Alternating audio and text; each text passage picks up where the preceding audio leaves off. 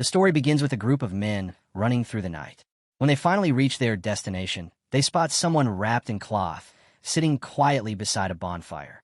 Believing this to be their target, the leader of the group pulls out a knife and hurls it toward the figure.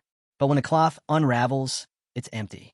Before the leader can react, he turns, and there stands a young boy, calmly staring at him. This was the true target all along. The boy is taken aback by the ambush, but he speaks coldly. Since they came to kill him, he now has every reason to kill them instead. The boy picks up an arrow and snaps off a tree branch. The men laugh at him, mocking his choice of weapon. What's a branch going to do? They jeer. Their laughter is cut short in an instant. With one swift strike, the boy smashes a man's head apart using nothing but the branch. Shock spreads through the group. Another man shouts in panic, realizing exactly what the boy is wielding. But before he can finish, the boy brings him down with a deadly blow. The leader watches in horror as, one by one, his men are slaughtered. By the time he gathers his courage, he's the only one left standing. Terrified, he begs for his life. But the boy's response is merciless. If you intend to kill, then you must also be ready to die. With that, the boy swings his branch, ending the leader's life in a single strike. After the carnage, the boy calmly collects his belongings and snuffs out the fire. Just before leaving, he mutters to himself, compared to what Darien once told him, this human world is unbearably dull. The scene shifts to a solemn meeting of high-ranking priests. They discuss the Forest of Roots, a land saturated with demonic energy. Though the barriers they placed keep the corruption contained, the vast land itself is unusable. Then, their leader proposes a chilling idea. If the forest is uninhabitable, why not use it as a place of exile? Send there the people they wish to eliminate, troublesome individuals they cannot openly deal with. At first, the priests are stunned, but the plan quickly takes root. They all agree. The next scene shows a knight holding a trembling woman. He tells her that the seed of darkness has already sprouted within her child. The baby is handed to the priests, who begin chanting. Divine light covers the infant as they pray. The mother cries out his name, Helmet. The Forest of Roots was a place no genius, commander, or mage had ever survived. Every criminal sent there had perished. Only one rule existed. If anyone managed to escape, their sins would be pardoned. And so Helmet awakens in this cursed forest. The air is thick with demonic energy. Hunger and cold gnaw at his tiny body, yet somehow, the boy endures. The mysterious seed inside Helmet shielded him from the forest's corruption, granting him a faint energy that kept him alive. 10 long days passed, and against all odds, the boy endured. But on the 10th day, a leopard appeared. It picked Helmet up and carried him away. A decade later, the boy had grown. Now we see Helmet sprinting through the underbrush, chasing a rabbit. With effort, he tackles it to the ground. Beaming with pride, he calls out to the leopard, Ilaga, urging her to see what he accomplished. Ilaga approaches, but instead of praising him, she swiftly kills the rabbit herself. She then asks Helmet if he has grown accustomed to hunting. Helmet admits that, for now, he can only manage to catch rabbits. Afterward, Ilaga tears open the rabbit's body and pulls out a strange glowing object. She explains that it's called a core. Every demonic beast carries one, and consuming it restores energy and extends life. Helmet reaches to claim it, insisting it belongs to him since he made the catch. But before he can touch it, Ilaga strikes him with her tail. Crying out, Helmet protests. He's the one who hunted the rabbit, so the core should be his. Ilaga shakes her head. He cannot eat it. He is not a demonic beast. If he were to swallow a core, he would become one, and then he'd be trapped in the forest forever. Helmet argues that it makes no difference. There's no way out of this forest anyway. But to his shock, Ilaga tells him there is a way out. Helmet freezes, stunned. How could this be possible, when she had always said otherwise? Ilaga admits she once believed escape was impossible, but she learned differently from someone else. Helmet immediately asks who told her. Ilaga replies, a human she once met. The boy's eyes widened. Another human in this forest? But Ilaga warns him not to bother searching. The man is surely dead by now. Helmet presses, asking if she saw his death with her own eyes. Ilaga explains that the human had been a powerful figure once, but age had caught up with him. No human, no matter how strong, can withstand the demonic energy forever. Helmet, she points out, is spared only because of the seed of darkness within him. The last time she saw the man, he was already frail. If he were alive today, he would be nearly 90. Helmet refuses to let go. He demands to know where she met him. Annoyed, Ilaga lashes out with a stick, accusing Helmet of trying to abandon her after all she's done to raise and feed him. She warns that even if Helmet goes, the man might already be gone. Helmet firmly replies that if he finds no one, he'll return. Angered, Ilaga finally tells him the man lived to the east. She snaps at Helmet to do as he pleases. The moment Helmet hears this, he bolts off without hesitation. Ilaga watches in disbelief. She growls that she doesn't care if he dies, but deep down, she's shaken. Meanwhile, Helmet's heart races with excitement. Another human exists in this cursed forest. He is not alone. Eventually, Helmet arrives at a wooden fence. Without a pause, he leaps over it and lands inside.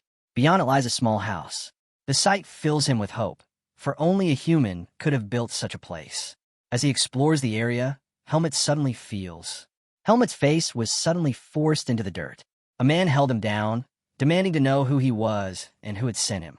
Struggling, Helmet quickly explained that Ilaga had told him about this place, that she said a human lived here. At the mention of Ilaga's name, the man paused, then released him. He asked what Helmet wanted. The man warned him. If all he came for was to see another human, then he should leave immediately. But Helmet stood his ground. He declared that he came because he wanted to leave the forest. The man introduced himself as Darien.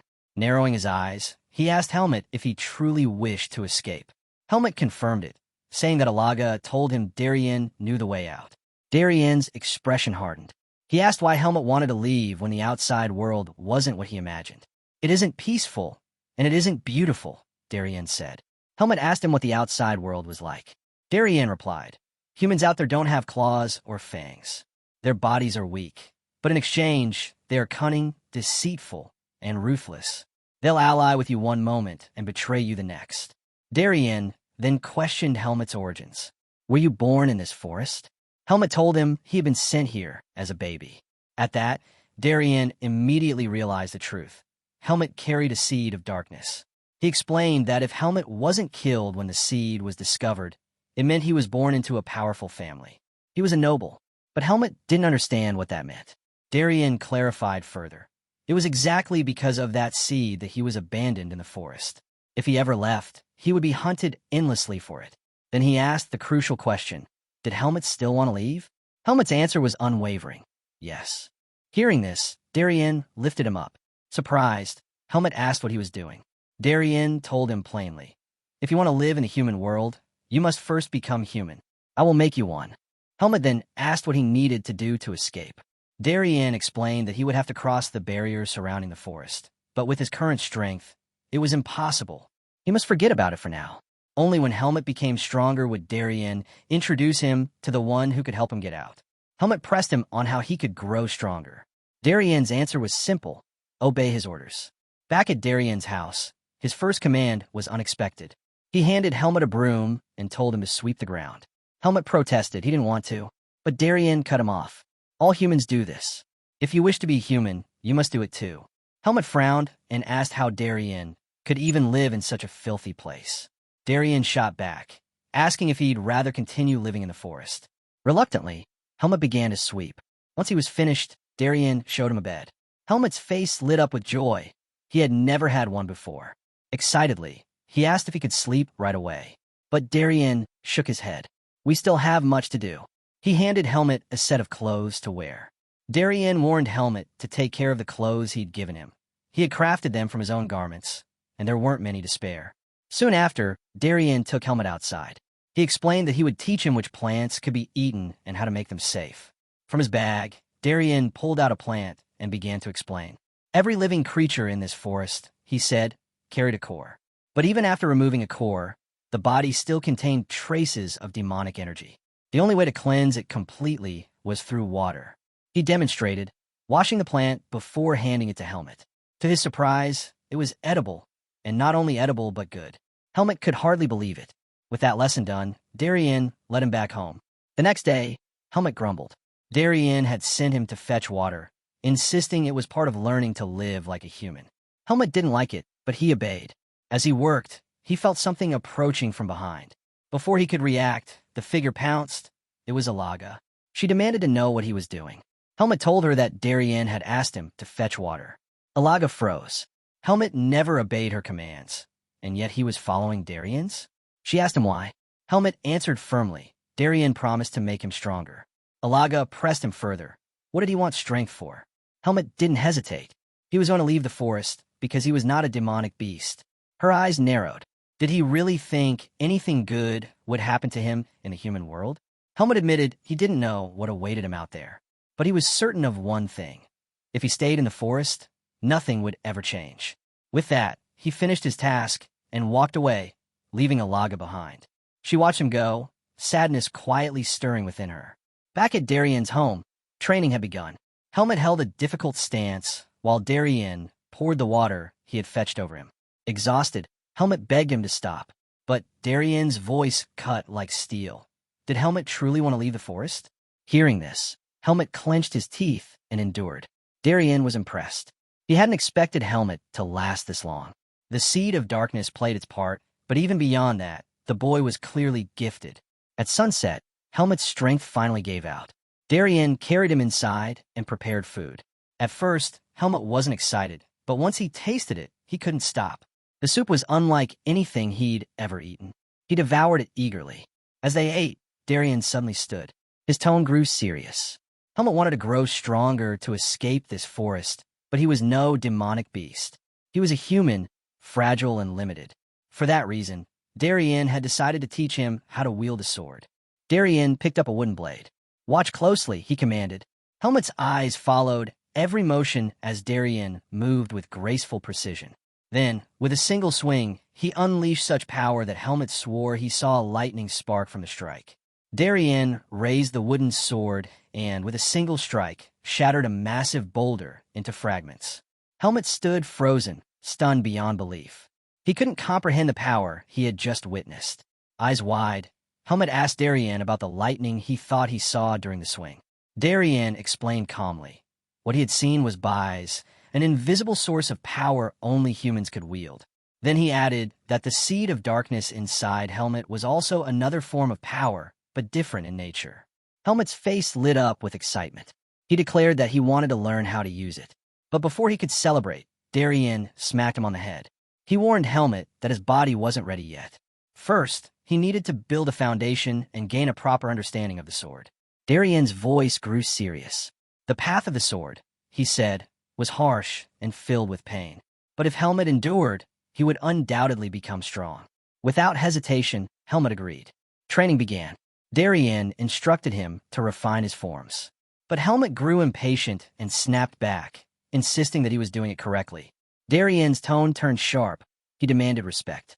Instantly, Helmet lowered his voice and corrected himself, asking what exactly was wrong. But Darien didn't give the answer. Instead, he told Helmet to figure out himself. Helmet frowned, frustrated. He admitted that he had no idea. Darien's irritation flared. Must he really explain everything? Helmet shouted back that he should explain because he didn't understand anything. Darien studied him closely. This boy was strange. Despite his lack of patience and his disregard for the process, he learned quickly. Even stranger, the seed of darkness, an entity that usually drove people into madness and violence, had not twisted Helmet at all.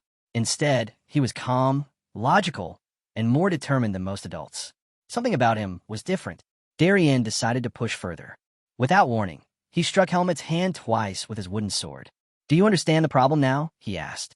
Helmet shook his head, saying he didn't understand anything. Darien's voice turned cold. If Helmet didn't try his best to figure it out, there would be no dinner for him. The threat hit hard. Terrified of missing a meal, Helmet begged Darien for time to think. He stood there, replaying the strikes in his mind. Finally, he realized something.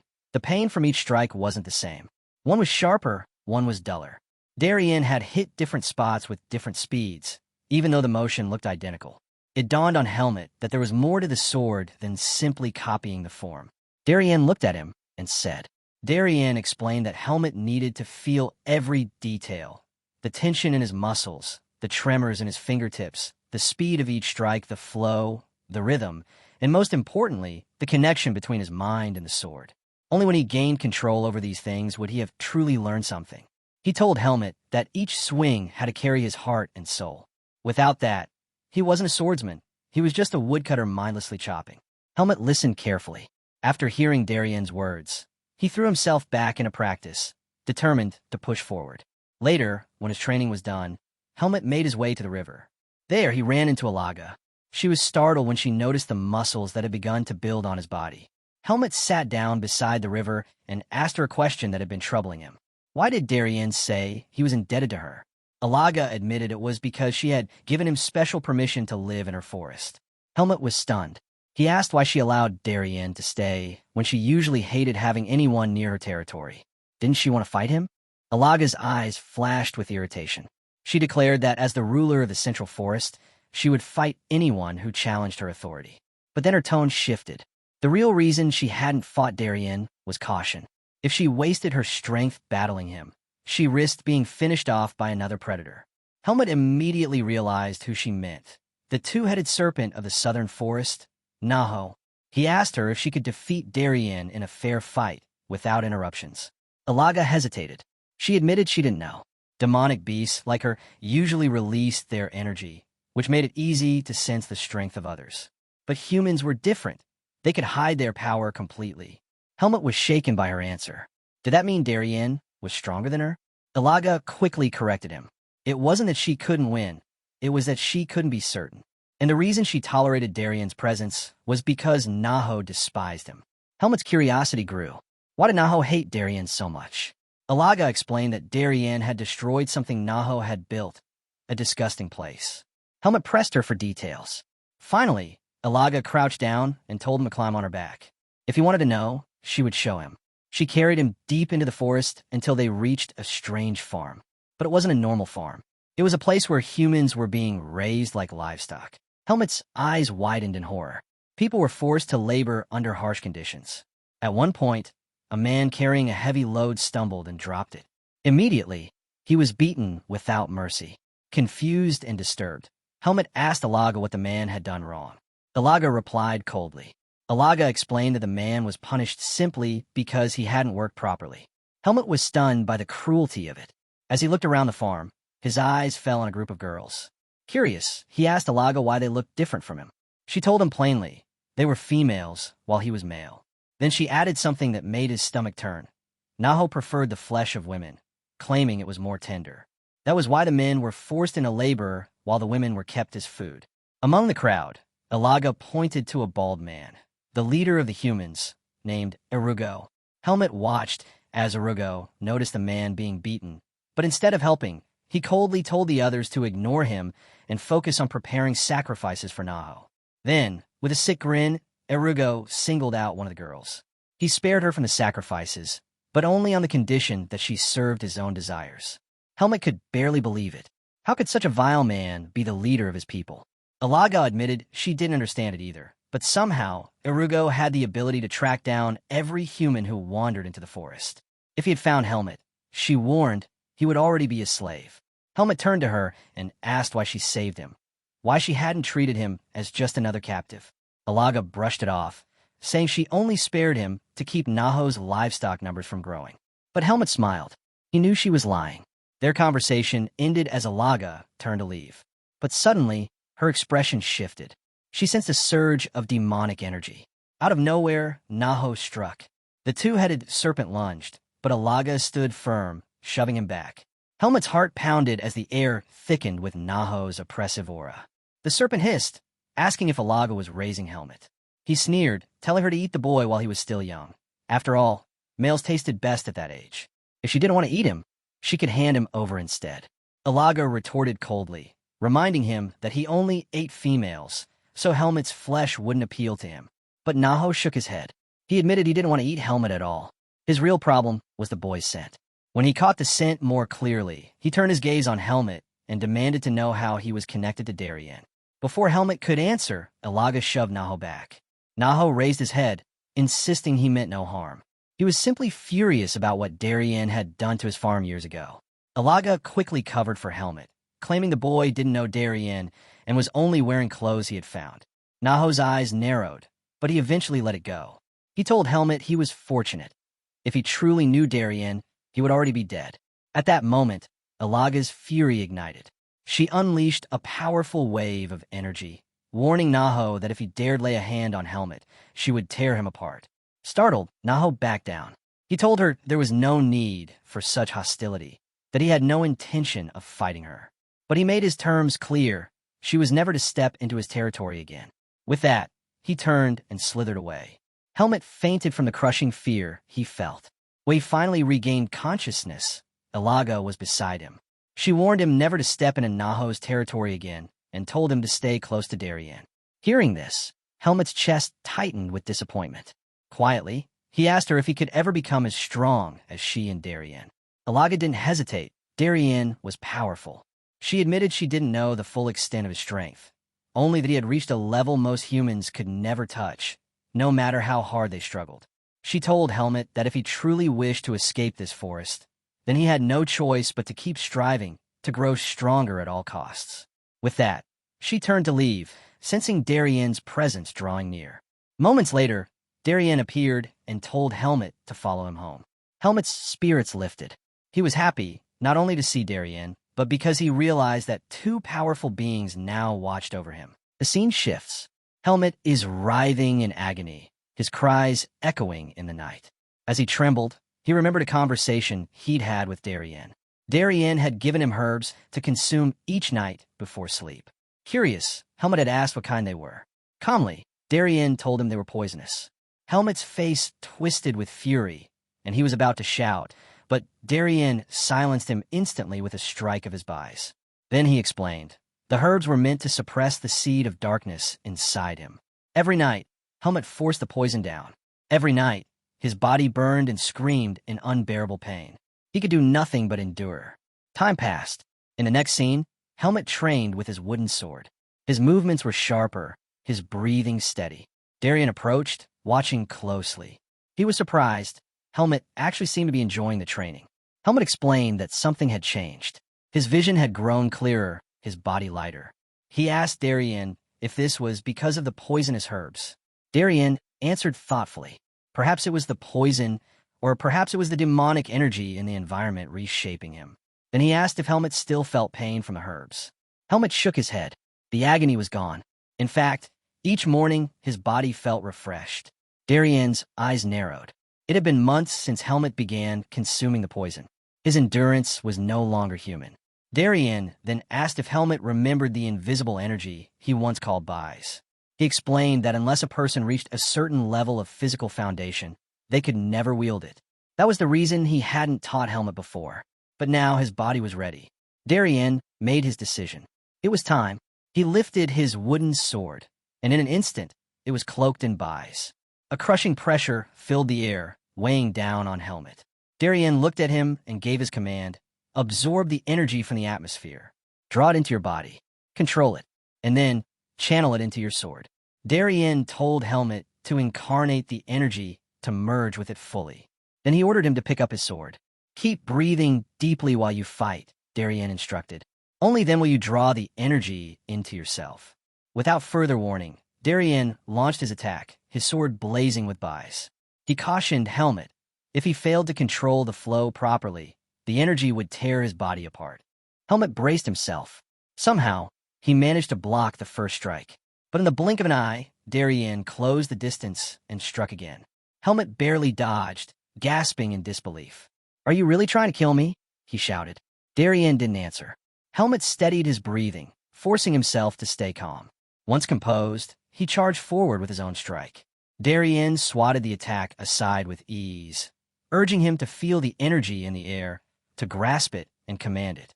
Helmet tried, but the pressure overwhelmed him. He was thrown back once more. Darien reassured him. No one ever mastered it on their first attempt.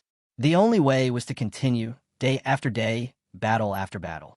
And so they did. Time flowed on.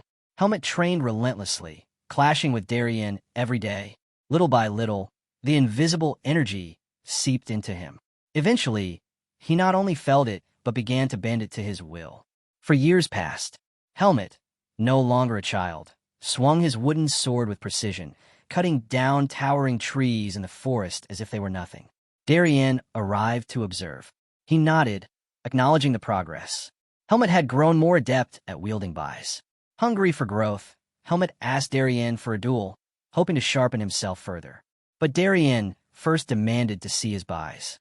Helmet concentrated, and before long, his sword shimmered with energy. Darien's eyes widened. He was astonished. To see someone so young manifest buys was beyond belief. He had always known Helmet carried the seed of darkness, but his talent, it was extraordinary. Darien couldn't shake the thought. This boy would one day change the world. But whether that change would bring light or plunge it into darkness, he couldn't say. Having witnessed this, Darien knew the time had come. Darien turned to Helmet and declared, "It's time for you to leave." Helmet froze. Shocked, he protested. He wasn't ready. He wasn't strong enough yet. But Darien's tone was firm. If Helmet's seed of darkness continued to grow, he would never pass the divine barrier. He told Helmet to listen carefully. South of the forest of roots lay the human world. To reach it, Helmet had to break through the divine barrier itself. But there was hope, a weak point in the barrier. If Helmet could endure the pressure there, he could pass into the outside world. Helmet asked Darien where exactly he could find the barrier. But Darien shook his head. He didn't know the location of the weakened spot, nor had he ever tried to. The only one who knew was Irugo, the man who ruled the human farm. Helmet froze, stunned. He remembered the terror of Naho and couldn't believe that someone like Irugo, so vile, yet so seemingly powerless, held such knowledge. Darien's voice grew heavy. He told Helmet that once he stepped into the human world, he would witness countless things, wonders that would seem exciting, dazzling even. But along with them would come tragedy. No matter how prepared you are, Darien said, tragedy will come. You can't avoid it, and you can't guard against it. And in those moments, when pain and despair overwhelm you, the darkness inside you will whisper. You may even feel the urge to embrace it. Darien placed his hand firmly on Helmet's shoulder. His tone softened into a plea. When that time comes, don't lose yourself. No matter what, don't give in. Helmet stayed silent, absorbing every word. Then, hesitantly, he asked Darien if he himself had no intention of leaving the forest. Darien gave a weak cough before answering. No, I have no interest in the outside world. With that, he told Helmet he was going to rest. But before turning away, he added that he had something for him. Helmet should visit in the morning. Then, with his back to Helmet, he asked to be left alone. Helmet didn't understand, but something in his master's voice felt final. That night, he sat by the riverside, lost in thought. Alaga appeared, greeting him gently. She noticed his heavy expression and asked why he wasn't happy. After all, his lifelong dream was finally within reach. Helmet admitted he felt conflicted. I should be happy, but instead, I feel strange. Alaga listened quietly, then told him that the very fact he felt this way was proof that he was slowly becoming human. Morning came. Helmet and Alaga made their way to Darien's cabin. When Helmet pushed the door open, the sight before him froze him in place. Darien sat cross-legged in a lotus position, a sword and bag placed before him. His eyes were closed, his body still. Helmet's voice cracked as he called out. No response came. His heart sank. He already knew. Darien was gone. Trembling, Helmet approached. His master, the man who had guided him like a father, had passed away. Helmet's chest tightened with grief, but he forced himself to remain standing. He picked up the sword and bag Darien had left behind, clutching them tightly. Looking at Darien one last time, Helmet whispered that he would never forget him. With tears burning in his eyes, he turned and stepped out of the cabin. Alaga was waiting. She wasn't surprised. Helmet learned that Darien had already passed. He asked Alaga if she had known beforehand, and she calmly explained that Darien himself had told her he was nearing the end. Seeing the weight in Helmet's eyes, she reminded him not to dwell in sorrow. Darien's life had simply run its course. She urged him not to carry guilt over his friend's death. To lift his spirits, Alaga handed Helmet a small package. She explained it had come with him when he first entered the forest. Curious, Helmet unwrapped the cloth and found a golden necklace inside. Alaga told him it was made from pure, raw gold, a rare and precious metal, proof that he was likely born into nobility. When he opened the locket, he discovered a note inside, written by Margaret Irene. Her words carried a prayer, wishing light upon his path. Alaga asked if Margaret was the head of his family. Helmet replied that she was probably his mother. Alaga then advised him to seek Margaret out once he returned to the human world. Before he left, she also warned him. Naho was in hibernation, which meant Helmet could pass through his territory unnoticed. The only risk was if a major disturbance occurred, then Naho would awaken. Alaga herself couldn't step into that land, since Naho would sense her immediately. But Helmet reassured her. He said he could handle it on his own. With that, he gathered his bag and started walking. As he left, he told Alaga to live long, and she smiled, asking him to take care of himself. The scene then shifted. Erugo was tending to the farm, moving quietly until he stepped into a room and lit a candle with his magic. But the flame revealed more than he expected. Helmet emerged from hiding, pressing a sword to Erugo's neck. Black magic, a corrupt power that grants strength by twisting human darkness. Many mages resist its call, but some cross forbidden lines to grasp its strength. Erugo was one of them. Consumed by envy, he longed to surpass all others and become the greatest mage alive. Yet, doubting his own natural talent, he chose the path of black magic. To fuel his rise, Erugo fed on human despair, through trafficking, abductions, and suffering. These twisted offerings deepened his power and his corruption. But his crimes did not remain hidden forever. Pursued by another mage, his wicked deeds were exposed to the world. Captured, Erugo was given a choice: death or exile. He chose exile, cast into the Forest of Roots. There, fate led him to Naho. With an agreement forged in shadow, Erugo was allowed to remain in Naho's territory, so long as he continued to provide sacrifices. Using his magic, Erugo gathered all the humans wandering in the forest. To avoid instant death, they surrendered themselves to Naho. And so, the human farm was born. Erugo crowned himself king of this farm, while the rest were reduced to nothing more than livestock. Naho never interfered, as long as the sacrifices kept coming. With his freedom, Erugo's greed and ambition grew once again. The only season that truly worried him was winter. Whenever Naho went into hibernation, waves of demonic beasts attacked the farm, threatening his rule. Even with this constant danger, Erugo still relished his new life. The story then returned to the standoff between Helmet and Erugo. Erugo demanded to know what Helmet wanted. Without hesitation, Helmet ordered him to reveal the way out of the forest. Erugo was stunned at the request and scoffed, calling Helmet a vile brat. He suspected Helmet was Darien's disciple, but Helmet gave him no answer. He simply repeated his demand. Unmoved, Erugo refused. But Helmet pressed his blade closer, slicing a shallow cut across Erugo's neck. He warned him plainly, "Answer or die."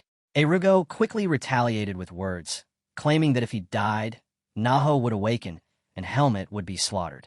He asked Helmet if he could really handle Naho's wrath. Helmet's reply was chilling. It didn't matter.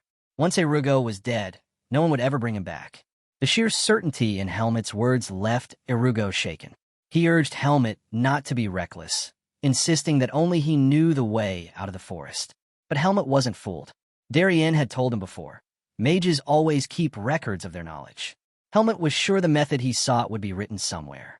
He had only asked Erugo to save himself the trouble of searching. Realizing Helmet wasn't bluffing, Erugo reluctantly gave in.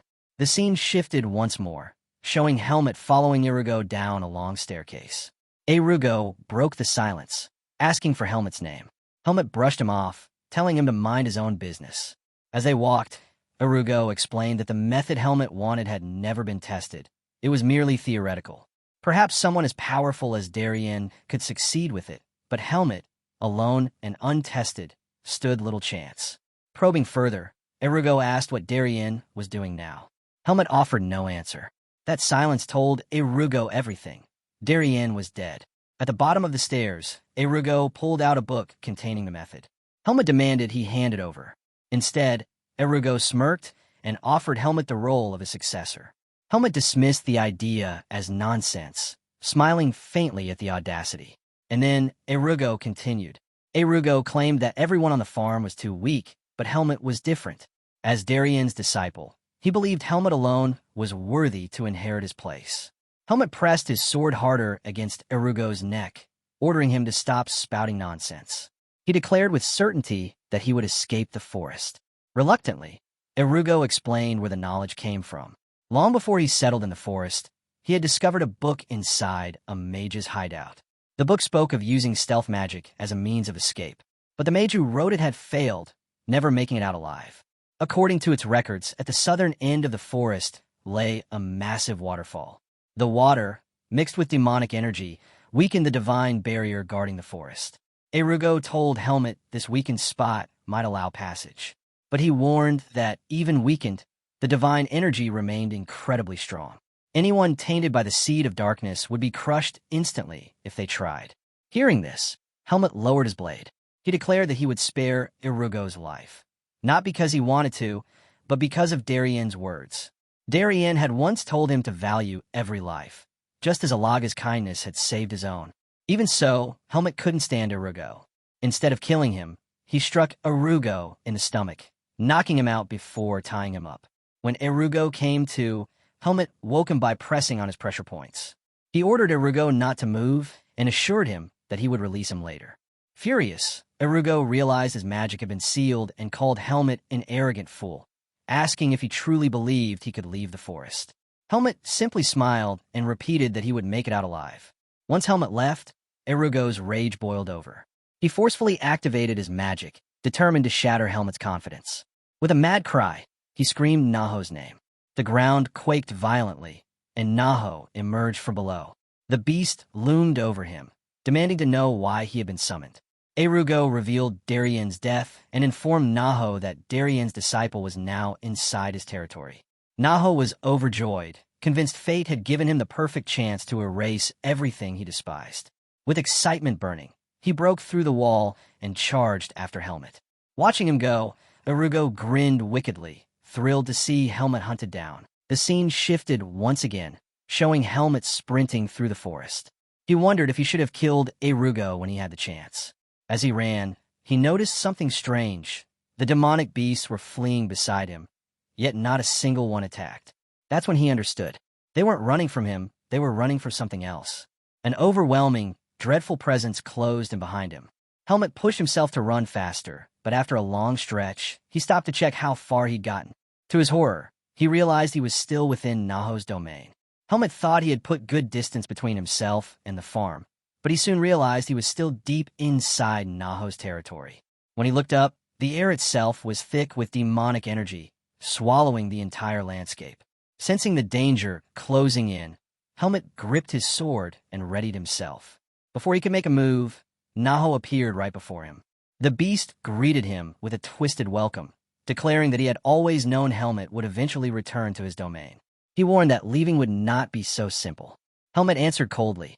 He would leave, but only after killing Naho. Naho burst out laughing, surprised at Helmet's newfound confidence. Still, he mocked him, saying he could never win. With that, he lunged forward, slamming his massive head in an attack that tore the ground apart in a violent explosion. Helmet narrowly dodged, but the battlefield was swallowed in dust and smoke. From within, Naho's voice rumbled, praising Helmet's quick reflexes. When the haze cleared, Helmet was trapped. Naho had coiled his massive body around him, staring with a monstrous grin as he urged Helmet to keep resisting. The suffocating demonic energy pressed down on Helmet. For a moment, the weight of it almost crushed him, but he steadied his breath, forcing himself to stay calm. He reminded himself an opportunity would come. Naho, gathering power, unleashed a torrent of energy at him. Helmet dodged once more, and at that moment he saw his chance. He rushed forward, even as one of Naho's heads lunged to devour him. At the last second, he leapt aside, using the monster's head as leverage to climb up its body. Helmet knew brute force wouldn't cut through Naho's hide. The layers of demonic energy were far too strong. But he also knew every creature had a weak point. With Bai in hand, he slashed at Naho's eye. The beast let out a deafening scream, thrashing in agony.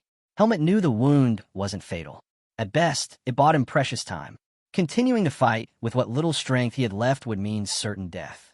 He turned and ran, while behind him Naho bellowed in rage. But what Helmet saw next chilled him to the core.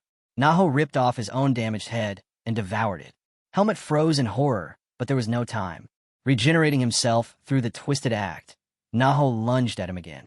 Helmet raised his sword to block, but the overwhelming force sent him flying back. Bruised but alive, Helmet quickly struck his own body, activating his technique to conceal himself. Naho snarled in frustration. Missing his other head, he struggled to pinpoint Helmet's presence. He roared into the shadows, demanding that Helmet reveal himself. And then the scene shifted. Helmet leaned against a tree, gasping for breath. He had known Naho was strong, but the reality of the battle stunned him. It had taken everything just to slash at the monster's eye. The thought that this was all he could manage weighed heavily on him. Using his sword for support, he forced himself to stand, ready to escape. But before he could move, the air thickened. A surge of demonic energy swept through the forest.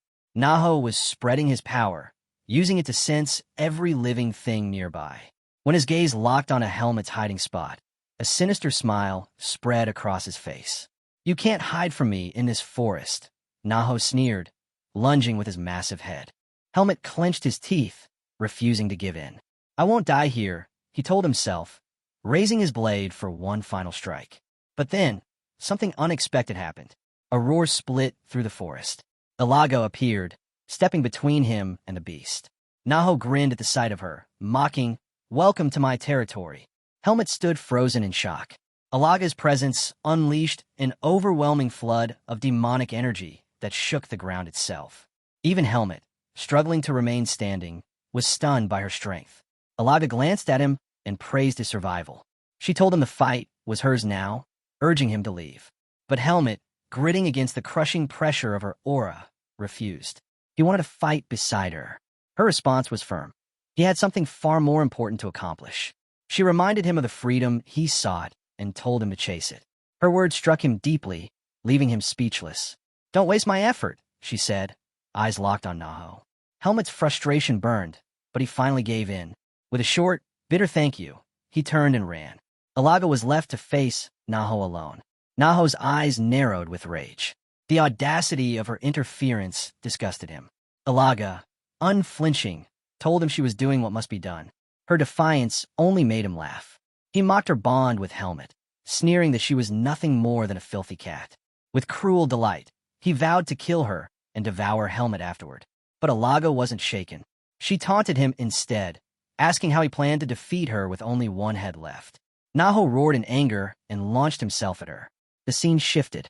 Helmet, now far from Naho's territory, cut down wave after wave of demonic beasts. His blade was soaked in blood, and though exhausted from days of running, he pressed on. Compared to Naho, these creatures were nothing. Pausing in the forest, he thought to himself, without Ilaga and Darien, he would never have survived this place. By the waterfall, Helmet paused, reminding himself of his promise. He had to survive, not just for his own sake, but for Ilaga and Darien. The air here was different. Unlike Naho's domain, the oppressive demonic energy was faint. But then his seed of darkness stirred violently, reacting to something unseen. Helmet quickly covered it with his fist, realizing the source, a divine barrier. If he hadn't acted, the pain would have been unbearable. As he steadied himself, a single feather drifted down into his palm. He looked up, stunned, as a massive bird descended from the skies, landing before him. The creature tilted its head, surprised to find a human child in its territory. "What business do you have here?" it demanded. Helmet's mind raced. He quickly understood. Irugo had directed him to this place, knowing a powerful beast ruled here. The bird introduced itself as Igril, sovereign of the northern forest. Helmet introduced himself as well, recognizing the name. Ilaga had once warned him. Igril was a curious beast, always seeking answers. Igril's sharp gaze studied him. "You carry Naho's scent, and Ilaga's too. Tell me, are you their child?" Helmet stood firm, replying with certainty. "I am of Ilaga's family." That answer shook Igril. A surge of demonic energy exploded from him as he roared. "Ilaga's kin has no place in my territory." But Helmet didn't back down. He admitted he had entered this land on his own, for his own reasons. Intrigued, Igril demanded to know what those reasons were. Helmet met his eyes and said, "What I came here to do, it will matter to you as well." That made Igril pause. "Explain yourself," he pressed. Helmet revealed his intent. He would be the first being to cross the divine barrier. Igril burst into laughter at the claim. "With the seed of darkness inside you, you're no different than us, a beast wrapped in human skin." But Helmet didn't waver. He asked for a chance, insisting he was the only human who dared step into this place and try. Igril dismissed the idea as foolish. Why should he let a human burn against the barrier? Helmet countered, telling him there would always be humans entering the forest, but he was the only one capable of crossing it. That struck something in Igril. His laughter faded, replaced with curiosity. "Very well," he said at last. Show me. Prove you can do what no human has ever done. Igrul sneered, calling Helmet reckless for attempting something so absurd. But Helmet stood his ground. Then you'll be the first demonic beast to witness a human break through the divine barrier, he declared. That caught Igrul's attention. Amused, he accepted Helmet's challenge. He promised to shield him from other beasts while he made his attempt. But then, with a grave tone, he asked Helmet for his final words, something he could pass on to Alaga should Helmet fail. Without hesitation, Helmet replied, "Tell Alaga that I made it out of the forest." Igrul was stunned. He realized Helmet wanted that message delivered no matter the outcome. After a long pause, he agreed. Helmet finally felt a moment of relief. Wasting no more time, he leapt into the waterfall.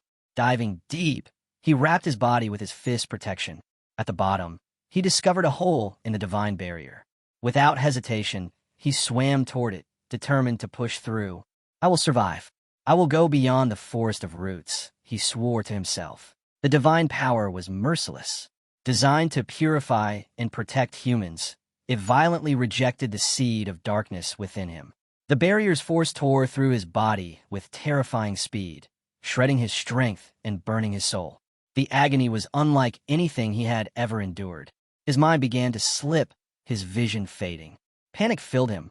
Was he losing himself? Was he becoming nothing more than a beast? The scene shifts.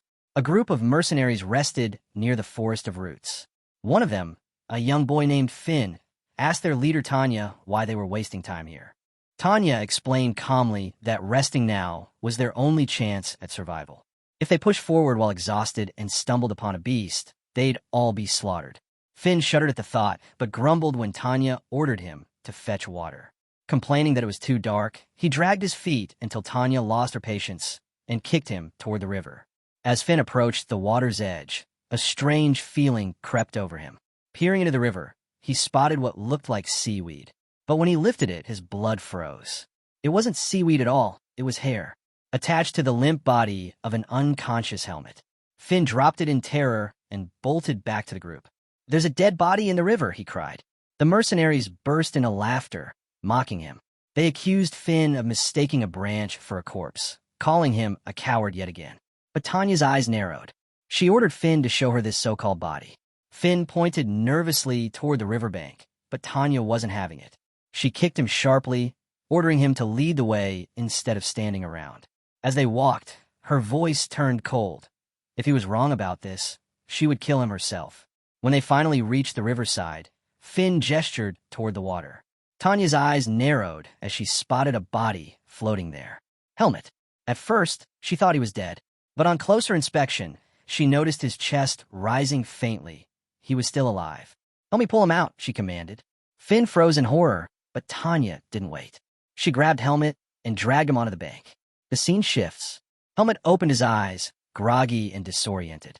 His body was covered in bandages. He didn't know where he was, or if he had truly escaped the forest of roots. A calm voice reached him.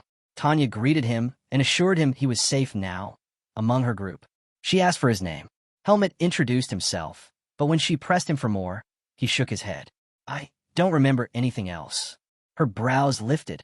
No visible wounds, yet memory loss.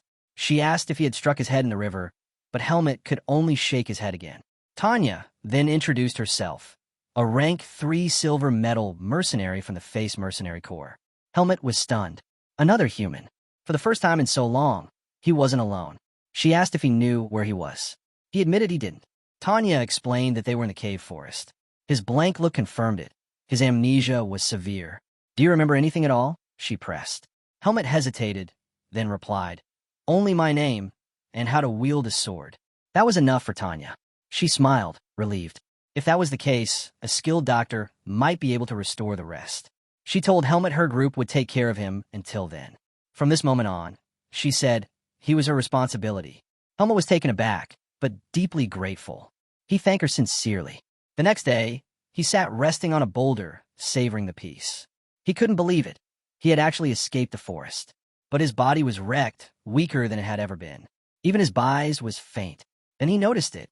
The seed of darkness was still inside him. His heart sank. No one could know. Not here. Not among humans. He resolved to keep pretending his memories were gone. That would be his shield. Quietly, he pulled out his necklace, staring at it. I have to find the owner, he murmured. But he knew he couldn't rush. Not now. Slow and careful. That was the only path forward. The scene shifts. The group couldn't help but comment on Helmut's new appearance. One man remarked that he looked like a noble, too refined, too elegant for a wanderer. Even Finn was stunned, remembering how Helmut had looked like a corpse when he first dragged him from the river. Curious, Finn asked if Helmut was the son of a wealthy man. Helmut simply shook his head. I don't know. Tanya stepped in, resting a hand on Helmut's shoulder. She told him he looked much better after cleaning up and asked how he was feeling. Finn frowned, annoyed. He muttered that Tanya was only being nice to Helmut because of his looks.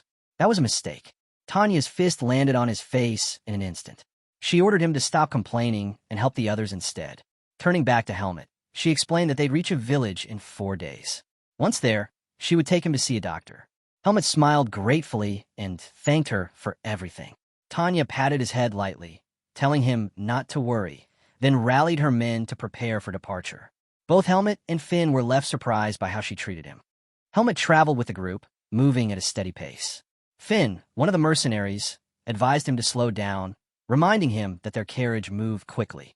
It would be hard to keep up in his condition, but Helmut insisted on walking. He wanted to loosen his body. As they moved, he reached out to pet the group's horse. Do you like horses? Finn asked curiously. I'm not sure, Helmut replied, his touch gentle yet awkward. Finn studied him, realizing he wasn't a noble, but he wasn't ordinary either. Helmut called the horse a docile organism, leaving Finn baffled. No one spoke like that, especially not someone his age. As they continued, Helmut's breathing grew heavy. Concerned, Finn urged him to ride in the carriage before he slowed everyone down. But Helmut stubbornly refused. I'll be fine. I won't fall behind. Finn sighed, shaken by his determination.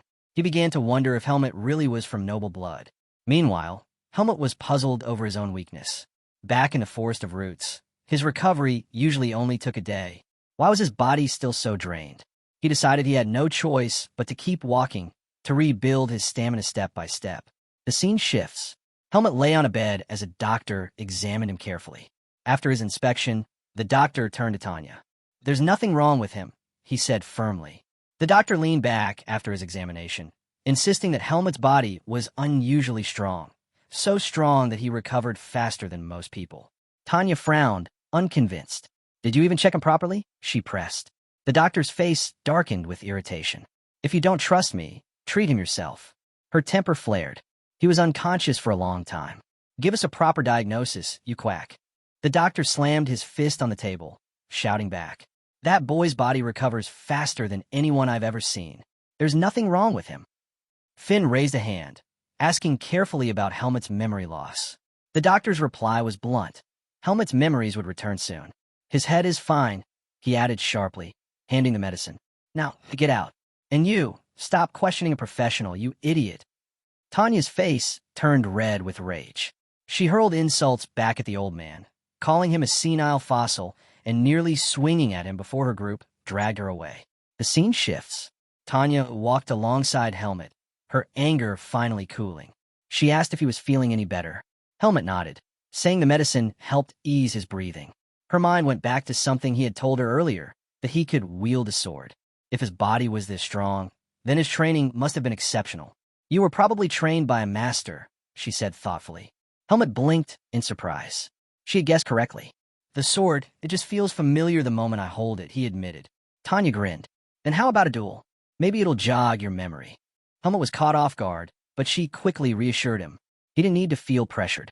She only suggested it as a way to help. Still, Helmut knew her rank. A silver medal mercenary of the 3rd tier, someone highly respected. This was his chance to test himself, to measure the strength he still had left. Tanya brought him to the group's training hall. The men, they were stunned to see her arrive with Helmut. When they learned he'd be dueling Tanya, they couldn't believe it. Go easy on him, they shouted. Don't ruin that pretty face. Their laughter didn't last. Tanya silenced them with her fists, knocking the mockers to the ground in an instant. She then handed Helmut a wooden sword. With a smile, she explained the rules. The duel would end the moment one of them hit the ground. Give me everything you've got, she said. And don't forget, I'm the vice captain of this group. Don't underestimate me. Helmut gripped the sword, fully aware his body wasn't at its peak. His bise was gone, his strength barely recovering. Beating her head-on was impossible. He would need to rely on something else. Helmet steadied his grip, planning to counter her with precision rather than brute force. He took a deep breath and slipped into position, his stance sharp enough to draw murmurs from the squad watching. He lunged forward, spotting an opening at Tanya's left waist. His blade cut toward it, but Tanya easily deflected the strike. Helmet's eyes narrowed. Her strength was on another level. A head-on fight was impossible. Tanya countered, her wooden sword slicing toward him. Helmet leapt aside, narrowly dodging. Before he could recover, she closed the gap and drove her boot into his stomach, sending him stumbling back. Frustration boiled inside him. His body wasn't moving the way he wanted. It felt sluggish, restrained. While his thoughts spun, Tanya was already on him again. "You're thinking too much," she said, pressing forward. Her attacks rained down with unrelenting force. Helmet managed to block, his blade catching hers again and again, but the pressure kept building. Each clash pushed him closer to the edge. Then she shoved hard, her sword slamming against his guard. Helmet lost his footing and hit the ground, skidding across the floor. The men watching broke into whispers, surprised at how fierce the duel had become. Helmet climbed back to his feet, retrieving his weapon. But after a moment, he lowered it. "I lost." The look in his eyes told the truth: frustration, disbelief. How could it end so one-sided? Tanya's technique was full of openings, her style less refined than Darienne's. And yet, she overwhelmed him with ease. "You fought well," Tanya said, her tone steady. Helmet clenched his jaw, stronger than he expected. Suddenly, Darienne's words echoed in his mind. Never underestimate humans. He had brushed it off before, but now, standing beaten by a rank 3 swordsman, he finally understood. A man approached, placing a hand on his shoulder. "Don't be discouraged. Tanya is one of the most skilled fighters in our corps." Others chimed in, praising Helmet's effort, even joking he was better than Finn. Helmet turned to the man who first spoke. "Who are you?" The man smiled. "Fien, captain of the Face Mercenary Corps. Rank 2, gold medal." Helmet froze in shock. Fien continued, congratulating him. "You've passed our entrance exam." Helmet blinked, stunned. "Entrance exam?" The captain explained. They didn't want him wandering aimlessly with no memory, so they tested him before accepting him. Entry into the Face Mercenary Corps wasn't easy, and the group had been observing his every move since before he even entered the village. Finally, it all made sense, why only Tanya and Finn had approached him. Helmet exhaled slowly. He didn't resent the test. He knew well enough they could have abandoned him at any point. And now, Fien was openly impressed, especially with the fact that Helmet hadn't. Fien chuckled, noting one more thing. He appreciated that Helmet hadn't tried hitting on his sister Tanya. Then he grew serious, pulling out a folded sheet of paper and handing it over. "This is a deed," he explained. "It grants you the status of a rank 4 mercenary. We've also prepared a temporary identity card for you. Make sure to register officially at the Mercenary Guild when you get the chance." Helmet stared at the documents, hardly believing it. Soon after, Fien asked his men to properly introduce themselves. One by one, the rank 3s stepped forward, sharing their names. Even Finn reintroduced himself, clarifying that he was a rank 4 bronze mercenary. Helmet felt a strange warmth stir inside him. Allies. Real allies. But Darienne's warning echoed in the back of his mind. Never trust humans too much. Helmet wasn't sure which feeling to follow. He asked Fien how long he was expected to stay with the squad. Quietly, he admitted that once his memories returned, he might choose to leave. Fien accepted this. "You can walk away whenever you like," he said, "but not in the middle of a mission. If you're with us, you finish the job." Helmet nodded. That was fair. More than fair.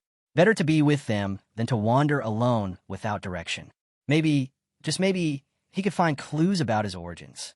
And above all, he wanted to know what it felt like to truly have companions. The scene shifts. Inside a meeting hall, a stern man argued with Fien. He objected to having another rank 4 mercenary included in their mission. "The task isn't suited for someone of that level," he snapped. "I already allowed you to bring Finn along. That's enough." Fien remained calm. "Helmet is more capable than you think. I wouldn't bring him along without reason. Trust me on this, Miles." The man, Miles, studied him carefully.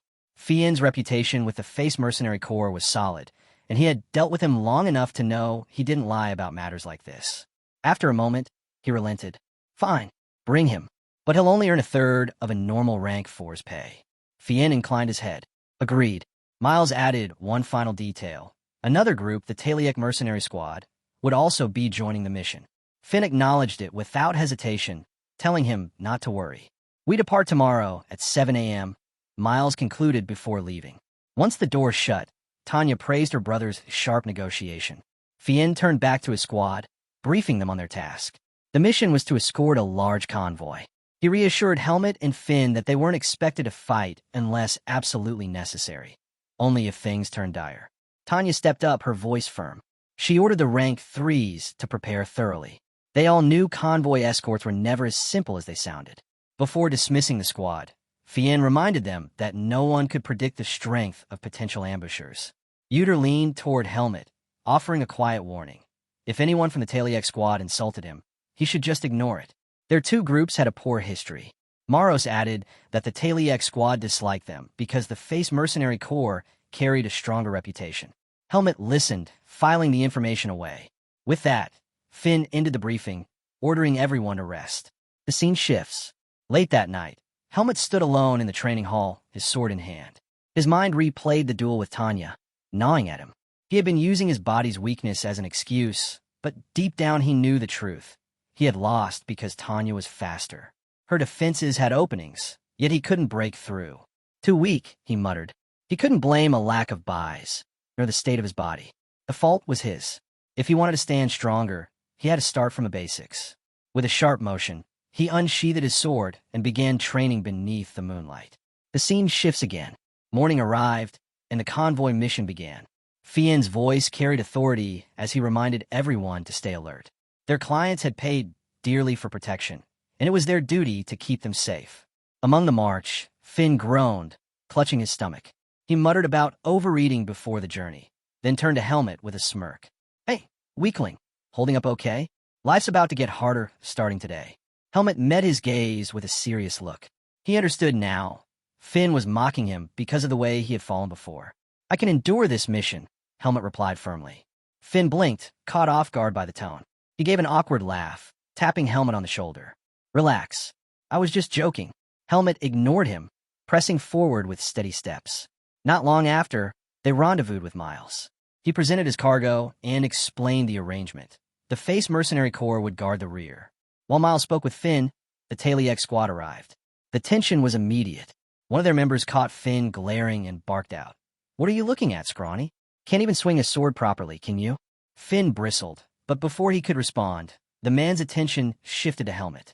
He squinted, then burst out laughing. "And what's this? A girl tagging along? You two better keep up with us." Helmet tilted his head slightly. He didn't understand why the man was looking down on them. Was this an attempt to size them up? He remembered, whether human or beast, it was the same. Everyone compared their strength against others. Quietly, he wondered, was this loudmouth truly the leader of the Taliek squad? Helmet quickly dismissed the thought of the loud man being the Taliek squad's leader. His strength didn't match the role. Still, he kept his eyes on him as the mission went on. Days later, the same man stuck out his leg, tripping Finn on purpose. Finn hit the ground hard, his patience finally snapping. "You've been at this since the mission started," Finn growled, a crooked smile tugging at his lips. "How long are you planning to keep harassing me?" The man feigned innocence, claiming it was a mistake. Then, with a mocking grin, he added, "If you're upset, hit me." Finn froze. The man's size, and the presence of his comrades, sent a chill down his spine. He lowered his head, biting back his anger. Helmet stepped forward, helping Finn to his feet. The man sneered, turning his taunts toward Helmet. "You really do look like a girl. Next time I'll bring you flowers." Helmet ignored him completely, focusing only on steadying Finn and guiding him back to their squad. The man's smirk faltered. His friend whispered that Helmet had been ignoring him since the start. Another warned that constant harassment might not be wise. Too many eyes were on them. The man scoffed. "Helmet and Finn are just rank 4s.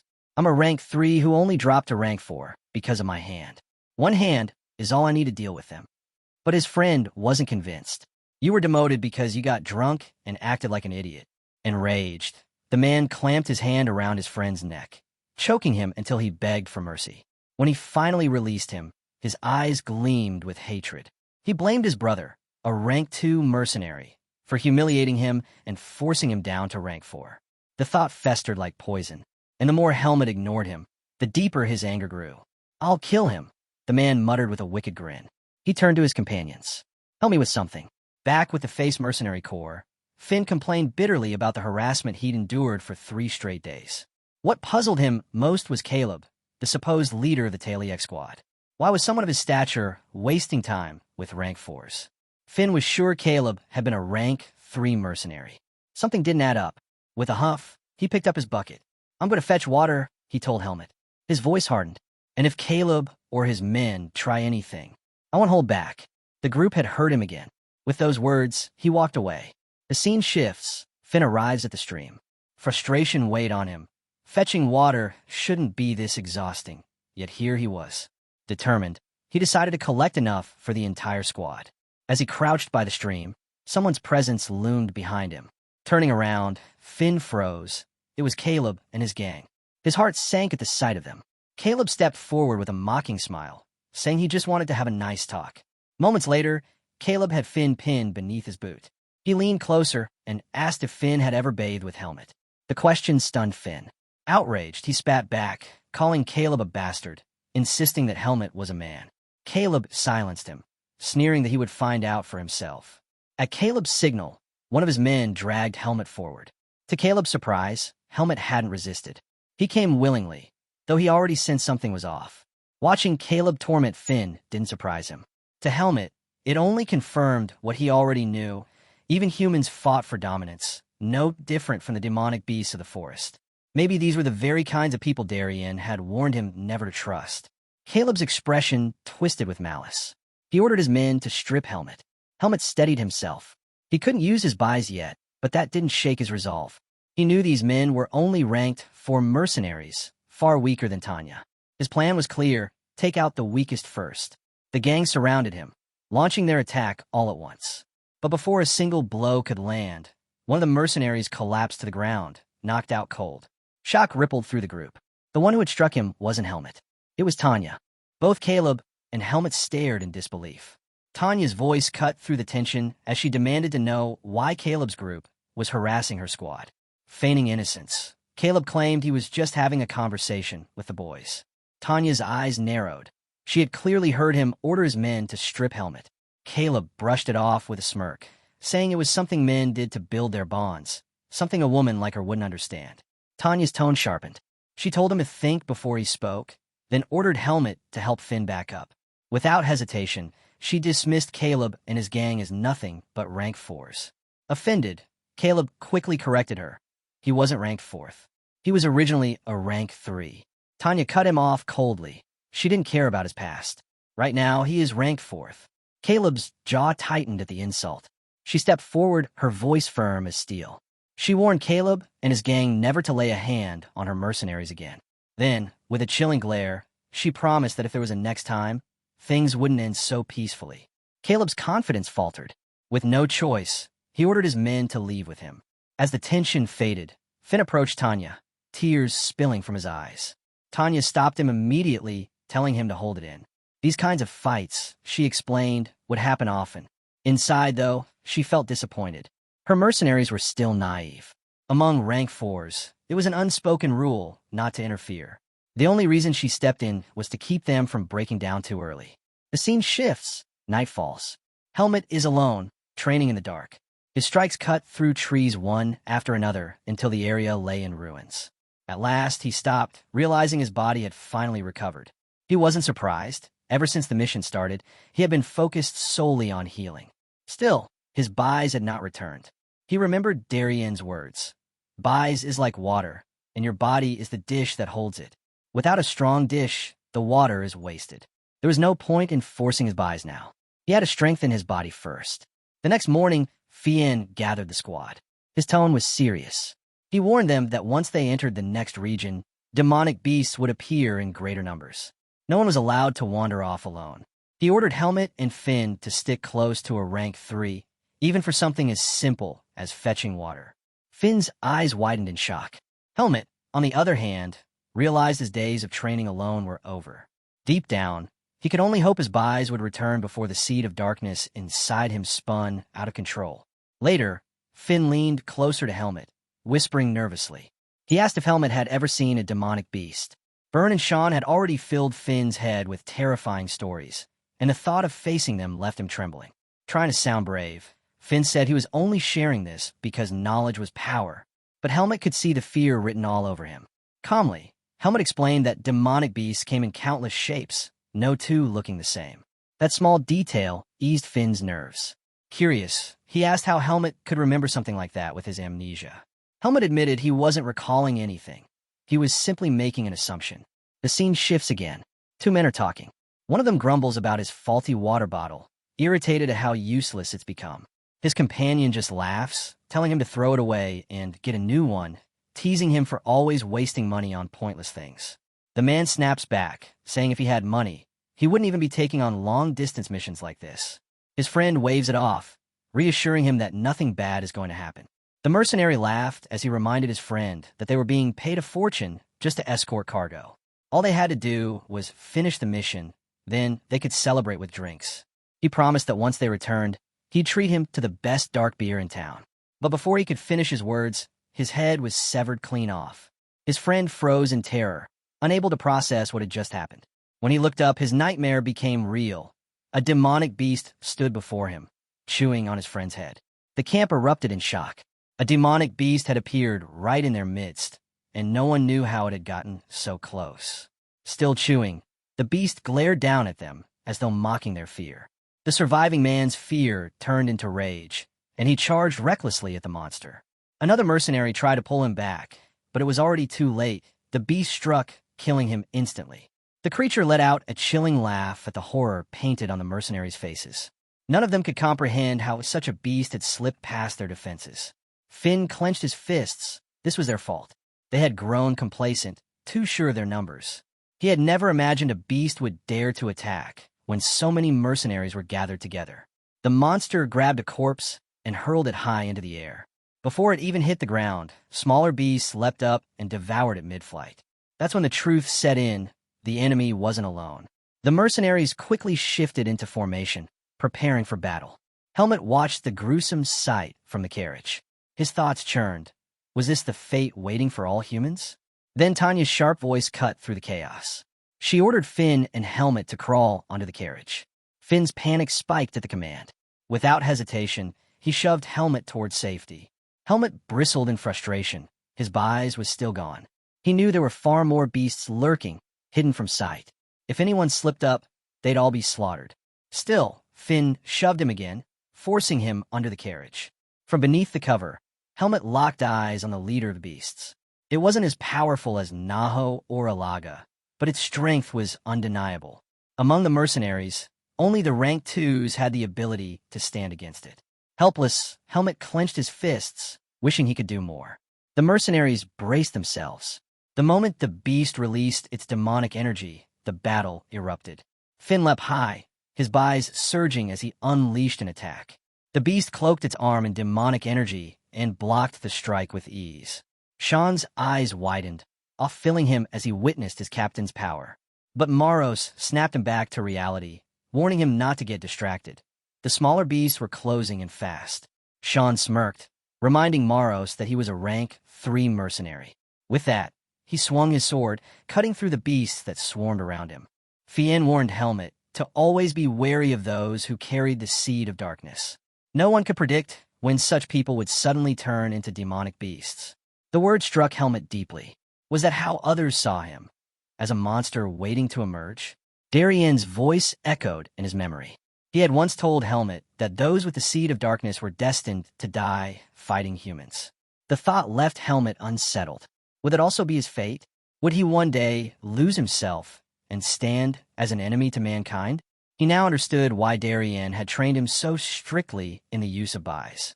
It was a way to suppress the darkness within. Helmet resolved to hide his abilities whenever he was surrounded by people. If anyone connected his power to the seed of darkness, his life would be in danger. Meanwhile, Fien found joy in watching Helmet and Finn's determination. Their effort reminded him of his own days as a rank 4. Tanya, however, gave a quieter observation. Finn had been improving since the last incident, though he still had a long road ahead. Later, Finn recoiled at the sight of a demonic beast's corpse. As he raised his weapon to cut into it, Helmet's instinct screamed something was wrong. He quickly told Finn to stop. Finn misunderstood. smirking as if Helmet was just frightened.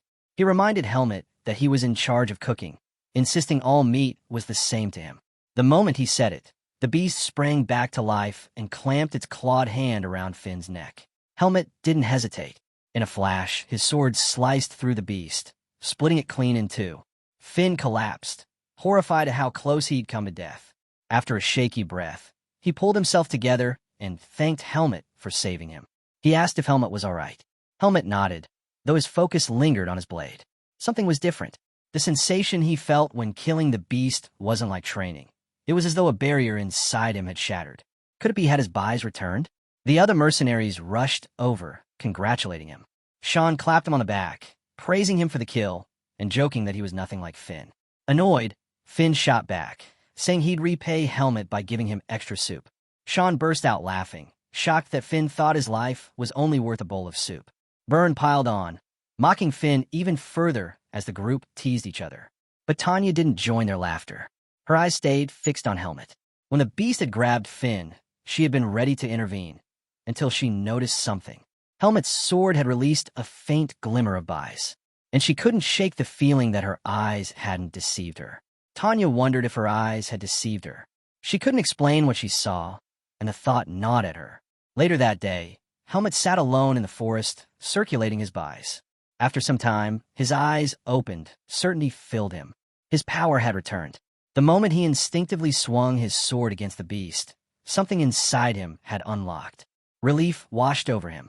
Finn's blunder had, in a strange way, helped him reclaim his buys. Still, he understood it wasn't fully restored yet. He would need 3 days of circulation before it reached its peak again. Determined, he continued channeling the flow of energy through his body. But before he could push further, Fien appeared, calling him back. The squad needed to decide their night watch order. The scene shifts. Fien addressed his team. They would stand guard in pairs, split into 3 shifts. Helmet would watch first with Tanya. Finn and Maros would cover the second, while Sean and Byrne took the last. Since Uter was still injured, he was excused from duty. Byrne groaned in disappointment, wishing he were injured as well. With a grin, Uter offered to give him a scratch across the face, which drew laughter from the group. Once the orders were set, everyone moved into position. During Helmet's shift, his heightened senses picked up faint traces, the energy of the demonic beast that had escaped earlier. His fists pulsed as if sharpening his awareness, letting him feel everything around them. Tanya broke the silence, asking if he wasn't tired. Helmet simply told her he was fine.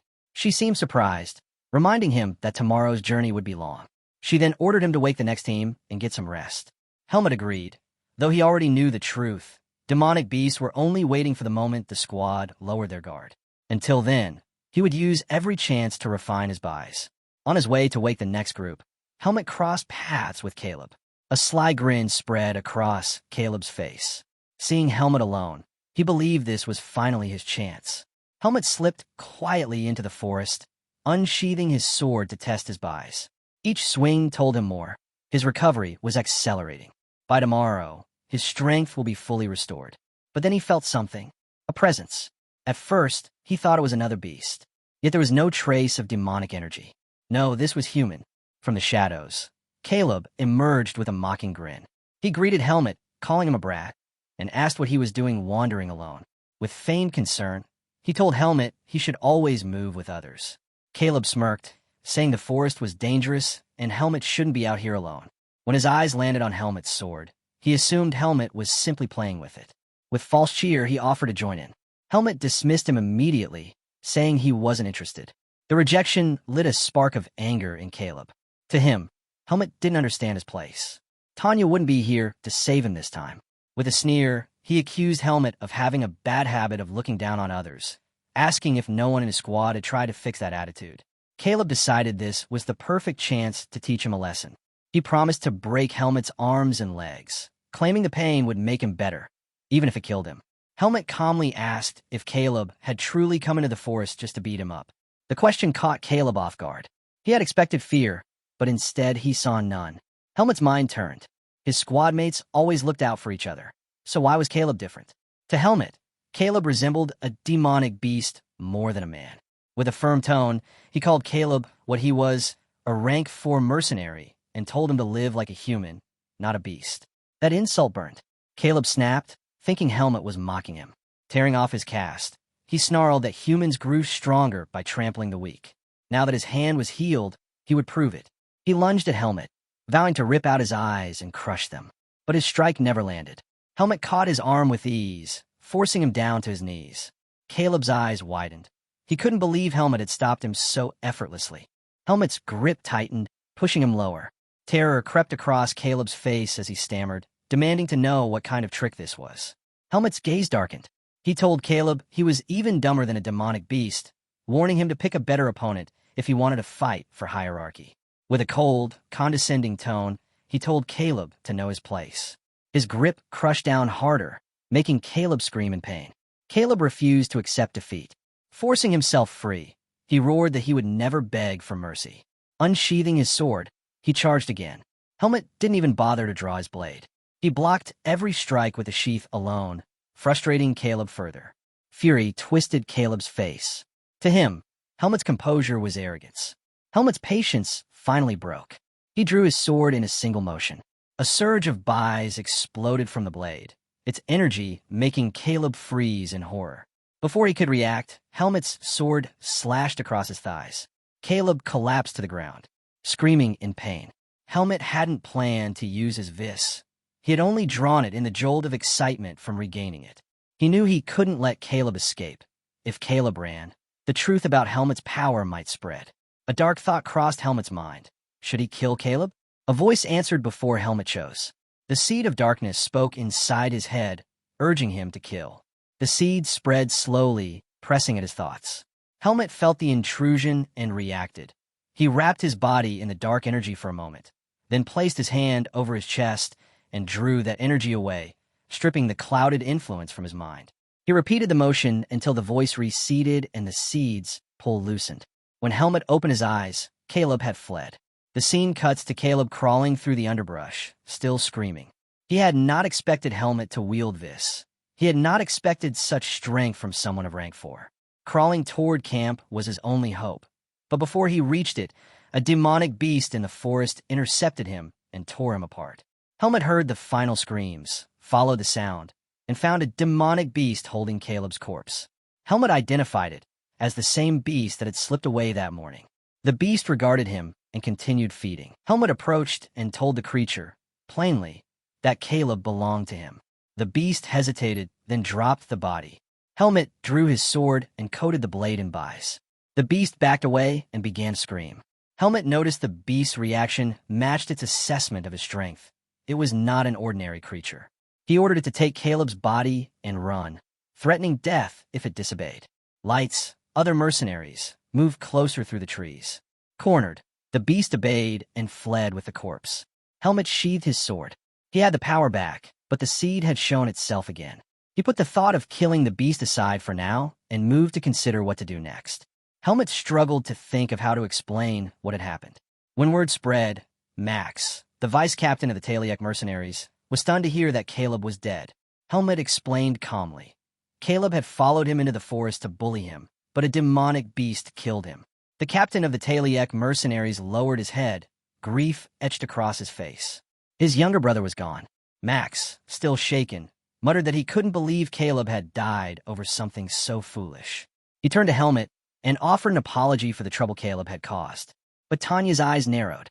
To her, a mere verbal apology wasn't enough. She demanded to know why no one in the Taliek squad had stopped Caleb, even though they all knew about his behavior. The captain bristled with anger. He snapped at Tanya, warning her to watch her mouth when speaking about his brother. Unmoved, Tanya fired back. If their squad had kept Caleb in check, he wouldn't have met such an end. The captain stepped forward, furious, telling Tanya not to insult his man. Before the clash escalated, Miles stepped between the two groups. His tone was sharp. This was no time for blame. They needed solutions, not arguments. He declared that the Taliek squad would take responsibility for the incident. He warned Tanya and her team to watch their words. Then he made a decision. Caleb's commission would be given to Helmet. Both sides accepted, though the air was thick with tension. Miles looked at them all with disappointment. He hadn't realized how fractured the mercenaries truly were. Still, he promised to devise a plan to deal with the beast safely. His warning was clear. 3 lives had already been lost. Everyone needed to stay alert. The mercenaries returned to their posts. The scene shifts. Tanya smacked Helmet on the head. He winced, complaining that her punch hurt. She exploded at him. Why hadn't he called her to watch his back? Why had he gone into the forest alone? Her voice cracked as she admitted how terrified she had been when she learned he was missing. But her anger faded as quickly as it came. She realized she, too, had been careless. She should have kept a closer eye on him. Placing a hand on his shoulder, she told him never to wander the forest alone again. Helmet blinked, caught off guard. He apologized quietly. Deep down, he felt something stir. Only one other person had ever cared for him this way, Darien. He had forgotten what warmth felt like, what kinship meant. Tanya rested her hand gently on his head, repeating her plea for him to be more careful. For the first time in a long while, Helmet felt human again. The mercenaries advanced cautiously. Fien reminded his squad of what happened to Caleb just the day before, ambushed and killed by a demonic beast. He warned everyone to stay sharp and conserve their strength. It wasn't long before Helmet and his teammates came under attack again. The beasts pressed hardest against the face mercenaries, while the Taliek squad was left untouched. Fien couldn't understand it. Why were the creatures targeting only them?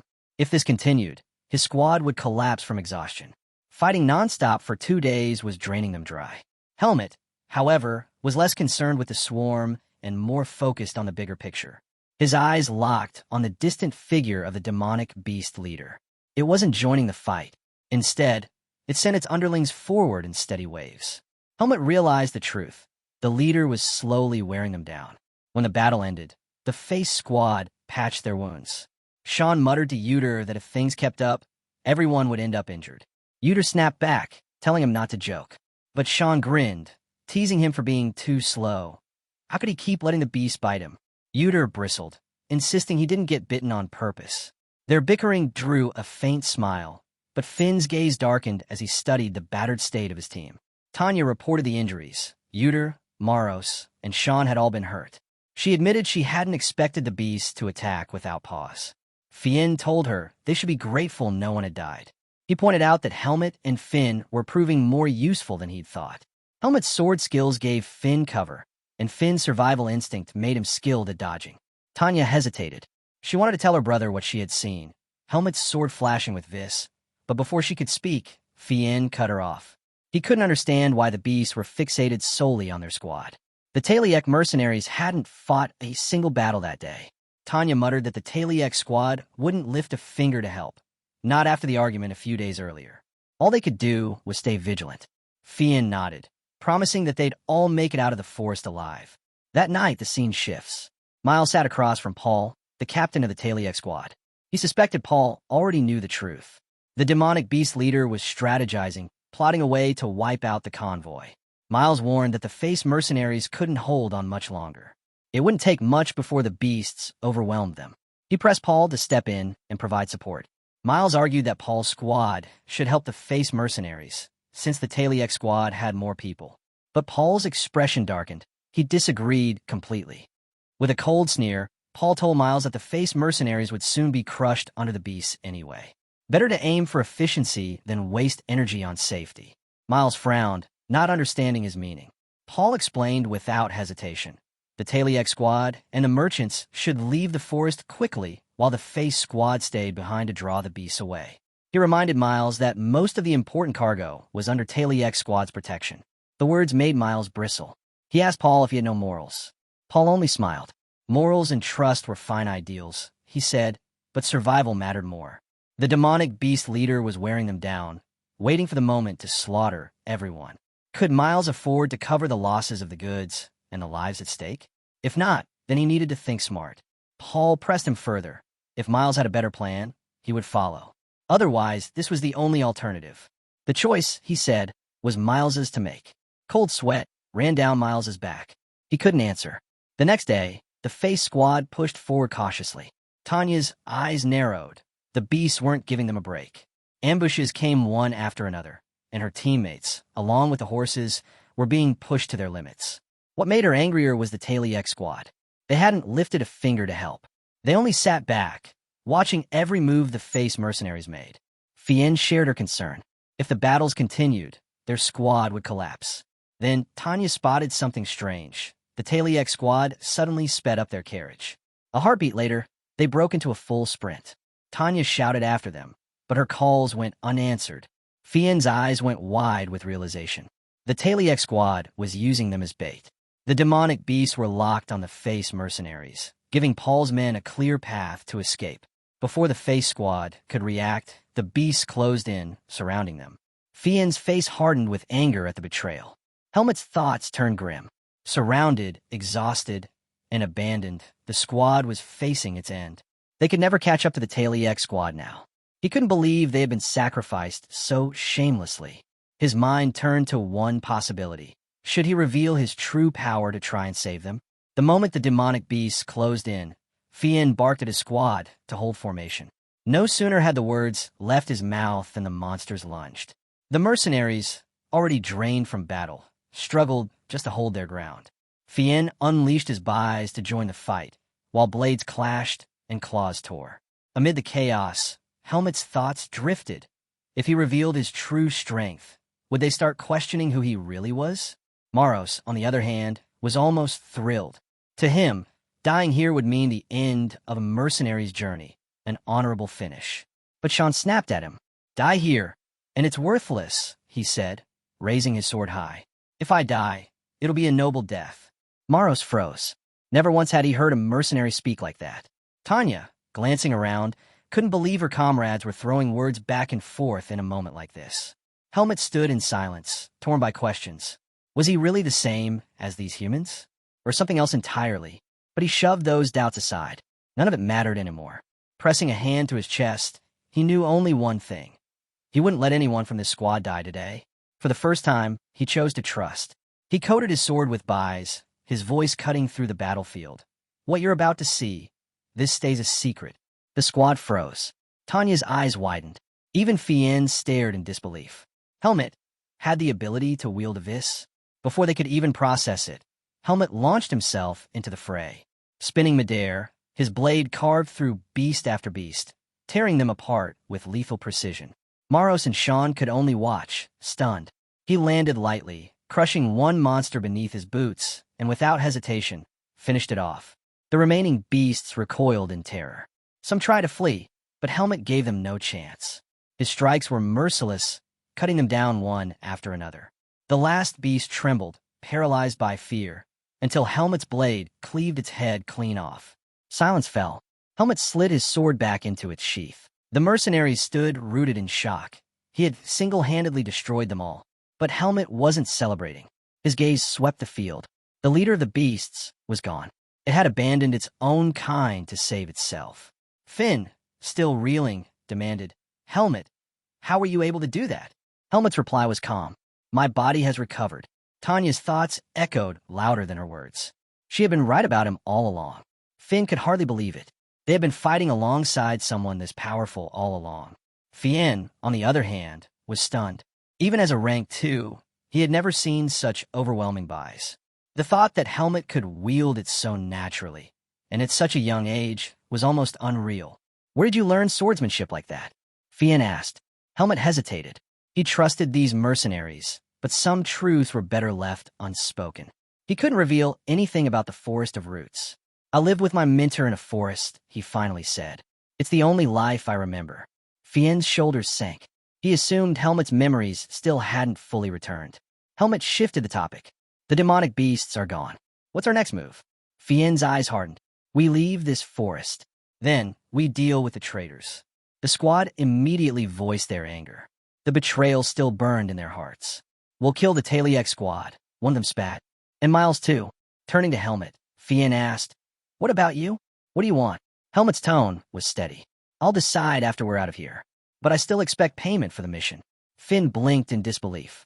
"Payment? You're seriously worried about money right now?" He barely finished the sentence before Tanya's fist slammed into him. Fien cut in before tempers could flare again. "Fine, we'll keep to that. For now, we traced the Taliek squad's tracks." By the next day, the Face squad was back on the move. Their rest had restored their strength, and spirits were high. Tanya crouched, pressing her palm to the ground, searching for signs of movement. At first, she thought they'd already be closing in on the Taliek squad, but strangely, there were no vibrations, no sound at all. Could they have already reached the edge of the forest? She wondered. Fien considered it carefully. The Taliek squad and the merchants will rest at the first village beyond the forest. That's where we'll find them. Sean's face lit up at the thought. Revenge finally felt within reach. Byrne grinned as well, imagining the shock on the traitors' faces when they realized the Face Squad was still alive. But Finn, quieter than the rest, raised a question that no one wanted to think about. What about the mission? What's left of it? Sean paused, realizing the truth. We don't have cargo anymore. Byrne scowled, remembering. The Taliek squad took everything. All that's left is the food carriage. As the group debated, Helmet suddenly lifted his head. He had picked up a sound the others hadn't noticed. Tanya's eyes flicked to him. Helmet, do you sense something? Sean frowned, confused. Sense? What's she talking about? Sean looked around, confused. Talking about what? I don't sense anything. Helmet's reply was calm, but firm. There's demonic energy ahead. The Taliek squad, they're in the middle of a fight. Sean's face lit up instantly. Really? How far? An hour's march at our pace, Helmet answered. Fien's eyes widened. He could hardly believe what he was hearing.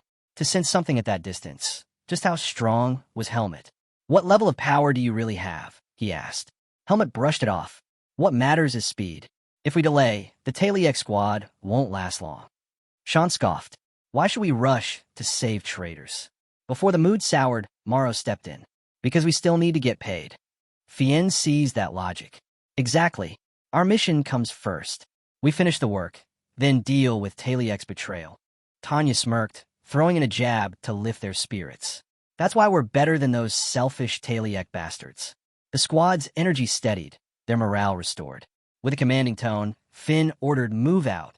The scene shifted. The Taliek squad was already deep in battle.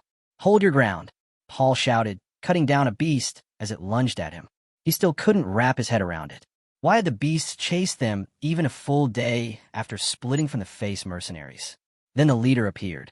Its massive form loomed over him, crushing the air with sheer presence. Paul's stomach dropped. Why were they so relentless? Why hadn't the beast been satisfied with the Face squad? The leader's massive fist came crashing down. Paul barely managed to dodge, the ground shattering where he'd stood. One thing became clear. If he stayed, he'd die. He slipped closer to Max, whispering urgently. If this keeps up, we're finished. We can handle the minions, but that giant ape, no chance. We have to run. Paul's voice lowered. Think about it. The Face squad's probably dead already. If we escape, there won't be any witnesses. No one to blame us. Max's lips curved into a smile. The logic was cruel, but perfect. Their reputation would remain untarnished, if no one survived to tell the truth. Without hesitation, he barked orders. Fall back. Run. The squad froze, confused. His words made no sense. But before they could question him, Max and Paul had already bolted. From inside a carriage, Miles stared through the window, his face pale. Shock hit him like a wave as he watched them abandon their own men. And just as the beasts slammed into the carriage, Miles realized the bitter truth. Miles finally understood. He had made a terrible mistake by trusting the Taliek squad. As the demonic beast leader smashed apart his carriage, regret swallowed him whole. He should never have abandoned the Face mercenaries. The giant ape-like monster reached into the wreckage, plucking up a merchant with a twisted smile. Miles froze, terror spreading through him. That smile meant death. He knew his end was close. But before the beast could devour its prey, a voice cut across the chaos. Put him down. The creature looked up and saw Helmet rushing forward, his blade blazing with bise. Helmet swung. The giant raised its massive hand to block, the clash sending a shockwave through the field. With one forceful strike, Helmet drove the beast back, shielding the carriage. His eyes locked on the monster. I said drop him. For the first time, the leader hesitated. The look on Helmet's face made it falter. With a grunt, it hurled the merchant toward him, eager to rid itself of that piercing gaze. Earlier, before Helmet left, Fien had stopped him. Check the situation first. Something about the Taliek squad feels wrong. They might hold out if they stick together, but betrayal runs deep with them. Don't forget, the merchants could be victims too. Helmet had agreed. And now, seeing the devastation before him, he realized Fien had been right. If he had come any later, the merchants would already be dead. Helmet launched himself from the carriage, sword flashing once more. His bise surged, restored, sharpened, and unyielding. The giant monkey roared, meeting him head-on. Its demonic energy clashed against his strikes, summoning waves of power. Then, with an enraged howl, it called its minions. Helmet barely flinched. He cut them down in a blur, tearing through the swarm until the ground was painted with their remains. The leader howled again, furious at the slaughter. This was no ordinary beast. Since leaving the Forest of Roots, Helmet had never faced one this strong. But he felt no fear. He was certain he could win. His buys intensified. He rushed in, blade aiming straight for the beast's face. The giant caught the strike with both hands, muscles straining as Helmet pressed forward with unrelenting force. For the first time, the monster panicked. The edge of death crept over it. Desperate, it released a surge of demonic energy, blasting Helmet back.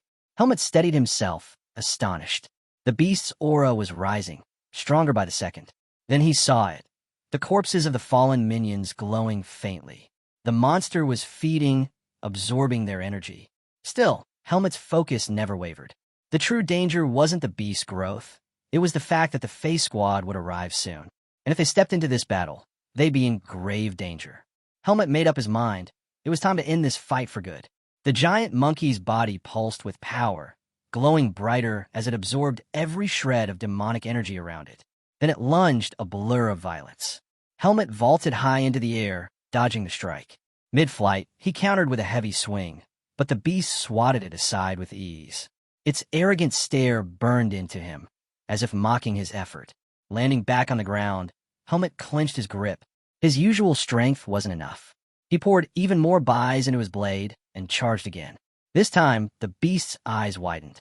It braced, locking blades with him, straining against his force. Helmet's surprise grew. Not only had it blocked him, it was moving faster now. The transformation had sharpened its speed and hardened its claws. One misstep, and they could cut him apart. He understood what had to be done. To end this, he would need a single decisive strike. Steel clashed against claw as the two traded blow after blow, shock waves tearing through the battlefield. In one exchange, Helmet managed to push the beast back, only to glance down and see his clothes ripped open. A flicker of annoyance crossed him. This was my only set. Guess I'll need new clothes in the next village. The monster roared in fury at his indifference. Its body began to shine with a blinding glow, energy swelling violently. Its eyes gleamed, and from its chest, a sickly green eye opened. The beast swelled larger, more grotesque than before. But Helmet didn't flinch. The beast launched itself high, descending like a mountain of rage. Helmet's gaze sharpened. He recognized the pattern. That leap, that form, it was familiar. A faint smile touched his lips. So it's copying Naho's technique. His stance shifted, his buys exploding outward in a wave of pressure. You're still far weaker than Naho.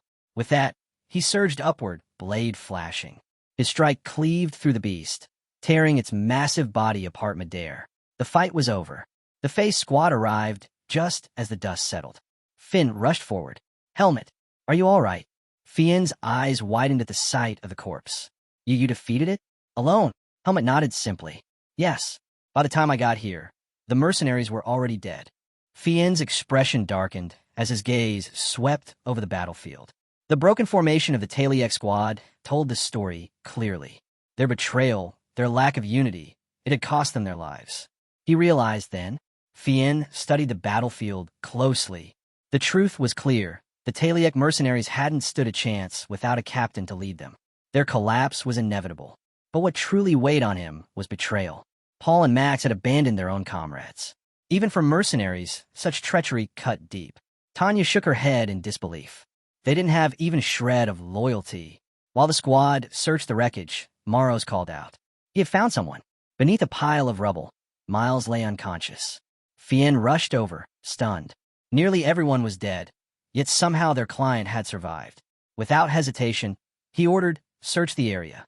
See if anyone else is alive. Quickly, we need to leave this cursed territory. Once they were clear, the mercenaries laid Miles down and revived him. Slowly, his eyes opened. For a moment, Miles thought he had crossed into the afterlife. And the first face he saw was Fien's. Tears welled instantly.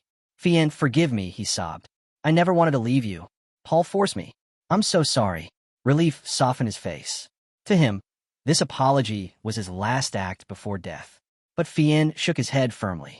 Stop panicking. We're not dead. Miles froze. His eyes darted around. The face squad surrounded him. His confusion deepened. He could have sworn the giant monkey had killed him. He asked, voice trembling, Where is it?" "The beast. It's gone," Fien said flatly. "You can forget about death for now." Helmet stood nearby, quietly noting that Fien hadn't mentioned who had slain the monster. He respected that choice. The secret remained safe. Miles, overwhelmed, began thanking God for sparing his life. But Fien cut into his prayers. "Enough. We need to talk about compensation."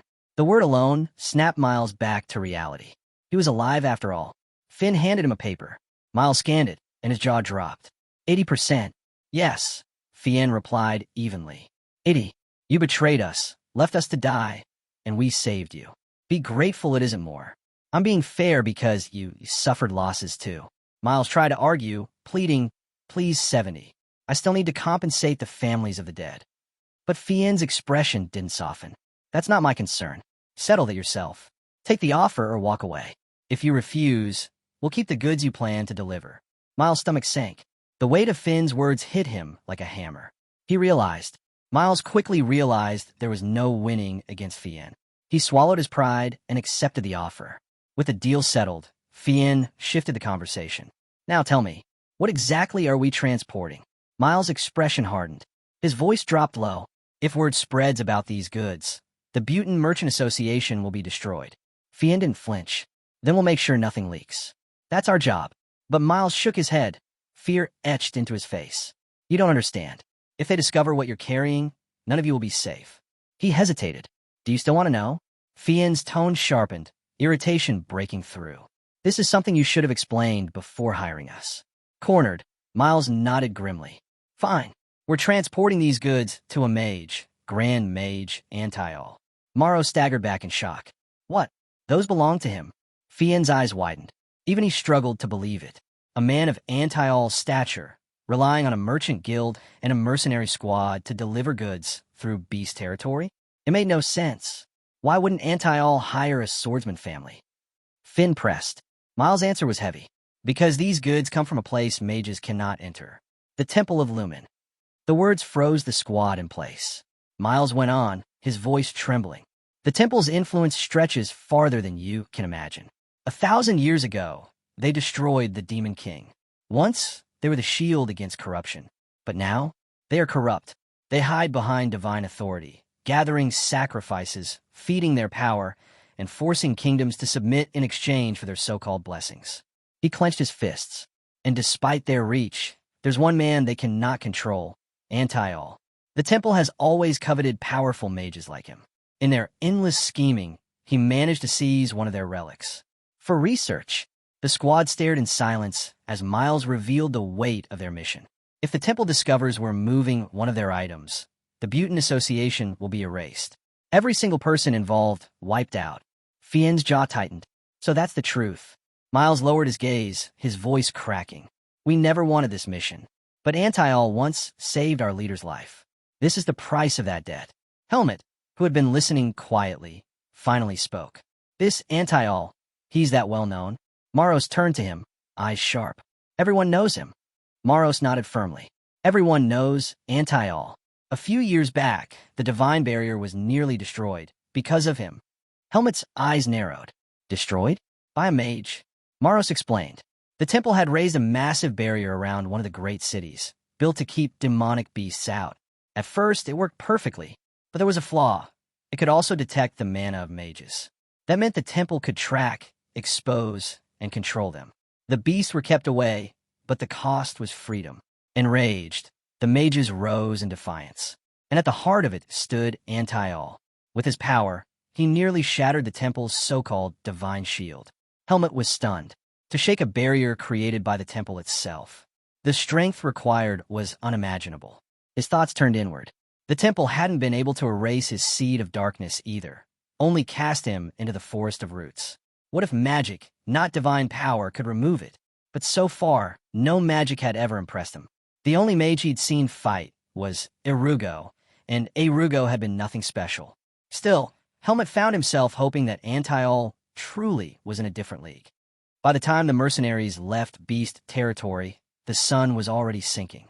Fien called for camp to be made. Later that evening, he approached Helmet with something in his hand. I want to speak with you. He held out a pill.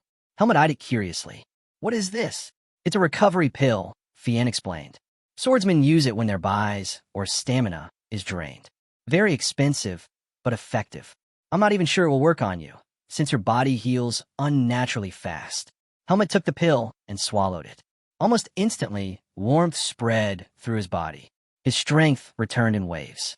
Well, Fien asked. Helmet nodded. It works. I feel stronger.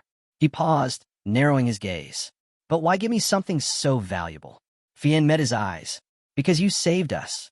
Without you, my team, and our client would already be dead. This is my thanks. Helmet tilted his head slightly. He hadn't expected gratitude. Fien went on. Honestly, the pill isn't enough. But that's all I have to offer. So instead, I'll give you my word. If you ever need me, I'll be there.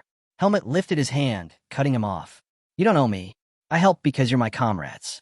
I can trust you. Fien froze, then broke into a smile. He clasped Helmet's hand tightly. Then we're brothers. The next morning, the journey pressed on. Miles sat quietly in his carriage until something outside caught his eye. He leaned forward, staring through the window, then suddenly called out, "Stop the carriage." The mercenaries looked at him in confusion. Fien frowned. What's the matter? Miles pointed ahead. We're here. Puzzled, Fien pulled out the map. At first, he doubted it, but then his eyes widened. Miles was right. They had reached the marked location. Still, confusion lingered. There was no village, no settlement in sight. How could Anti-All expect to receive goods in the middle of nowhere? Miles stepped down from the carriage. This isn't a village, he said calmly. We're going to Anti-All's home. The squad froze. Tanya's voice broke the silence. Wait, this is Anti-All's hideout. Miles didn't answer directly. Instead, he drew a pendant from his robes, a polished stone glowing with a faint blue light. He lifted it carefully.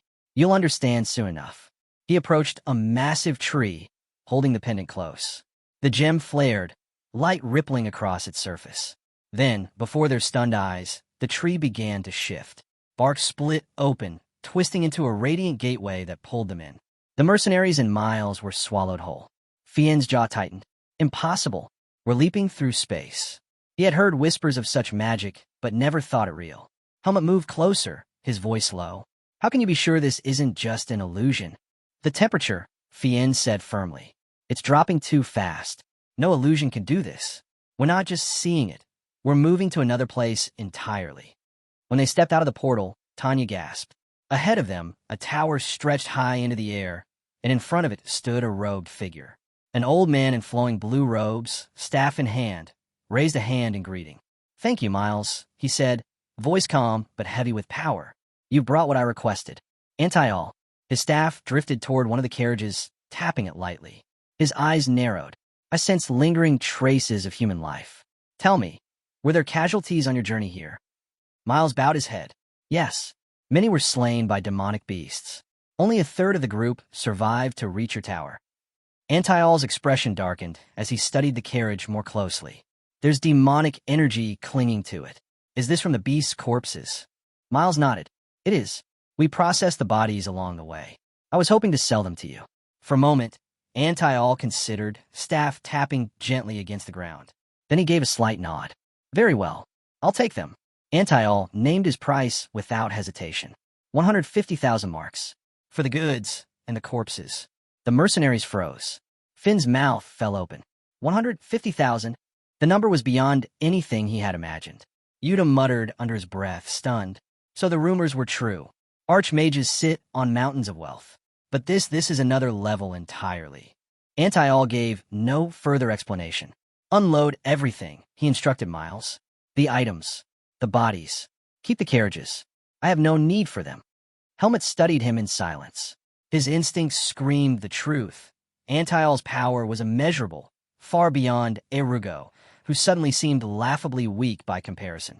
And yet, what unsettled him most was that Anti-All concealed it perfectly. Not a single trace of mana leaked, even as Helmet stared directly at him. Then Anti-All turned. His gaze met Helmet's. For the first time, his calm expression shifted. His eyes narrowed.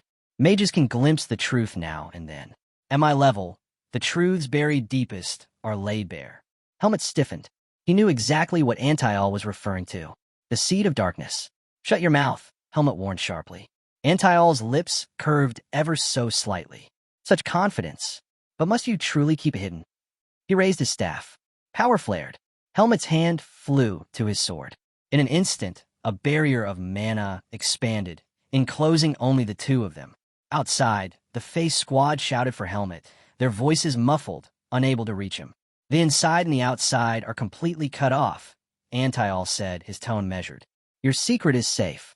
None of them will ever know. I swear it. As he spoke, glowing chains burst from his staff and wrapped around his body. Helmet blinked. Chains. A mana oath, Antial explained. If I break it, my mana drains away. A mage's life withers without mana. In this, I am bound. His eyes sharpened. You are a special boy. Ask me anything. Helmet's breath steadied. Antial was unlike Urugo, disciplined, deliberate, and willing to restrain himself. For the first time, trust stirred in him. He looked Antial in the eye. Then I'll ask something important. Antial's expression grew serious. You want to know about the Seed of Darkness? Helmet did not flinch. Can it be removed? Silence hung heavy between them. Finally, Antial spoke, his voice low but absolute. No, it cannot. The Seed of Darkness is tied to your very life. To tear it away is to kill you. Antial's voice carried a heavy truth. The seed of a demon usually takes root in infants destined to die. It revives them, yes, but only to chain them as hosts until the day they finally collapse. He looked Helmet directly in the eyes. That seed inside you, it is no different from your heart. Remove it, and you die. The words hit hard. Helmet lowered his gaze. He had hoped. No, he had believed that an archmage would know the answer. But even Antial had no way. I'm not a god, Antial said firmly. Even for me, this is the first time I've seen someone bend their seed to their own will. Helmet frowned, confused. What do you mean? Antial explained. Normally, the seed constantly demands demonic energy. Resists too strongly, and the mind is eaten away. The host either goes insane or succumbs, becoming a twisted beast themselves. He leaned closer, studying Helmet intently. But your case is different. You've suppressed it with another force, Viscount. Antial's tone sharpened, tinged with awe. To master buys alone demands exceptional talent. Yet somehow, you balance both, drawing just enough demonic energy to keep from losing control, while still training your body and mind. That balance should be impossible. And still you achieved it. Helmet blinked. He hadn't expected such intensity in Antial's gaze. Antial continued, almost to himself. Even the temple priests would struggle to notice your seed. The only reason I did was because it stirred under the dense demonic presence in my tower. Had I not been paying close attention, I never would have sensed it. Helmet took note.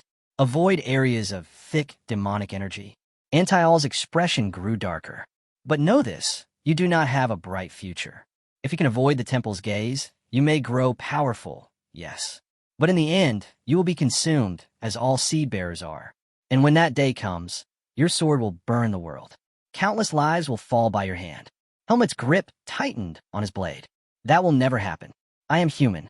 For a moment, Antial was silent. Then, laughter broke from him, deep and genuine. Human, you say? Perhaps. And perhaps that is enough. For humans can change their fate. Antial's gaze lingered on Helmet. You interest me greatly. But know this. If you ever fail to overcome your seed, I will stop you myself. He tapped his staff as the mana barrier began to dissolve. Still, should you reach a realm beyond my own, even darkness itself will bow to your will. The scene shifted. Fien handed Helmet a heavy pouch filled with gold. 3/4 of the payment, he said. Forgive me for not giving more. I need to reward the others for their efforts too. Then he reached into the carriage and pulled out another bag. I found this while checking the luggage. No one claimed it, so I assumed it must be yours. Helmet's eyes widened. Inside was everything he had once carried from the Forest of Roots. He thought it was lost long ago. You found it. Fien smiled faintly. I meant to give it back earlier, but with everything that happened, I completely forgot. Don't thank me. If anything, my squad owes you far more. I wish you a safe journey. Not long after, Finn approached eagerly. Helmet, since the mission's over, come with us to our headquarters. You'll see so many incredible things there. Helmet's face softened, but his answer was firm. I won't be going with you. Finn's shoulders sank. At least just once come see it. Before Helmet could reply, Tanya smacked Finn on the head. Enough. Don't bother him. She turned to Helmet. Your temporary certificate is still valid. But know this, it only goes as high as rank 3. Nothing beyond that. Helmet nodded. Rank 3 is enough. Tanya tilted her head, smiling gently. So, what you're chasing is more important than your memories. Helmet met her eyes and gave a silent nod. Her smile brightened. Then, take care of yourself. Helmet picked up his bag. Thank you for everything. The mercenary smiled as they wished him well. Tears welled in Finn's eyes. Promise you'll visit us someday. Helmet gave the faintest of grins. Your meals were good. The words caught Finn off guard. He stopped crying, hurriedly wiping his face. Tanya folded her arms. Pull yourself together. He's not dying. Finally, Finn stepped forward. Remember, Helmet, our doors are always open. Come to us whenever you need. He promised Helmet that no matter what, he would keep his word. With farewells exchanged, Helmet turned and walked away. Each step weighed on him, the same heaviness he felt when Darien fell and when he had to leave Alaga behind. He knew this path as a mercenary would always place him against demonic beasts, and every battle only fed the seed of darkness inside him. That seed would keep growing, drinking in the corruption of each monster he faced. He never expected it to sprout here, in the forest. If it had fully taken root, he wasn't sure what he would have become. Antial's predictions haunted him. Could he resist them? The answer became clear. He had only one choice. To break his fate, he had to grow stronger. Strong enough to crush the darkness within. The scene shifts. Paul and Max sat in a tavern, drinks in hand. Regret weighed heavy on Paul. He admitted to Max that if he had known the mission's danger, he never would have taken his brother along. Max cut him short. What's done is done. The past couldn't be changed. Instead, Max pushed for a way forward. Their mercenary group needed rebuilding. With the face mercenaries gone, there would be little competition. They just had to find capable fighters to join them. But mid-conversation, Max's gaze drifted toward the window. His expression changed. He urged Paul to look. Paul turned and froze. Outside stood the face mercenaries. Paul couldn't process it. How were they alive? How did they survive? Max didn't waste time on questions. He urged Paul to stop thinking and hide immediately. Their whispers caught Finn's ear. He turned back, uneasy, asking Tanya why he suddenly felt something off. She asked why he stopped, but Finn brushed it off, unsettled by a strange feeling. The group moved on unaware.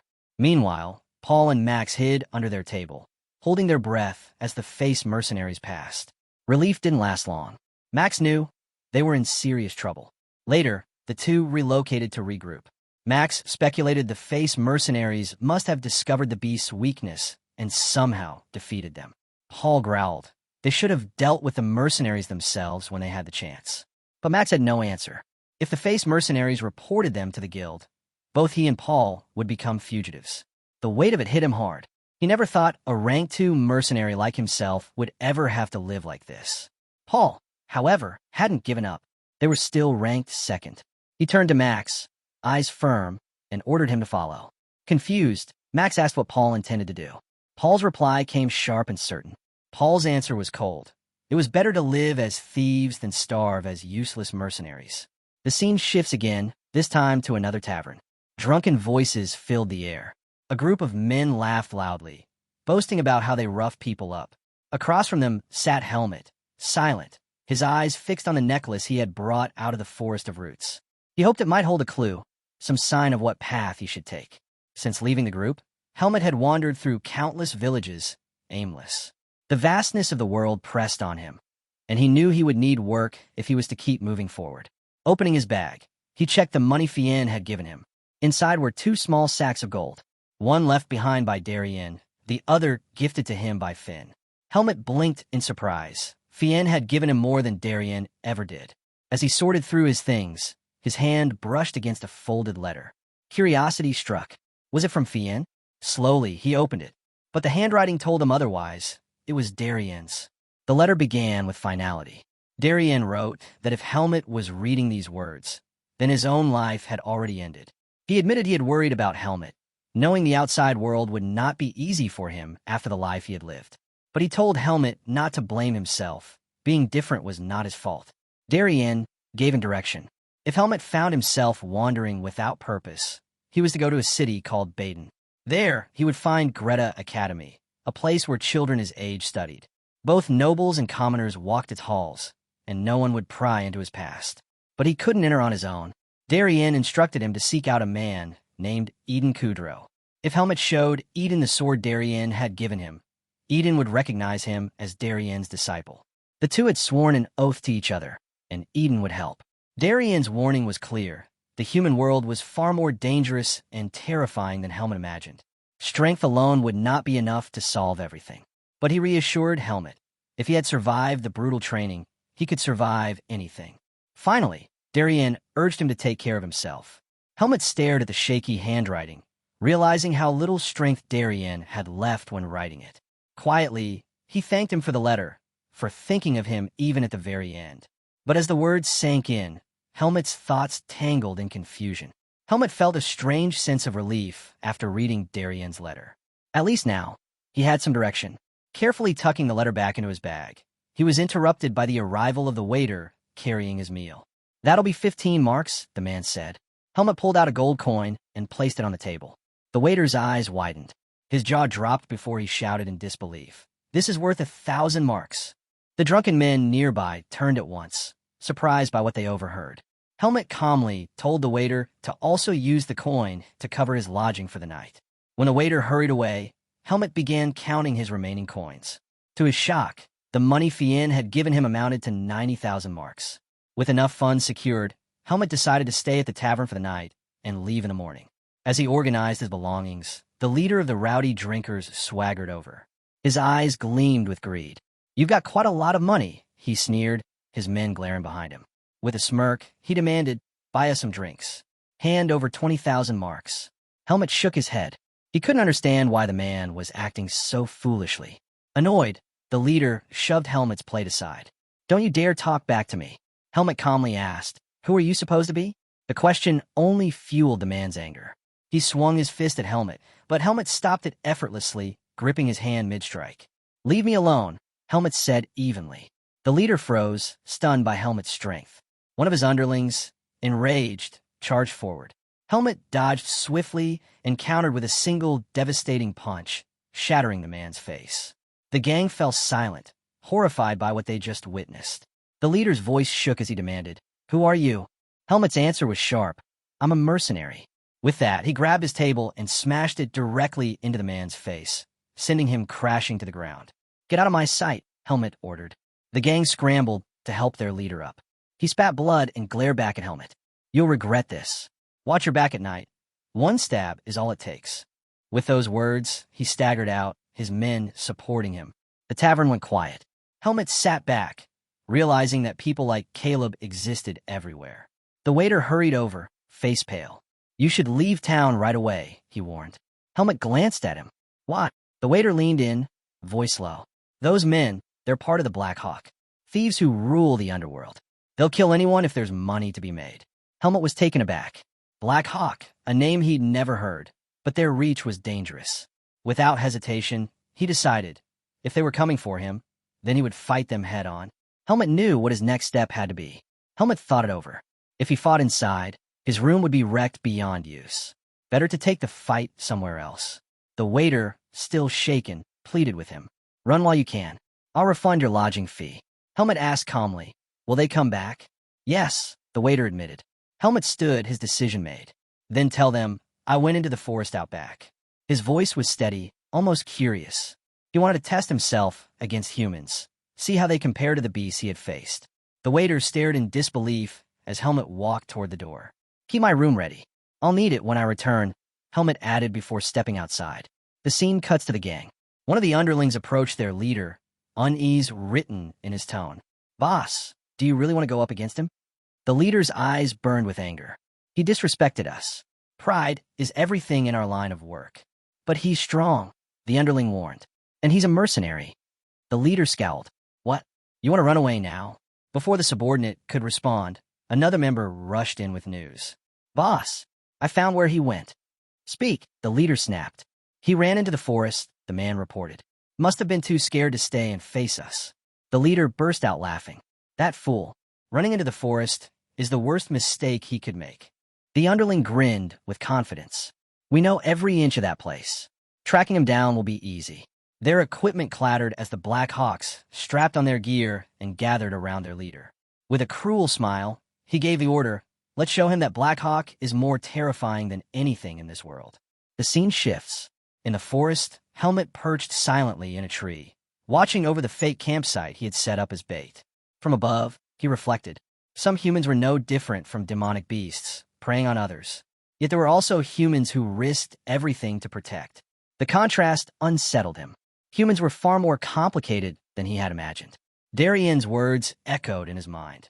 Not every problem could be solved with strength alone. Helmet understood the meaning now. Yet in his heart, he still couldn't see any other way. For him, strength was the only answer. As the Blackhawks closed in, Helmet readied his bow. Stepping into view, he revealed himself to the gang. Their eyes widened at the sight. Helmet's thoughts hardened. Humans who acted like beasts needed to be treated like beasts. Helmet's eyes turned cold. "You try to ambush me," he said flatly. "For that, you die."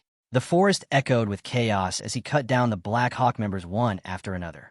When the dust settled, their bodies lay scattered, and Helmet turned away, heading toward the forest's edge. On the way out, a thought weighed on him. So weak, he couldn't believe the Black Hawks were this powerless. Leaping from branch to branch at high speed, he compared them to Tanya. She was far stronger, proof that humans varied in strength just as much as beasts did. Helmet realized he needed to face more humans to truly understand how powerful they could be. With that in mind, he decided to return to the inn and rest. But mid-run, his chest tightened. Pain tore through him. His body froze in midair before crashing hard to the ground. Tremors racked his body as he struggled to breathe. What's happening? His seed of darkness was raging inside him. But why? It should only react to demonic energy. There were no beasts here. The answer hit him like a hammer. He had killed humans. And though humans lacked demonic energy, the act itself had fed the darkness within him. Helmet's mind raced. He tried to suppress the surge with his buys, but it was no use. The seed of darkness only grew stronger. His situation had spiraled into something far worse. Now that he had killed Black Hawk members, the rest of their organization would come hunting for him, which meant more killing, which meant feeding the seed even further. He clenched his fists. Foolish. I was foolish to think I could fight humans the same way I fought beasts. From here on, he would need to avoid the Black Hawks at all costs, while finding a way to suppress his seed. And so, he made a choice. He would head to Badan. The scene shifts. A heavily guarded building looms in view. Inside, a man kneels before his superior, delivering grim news. "They're all dead," he reports. "But if we keep tracking them, we'll uncover their location." The superior's face darkened, clearly displeased. "Then keep chasing them. Don't stop." "Yes, sir." Before more could be said, another subordinate entered the chamber, bowing quickly. "Anton, the guests have arrived." Anton turned toward the door as their mysterious visitors stepped in. When the guests stepped in, Anton's eyes widened. He had been told 2 rank 2 mercenaries were seeking to join their group, but he never expected them to be Paul and Max. With a sharp grin, Anton welcomed them. "2 skilled men, like you want to join us? That's good news." But his tone shifted quickly. "Still, we have issues of our own. I can't let you in without conditions." Paul and Max exchanged a tense glance. Paul leaned forward, his voice steady. "What do you mean by that?" Anton casually twirled a knife between his fingers. "I'm not questioning your skills," he said smoothly. "But our group, we're not like regular mercenaries. We deal in business others might call illegal." With a flick of his wrist, Anton hurled the knife. It landed dead center in the dummy across the room. His message was clear. "I don't need mercenaries whose sense of justice interferes with our work." Paul's eyes narrowed. He understood. This was intimidation, a test. Anton continued, "So, I have a job for you. Complete it, and you'll prove your loyalty." He slid a paper across the table. "It won't be difficult for mercenaries of your level." Paul picked it up, scanning the details. 5 members of the Black Hawk had gone missing after clashing with a mercenary named Helmet. Their bodies were later found in a forest near a nearby village. Each one killed with a single blow, without a trace of weapons. Max's jaw dropped. 5 men, taken out by one person, with no weapon. Anton's gaze hardened. Yes, black hair, black eyes, around 15 years old. He fights with the strength of a rank 3 mercenary. The name lingered in the air. Helmet. Max clenched his fists. "You want us to kill him?" Anton smiled, sharp and satisfied. "Do this, and you'll officially be one of us. Complete it, and you'll be trusted with greater missions. You'll be well taken care of." His eyes locked onto theirs. "Fail." and you'll regret it. Paul, after a long pause, asked the only question left. Where is he now? Anton replied. The last sighting was in the neighboring village. The incident happened just last night. He couldn't have gone far. The scene shifts. Helmut has already moved on, arriving in another town. He walks calmly toward the front of Guild. Helmut never thought he would have to take another request so soon. But if he wanted to move freely without drawing suspicion, he needed one. He pushed open the door of the Guild building. Inside, mercenaries crowded the hall, scanning the boards for jobs. Helmut walked straight to the counter, where a receptionist greeted him with a cheerful smile. Welcome, little boy. What brings you here? She asked. Helmut slid his identification papers across the desk. I'm looking for a request. The receptionist's eyes widened.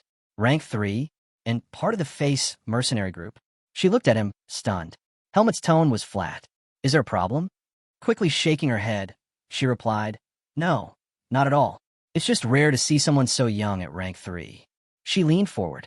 What kind of request are you looking for? The reward doesn't matter, Helmut replied. I need a mission I can complete on my way to Badan. Her expression brightened. Ah, perfect. Badan is a metropolis, so we get endless escort and transport requests heading that way. She rifled through a stack of papers and pulled one out. Here, she said, handing it to him. An escort request from a noble lady. The reward is 800 marks. It's a very good opportunity. Helmut nodded. What's the condition? The receptionist smiled knowingly. The mercenary has to be her type. Helmut blinked. Of all things he expected, this was not it. What kind of ridiculous requirement is that? The scene shifts. Helmut stepped into a clothing store, the receptionist's words echoing in his head. Image is everything when dealing with a noble, she had said. Even if you're strong, even if you're famous, your appearance must be proper. Fortunately, your face alone already qualifies you. That's why I suggested this mission. Just get some decent clothes and come back. I'll have the request ready for you. Helmut glanced around the shop before approaching a blonde shopkeeper. I need good clothes. The man's eyes lit up, clearly delighted. You've come to the right place. I have just the thing for you. He hurried off, then returned holding up a gleaming black set of overalls. Crafted by the most famous artisan in all of Badan. The materials used are of the highest quality, top of the line. The shopkeeper proudly held up the shiny black overalls. With these, even a demonic beast would look like a noble. Helmut stared silently. He had never heard clothes described in such a strange way. The man, noticing his lack of reaction, quickly pressed on. The fabric is so light, you won't even feel on your body. Helmut cut him off. What's the price? The shopkeeper checked the tag. 2,000 marks.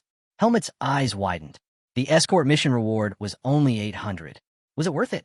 Maybe I should have taken a different request. The scene shifts.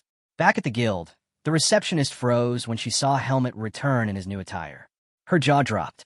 You look completely different, she gasped, giving him a playful tap. Honey, you're really handsome. Helmut blinked. My name isn't Honey. It's Helmut. She chuckled, covering her mouth. No. I called you Honey because you're so cute. Helmut didn't know how to respond, so he stayed quiet. The receptionist leaned closer. I've already sent your information to the noble lady. You've got a strong chance of being chosen. Not many mercenaries match her taste, and being from the Face mercenary group only increases your chances. Just then, the guild doors swung open. A man entered, and the receptionist's eyes widened. She immediately greeted him. Welcome. You're from the house of Sharing Jin, aren't you? The man gave a nod. I am. I came to see the mercenary who accepted our request. His gaze shifted to Helmut, sizing him up. Is this the one?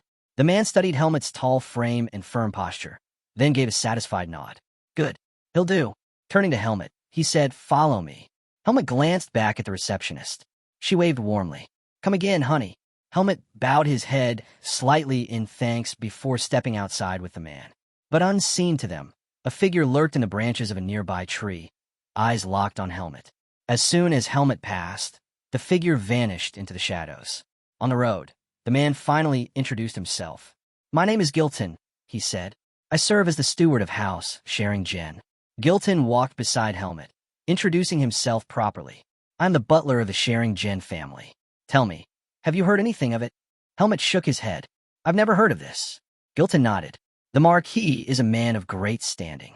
When you meet him or his household, act with caution. He studied Helmut. Have you ever escorted anyone before? I've made a transportation request, Helmut replied simply. There isn't much difference, Gilton explained. Only this time, instead of guarding an item, You protect a person. If things grow difficult, follow the orders of the knights. Once the mission is complete, you'll be rewarded with more than the listed payment. Helmet accepted the advice without hesitation. Gilton raised a brow, surprised at how quickly Helmet agreed. Good. Remember, silence is a virtue in escort missions. Use it well. When they reached their destination, Helmet paused. Before him stood a grand, elegant building. He was struck by the sheer beauty of it. This, Gilton said, is the inn where the Marquis's daughter resides. Helmet couldn't help but marvel at the wealth of the highborn. A knight greeted them at the entrance. Welcome back, Gilton. His gaze shifted to Helmet. This mercenary looks young. Gilton replied smoothly. He's been verified by the guild. He is more than fit for the task. If there's anything he doesn't know, you can guide him. The knight extended his hand. Kedrick. Helmet shook it. Helmet. Gilton then asked, Where's the young miss? In the cafeteria, Kedrick answered. It would be best if you met her now. The scene shifts. Inside the cafeteria, the young lady sat across from Man. Her attention was fixed solely on him. I can't eat this food, she said with a pout. The chefs of my manor cook far better meals. You must come to my estate and try it, Lord Araya. Her eyes lingered on him, soft and filled with longing. At that moment, Helmet and Gilton entered. Gilton bowed slightly. Lady Genia. Her expression soured at the sight of him, though she quickly masked it and asked, What is it? Gilton gestured toward Helmet. This is the mercenary I have chosen for your escort. Genia's gaze swept over Helmet, cold and dismissive. I have no interest in mercenaries. Whatever decision you make, I won't interfere. Without another glance at Helmet, she turned back to Araya, her gaze warm, her voice gentle, preparing to speak to him again. Genia leaned forward, ready to speak again, but Araya cut her off. I need to rest before the journey begins. Her eyes widened. What would be better if you ate more?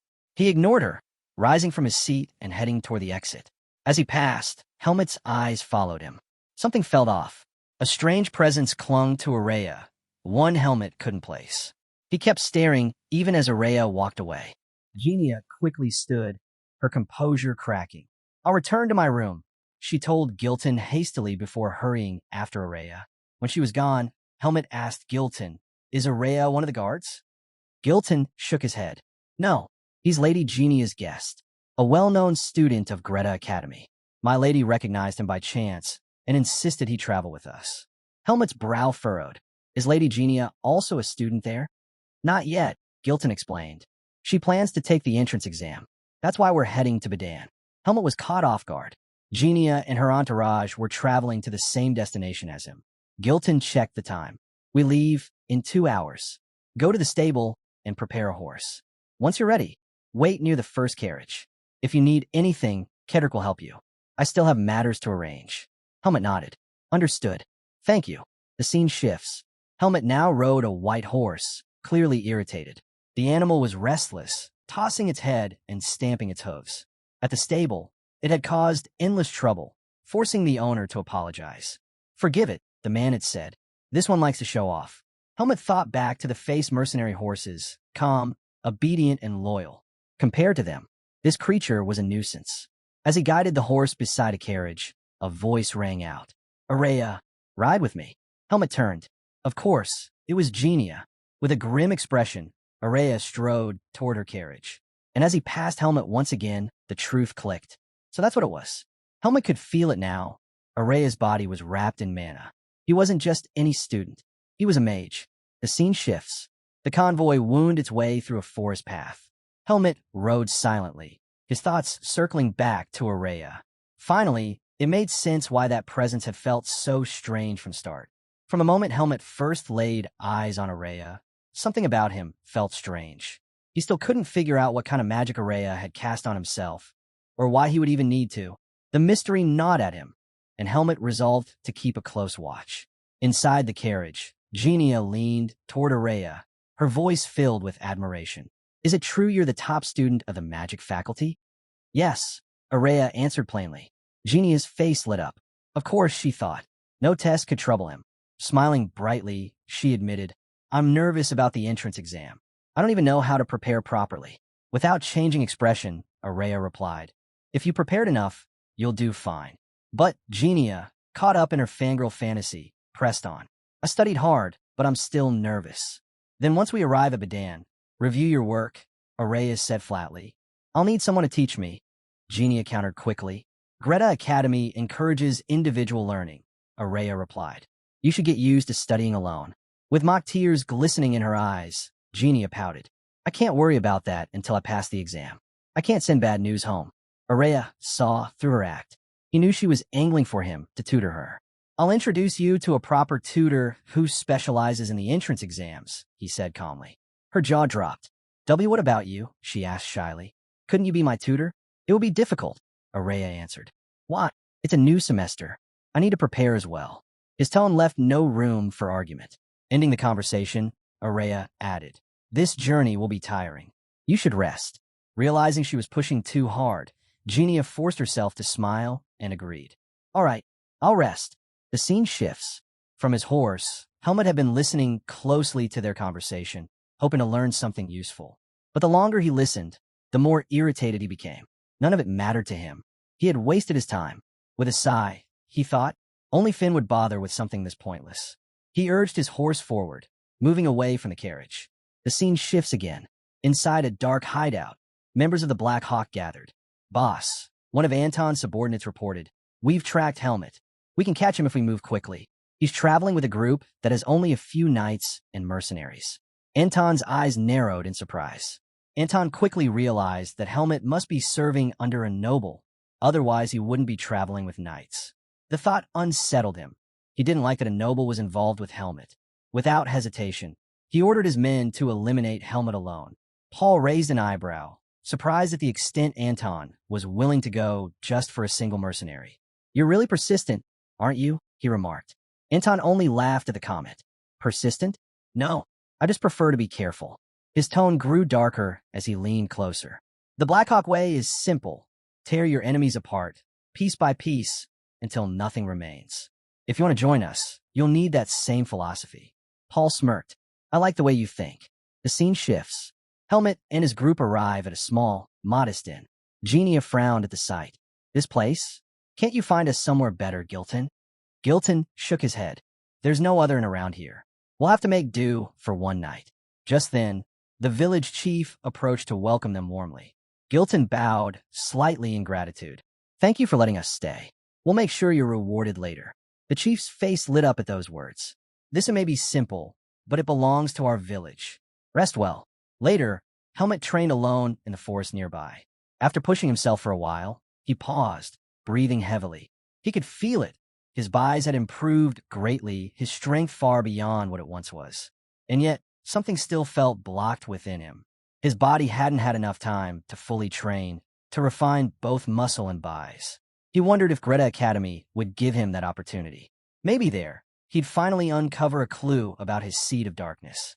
As those thoughts lingered, a strange feeling washed over him. Someone was watching. Helmut snapped his gaze upward, only to see the clear sky above. Still, he was certain, eyes were on him. He noticed an owl perched nearby. At that moment, the scene cuts. Araya dismissed his skill, eyes of an eagle. He was taken aback. Helmut had sensed him.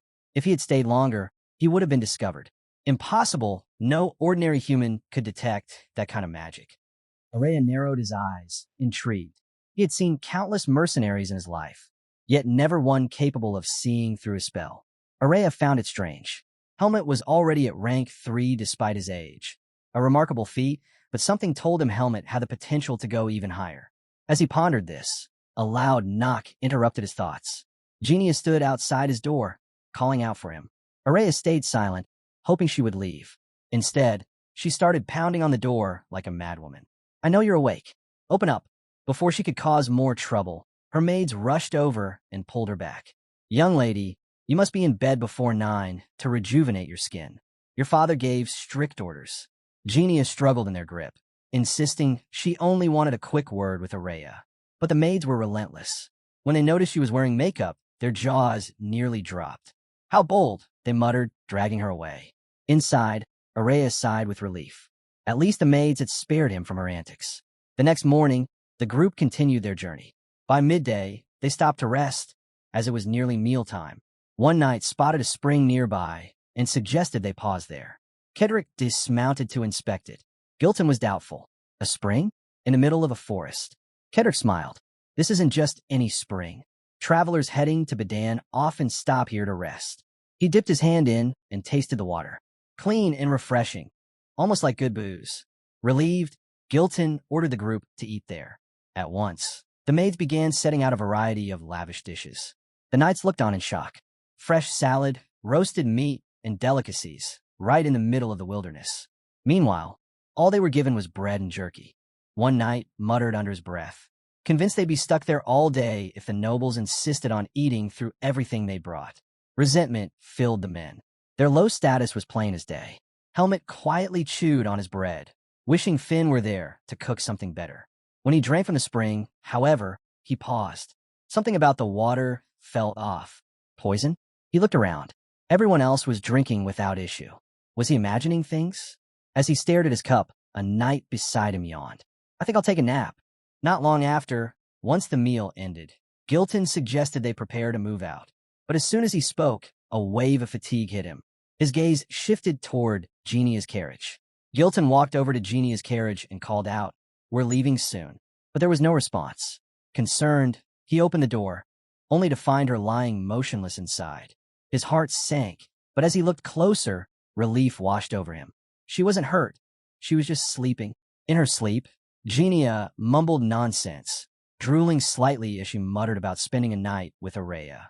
Gilton let out a shaky breath, wiping the sweat from his forehead with a handkerchief. But the moment he did, a wave of dizziness hit him. His vision blurred. The maids and knights nearby began swaying on their feet, their bodies giving out one after another. Gilton called desperately for Kedrick, only to find him already unconscious on the ground. Panic struck. He had no idea what was happening. Moments later, he too collapsed. One by one, the entire group fell into slumber. Everyone except Helmet. Helmet immediately poured out his cup of water. As he did, shadows stirred. From the trees and bushes, members of the Blackhawk revealed themselves. Paul clicked his tongue. Sleeping potion in the water? What a stupid move. The man responsible defended himself quickly. It had to be done. We couldn't risk killing nobles in a fight. Besides, this potion leaves no trace. But then his eyes widened. Helmet was still standing. What the? How is he awake? Paul's face darkened as he recognized him. You? I've heard about you. Weren't you with the face mercenaries? His expression twisted. So, you're the one who killed our men. Helmet stiffened, equally shocked. That face was familiar. Paul, the rank 2 mercenary from Taliek's squad. Memories surged back. The demon monkey, his squad slaughtered, and Paul, the coward, running away while his comrades were devoured. His grip tightened on his sword. Traitors, Helmet spat. Max bristled with rage. What did you just say? He lunged forward, but Paul raised a hand, stopping him. Calm down, Paul ordered, though his voice carried venom. His gaze locked on Helmet. Watch your mouth. You're nothing more than prey. Around him, the Blackhawk members began closing in, forming a circle. Paul drew his sword with a twisted grin. Let's begin the hunt.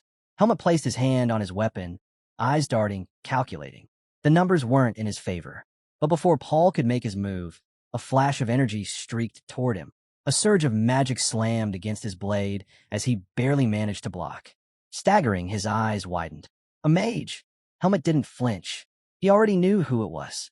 From the shadows, Araya emerged, mana swirling fiercely around his body. His voice rang out, sharp and commanding. Drop your sword and leave. Paul's face twisted in frustration. All that money spent on an untraceable potion. And still, Araya had ruined everything. The potion hadn't worked on everyone. Helmet, too, was surprised to find Araya still awake. He studied him carefully, curiosity in his eyes. Araya scowled. What are you staring at, you bastard crow? Keep your eyes on the enemy in front of you. Helmet turned his attention back to Paul, who was seething with frustration. He pressed his blade to the throat of the man who had poisoned the spring. What went wrong? The man trembled. I didn't know there was a mage among them. With a snarl, Paul slammed his sword hilt against the man's skull, knocking him down. Excuses, he spat. I was a fool to expect competence from the Blackhawk. I'll deal with this myself. Clean up the mess when I'm done. He then sneered at Helmet. You dingy-looking brat. Let's have a little talk. Without warning, he lunged, sword raised high, fury burning in his eyes. I'll kill you. Helmet met the strike with ease, parrying Paul's blade. The sharp clang of steel rang out. Paul's eyes widened at the force of Helmet's block. Not bad. His strikes came heavier, faster, each swing driving Helmet deeper into the forest. Meanwhile, Max stepped forward toward Araya. Stay still, and I'll grant you a painless death. Araya smirked. A mage who stays still is already dead. Mana flared around him as he unleashed his magic. The scene cuts back to Paul and Helmet. Their blades clashed again and again, sparks flying with each impact. With sheer strength, Paul forced Helmet further back, laughing as he pressed the assault. What happened to your confidence? Where's that arrogance now? Helmet ignored his taunts. His mind focused on one thing, luck. Facing two rank 2 mercenaries and the rest of Blackhawk would have been near impossible. But with Araya awake, his odds had shifted. Still, Paul wasn't done. Blue energy erupted around his body as he activated his buys. With a roar, he launched a devastating strike. The blast crashed into Helmet, engulfing him in a violent explosion. Smoke and dust swirled around the impact zone. Paul scoffed, lowering his blade. Pathetic. So weak. Where's that arrogance now? But then, from within the haze, a voice rang out. Our fight is just getting started. Paul froze. As the dust cleared, Helmet stepped forward, completely unscathed. An ominous aura flared around Helmet, his energy spilling into the forest. He looked straight at Paul. Thanks for following me here. Paul scowled. What? Are you insane? I've got you cornered. Don't twist the situation. Helmet's blade shimmered as he coated it with buys. You're not even worthy to face me. Paul's eyes widened. You can control this? Rage twisted his face as he enveloped his own sword in energy. Bastard. A rank 4 trash like you thinks he can fight me. A rank 2 mercenary? With a furious shout, he charged. Helmet slipped aside with ease, dodging the strike. By the time Paul turned, Helmet's figure in front of him blurred into nothing but an afterimage. Realization struck too late. Helmet was already above him. A crushing blow descended, fueled by concentrated buys. Paul raised his sword, but he was too slow. The attack slammed him into the ground, blood spraying from his mouth. His scream echoed through the trees. Helmet landed lightly, sword in hand. Paul struggled, his body trembling as he forced himself up. Ow! How can you use so much vis? Helmet answered with the flat of his blade, striking Paul across the head. That's none of your business.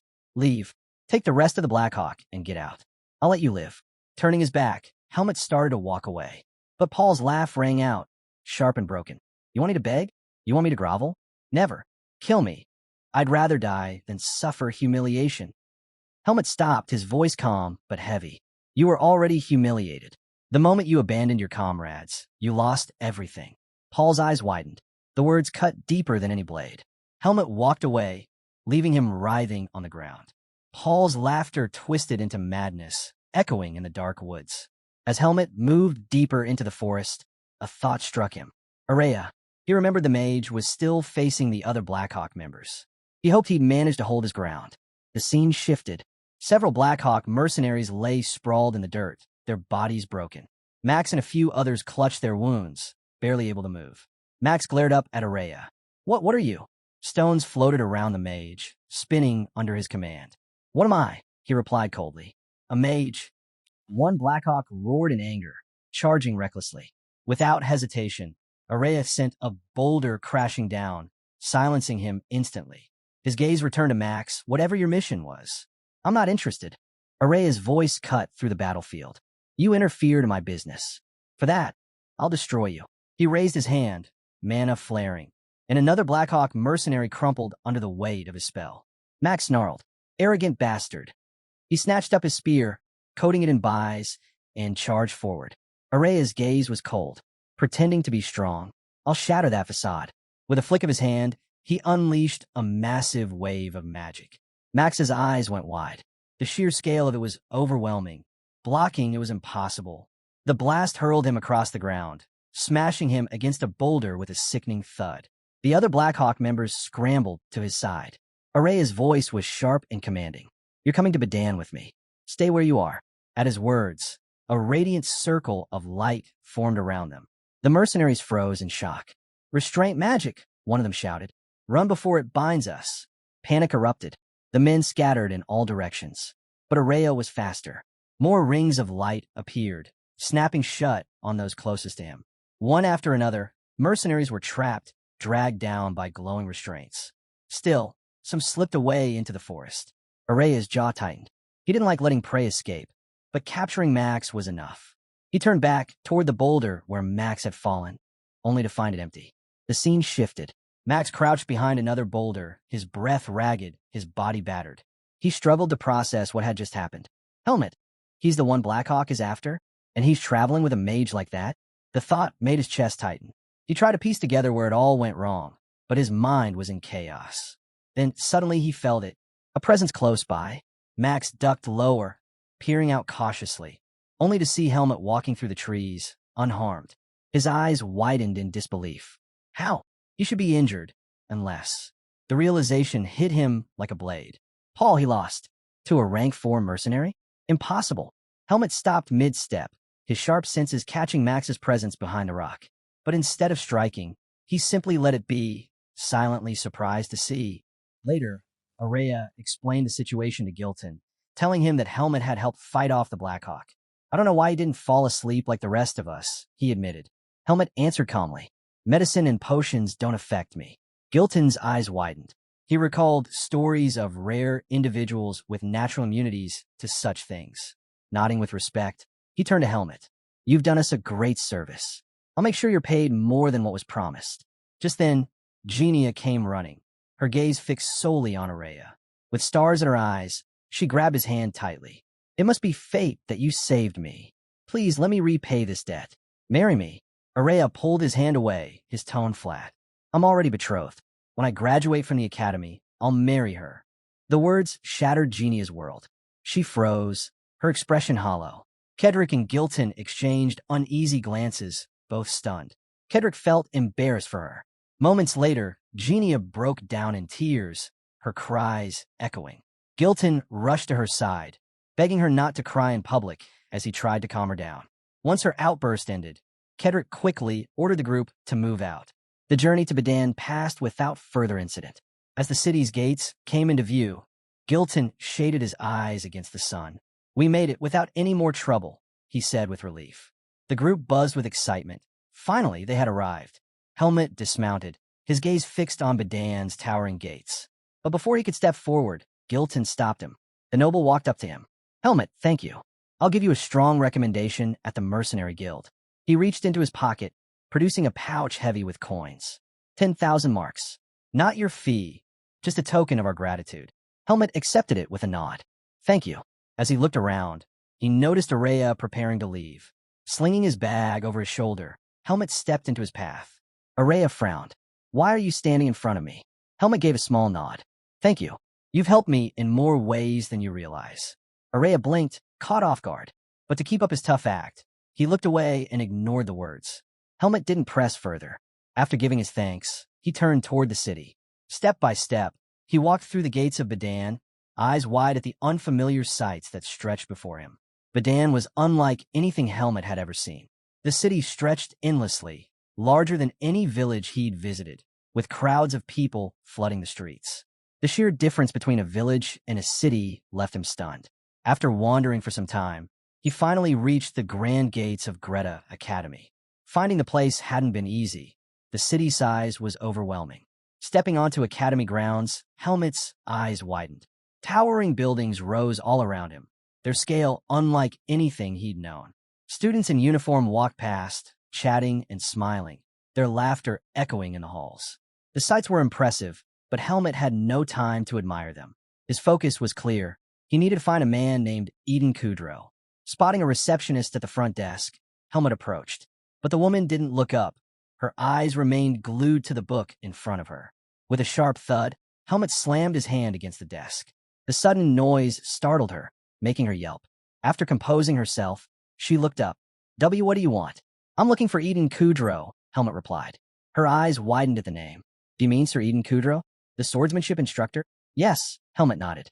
I'm an acquaintance of his. Can I meet him? She studied him for a moment before asking, Your name? Helmet. The scene shifted. The receptionist led him through the wide hallways until they reached a door. Pulling out a glowing blue card, she pressed it against the surface. A magic circle lit up, spreading across the frame. Wait here a moment, she said. Helmet's eyes flickered with surprise. Watching her casually use magic left him curious, and even more curious about the man he was about to meet. Darien wouldn't mention someone ordinary, he thought. The door creaked open slowly. The receptionist stepped aside and gestured. "You may go in." Helmut entered. Inside stood a man with jet black hair, Eden Kudrow. His gaze was sharp, his presence overwhelming. "I've never heard of you before," Eden said flatly. "State your business." Helmut froze for a moment. He could feel it instantly. Eden was powerful. Not at Darien's level, no. But without a doubt, the strongest human he had encountered so far. Strong enough, Helmut thought, to rival a rank 1 mercenary. Eden frowned, noticing the silence. "Why are you staring at me? Speak." Eden's voice cut through the silence. "Explain yourself. Why are you here?" The words pulled Helmut back to the moment. Without answering, he gripped the hilt of his sword and drew it from its sheath. Eden's eyes narrowed. "What are you doing?" Helmut held the blade forward. "I expected you to recognize this." At first, Eden frowned. The sword looked simple, even crude. But as his gaze lingered, his expression shifted. Its balance, its resilience, there was no mistaking it. This wasn't just any weapon. Recognition struck. This sword, it belonged to Darien Depert. Helmut's eyes widened slightly. Darien had been right. Eden did know it. Eden stepped closer, his voice tight. "Is Darien still alive?" Helmut's answer was calm, but heavy. "No, he passed away recently." The weight of the words hit Eden hard. His body trembled as disbelief gripped him. "Darien dead?" For a moment, the room felt colder. Slowly, he forced himself to accept it. 20 years had passed since Darien vanished, and now, the final truth had reached him. Taking a steady breath, Eden spoke again. "Darien once saved my life. I swore on my name and my family's honor that I'd repay that debt. Seeing you with his sword, you must be his last apprentice." He looked Helmut in the eye. "Why have you come here?" Helmut answered firmly. "I want to enroll in the academy." Eden's brows rose in surprise. "So that was Darien's wish, that I become this boy's guardian. What's your age?" Eden asked. Helmut hesitated. "I don't know." Eden froze. "You mean you've lived all this time without knowing how old you are?" Helmut tried to calculate. "Maybe 14 or 15. Eden studied his physique and shook his head. "Not 14. You're likely 15. That means you can't join as a freshman. You'll have to enter as a transfer student." He reached for a book on his desk, ready to explain the process. But before he could begin, Helmut asked, "Do I really need to take the exam?" Eden stopped, then let out a faint chuckle. Of course, the apprentice of the divine swordsman wouldn't need to prove himself in the swordsmanship exam. "No," he said finally, "you don't." He could transfer immediately if he revealed the truth. He was Darien's apprentice, the disciple of the divine swordsman himself. When he told Eden this, Eden froze. The name alone carried more weight than any proof. Helmut gripped his sword tighter. Even here, in the human world, Darien's influence still guided him. From the very first time in the Forest of Roots, Darien had been by his side. The thought filled him with gratitude. But then, Helmut paused. Something didn't add up. Darien was in the Forest of Roots, yet Eden had said Darien vanished 20 years ago. If even Darien's closest allies knew nothing of his whereabouts, then how had he ended up there? Helmut's mind raced. Darien hadn't gone to that place willingly. Someone had forced him there and covered it up. And if those same people learned he was Darien's last apprentice, they wouldn't hesitate to send him back into the Forest of Roots, no matter what power lay in his seed of darkness. When Eden urged him to reveal his identity, Helmut shook his head. "I can't. No one can know I'm Darien's disciple." Eden stared, stunned. "Why? Why hide something like that?" Helmut looked away. "I can't tell you everything yet. If anyone finds out, my life won't be safe." The words hit Eden hard. His shock turned to anger. Who would dare target Darien's apprentice? "Tell me, who are they?" Helmut's voice stayed calm. "I'll explain when the time is right. Please just wait." Eden slowly let out a breath, regaining his composure. He nodded. "All right, I'll trust you. I know you and Darien carry burdens that can't be shared. But remember, Darien entrusted you to me. Whenever you need help, I'll be there." Then his tone shifted. "For now, focus on the transfer exam. I'll handle the documents." But before that, Eden's hand tightened into a fist as he walked forward, his displeasure still visible. "I need to test your strength." He led Helmut into a secluded chamber. "This is my personal training ground. I know you're strong. After all, your master is the divine swordsman. But strength alone isn't enough. I need to see your true ability. Eden dragged out a massive wooden log and set it before him. Show me, he said. Eden pointed at the wooden rack. Not with your blade. Use one of those practice swords. Helmet nodded, set his weapon aside, and grabbed a wooden sword. He gave it a few quick swings, testing its weight. It felt natural in his hands. The log before him was no ordinary wood. A white birch, denser and tougher than most. Even leaving a dent on it would be impressive for someone his age. But Eden had already seen enough to know Helmet wasn't ordinary. As soon as Helmet settled into his stance, his energy flared. Vibes flowed through him. Eden's eyes widened. Already? At his age? He couldn't believe it. Before the thought was complete, Helmet's wooden blade sliced forward.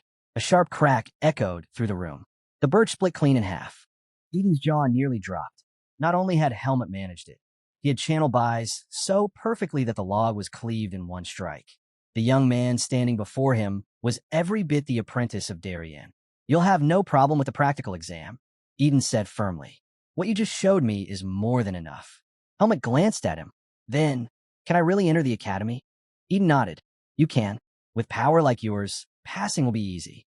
And if you're this strong, I'd wager you're sharp in other ways too. But Eden's confidence wavered only moments later. The scene shifted. He sat trembling, clutching Helmet's written test results. His hands nearly shook the paper apart. 4.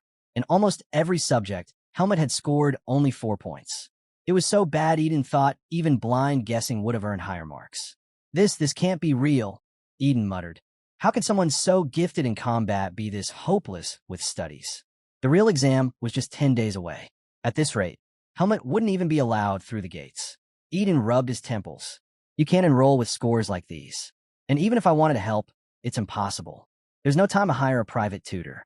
And faculty like me, we're forbidden from training applicants in secret. If anyone finds out, it could cause problems for both of us. Helmet leaned forward. Then, what should I do? Isn't there any way? Eden sighed heavily. Normally, academy students take on that role, tutoring newcomers before the exam. But with the date so close, the best of them are already taken. I don't know what else to do. The room fell into silence. Helmet lowered his gaze, thinking.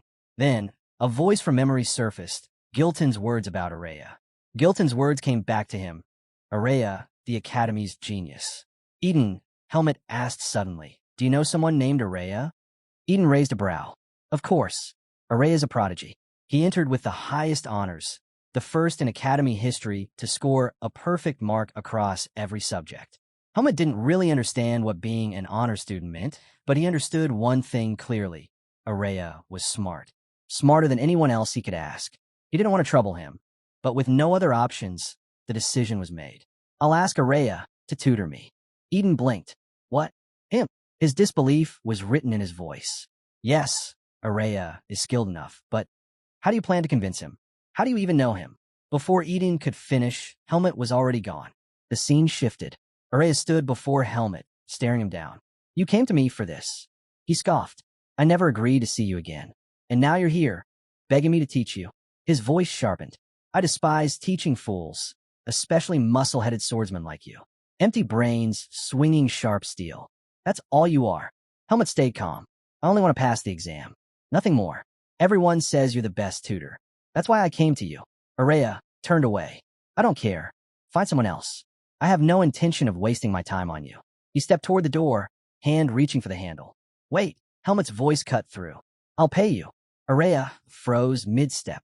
Slowly, he glanced back. Pay me? You're trying to buy my intelligence with money. His lips curled. Then tell me. How much are you offering? Helmet didn't hesitate. How much do you want? That reply lit irritation in Araya's eyes. 100,000 marks. All of it. Up front. Done. The single word stopped him cold. Araya's expression faltered. He turned fully, disbelief clear. You're serious? You'd actually hand over 100,000 marks just to study under me? Helmet met his gaze. We start tomorrow. Araya narrowed his eyes. You do understand what you're saying, don't you? 100,000 marks. Helmet nodded without hesitation. He had 90,000 from his time with the Face Mercenaries, and another 10,000 from his most recent mission. It was enough. There isn't much time left, Helmet said firmly.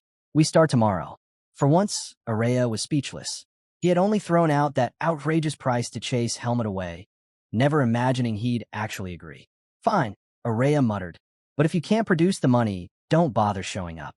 Meet me at my dorm tomorrow morning. And know this, if you're not serious, I'll cancel everything on the spot. With that, he spun on his heel and vanished inside. Inside the dorm, a boy sat reading, an odd creature perched atop his head. He looked up as Araya entered, but said nothing. Later, as Helmet turned to leave, the boy's gaze followed him. He tilted his head, surprised. So Araya actually has a friend? And such an unusual one at that. The next morning, the sun rose over the academy grounds. Helmet returned, just as promised. Araya was already waiting outside.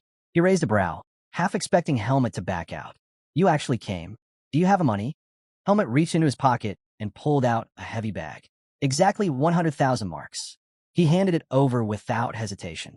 Araya held the bag, stunned. He had never intended for this deal to become real. He tried to shake off the unease. Listen closely. I've never tutored anyone before. If you fail, don't expect a refund. That doesn't matter, Helmet replied without flinching. The answer threw Araya off. He had expected fear, maybe regret. Instead, all he saw was unwavering resolve. For the first time, he felt a twinge of guilt. He had demanded such a ridiculous sum out of pride. But this boy was actually serious. With a long breath, Araya finally gave in. Fine, I'll teach you. He motioned toward the door. Wait here. I need to grab something. Though he wasn't excited about the task, Araya figured tutoring couldn't be that difficult. The scene shifted. Helmet and Araya sat together in the academy's vast library. Scrolls and books surrounded them. As Araya began explaining, his sharp eyes locked on Helmet. He studied the boy closely, as if trying to read more than just his answers. It didn't take long for Araya to realize the truth. Helmet was far more troublesome than he expected. Teaching him was nothing like tutoring a normal student. Everything about this boy was unusual, yet the more he observed, the more baffled he became. Helmet's ability to absorb new information was incredible, sharper even than the top students of the magic department. His focus was unshakable, his memory flawless. Tell me, Araya asked suddenly, narrowing his eyes, have you been living in a forest your whole life? Helmet stiffened. The words struck him like a blade. How could Araya guess so accurately? At that moment, he was certain this wasn't just any image. Araya saw too much. He would have to be careful around him. Why would you ask that? Helmet said cautiously. Because your focus is unmatched, Araya replied bluntly. Your memory, your concentration, they're extraordinary. But then, he slammed his fist against the table, startling Helmet. Why don't you know the most basic ethics, or even the simplest common knowledge? Helmet looked down, unable to answer. Araya shoved a paper toward him. Look at this. One of my test questions. What would you do if someone tried to pick a fight with you? And what do you write? Threaten them with my father's authority. His voice rose with disbelief. Who in their right mind writes something like that? Helmet stayed silent. We don't have time to waste, Araya snapped. We'll rush through the other subjects, then focus entirely on your ethics. And listen carefully. 100,000 marks is no small sum. You've paid for it, so failure is not an option. His tone sharpened. You're being taught by the academy's top student. That means you will enroll. No excuses. Helmet blinked at him, confused. He realized Araya wasn't doing this for the money. He was doing it for his own pride. Helmet couldn't decide if that made him more reliable or simply insane. Night fell, but the two of them were still in the library, surrounded by stacks of books and scattered notes. Next question, Araya said, leaning back. Suppose a classmate steals something from you. What's the proper response? I want the most wholesome, most ethical solution. Helmet rested his chin in his hand, thinking deeply. Violence wasn't the answer. He was sure of that. Slowly, he looked up. I've got it. Araya's eyes narrowed. Let's hear it. Helmet replied with certainty. The best answer, Helmet said with confidence, is to steal it back quietly. Araya's face twitched. For a moment, he couldn't even form words. Finally, he let out a sharp breath. You idiot. That's wrong. Helmet frowned. Why? I didn't fight. I avoided conflict. I solved the problem quietly. Araya pressed a hand to his forehead. Unbelievable. You actually think that's correct. Of course you do. You think like a swordsman. But listen, if you steal it back, your classmates learn nothing. They'll just do it again. The right way is to confront them, make them understand what they've done, and let them repent. Forgive the person, but not the sin. That is justice. That's the Academy's way. Helmet blinked, confused. The logic felt twisted and overly complicated. But if this was how humans lived, then he had no choice but to learn. He couldn't ignore it. If he wanted to walk the path Darien spoke of, he had to adapt, even if it meant learning these things far too late. The lesson pressed on. What if someone assaults you? Araya asked, testing him again. I'd kill them, Helmet replied without hesitation. Araya slammed the table. No, you get a security guard to deal with it, you idiot. His voice echoed through the library, drawing glares from nearby students. Days passed. Their lessons stretched late into the night, until finally, exam day arrived. Students streamed out of the library. The test finished at last. Outside, Araya waited near the steps. Behind a nearby bush, two girls peeked out, whispering excitedly. Look, it's Lord Araya, one of them gushed. Why is he at the examination center? He's still as handsome as ever. The other sighed dreamily. Do you think maybe he was waiting for someone? Of course. He's probably here for that lucky person he's been tutoring all week. Just then, Helmet stepped out of the library. He walked straight toward Araya. Araya raised a brow. Already done? HM. So, the academy decided to hold the exam in the library. Helmet shrugged. Probably because it's quiet. Araya's jaw tightened. That was rhetorical, you idiot. He sighed. Anyway, I left my books inside because of all the time I wasted tutoring you. I had to wait until you finished. He looked Helmet in the eye. So, how did you do? Helmet gave a firm nod. Araya smirked faintly. He was certain that. Araya folded his arms. You won't have any trouble with the practical exam. Our tutorials end here.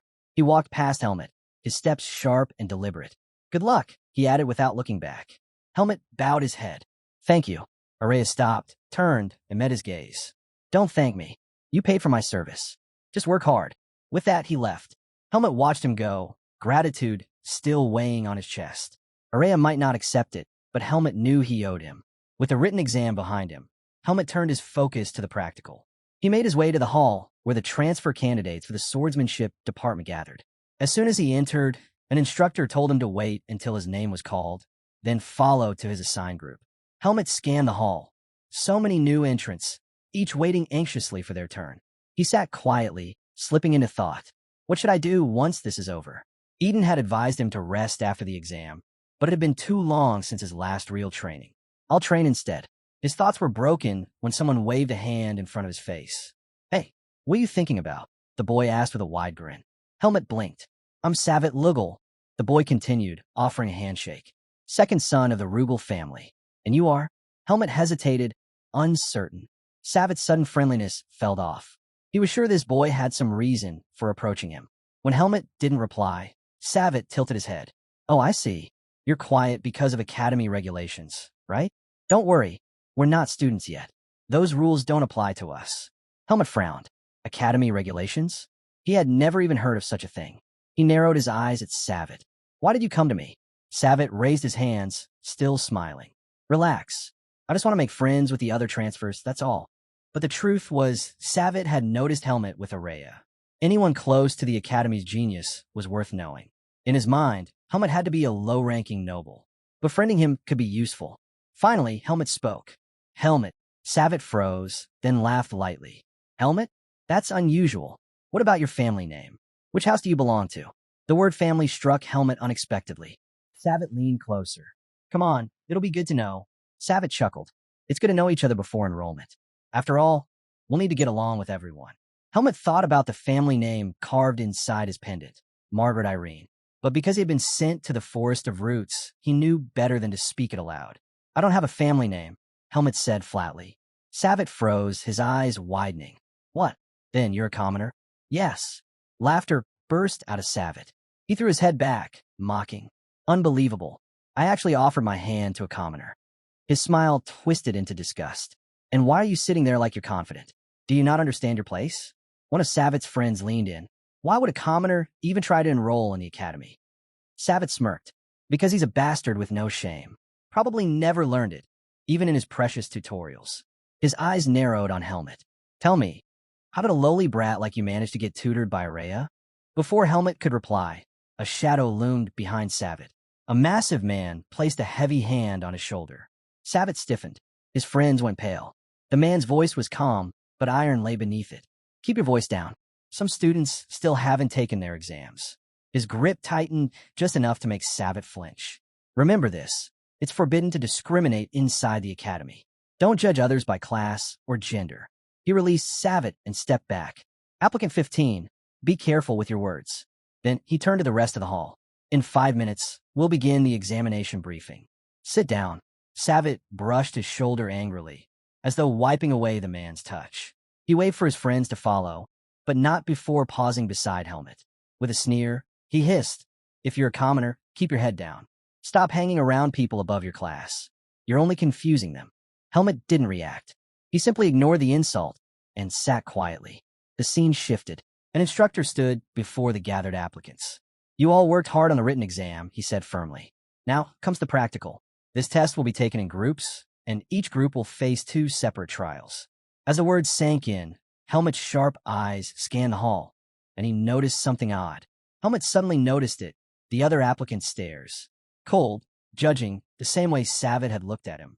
It dawned on him that the human world was no different from the Forest of Roots. Monsters and humans alike lived under hierarchies. The only difference was the measure of power. In the forest, strength ruled. Here was family, status, and name. Is family more important than strength in this world? Helmet wondered. Either way, if he wanted to survive in the academy, he had to learn what mattered most. Next group, step inside. Helmet rose when his turn came. The instructor led him to a chamber where a towering blackwood tree stood firmly planted. "You'll cut this tree," the instructor explained. He lifted a wooden sword from the rack and offered it to Helmet. "Any swordsmanship you like is allowed. You may also use this." Helmet accepted the weapon. "You have 5 minutes. Fail to cut it within that time, and you'll be disqualified. Begin when ready." Helmet studied the tree, pressing his palm against its surface. The wood was tough, but not enough to withstand his power. This test was far too simple. He gripped the sword, let bise surge through his body, and with a single decisive strike, crack, the blackwood split clean in 2. The instructor staggered back in shock. Even he needed several blows to cut blackwood, yet this boy had done it in one effortless swing. Helmet lowered the blade calmly. "Is the examination over?" The instructor snapped back to his senses. "Why, yes. You've passed the first stage." The scene shifted. Savitt lounged with his friends, smirking as they whispered about the test. But the moment Helmet stepped out, Savitt's face twisted with annoyance. "Ew, did they give you rottenwood instead of blackwood?" His voice dripped with mockery. "I'll report this to the supervisor." Helmet didn't bother replying. What nonsense is he spouting now? Before he could think further, the instructor stepped forward. "The next stage will now begin," he announced. "Sparring. Each of you will duel one-on-one for 8 minutes. You may use your swordsmanship freely. The instructors will observe every match. Final acceptance will be decided after careful evaluation," the instructor concluded. As he spoke, Savitt's eyes stayed locked on Helmet. "Your opponents will be chosen at random," the instructor continued. "Remember, acceptance depends not on victory, but on the skill you display. Show us your best." Savitt grinned. "Unfair," he muttered to his friends. "Whoever gets matched with Helmet gets an automatic pass." Helmet's gaze snapped toward him, sharp and cold. Savitt flinched, then sneered when he realized Helmet had heard. Helmet clenched his fists. "This fool, he doesn't know his place. Should I shut him up here and now?" Savitt leaned forward with a smug smile. "What's wrong? If you got a problem, hit me. Go on, try." His voice was dripping with provocation. Helmet's jaw tightened. He wondered if Savitt would finally leave him alone if he did. His fist trembled with restrained anger. But then the instructor's voice rang out. "Helmet, Andro, step forward." Both Helmet and Savitt froze. The second name was called again. "Andro." From the crowd, another applicant rose. Helmet and Andro walked toward the front as Savitt muttered under his breath. "TCH, lucky. I would have crushed that commoner." His friend chuckled. "Andro's the lucky one. Imagine facing nobody in your first duel." Helmet stopped mid-step and glared over his shoulder.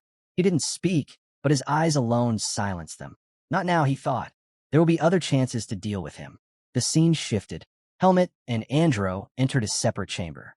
At the center was a raised stage for dueling. Several instructors waited as judges. One of them greeted them warmly. "Welcome to the second stage." Helmet blinked. He recognized the man. Eden, the instructor who had escorted them, bowed slightly. "I brought the first pair for evaluation." As he spoke, Andro's eyes stayed fixed on Helmet, studying him closely. Helmet frowned, confused by the scrutiny. Another judge turned to Eden. "Is this the one you recommended?" "Yes," Eden confirmed. Helmet. But I won't be part of his evaluation. Since I'm the one who referred to him, it falls to the rest of you to judge. The judge's brows lifted. You recommended an applicant? He hadn't expected that. The judge's eyes narrowed. This is your first time recommending anyone, Eden. Is this boy really that special? Eden folded his arms. You'll understand once you see him fight. The instructor who had escorted Helmet and Andros stepped forward. The duel will last 8 minutes in total, divided into 2 rounds of 4 minutes each. The match ends if one applicant can no longer wield his sword or continue. Remember, victory isn't the goal. Show us your best. With that, he retreated and raised his hand. Begin. Andro inhaled deeply, settling into his stance. He had heard the whispers. Helmet was a commoner. He gripped his wooden sword tightly, telling himself not to underestimate him. Yes, he cut the blackwood tree, but without formal training, a commoner like him can't match me. But then Helmet moved. Andro's eyes widened. Helmet had vanished. The next instant, his back slammed against the ground. The judges blinked in disbelief. Eden's lips curved into a confident smile. Helmet stood calmly over Andro, the tip of his wooden blade pressed against his opponent's face. Is it over? He asked. The referee hurried between them, raising a hand. The duel is finished. Andro cannot continue. Andro's body trembled as reality sank in. He didn't understand. He hadn't even seen the attack. Rage burned in his chest. How could he, a trained swordsman from a noble house, lose so utterly to a commoner? One of the female judges leaned forward. Incredible. His sword is fast and carries frightening weight. For someone his age to wield swordsmanship like this. Another instructor shook his head. The difference in talent is too extreme. They're the same age, yet the gap is unbridgeable. How are we supposed to measure their skills fairly? The referee hesitated, clearly torn. Eden, though, watched in quiet awe. He had always known Helmet was strong, but he hadn't expected this level of precision and mastery. Helmet calmly stepped back, raising his sword again. He remembered, the duel had 2 rounds. One was already over. Only one remained. The female judge leaned forward, eyes fixed on him. The female judge hesitated. Helmet's skill was undeniable, but Andro's ability couldn't be measured at all. The other instructor nodded in agreement. It's true. At this rate, we'll never know Andro's true level. Eden stepped forward. Helmet, he called out, do something different. Spar with him as though you're teaching. Helmet blinked. Teaching? Yes. Eden replied firmly. Teach him the way you were taught. Helmet's eyes widened slightly as memory stirred. He remembered Darien, the endless sparring, the sharp corrections, the way each mistake became a lesson. Slowly, he lowered his guard and nodded. I understand. Eden then turned to Andro. Forget your status. Forget your family name. Sparring against someone beyond your level will benefit you greatly. You're not lacking compared to others your age, so show us what you can really do. Andro took a breath, straightened, and nodded. Understood. He raised his wooden blade and looked at Helmet. I apologize for looking down on you.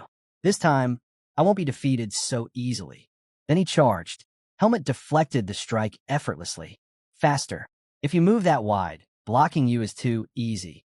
Andro's eyes widened. He had swung with all his strength, yet Helmet brushed it aside like nothing. Before he could recover, Helmet's blade tapped sharply against his hands. Your balance is off, Helmet said calmly. Don't push all your weight forward. You lose control of your center. Andro gritted his teeth. Being corrected mid-duel was infuriating. He rushed in recklessly. Helmet slipped aside, his movements fluid. Don't attack head-on. It limits your options. Watch your sides. He struck lightly across Andro's back. See? You've lost your footing again. If you can't block, create distance instead of swinging wildly. Andro stumbled, frustration in his eyes. Helmet pointed his sword at him. Get up. And this time, don't swing aimlessly. From the judge's table, Eden watched closely. His expression softened, a flicker of memory rising in his mind. Years ago, Eden lay broken on the ground, blood soaking his body. A demonic beast towered over him, its claws stretching down to end his life. He couldn't move. He couldn't fight. But even as death loomed, a small smile tugged at his lips, his sword clutched tightly in his hand. Then, just before the beast could strike, an explosion of radiant light split the darkness. Light flashed, and the beast was sliced apart. The one who struck it down called Eden a brat, warning him that lying around like that would only get him killed. Eden froze in disbelief. Standing before him was none other than the legendary swordsman, Darien. Darien told him to get up, and as Eden watched Helmet training Andro, he suddenly realized Helmet was just like Darien. With a faint smile, Eden knew Darien had returned. The scene shifted. The instructors gathered, discussing this year's applicants. One of them remarked how varied the skill levels were, while the female instructor shared her high expectations for a particular candidate. She wondered aloud just how strong he might grow. Later, Eden glanced at Helmet's picture and told the woman confidently, "He'll soar." A week passed. Helmet wandered the streets of Badan, clearly searching for something. After some time, he finally reached his destination, the Mercenary Guild. Inside, a cheerful boy greeted him warmly. "Are you here to submit a request?" Helmet shook his head. "No, I'll come and take one." The boy blinked in surprise. "You're a mercenary?" He eyed Helmet's refined clothes and assumed he must be from a noble family. Curious, he asked which mercenary corps Helmet belonged to. Without hesitation, Helmet pulled out a paper and handed it over. "Face Mercenary Corps. I've been here before." The boy checked the records and quickly apologized. "My mistake. I'm still new here. Please, tell me what kind of request you're looking for. I'll find the best one I can." At that moment, Helmet remembered a scene with Eden. Back then, Eden had slammed his hand on the table after hearing how much Helmet had paid Araya. 100,000 marks? Eden nearly shouted. He instantly knew Araya had scammed him. "That's way too much. Where did you even get that kind of money? Don't tell me you borrowed it from someone," he said between bites of steak. Helmet calmly replied, "I earned it. Saved up while working as a mercenary." Relieved, Eden leaned back but pressed on. "Do you still have some left?" Helmet shook his head. "That was everything. My whole savings." Eden sighed, realizing just how much Helmet still had to learn. Eden decided it was time to teach Helmet about money. He reminded him that for now, he was under his care and didn't need to worry too much about finances. But Eden warned him, money wasn't something one could always count on having. With a firm tone, he told Helmet, "You never know when you'll need it. A person who can't earn for themselves ends up living no better than a beast." Those words struck deep. Helmet realized that if he wanted to stand on his own, he needed to learn how to make money. Eden then gave him some freedom. "You've got a month before the academy starts. Do whatever you like with that time." Helmet didn't hesitate. "Then I'll take on a few requests." Eden quickly set boundaries.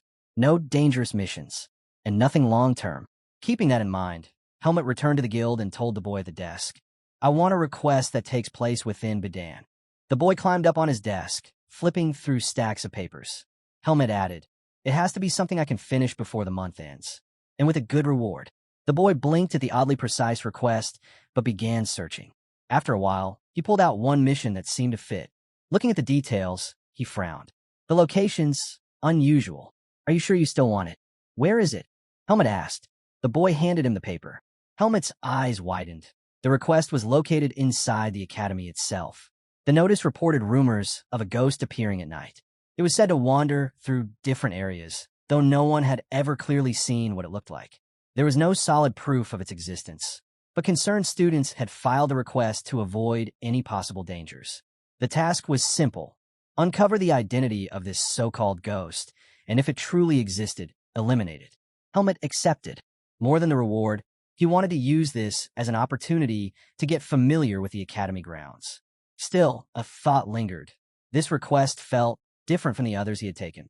Had he made a mistake? Lost in thought, Helmet suddenly heard someone call his name. He turned and asked sharply, "Who are you?" The boy standing there pointed at him with a grin. "You must be Araya's pupil." Helmet instantly recognized him. It was the same boy who had been there when he was negotiating with Araya. And now, he looked genuinely surprised to see Helmet again. The boy suddenly mentioned that Helmet had transferred into their academy. Confused, Helmet asked him to explain what he meant. With excitement, the boy revealed that Helmet was the very first person Araya had ever spent time with. To everyone, that was shocking news, because Araya was the idol of the magic department. Their relationship had quickly become a hot topic among students. Helmet was taken aback. He then asked, "Are you a mage like Araya?" The boy nodded. "Yes, but a little different from her." As soon as he said this, a magic circle formed in front of him. Helmet stared in awe. The light radiating from the spell was unlike anything he had seen before. From the circle, a creature burst forth, letting out a sharp cry of Latin. Helmet's eyes widened. He thought the boy had summoned a demon. The creature darted toward him at a frightening speed, and Helmet braced himself, clenching his fist and swinging. But to his shock, his punch passed straight through it. The creature slipped out of his hand and glared at him, clearly annoyed that Helmet had tried to strike it. Helmet froze in disbelief. Why did my attack land? The boy burst into laughter. You're the first person to ever try punching Latine. The creature, Latine, circled around Helmet, poking and prodding at him curiously. Helmet asked what it was. The boy explained, Latine is a spirit of light. Latine stuck out its tongue in clear dislike, making Helmet frown. The boy continued, he's mischievous, but harmless. Still, if he wanted to attack you, you wouldn't be able to block it. Spirits don't have physical bodies. You can't stop them with brute force. He then added, only a handful of mages can control spirits. I'm one of them. The boy introduced himself. Name's Sion. I'm the only elemental mage at the academy. But while Sion spoke, Helmet kept his eyes fixed on Latine. Something inside him told him he could catch it. Sion noticed the silence and grew uneasy. Say something already. You're making this awkward. Helmet finally looked up. He found Sion to be an interesting, almost playful person, but he had other matters to handle. It was good to meet you, Helmet said, turning away. Helmet explained that he was in the middle of completing a request and needed to move on. Sion's eyes lit up. A request? Wait, you're a mercenary? He quickly put the pieces together. There was only one request tied to the academy. Don't tell me. You're here to investigate the academy's ghost? Helmet was caught off guard. How does he know about this? Sion grinned. I know plenty about it. In fact, I've always been interested in the case. Why don't I help you out? The scene shifted, and soon Helmet and Sion were standing before an eerie, abandoned building. That's where the ghost was last spotted, Sion explained. Even Latine seemed uneasy, trembling at the sight of the gloomy structure. Sion added, it's actually just a regular building for the swordsmanship department. But ever since rumors of the ghost began, the place empties out completely at night. The two entered, their footsteps echoing as they explored. In the distance, a shadowy figure appeared in the hallway. As they moved closer, it darted away. Helmet asked quietly, are ghosts really that frightening? Sion shook his head. Not necessarily.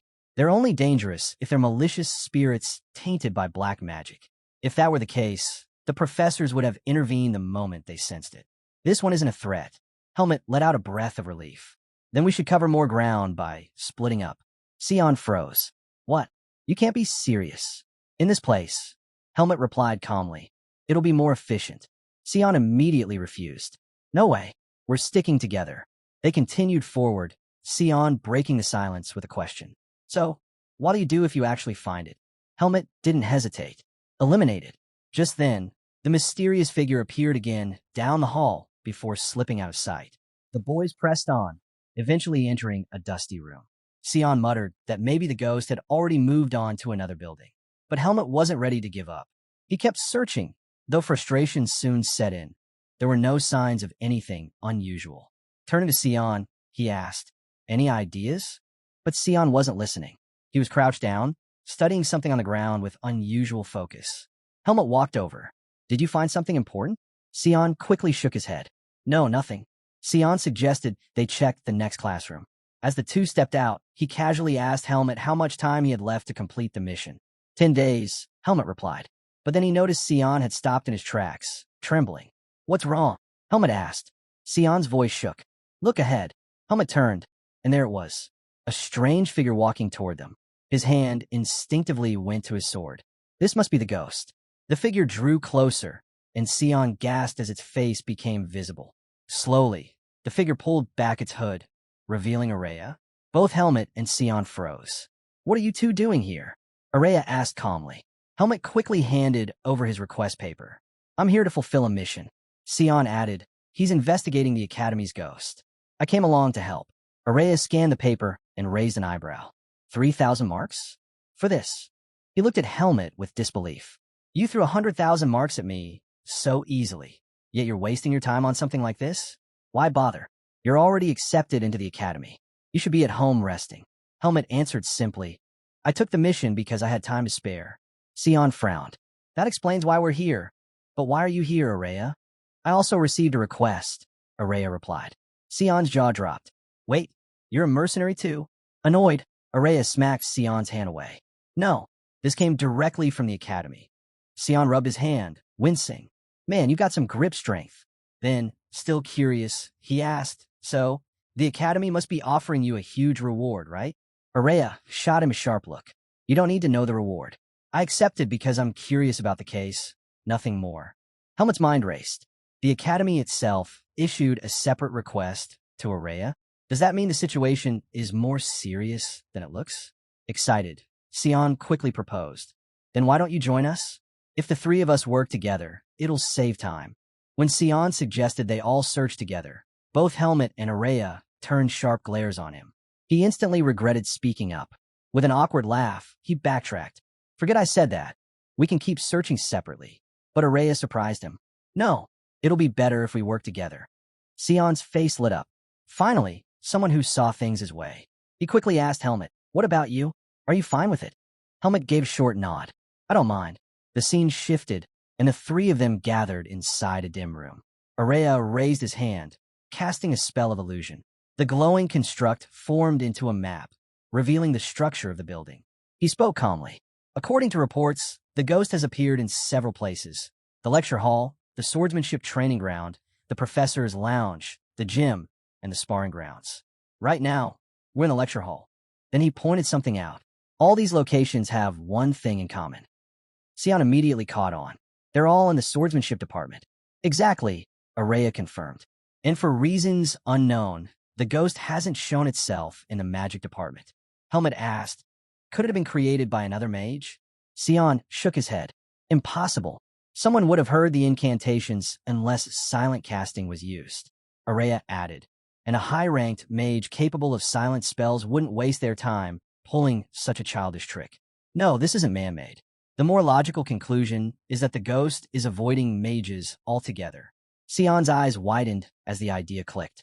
Of course, it must be avoiding us because it's weak against spells. Helmut spoke up, voice steady. Then it's lingering in the swordsmanship department because physical attacks can't harm it. Both Sion and Araya turned to him, surprised. How do you know that? Araya asked. Helmut blinked, confused by their reaction. To him, it was simple. He had already heard about this. When Helmut had first mentioned the request to Eden recalled an old story. Over tea, he told Helmut about a brave student who once confronted the ghost.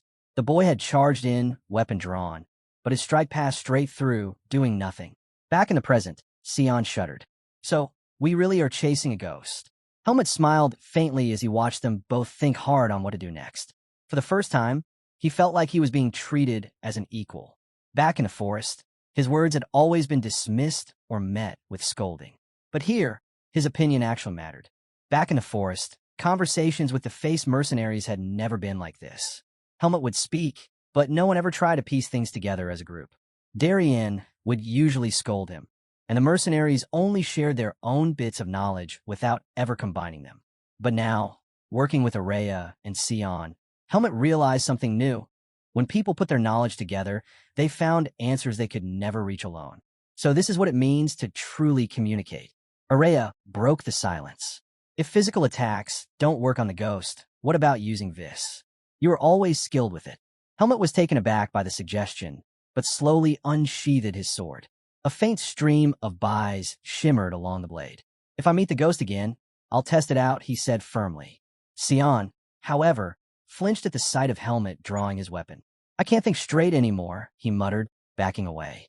We should just check the other buildings in the swordsmanship department tomorrow. I'm exhausted. He stretched, then stood. I'll get some rest. You two be careful. With that, he left the room. Helmut turned his gaze to Araya. Any ideas? Araya asked. Yes, Helmut replied. He had already pieced it together.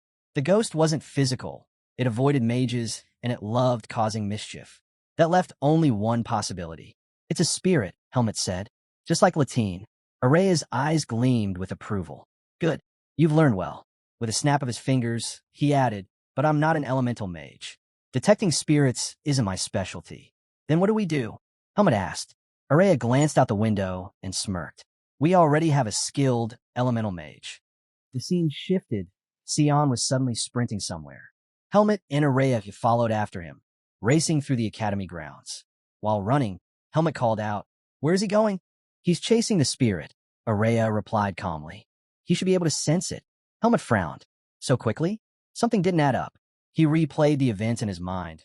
Araya had agreed to join them without much resistance, had asked him specifically about using byes, and now Sion was already chasing. Helmet looked at him sharply. You knew from the start the ghost was a spirit, didn't you? Araya chuckled. I needed Sion to move. That was the only way. Helmet grit his teeth, but kept running. Soon, they burst out of the building. Araya suddenly stopped in his tracks.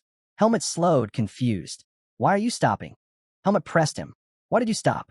We need to catch up to Sion. Araya shook his head. No, we only need to know which direction he's gone. He dropped to one knee, pressing his hand firmly against the ground. A faint glow spread from his palm as he whispered the name of his spell. Search. Immediately, glowing footprints began to form, leading a clear trail. They head toward the swordsmanship training ground, Araya said as he stood, brushing off his hand. Then, with a sly smile, he added, but Sion won't be able to pinpoint the spirit's exact location, which means we'll need to find it before he does. Something about Araya's tone unsettled Helmet. The scene shifted. Araya snapped his fingers, breaking the lock to the training ground. As they stepped inside, he explained, not just anyone is allowed in here. The students of the swordsmanship department take their ranks seriously. That's why their training grounds are divided by grade and level. If the spirit is hiding anywhere, it'll be in one of the higher grade rooms, the ones rarely used except by scholarship students. But when Araya turned to check, Helmet wasn't even listening. He was deep in thought. What's on your mind? Araya asked. Helmet remembered Eden's estate and the private training ground no one else could access. His feet moved on their own, carrying him to the door of Eden's personal space. Araya blinked in surprise. Wait, this is Eden's training ground. No one else uses it, Helmet said firmly, reaching for the door. That makes it the perfect place to hide. And if it helps complete the request, Eden will understand. He pushed the door open. The moment they stepped inside, Araya paused, a faint smile spreading across his face. I can feel it, a power like Sion's. The spirit's here. Helmet turned to him sharply. Did you really get this request from the academy? Araya didn't answer right away. He simply smiled as if amused. At last, he admitted, there's something I don't like. The academy has only one elemental mage. That's unacceptable. Helmet narrowed his eyes. You're planning to capture the spirit. For research, aren't you? Araya's smile didn't fade. If I do, it'll still count as fulfilling my request. Helping me helps you too. As soon as Araya finished speaking, he snapped his fingers. A quiet hum spread through the room. He had cast a spell called Silence. All traces of my presence are gone now, Araya explained. This way, the spirit won't sense me. He lowered himself to the ground and looked up at Helmet. You'll be the bait. Helmet frowned. And if I refuse? Araya's smirk didn't waver. Then remember, you still owe me for the exam. Before Helmet could reply, something strange began seeping through the walls. A thick, unnatural substance slid into the training ground, carrying an ominous aura. Helmet stiffened, sensing it immediately. Araya noticed his silence. What's wrong? Why'd you stop talking? He looked closer and froze. Standing right in front of Helmet was a spirit. Helmet's voice was steady. The Academy's ghost, it's finally come out. Araya's eyes gleamed with excitement. Perfect. Then I'll be the first to greet it. He rushed forward, snapping his fingers again. Walls. Magical barriers erupted around them, striking toward the spirit. But the entity weaved effortlessly between them, avoiding every strike. Annoyed, Araya raised his hands, casting a massive spell. This one seals the area. The spirit can't escape now. A shimmering dome enclosed the training ground.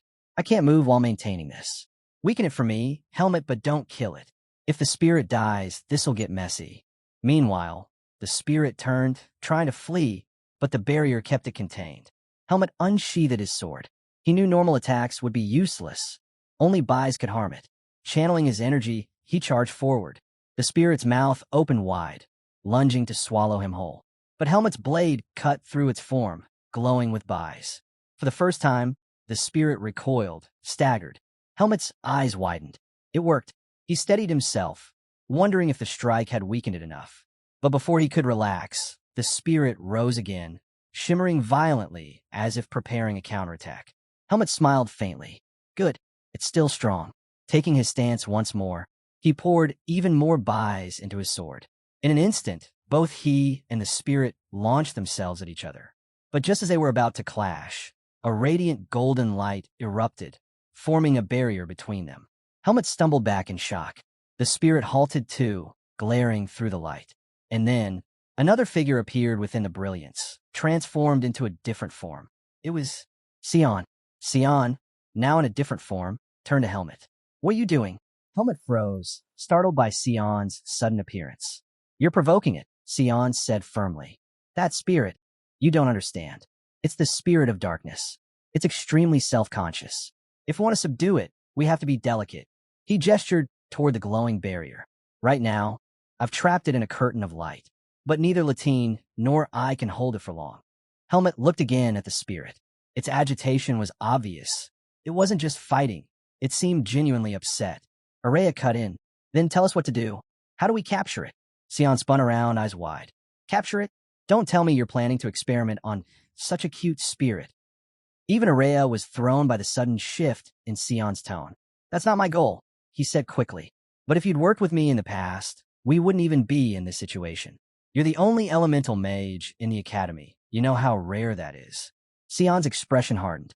"And I refused because your experiments are terrifying. Spirits aren't test subjects." The tension crackled between them, but then Sion turned serious again. "Listen, if the spirit escapes, it'll vanish into hiding, and that would be dangerous. We can't lose it. Araya, keep your sealing spell active. Helmet, you need to hold it down, but don't strike it. Give me time to calm it." Helmet nodded without hesitation. "I'll try." He leapt through the curtain of light, charging directly at the spirit. "Not sure how long I can last without fighting back." Helmet called out. The spirit let out a piercing shriek. Dark tentacles burst from its body, ripping through the light curtain as it lashed out. The whips came crashing toward Helmet. He reacted instantly, blade flashing. His vis-infused sword sliced cleanly through the tendrils.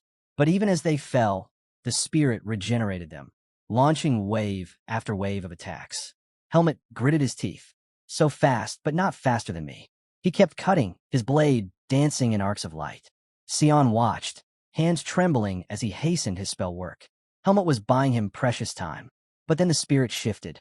Its tentacles twisted together, spiraling into a massive drill of darkness. With a roar, it hurled the weapon forward. Helmet's eyes widened. "That could kill me if I take it head on." He launched himself into the air, narrowly avoiding the strike. As he twisted mid-jump, he realized something chilling. "It knows I won't kill it. It's toying with me." Helmet soared through the air, eyes surging down his blade.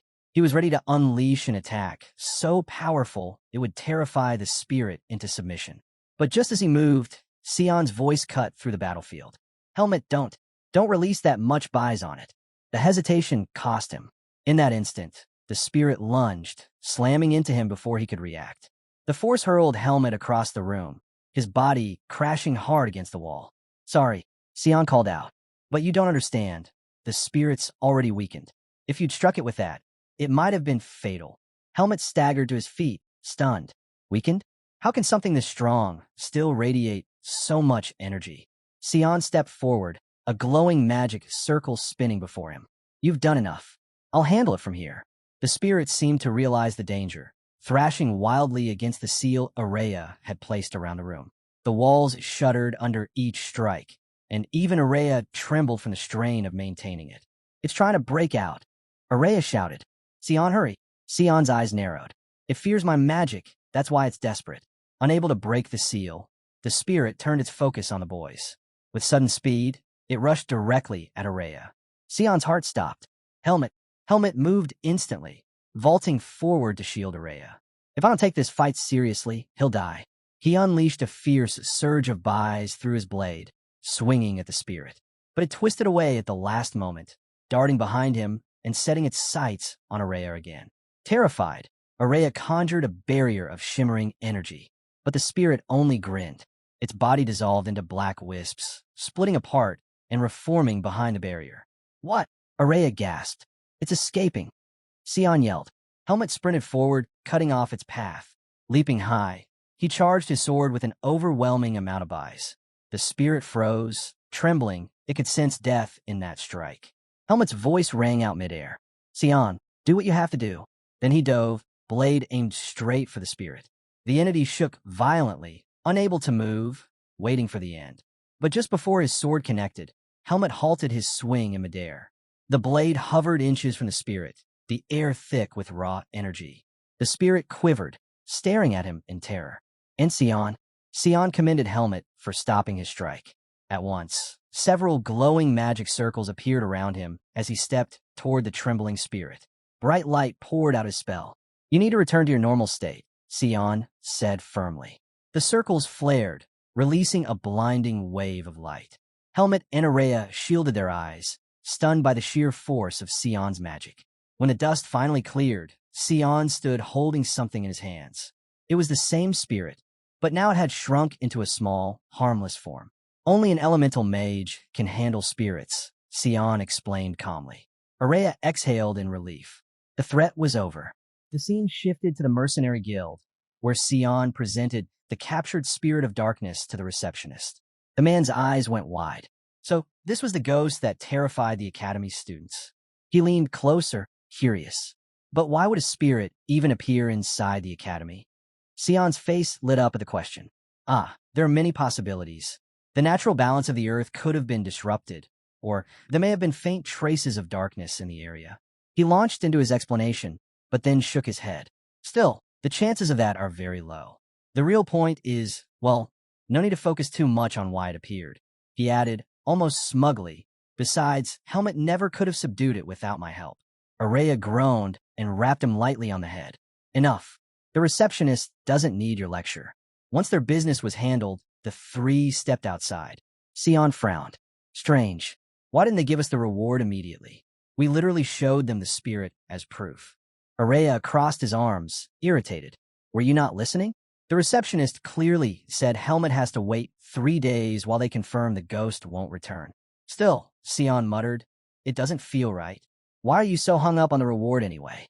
Araya shot back. Helmet's the one getting paid. Sion smiled warmly. I'm just worried about our friend. Helmet blinked.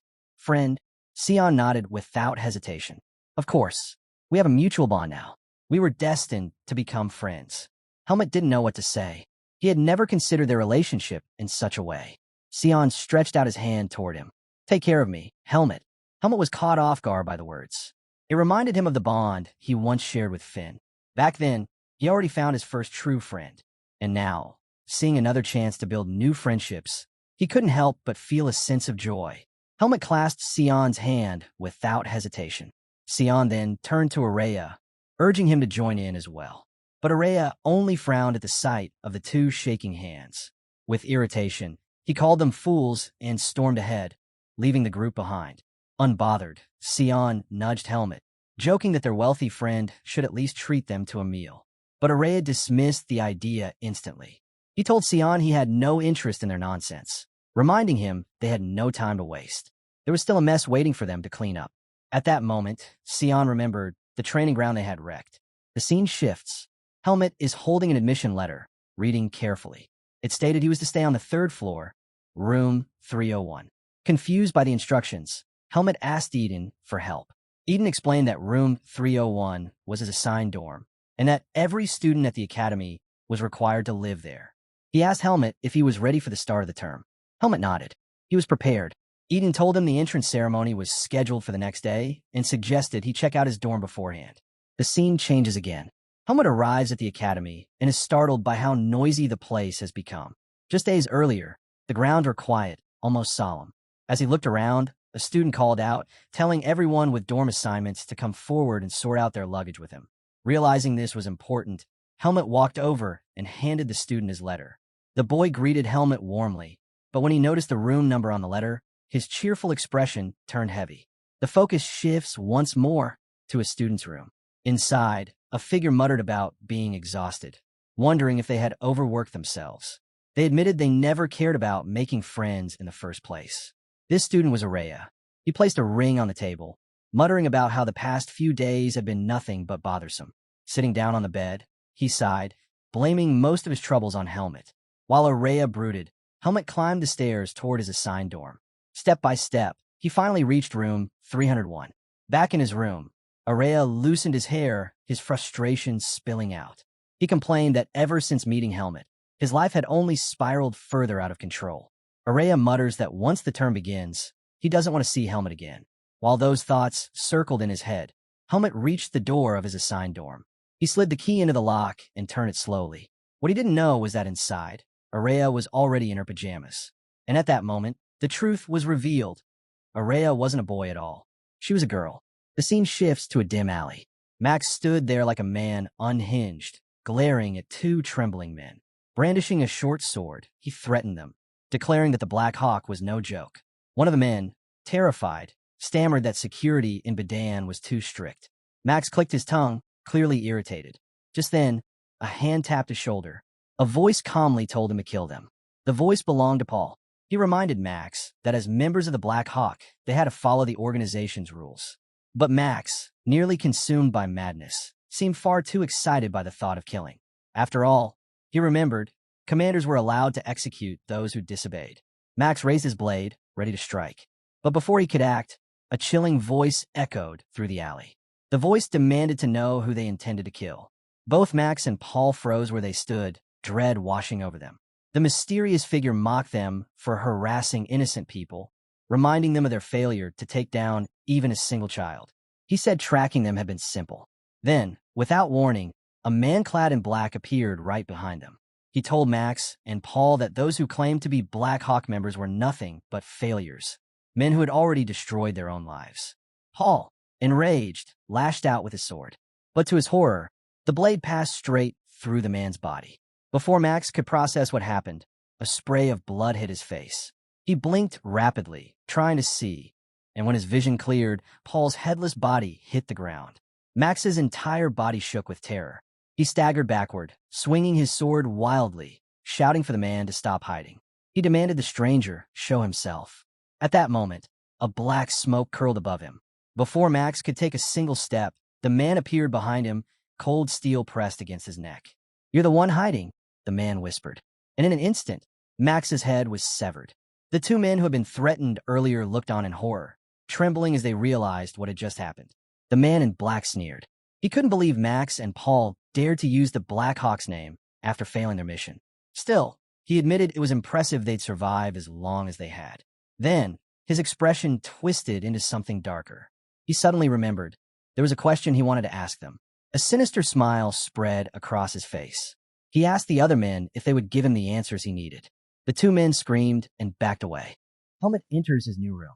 He stopped at the doorway and took it in. The place was smaller than the room he'd had in Eden's mansion. It wasn't much, but it was better than the woods.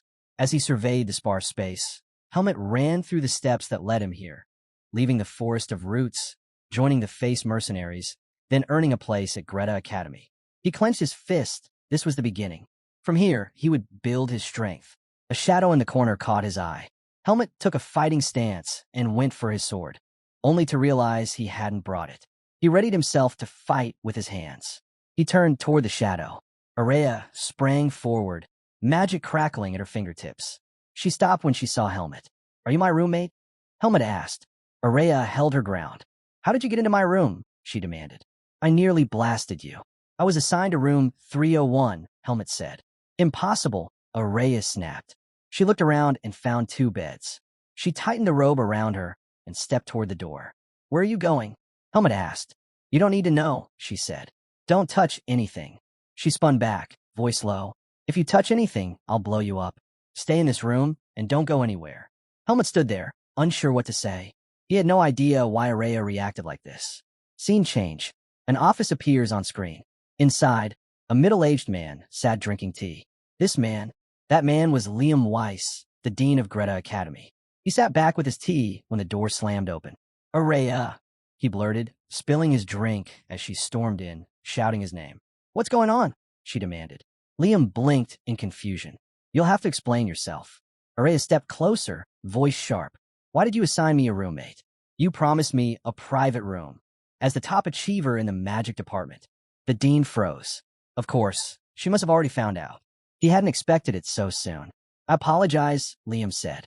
"I should have told you earlier. But the academy has fewer rooms during renovations. Please try to understand." "That's not an excuse," Araya snapped. "You know why I need privacy. If Helmut discovers I'm a girl, what then?" Liam leaned back, thinking, "You're nearly as strong as an archmage. No swordsman could uncover your secret. You only need to be cautious." "I won't take that risk," she shot back. "My enemy is too dangerous." "I understand," Liam replied. "But giving you special treatment when rooms are scarce would be blatant favoritism. That's why I assigned you someone familiar." Familiar? Araya repeated, stunned. Yes, Helmet. You've tutored him. You've spent time with him. Her eyes widened. Tutored him because he paid me. We barely know each other. She tugged at her hair in frustration. We don't even meet often. But even as she spoke, memories of her encounters with Helmet surfaced. From the very first day they met, their paths had been tangled. This is for your own good, Liam said firmly. As dean, and as your guardian here, I want you to learn how to build connections. Manage with Helmet for just one semester. If you do, I'll return to your private room. The offer stunned her. Araya finally left, and the office grew quiet again. Liam exhaled deeply, wondering if she had actually believed him. The scene shifted back to the dorms. Araya walked in, removed her robe, and Araya entered the room, her expression dark. Helmet glanced at her and said, "Looks like things didn't go your way." She shot him a glare. "You must be pleased with yourself, clever boy. Tell me, do you really want to share a room with me?" Helmet tilted his head. "I'm here because it's necessary. Nothing more. I've always had a private room." Araya snapped. "As the top student in the magic department, I earned that right. And now, I'm forced to share space? Unbelievable. I'm not happy about this. Not all. I could just teleport you to class instead." Helmet shook his head. Eden wouldn't allow it, and the school would find out eventually. "I'm very particular," Araya warned. "Living with me won't be easy. Are you sure you want to stay here?" Helmet didn't hesitate. "I'd rather share a room with you. I know you better than anyone else. That makes me the best option for you, too." Her eyes widened at his certainty. Helmet went on, "I've actually spoken to you. That's more than I can say for the swordsmanship students. Living here is far better than being stuck with a bunch of muscleheads who spend all day lifting weights." Araya froze, suddenly flustered. She regretted ever helping him pass his exam. Days later, carriages rolled into the academy gates. Helmet hopped down from one of them with a bag slung over his shoulder. Most of his belongings were already in the room. As he climbed the stairs, he guessed Araya had already set the rules. When he entered the dorm, he asked, "So, how are we dividing the room?" Araya gestured around. "You're already looking at it." Helmet blinked. A thick curtain stretched across the room, splitting it in two. Araya stepped forward and tugged the fabric. "This side is mine. You have more space, so don't complain. The curtain is marked with a warning spell. Don't cross it. I'll also be adding a soundproofing spell, so keep quiet at night." Then, she faced him with a serious look. "Now for the ground rules. First, always take a bath and keep the restroom clean," Araya finished firmly. "Never bring anyone into the room, especially from the magic department. If you need me, call my name." Helmet nodded without complaint. "Good. Do whatever you want, just stay out of my way." With that, Araya turned toward her side of the room. Before she disappeared behind the curtain, Helmet said quietly, "I hope we can get along." The scene shifted. A group of nobles gathered, voices hushed but sharp. "So, Helmet actually got into the academy," one boy sneered. "Of course," another replied. "He's being backed by Eden."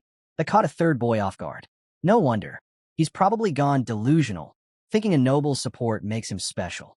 The boy turned to Savitt. "I'll deal with him once I get my chance." Savitt smirked. "No need to rush. Tomorrow's class will be the perfect time to remind him of the difference between commoners and nobles. We'll make an example of him." The scene changed again. Helmet stepped out of his room in his new academy uniform. He was surprised. It felt loose, easy to move in. He'd expected something stiff and restrictive. As he adjusted his sleeves, Araya's words echoed in his mind. At the start of the semester, you won't have much to do in class. He decided he'd use his free time to train in one of the private rooms after class. While he was lost in thought, a trembling voice called his name. "Helmet." He turned to see Sion staring at him nervously. "Did you just come out of room 301? "Yes," Helmet replied, puzzled. "Is there a problem?" Sion hesitated. "Wait, are you saying you're sharing a room with Araya?" "That's right," Helmet said simply. Sion's jaw dropped. "That makes no sense. She's the top student in the magic department. She's supposed to have a private room. Unless," he eyed Helmet up and down. "Don't tell me she agreed because she likes good-looking guys like you." Helmet didn't respond, still confused. As they walked down the stairs, Sion leaned closer. "You're going to have a tough semester. Trust me." "Oh, and one more thing. The swordsmanship department is having their first class today. Don't stir up trouble. And whatever you do, stay away from the crazy dog." "Crazy dog?" Helmet asked. "The department has a dog?" Sion nearly tripped over the step. "That's not what I meant. It's a nickname. The top second-year student. His name is Aska. He's put down everyone who's ever challenged him." One guy even dropped out after Asuka ripped off his ear. Since then, no one dares Asuka ever again. Helmut was stunned. Wait, students can actually do things like that? Sion shook his head. Of course not. But Asuka only got a suspension. His talent keeps him protected. He patted Helmut's shoulder. Just your best in class. I'm in room 307. Come by anytime if living with Araya becomes unbearable. With that, Sion walked off. The next scene opened on the academy's training field. Students crowded around until an instructor arrived and barked. 4 rows. Line up. Everyone scrambled into formation. Helmut copied the others, unsure what to do. The instructor scanned the lines. Did you enjoy your vacation? Good. Now forget it. Since it's the first class of the semester, we'll begin with basic physical training. Vacation is no excuse to grow lazy. 20 laps, start running. The students groaned but obeyed. As they jogged, complaints filled the air. 20 laps? On the first day, Helmut, however, thought the opposite. Only 20? That's barely a warm-up. Among the runners was a boy who already despised Helmut. He scowled the idea of running next to a commoner, and worse, one who still looked graceful while doing it. His lips curled into a smirk. He stretched out his foot, ready to trip Helmut and send him face first into the dirt. But Helmut lightly skipped over it without breaking stride. The boy blinked. No way. That should have worked. He tried again, and again. Each time, Helmut avoided it with effortless hops. Now the boy was fuming. Arrogant commoner. He lashed out with more force this time. Helmut's eyes narrowed. The instant the foot came close, he struck it aside with a sharp kick. The boy yelped, lost his balance, and tumbled to the ground. The instructor shouted, "Why are you lying on the floor?" Grimacing, the boy got up. I twisted my foot." Helmut turned his head and glared at him. The boy clenched his fists, burning with humiliation. How dare a commoner glare at me? The idea of a commoner glaring at him burned in Aaron's chest. After a while, the instructor called out, "Short break. Rest up. I'll need a volunteer to help me carry supplies." One boy quickly raised his hand, and the instructor left with him. The moment he was gone, Aaron, the same boy who had tried to trip Helmut, strode over. Helmut eyed him calmly. Something wrong. Aaron lunged to grab him, but Helmut easily sidestepped. "Why did you trip me?" Aaron hissed. "You tried to trip me first," Helmut replied without hesitation. Aaron's face twisted. "You dare talk back? Keep it up, and you'll regret it." He leaned closer, his voice low. "This academy can't protect you. Know your place, commoner." Before Helmut could respond, Savitt called out lazily, "Enough, Aaron. Don't waste your breath. Save it for sparring. Pay him back then." Aaron backed off with a glare. "I'll deal with you later," he muttered before walking away. Helmut frowned. So proud of a status he never earned. How do weaklings like him even rise to the top? He clenched his fist, energy surging through his body. For a moment, he considered finishing Savitt and his lackeys right here. But before he could act, another voice cut in. "Did I just hear someone talking about commoners?" A boy with striking blue hair stepped forward, smiling. "Were you talking about me?" Aaron blinked in confusion. "Who the hell are you?" The boy chuckled. "You don't know me? Ah, you must be a transfer. That explains it." He shrugged. "But don't worry. I don't know you either." With a relaxed grin, he stepped right up to Aaron. "Still, I heard you mention a commoner. So tell me, do you have a problem with me?" Savitt scowled, anger flaring. Why are the swordsmanship commoners so full of themselves? He spat. "I've had enough of you already." The boy's smile widened. "Perfect. I don't like putting up with nonsense either." He leaned in until his face was inches from Savitt's. "And the good news? I don't have to put up with you." Savitt's fist trembled. He was ready to strike. But one of his friends quickly grabbed his arm. "Don't. That's..." He whispered the boy's identity. Savitt froze, eyes widening in shock. Slowly, he turned back toward the blue-haired boy and said, "Was right. Commoners really do look out for each other." Savitt froze, realization hitting him. This boy, he's Asuka? His face darkened, but instead of fighting, he turned and walked away. Helmut's mind raced. The name sounded familiar. Then it hit him, Sion's warning. Stay away from the crazy dog. So this was him, the top student of the department. The scene shifted. The instructor returned, carrying bundles of wooden swords. "Line up. I'll call you one by one. Take a sword when your name is called." His gaze landed on Asuka. "And you? Why are you late?" Asuka replied casually, "I was getting advice from Instructor Patricia. I lost track of time while we were talking." The instructor raised a brow. "Patricia's off today." "What?" Asuka blinked, caught off guard. "Pathetic lie," the instructor barked. "If you're going to make excuses, at least try harder." 30 laps now. Asuka's eyes widened. 30? That's excessive. He stopped himself, then quickly added, no complaints. Helmet watched quietly. From the way the instructor treated him, it was clear Asuka had a notorious reputation, and judging from his attitude, it wasn't undeserved. The instructor turned back to the students. Once you get your swords, begin personal training. I'll be watching. Don't slack off. One by one, names were called. Later, Helmet trained steadily, his sword swinging sharp and precise, leaving no gaps. The instructor glanced over, eyebrows raised in surprise. This boy had skill. But he said nothing and shifted his attention to the others. Helmet continued, though a thought nagged at him. Something's missing, but what? Maybe I'll figure it out in time. Just then, Asuka strolled over. Not even a thank you, he asked with a grin. I stopped you from getting into trouble. Helmet didn't pause. I never asked for your help. Asuka blinked, then chuckled. Most would have fawned over him, but not this one. With a sly smile, Asuka extended his hand. Relax. I'm a commoner too. Let's get along. Helmet's eyes narrowed. There was something off about that hand. Energy. Spies. Asuka was hiding it under his skin. Helmet didn't move. He didn't take it. Asuka's grin faltered for a moment. You sensed it? Interesting. Has sharp instincts. Asuka admitted with a grin. Then he leaned closer, resting a hand on Helmet's shoulder. Here's a warning, he said quietly. Don't get clingy. Just because we're both commoners doesn't mean we need to get along. I can't stand people who rely on me. Helmet blinked, stunned. Does he really think I cling to him? Asuka walked past, tossing over his shoulder. Keep your distance. We don't need to be too close. The scene shifted back to Helmet's dorm. He sat on his bed and glanced at Araya. Do I look like someone who's easy to bully? She looked at him puzzled. No. What? Helmet sighed. Because it feels like everyone's been challenging me lately. Brushing her teeth, Araya replied. Then you must have had a rough first day. They're just fools clinging to their so-called status. Prove yourself, they'll shut up. Helmet remembered Eden's words. He told me never to pick a fight first. That depends on how you handle it, Araya said. If you can push them into making the first move, you'll have justification. Honestly, it'd be best if you face several at once. Crush them all together. Any other way? Helmet asked. The proper way, she explained, is during sparring lessons. You'll have to wait for those to begin. Helmet tilted his head, surprised. Araya studied him for a moment. There was something different about him now. Helmet noticed her stare. What? Is something wrong? You've changed, she said. The you I knew before would have already beaten him up. Looks like you actually learned something from my ethics class. Helmet gave a small nod. She was right. Tell me, he asked, can a top student punish anyone who offends them? Araya froze.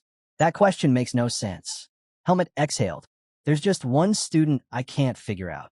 The scene cut to a hallway. Savitt and his friends walked by, coming face to face with Asuka. Neither backed down, their eyes locking in a tense glare. As they passed, Savitt muttered, You must be happy to have found a fellow commoner, Savitt sneered. His lips curled into a grin. Don't worry, Asuka. Soon enough, I'll tame you. From a mad dog to an obedient dog. Your grades won't protect you forever. Asuka suddenly smacked one of Savitt's lackeys on the head. The boy flared up. Why the hell did you hit me? Asuka flashed a mischievous smile. Sorry, guess I got too excited. My hand moved on its own. Then his eyes locked on Savitt. If you want, I can make you my obedient dog right now. At Greta Academy, status was officially meaningless in learning. But centuries of tradition couldn't be erased so easily. Nobles still looked down on commoners, still bullied them whenever they pleased. The only exception was Asuka, the top student, infamous as the Academy's mad dog. None of the nobles dared to provoke him. None but Savitt. Asuka leaned forward with a chilling grin. Come on, Savitt. Let's see what you've got. I've heard the stories, Savitt shot back. Everything you did last year. But tell me, are you too scared to fight me now? Asuka's eyes narrowed. Savitt smirked. I know you've been keeping quiet since your suspension. Another one might cause trouble for you. He stepped in close, face to face. Go ahead. Punch me. If you cross the line, I'll crush you with my skills. That's a promise. Asuka's fist tightened. His anger boiled. Savitt had him cornered. If Asuka struck first, the instructors would brand him the aggressor again. Savitt turned to his friends. See? The mad dog's gone tame. They burst into laughter. Asuka's smile twisted, rage boiling over. He surged forward, ready to smash Savitt's face. Crack! Both boys dropped, clutching their heads in pain. Standing over them was Instructor Patricia, wooden sword in hand. You too, she barked. Why are you acting like thugs on school grounds? You've got guts, trying to start a group fight here. Asuka snarled, pointing at Savitt. He started it, and it's not a group fight. I'm alone. Patricia's sword came down again with a thud, this time squarely on Asuka's head. Ask on the head once more. Quiet, Patricia snapped. You can't solve every problem with your fists. Asuka grit his teeth, glaring up at her. Why am I the only one getting hit? Patricia turned to Savitt. And you know better. Don't judge a student by status. In this academy, skill is the only measure that matters. Savitt stiffened. She'd heard everything. I'll remember that, he muttered. Good. Now the next class is about to begin. Get moving. Then she pointed at Asuka. You. With me. What? What? Asuka asked, wide-eyed. Just follow. Savitt straightened his uniform and motioned for his friends to leave with him. Once they were gone, Patricia let out a long breath. Then, smack, she slapped Asuka's back with her palm. Gah! Asuka yelped. What was that for? Idiot, Patricia shot back. Try to stir up trouble again? You just finished a suspension. Did you learn nothing? Asuka looked away. You only escaped with suspension because you're the top second year. But next time, don't count on me to save you. Her tone softened slightly. I know it's hard, putting up with Noble's arrogance. But patience. Your efforts will be acknowledged as the year goes on. Don't waste opportunities over petty clashes. Asuka clenched his jaw. Deep down, he knew she was right. By the way, Patricia added, Helmut made it through his first class without issue. Helmut? Who's that? Asuka asked blankly. A commoner. Like you. Be decent to him. You're in the same situation. You'll get along. As soon as the name left her lips, Asuka remembered the boy from earlier. You've met him, haven't you? Patricia asked. Asuka smirked, walking ahead. Not interested in getting along with anyone. He'll survive just fine, that rude bastard. The scene shifted again. Students lined up neatly in a classroom.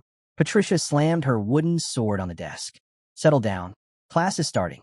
Roll call. Anyone absent? One boy raised his hand. Instructor, Helmut isn't here. This boy was one of.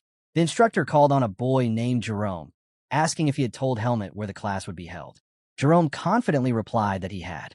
Wanting to clear things up, Instructor Patricia asked one of the students to fetch Helmut. But before anyone could move, Jerome volunteered and went himself. A few minutes later, Jerome returned with Helmut in tow. Instructor Patricia immediately asked Helmut why he was late. Helmut explained that he hadn't known the assembly spot had been changed. Patricia pressed further, asking if he had been properly informed about the new location. Before Helmut could answer, Jerome quickly spoke up, claiming he had told Helmut everything. Patricia cut him off sharply. She wasn't asking Jerome. She repeated the question to Helmut. At that moment, Helmut realized what was happening. He looked at Jerome, who stared back with a cold glare. The rest of the class chuckled at Helmut's situation. Noticing their reaction, Patricia began to suspect the truth, that Helmut had never been told about the change at all. She gently told him he could answer honestly.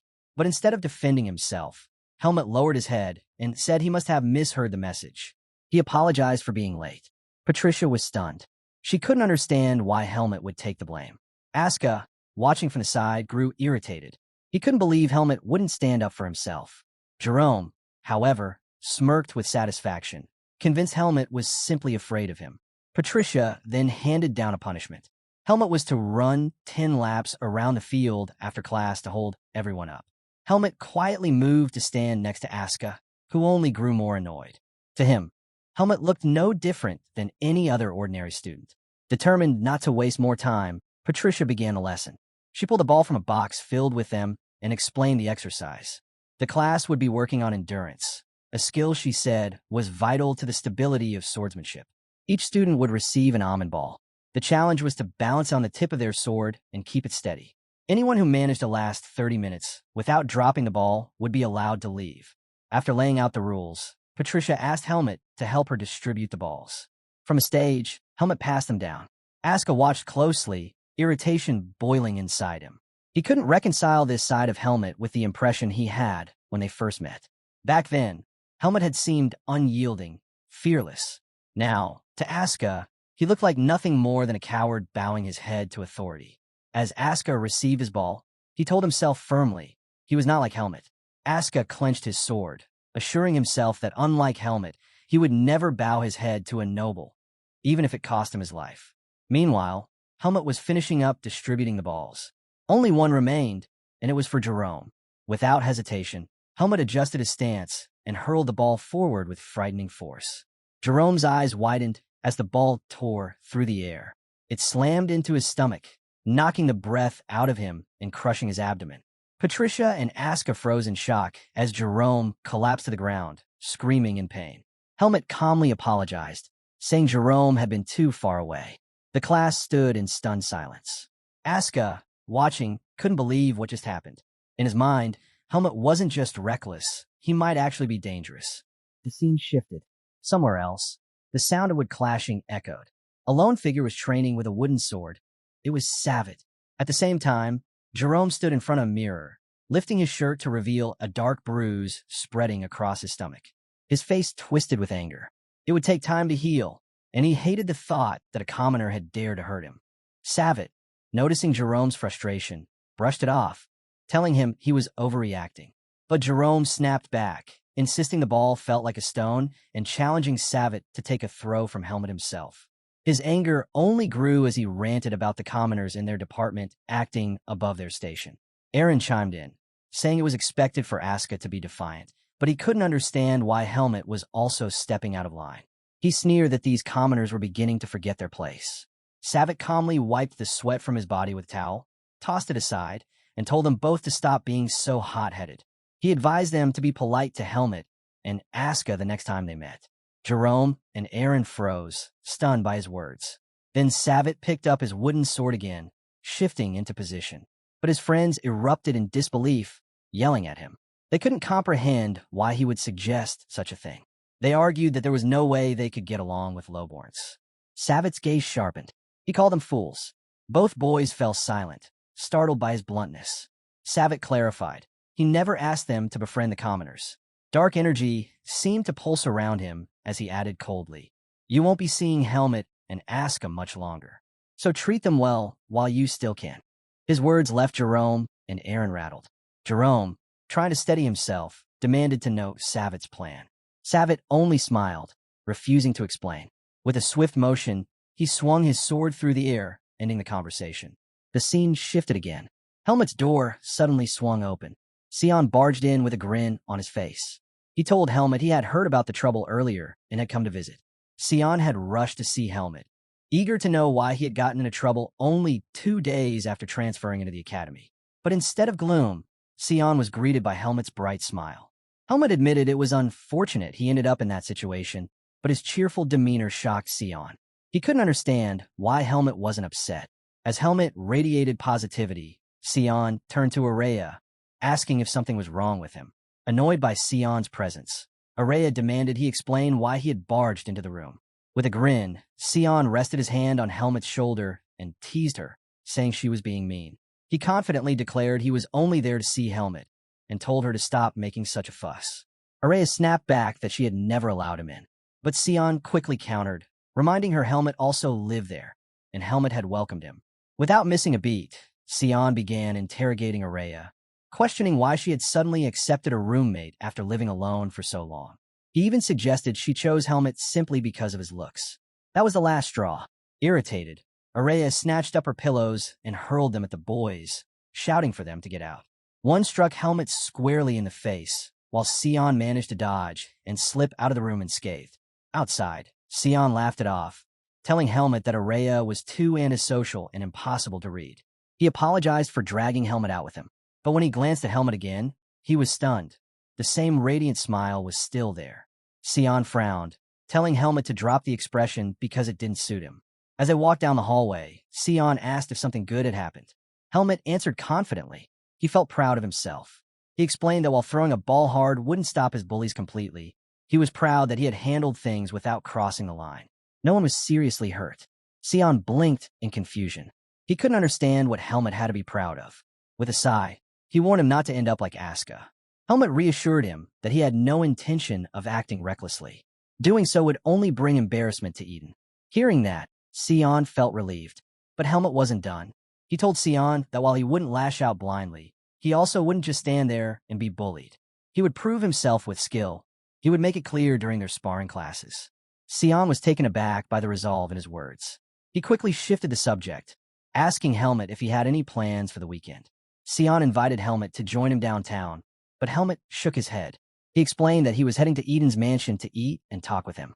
Hearing this, Sion's mood sank. He didn't know how to respond. Then, as if struck by inspiration, a smile spread across his face. He quickly asked Helmet if he could tag along to Eden's mansion. Helmet was caught off guard. He asked why Sion wanted to come along in the first place.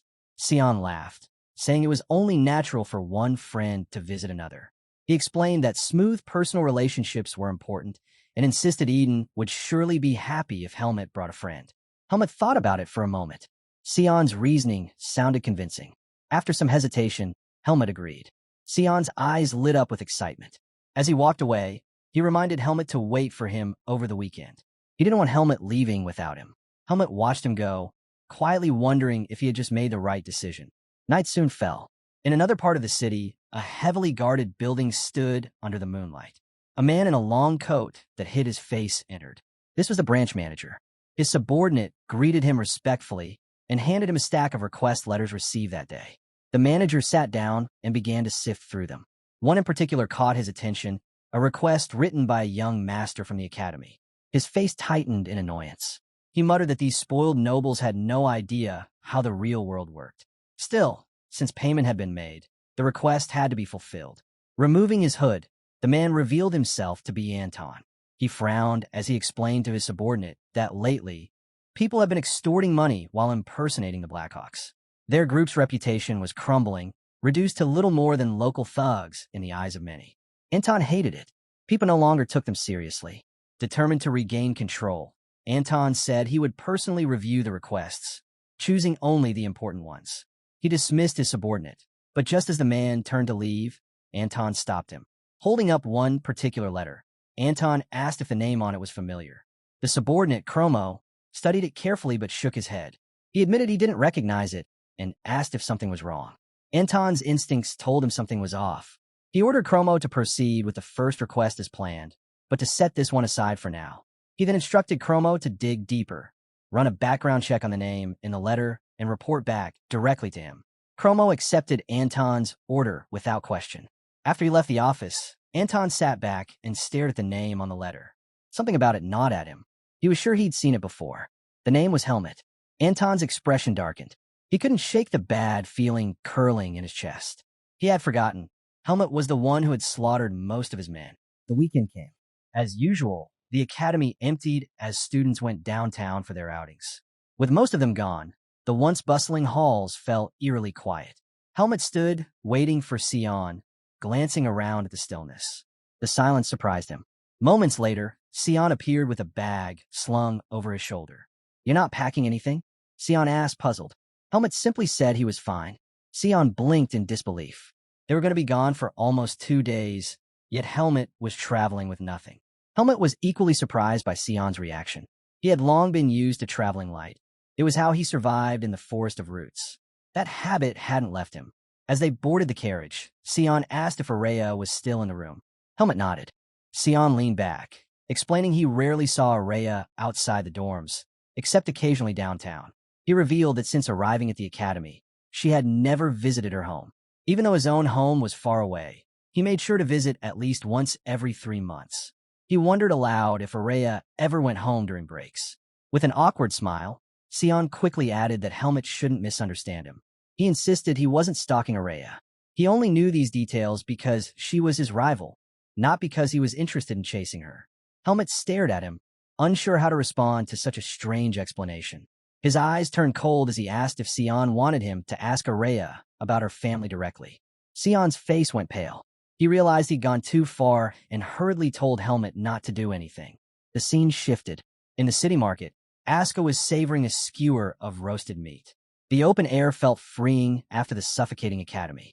He strolled through the stalls, thinking about the nobles who kept trying to test him, even though they couldn't best him in a fight. He couldn't understand their obsession with pride. For a fleeting moment, he wondered if there was something wrong with his own way of handling things, but he quickly brushed the thought aside. He told himself he would rather die than bow to a noble. Aska's thoughts drifted to Helmet. He couldn't make sense of him. At times, Helmet seemed willing to grovel, yet other times he stood boldly against nobles. Aska wondered if Helmet's strength was simply his ability to endure. The more he thought about it, the less he despised Helmet. In fact, He felt a spark of pride remembering the moment Jerome writhed on the floor after taking that hit. The memory of Jerome choking and rolling in pain amused him greatly. For that alone, Asuka decided Helmet deserved a chance. Not friendship, just someone worth exchanging a few words with. Lost in thought, Asuka walked through the busy streets until something made him stop. A strange feeling crept over him. He turned slightly, scanning his surroundings.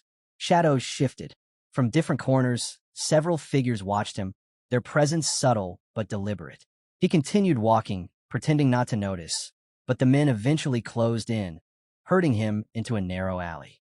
By the time Asuka realized it, they had surrounded him. Still chewing the last bite of his meat skewer, Asuka asked bluntly who had sent them.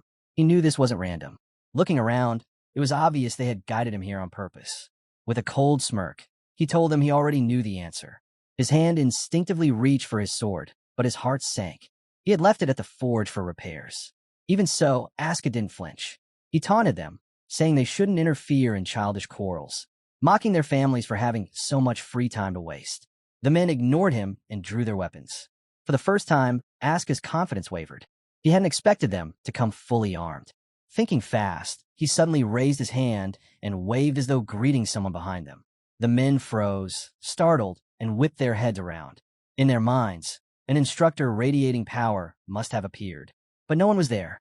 In that instant, Asuka closed the distance. Before they could react, he drove the wooden skewer straight into one man's shoulder. The victim cried out in pain as his comrade swung a sword toward Asuka. Using the stabbed man's body as leverage, Asuka vaulted upward, avoiding the strike. He landed on the ground in a sprint, bolting forward at full speed. The men gaped at his swiftness, then quickly regrouped and gave chase. But Asuka's escape was short-lived. Ahead, more men stepped out from hidden corners, blocking every exit. Asuka skidded to a halt, eyes narrowing. Escape was impossible. He clenched his fists. If he couldn't run, then he would fight. Meanwhile, at Eden's mansion, the atmosphere couldn't have been more different. The maid placed dish after dish in front of Helmet and Sion. Eden thanked. At Eden's mansion, the maid served a lavish spread before Helmet and Sion. Eden turned to Sion, thanking him for joining them and asking if he enjoyed the food. With a polite expression, Sion placed a hand on his chest and praised the dishes. He complimented the flavor and even admired the beauty of the mansion itself. Eden, pleased by the courtesy, told him to drop the formality and simply call him instructor. Helmet sat quietly, puzzled. He had never seen Sion act so proper. Eden, however, was delighted. He was glad Helmet had finally brought home what he considered a normal friend. He had always assumed Helmet was antisocial, but seeing this gave him a good impression. Helmet, on the other hand, didn't understand why people's attitudes could change so suddenly. He decided not to ask about it, at least not now. Sion leaned toward Helmet, smirking, and asked if he wanted to visit downtown. Helmet refused, explaining he needed to train. But before he could continue, Eden cut him off, smiling as he told Sion to take Helmet into the city and show him around. Later, as the two left the mansion, Helmet found himself second-guessing his decision to let Sion tag along.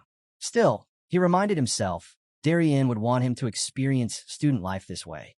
Sion studied him for a moment, then asked if things had been difficult. He assumed Helmet must hate leaving such a grand mansion only to live in the academy's run-down dorms. He even called Helmet amazing for putting up with such a moody roommate. Helmet calmly explained that Araya didn't bother him at all. That annoyed Sion. He summoned his spirit, Latine, and launched into a rant. He complained that Araya tormented him constantly, waking him at dawn for her research, forcing him to summon more spirits than ever before. Helmet only pointed out that this had made Sion better at summoning. Hearing that, Sion nearly cried. He thanked Helmet for acknowledging his efforts and insisted that Araya clearly listened to him. Then, almost desperately, he asked Helmet to help convince her to go easier on him. Before Helmet could reply, someone stumbled out of the darkness beside them. It was Asuka, battered, exhausted, but still standing. Sion screamed at the sudden appearance and pressed closer to Helmet. Even in the dim light, Helmet recognized him instantly. Asuka managed a grin and asked Helmet for a hand. The moment he spoke, shadows shifted. Men stepped out from the darkness, closing in. Sion's eyes widened. He demanded to know who they were. Helmet's sharp gaze caught the Finns fastening their cloaks. His expression hardened. These men were from the Black Hawk. Asuka, glaring at them, spat in annoyance. Asuka growled that the Black Hawk had ambushed him when he was unarmed. Sion's jaw dropped. An academy student attacked in the middle of Badan? He told Asuka he had made far too many enemies. The men advanced, surrounding them. Helmet calmly stepped forward, sword in hand. He announced that he had a question for them. Sion and Asuka both froze, startled. Neither expected Helmet to stand his ground like this. Sion couldn't fathom why Helmet would even bother speaking to men he didn't know. But Helmet knew exactly who they were. The Black Hawk, mercenaries who would do anything for money. He was sure Asuka hadn't done anything serious enough to attract their attention. That could only mean one thing. Someone had hired them to go after him. And Helmet had his own history with the Black Hawk. Not long ago, he had killed several of their members. He knew they had his name and that they were hunting him. Still, he hadn't expected them to strike so soon after his enrollment at the academy. If anything, this encounter could give him answers. As he steadied his stance, one of the grunts glanced at their leader, asking what to do. The leader's voice was cold. They couldn't just kill Asuka, they would also need to deal with the witnesses. He gave the order, start with the one holding the sword. The words had barely left his mouth when Helmet moved. In a blur, he closed the distance, appearing right beneath the first man's arm. Before the mercenary could react, Helmet's blade flashed, slicing clean through his hand. The man shrieked in agony. Helmet didn't pause. He pivoted to the next opponent, kicking his leg upward and sending the man's sword flying out of his grip. As the weapon spun through the air, its blade caught glimpses of the battle, Helmet's reflection cutting across it as he pressed his assault. In one swift motion, Helmet struck down the disarmed man. Two others charged at him at once. One, a long-haired fighter, tried to strike from behind. Helmet ducked, twisting out of reach, then slashed across his body as he fell. Before the dying man even hit the ground, his comrade lunged at Helmet. At that exact moment, the sword Helmet had kicked into the air came spiraling back down. Helmet snapped his leg upward, punting it toward the attacker. The blade drove straight into the man's chest. His eyes widened in shock as he dropped his weapon and collapsed lifelessly. Sion and Asuka could only stand frozen, their eyes wide. They couldn't believe what they were seeing. Helmet, standing calmly amid the fallen members of the Black Hawk, looked nothing like the boy they thought they knew. Helmet's cold gaze swept across the fallen men. Asuka stood frozen. He couldn't comprehend what he had just witnessed. Helmet had taken them all down without even tapping into that power. Why then did someone this skilled bow his head to nobles? Helmet calmly slid his sword back into its sheath, then pressed a hand to his chest, checking the seed of darkness within him. To his relief, it remained stable. Just as he expected, the seed didn't stir as long as he avoided killing. Sion finally broke the silence, pointing out that Helmet had ended the fight before he even had a chance to step in. He asked who the attackers were. Helmet replied flatly. They were Black Hawk mercenaries, a group that dealt with people for money.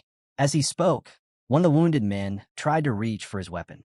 Without hesitation, Helmet stepped forward and crushed the man's hand under his boot. The man screamed. Asuka then demanded answers. He wanted the mercenaries to reveal who had sent them. But deep down, he already had a good idea. Helmet shook his head. He told Asuka that these men wouldn't talk so easily. They were trained for this. Still, he added darkly, he also had his own question for them. With a terrifying expression, he told Asuka that the men would eventually say what he wanted to hear, after he cut off a few of their fingers. Both Asuka and Sion recoiled in shock. Asuka couldn't believe Helmet would even consider such a thing. Sion was horrified. He argued that torture wasn't allowed, even for academy students. It wouldn't count as self-defense. It would only condemn Helmet. Determined to prevent that, Sion said he would fetch the guards. They could handle the interrogation properly. But before he could move, Asuka stopped him. He warned that the guards might dismiss the matter altogether, simply because a noble had targeted a commoner.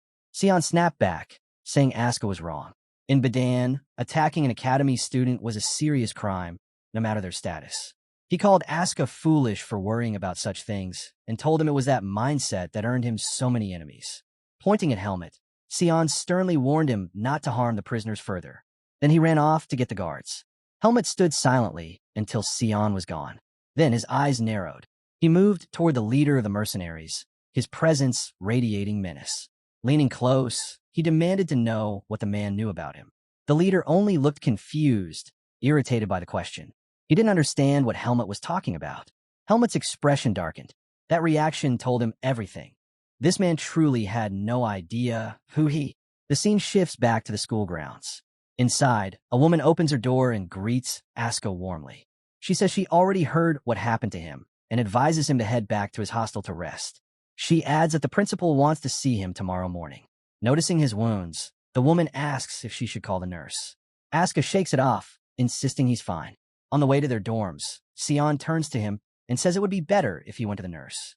Asuka scoffs at the idea, saying he plans to do nothing but sleep it off at the infirmary. He thanks Sion for the first aid earlier and reassures him that a night's rest will be enough. Sion, however, is taken aback. He tells Asuka he isn't made of steel. His wounds could reopen at any time. Sion insists he should get treated, but Asuka brushes it off with a smile, explaining that healing magic costs a fortune and he's flat broke. That's when Sion reveals there might be a way for him to get healed without paying a single coin. Helmet and Asuka are both stunned by the claim. The scene cuts to another door opening. This time, it's Araya. She's surprised to find Helmet and the boys standing there. Sion flashes a smile, glad she's still awake, but Araya doesn't hide her irritation. She warns him that unless he explains himself properly, she'll blast him away with wind magic. Sion quickly steps in, saying he needs a favor. Asuka, seeing the infamous Araya for the first time, blurts out that she looks like a girl.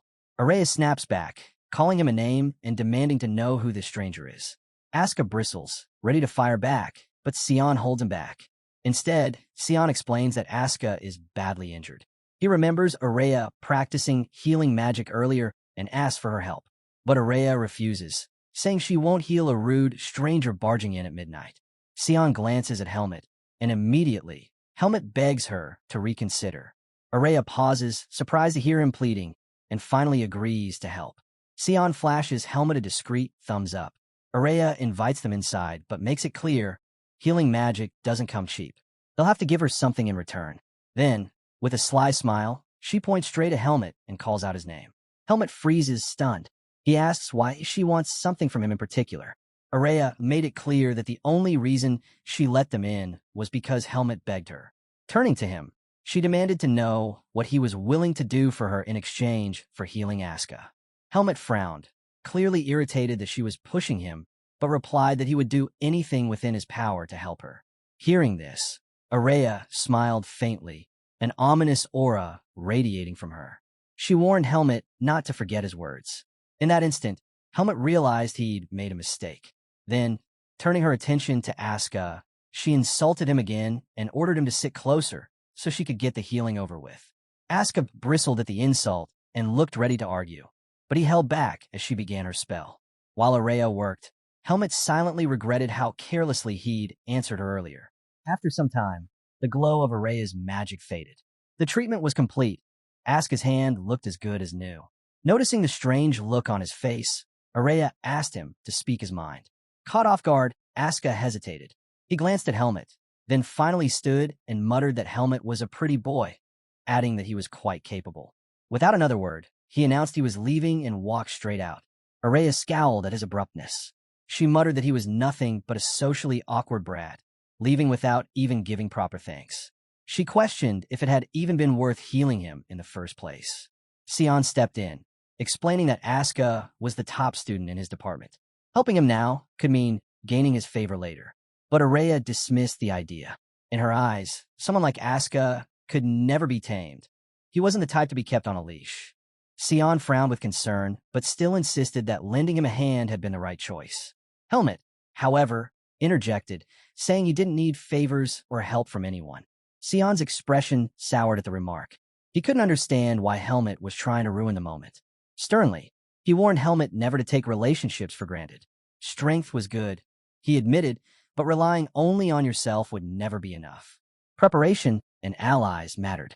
Helmet was taken aback by Sion's words. Sion, meanwhile, reminded Araya that she too needed to change. Sion sighed deeply, exasperated. He wondered why he was surrounded by such difficult, antisocial people. But Araya shot back without hesitation, saying she never asked him to be her friend. In fact, she never accepted him as one in the first place. Sion bristled at her remark, accusing her of being cruel. He reminded her that he had been helping with her spirit research all this time. But Araya countered quickly, saying he benefited from the research just as much as she did. As Sion and Araya continued their back and forth, Helmet quietly reflected on Sion's earlier words about relationships. For the first time, he began to consider just how important they might actually be. The scene then shifts to the principal's office. The boys sit across from Liam, reporting everything that happened. The ambush on Asuka, and how the attackers nearly killed both Helmet and Sion. Without lifting his eyes from the desk, Liam informs them that the criminals have escaped from prison. The boys are stunned. Asuka slams his hand down on the table and demands an explanation. Calmly, Liam tells him that he has every right to be angry. He explains that the escape happened with the help of a prison guard. Sion immediately presses him, asking what the academy plans to do about it.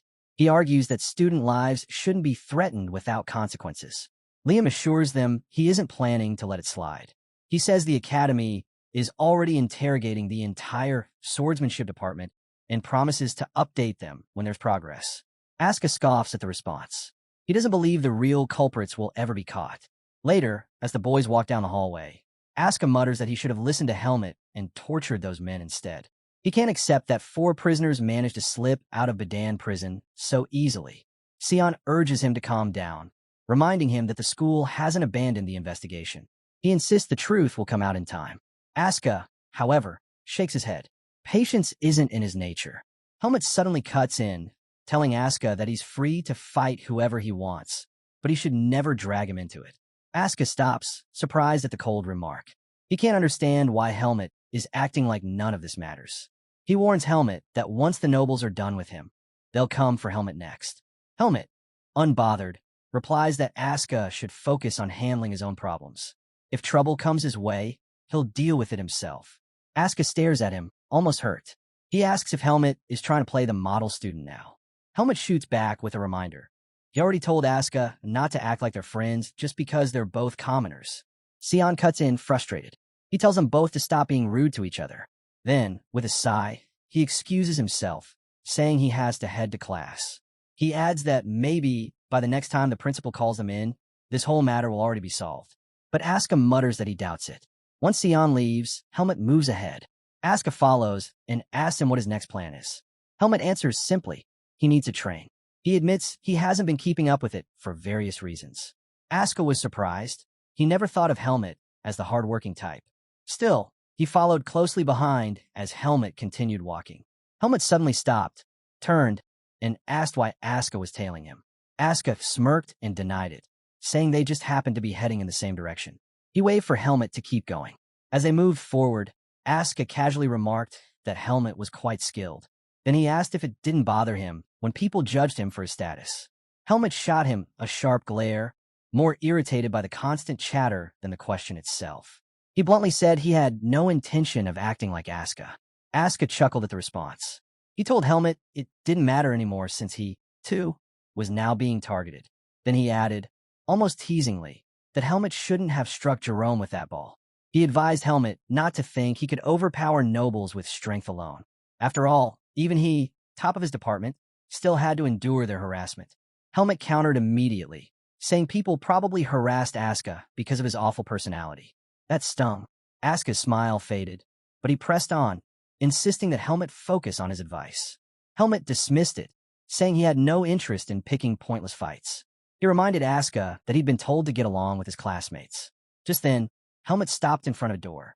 As he tried opening it, Asuka burst out laughing, calling him a good boy for listening to his parents. Helmet turned, his expression dark and cold. He warned Asuka that he wasn't nearly kind enough to sit back and let anyone act up in front of him. If Asuka crossed the line, he'd deal with him directly. For a moment, Asuka froze, genuinely shaken by the look in Helmet's eyes. But he quickly composed himself and muttered that he understood. The door opened, and Helmet stepped into a massive training room filled with equipment. Asuka's eyes widened. This wasn't the shared training center. This was something far better. Helmet explained that the room belonged to Eden and that Eden had given him permission to use it freely. Asuka was shocked. He couldn't believe Helmet had such a space all to himself. Immediately, he asked if they could share the room. Helmet shoved him back out and refused, saying he was getting in the way of training. With that, he told Asuka to leave and slammed the door shut. Asuka stood there, feeling stung by Helmet's coldness. The scene then shifts. Aaron steps into another room, looking confused. Inside, Jerome is waiting. Inside the room, Jerome immediately asked Aaron if he had told the instructors anything. Aaron shook his head. He explained that the instructors had bombarded him with questions, but he hadn't said a word. Still, he suspected that Asuka must have dropped their names. Jerome dismissed his worry, saying the academy had no way of reaching the Blackhawk. With noble backing, they could simply make excuses and walk away. Turning sharply, Jerome demanded that Savitt explain himself. He accused him of putting them in this mess. Savitt's hands trembled. He couldn't believe that members of the Blackhawk had failed against a single boy. In his eyes, the failure was because those men were peasants as well. Nervously biting his nails, Savitt thought through his options. He knew the academy wouldn't stop digging and that the truth couldn't stay buried forever. So he made himself a promise. He would ruin Helmut and Asuka until they were forced to leave the academy on their own. One way or another, he would get what he wanted. The scene then shifts to the training grounds, where instructor Patricia addresses the students. She announces that sparring classes will begin next week. Helmut blinks in surprise. He hadn't expected them to start so soon. But his surprise quickly shifts to excitement. Finally, a chance to stand up to his bullies. He also knows the risks. Once he crushes Savitt and his friends, punishment from the academy will be inevitable. But Helmut doesn't care. To him, it's worth it. Better to take the punishment than continue this cycle of torment. As he thinks, Helmut recalls Asuka's words. Sparring alone won't solve everything. Even as the top student, Asuka still gets harassed. The truth of that statement weighs on him. But Helmut decides he'll find a solution after trying his way first. Patricia snaps everyone back to attention, slamming her wooden sword against the floor. She orders the students to stop whispering and reminds them of an important matter before sparring begins. A pop quiz tomorrow. She stresses that the quiz will directly affect their grades and urges them to review their textbooks thoroughly. Helmut stiffens. A textbook? He hasn't received anything like that. The scene cuts again. Helmut is now speaking with Araya. He admits that he doesn't have a textbook. Araya stares at him in disbelief. She can't believe he's gone this long without one. Thinking it over, she assumes he must have forgotten about it with everything else he's been dealing with. Then she asks him directly. Helmut admitted that no one had told him about the textbooks. When Araya pressed, he mentioned Eden, but then suddenly remembered. Eden had told him to buy them. The memory hit him. Eden had reminded him right before the day he planned to visit his mansion with Sion. Helmut had meant to stop for the books after that trip, but with everything that happened that day, he completely forgot. Realizing this, Helmut muttered that someone had, in fact, mentioned it. Araya sighed and advised him to request a pass from the academy. She explained that all he had to do was tell them he needed to buy textbooks, and they would easily grant permission to leave. Helmut shook his head, saying that wasn't the problem. He wasn't worried about leaving. He simply had no money to buy them. That left Araya stunned. She remembered clearly that Helmut had received a reward from his last mission. She asked about it, suspecting he might have a spending problem. Her suspicion grew when she recalled the day he casually handed her 100,000 marks without a second thought. She demanded to know what he really wanted from her. Helmut finally confessed. He had handed the entire commission over to Eden. To him, it was safer to let Eden keep his money. But now, with no way to visit Eden's house, he was stuck.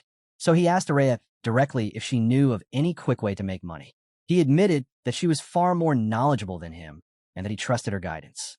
Araya blinked, caught off guard by his honesty. Then she told him to stop beating around the bush. If he needed money, he should just say so. She could lend it to him. Confused, Helmut asked her what it meant to lend. She explained simply. She'd give him money now, and he'd pay her back later. Without hesitation, Helmut agreed. He promised he'd repay her by the weekend. Araya stared at him in surprise, taken aback by how quickly he accepted the deal. Then she asked him to wait a moment. She needed to get ready. Helmut frowned, confused. Why would she need to come with him?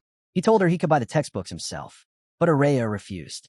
She said there was no way she'd let him waste her money on useless books. Since she was free anyway, she might as well come along. The truth, however, was that Araya was worried. Araya didn't want Helmut returning to the dorm looking as beaten up as Asuka usually did. She decided it was safer to stay close to him. The scene shifts to the marketplace. Helmut, Araya, Sion, and Asuka walk together through the busy streets. Asuka stretches his arms wide, grinning. He says he can finally breathe outside the academy. Sion raises an eyebrow, pointing out that it hasn't even been that long since Asuka last came out. Araya, meanwhile, silently questions how she got dragged into this mess. Earlier, when she and Helmut had stepped out of the dorm, Sion had quickly tagged along, saying he wanted to buy a book. But in truth, he only followed because he expected something entertaining to happen. Asuka, on the other hand, claimed he was joining because he knew more about their textbooks since he was from the same department. But really, he just wanted an excuse to leave the academy. Annoyed, Araya muttered to Helmet that nuisances had latched onto them. Helmet agreed, admitting he hadn't expected this either. Soon, they arrive at a fancy bookshop filled with shelves upon shelves of volumes. Shoppers browse through the aisles, flipping through books of every kind. Helmet takes it all in. It's his first time in a place like this. Sion inhales deeply, smiling as he says he loves the smell of new books. Asuka stares at him, speechless, unsure how to respond to something so odd. Araya ignores the exchange and leads them straight to the swordsmanship section. She asks Helmet if he knows the titles he needs. Helmet lists them off: intermediate public sword skills, basic buys operations, and advanced ethics. Without hesitation, Araya pulls the books from the shelf and hands them over, then asks if he needs anything else. Helmet shakes his head. Looking at the covers, he realizes most of the material is basic knowledge he already understands. He can't see why he even needs these textbooks at all. That's when Asuka walks up, holding a book in his hand. He urges Helmet to buy it. Helmet frowns, pointing out it isn't even a textbook. Asuka smirks and explains that Instructor Patricia has a nasty habit. She never uses direct questions from the textbooks. Instead, she mixes in advanced concepts from higher years or throws in vocabulary most students haven't learned. He reveals that he's already reading material meant for fourth-year students and insists the book he's holding is the most reliable for preparing against her tricks. Helmet and Araya exchange a look, both surprised that Asuka could actually say something so clever. Noticing their stares, Asuka snaps at them, demanding to know why they're looking at him like that. Araya quips that even a dog, if it spends 3 years in a village school, will eventually start reciting poems. Araya finished sharply. She added that Asuka's sudden burst of wisdom had left her speechless. Asuka clicked his tongue, clearly irritated. He reminded her that he was the top student in his class. While he was boasting, Sion stepped over and asked if Araya would pay for his book too. Araya shot him down immediately, telling him not to waste his time. He'd have to pay for it himself. Meanwhile, Helmet handed his textbooks to the shop attendant. With a cheerful smile, she told him the total, 2,000 marks. Helmet froze at the price. That much. He quickly realized that Araya had lent him far more money than he actually needed. As Helmet was still processing this, Asuka leaned toward Araya, asking why she was even wearing a coat inside the shop. She snapped at him to stop talking to her. The attendant returned Helmet's books, thanking him warmly for shopping. Then she looked directly at Araya and called her by name. Araya's reaction was instant. She pulled her coat up to cover her face and hurried out. On their way back to the academy, Asuka teased her relentlessly. He told her that being famous wasn't so bad and pointed out that the shop attendant was clearly her fan. He even suggested she should have signed an autograph. Araya hissed at him to shut up, warning that he was only drawing more attention to them. Asuka laughed at her flustered reaction. He called her weird for acting surprised about her own fame, reminding her that she'd entered the academy with historic scores no one had ever achieved before. While the banter carried on, Helmet silently watched their interactions. For a moment, a wave of nostalgia washed over him. He wondered if this was the kind of relationship Sion had meant, the kind that made life at the academy bearable. Once they returned to the dorms, Araya let out a sigh and told Helmet she was exhausted. She regretted spending so much energy on the outing. As they walked through the hallway, Helmet turned to her and asked if she even used textbooks herself. Araya shot him a sharp look, saying she wasn't the type to forget such things. Helmet clarified that wasn't what he meant. He explained that she already seemed to know so much on her own. He wondered if textbooks were actually useful to her. Araya paused, caught off guard by the question. Then she answered seriously. Textbooks, she explained, were valuable because they allowed people to solidify and structure the knowledge they already had. She told Helmet he was undeniably talented, but warned him not to limit himself only to the world he could already see. If he did, he'd eventually fall short. Helmet was taken aback by her words. Pointing her finger at him, Araya added one last warning, not to get cocky. She told him to take care of his books, because if he lost them, she wouldn't help him again. Helmet nodded and promised to look after them. But sadly, that promise wouldn't last long. The next day, Helmet opened his locker only to find it empty. All of his books were gone. Nearby, Asuka was fuming. His textbooks had been stolen too. He couldn't believe the nobles would stoop so low as to raid lockers. Turning to Helmet, Asuka asked if his stuff had also been taken. Helmet didn't answer with words. Instead, he clenched his fist and crushed the locker door. That was all Asuka needed to see. He instantly understood. Helmet was furious. The bullies had finally crossed the line. The scene shifts to the training grounds, where an instructor addresses the students. He announces that today they'll be having a sparring session. He explains that duel partners must agree mutually before starting. No buys is allowed. He encourages the class to spar with friends as well as people they've never fought before, promising they'll gain valuable experience either way. Once pairs are chosen, the duels will begin. Immediately, Asuka strides up to Savit and calls his name. Savit raises an eyebrow, asking if there's a problem. Asuka glares back. He says Savit must find him annoying and offers him the chance to fight. Then he taunts him, asking if he plans to run away instead. Savit smirks, replying that he's already paired with Aaron. If Asuka wants a match, he'll have to find someone else. But Asuka reminds him of the instructor's words. It's better to spar with different partners for new experiences. Savit sneers and tells Asuka to quit pretending to care about what the instructor said. He suggests Asuka should just spar with a commoner he's always hanging around. Asuka smiles, finally seeing the bigger picture. Savit and Aaron clearly wanted to target both him and Helmet together. Noticing the look in Asuka's eyes, Savit glanced toward Aaron. Aaron gave a small nod. Savit prepared to bait Asuka further, but before he could, Helmet stepped forward. Helmet cut straight in, saying he'd join Asuka's side. He declared he didn't mind fighting all three of them at once. The outcome would still be the same.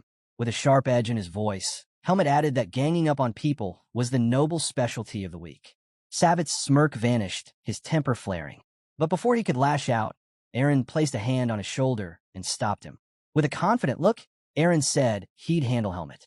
He insisted that Helmet was just bluffing, and if he was truly confident, he should prove it by fighting him directly. The scene shifts again, flashing back to an earlier event. Back in the locker room, Savit and his friends were huddled together. He told them that ransacking Helmet and Asuka's lockers would guarantee a reaction. They'd be provoked into demanding a spar. Jerome's eyes widened. He warned Savit that they couldn't possibly win against Asuka. Did he want them beaten to death? Savit waved him off and told him to calm down. His plan was simple. They would use buys during the spar. Jerome and Aaron both stiffened to the words. Jerome quickly reminded him that buys was strictly forbidden, but Savit brushed it aside. If they got caught, they could just claim it was self-defense. At worst, they'd face light discipline. Meanwhile, Helmet and Asuka would end up crippled, hands or legs ruined, forcing them out of the swordsmanship department for good. Jerome stared in disbelief. The plan had gone far beyond anything reasonable. He opened his mouth to protest, but Aaron spoke first. Coldly, he told Savit that he'd join the plan. Jerome's head whipped toward him, shocked. Aaron told him not to interfere if he wasn't going to help. He said he'd go along with Savit's scheme as long as Helmet was his opponent. With a grim look, Aaron declared he owed Helmet payback for what he'd done. Savit grinned, thrilled by the support. He couldn't wait to humiliate Helmet and Asuka in front of everyone. Jerome, however, grew even more uneasy. Soon after, the spars began. The first match was Asuka against Savit. Asuka took his stance, his glare fixed firmly on his opponent. Savit grinned at the sight, excited that Asuka was already worked up. He wanted Asuka to charge recklessly. It would be easier to crush him and shove him back into the place where commoners belong. But then something strange happened. The other students stopped their matches, watching closely. Savit looked around, uneasy. Why wasn't Asuka attacking? Why was he just staring at him like that? Jerome sighed quietly. He wasn't surprised. Savit didn't understand Asuka at all. Everyone in the department knew the truth. Once Asuka held a sword, he turned into a hound. He'd lock his eyes on his target, wait for the perfect moment, and then strike with ruthless precision. Jerome had known all along that Savit's plan was doomed, but some small part of him had still hoped. Now, Savit's nerves were starting to crack, and in that instant, Asuka made his move. He closed the distance between them in a flash. The moment Savit saw him that close, he realized the truth. Asuka was about to strike his lower right. Savit braced himself, ready to block. But instead of the expected attack, Asuka's blade came crashing down from above, slamming into his shoulder. Savit froze. That power. He had never felt anything so overwhelming. In an instant, Asuka's sword forced his face into the ground. The nobles watching, Jerome included, understood immediately Savit was finished. Flat on the ground, Savit heard Asuka's voice. calm, taunting. He thanked Savitt for being such easy prey, saying it made beating him all the more satisfying. Savitt trembled as the realization sank in. His collarbone was broken. The humiliation burned. How could a mere commoner trick him like this? Fighting the pain, he forced himself to rise. Determined, Savitt prepared to unleash his last resort, his buys. But before he could act, Asuka's sword smashed into his back, sending him reeling. A second strike silenced his attempt to cry out, hitting his mouth with brutal precision. Staggering, Savitt barely had time to regain balance before another flurry of blows rained down. Each strike landed mercilessly, giving him no opening to channel his power. Fear crept in. He wanted to surrender. But before the words could leave his lips, Asuka's sword buried into his stomach, driving the air out of him. Savitt nearly vomited from the impact. Asuka's grin widened. He mocked Savitt, telling him he had a long way to go. With a cruel edge in his voice, he demanded Savitt show the same persistence he once used to bully others. Then he made it clear. Every time Savitt uttered the word surrender, the beating would double. At that moment, Savitt realized the truth. He had picked a fight with the wrong man. Meanwhile, in another training ground, Helmut and Eren faced each other. Eren smirked, asking if Helmut was worried about his commoner friend. Helmut's glare shut him down instantly. He told Eren to worry about himself instead. Back to the arena, Savitt was tossed around like a rag doll. Asuka's sword slammed him into the ground again and again. When Savitt struggled to rise, Asuka barked at him to stand immediately. He warned there would be no mercy, not even for someone lying broken on the floor. Savitt's mind spun in disbelief. A proud swordsman of the Rugal family. Losing to a commoner? Impossible. But when he looked around for help, he found none. His classmates weren't moving, weren't calling the instructor. They just stood there, staring. And in their eyes, not pity, not concern, only disdain. Savitt's chest tightened as he realized. His fall from grace wasn't just a defeat. It was a disgrace. Savitt couldn't understand why his classmates looked at him with such disdain. That gaze, he thought, should be directed at Asuka, not him. Gripping his sword tightly, Savitt forced himself to his feet. He steadied his stance, trying to compose himself. Asuka, watching, couldn't figure out what Savitt was attempting. But Savitt had already made up his mind. If Asuka disappeared, those piercing stares would vanish too. Summoning his buys, Savitt charged. His blade cut through the air, but Asuka easily evaded, leaping behind him. In one swift move, Asuka unleashed his own buys, striking Savitt's back with a crushing blow. A scream tore from Savitt's throat. He dropped to his knees, yet a strange smile spread across his face. Asuka's voice cut through the silence. He reminded Savitt that he was the one who broke the rules first, making anything Asuka did fair in return. Without hesitation, Asuka lunged forward, aiming to smash Savitt's head into the ground with his sword. Seeing the danger, Jerome panicked and shouted for Asuka to stop. But Asuka ignored him. Just as the sword was about to strike, the instructor intervened. His blade intercepted, diverting Asuka's attack, which slammed into the floor with devastating force. Asuka froze, stunned to see his instructor standing there. The instructor declared the duel over.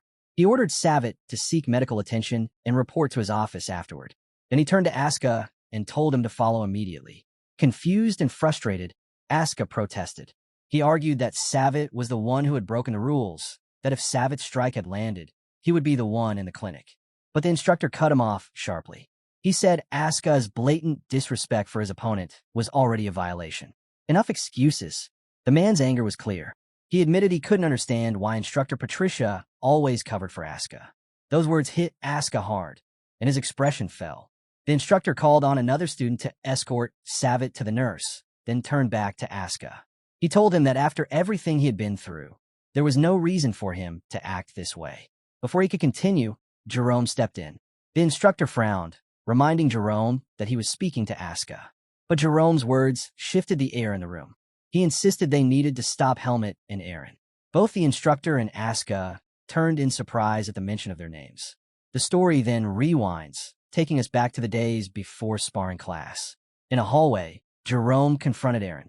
He demanded to know why Eren hadn't stopped Savitt's reckless scheme.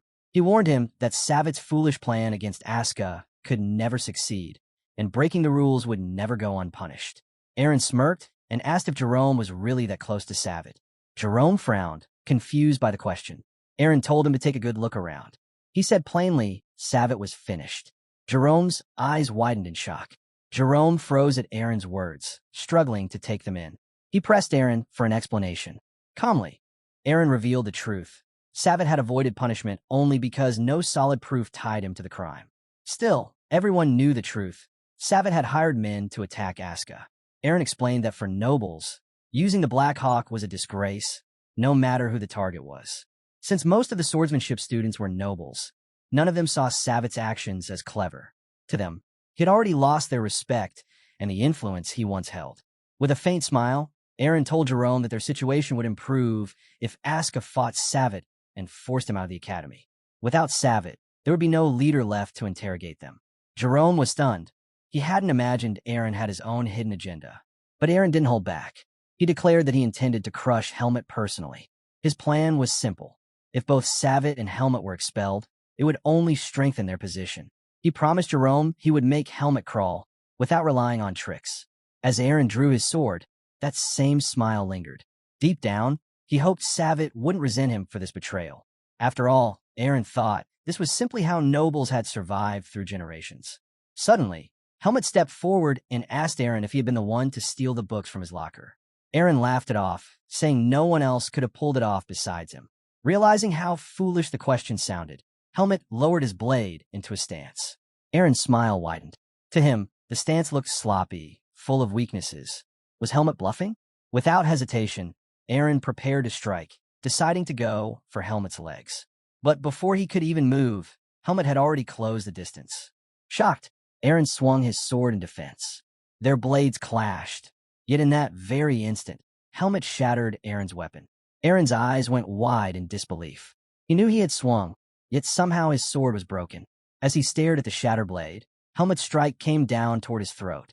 The force dropped Aaron to the ground, choking and writhing as he struggled to breathe. Helmut stepped closer, crouched down, and with a chilling presence, prepared to repeat the very same question he had once asked Aaron on their first day of class. Helmut leaned in closer and asked Aaron if he truly believed his noble title could protect him once he stepped outside the academy. His gaze darkened as he told Aaron that with his last strike, he could have snapped his neck in an instant. Then came the chilling question. Could noble privileges save him in the afterlife? Aaron's body trembled. Tears streamed down his face as the horrifying truth sank in. Helmut wasn't just another student. He wasn't even human in Aaron's eyes. He was a monster that Aaron never should have crossed. Unable to speak with his damaged throat, Aaron could only watch as Helmut pressed his boot against his hand, crushing it. The pain was unbearable. Aaron tried to scream, but no sound came out. Helmut stood over him, his presence radiating something sinister. The seed of darkness within him glowed as he reached out with one hand, lifting Jerome with ease. He raised his sword, ready to smash it down on Jerome's face. But before the blade could fall, the instructor and Jerome rushed into the training center. The instructor's voice cut through the tension, declaring the duel over and ordering Helmut to drop his sword. Helmut slowly turned his head toward him, glaring. The aura around him was so overwhelming that both the instructor and the watching students froze in their tracks. At last, Helmut snapped back to his senses. Realizing he still had Aaron in his grasp, he quickly released him. Aaron collapsed to the ground, gasping for air. Helmut glanced back at his instructor, who was still unsettled by the aura he had just witnessed. The man quickly steadied himself and ordered Jerome to treat Aaron's wounds, then take him straight to the nurse's office. After that, he told Helmut to follow him. The scene shifted to the instructor's office. Sitting across from them, he said he would give them a chance to explain themselves. They could say whatever was on their minds. Helmut and Aska remained silent. Seeing this, the instructor smirked faintly and told them it was the right choice. They weren't in any position to defend themselves. Still, he admitted he wasn't surprised by Aska's behavior. What disappointed him was Helmut. He had expected more. Helmut finally spoke, insisting that he had not broken any of the duel's rules. The instructor raised his eyebrows at that, clearly taken aback. He explained that he had checked Aaron's condition before coming to the office. With visible frustration, the instructor revealed what he found. Aaron's windpipe had been torn, and every bone in his right hand was shattered. If Aaron hadn't been given immediate first aid, he would have suffocated. Though his vocal cords would heal, he might never again be able to wield a sword with his right hand. Aska couldn't hold back and burst out, saying he didn't understand why they were being scolded. He insisted that Savitt and his friends got exactly what they deserved. After all, they had tried to kill him by hiring the Blackhawk. The instructor's response was swift. He smacked Aska on the head. He reminded him that he hadn't asked for his opinion. Then, turning serious, he told Aska that even if the duel's rules hadn't been broken, the fight had gone far beyond what was acceptable. Helmut then spoke up, saying he couldn't understand why he was being reprimanded. To him, Eren was weak, a weakling who had still managed to humiliate both him and Aska. Hearing Helmut call him his friend left Aska stunned, but also strangely relieved. He admitted Helmut was right. Helmut then fixed his gaze on the instructor and said he had simply forced Eren to understand his place. Aska added that Savitt and his friends had stolen from their lockers and taken their textbooks. The instructor ignored Aska and instead pressed Helmut with a sharp question.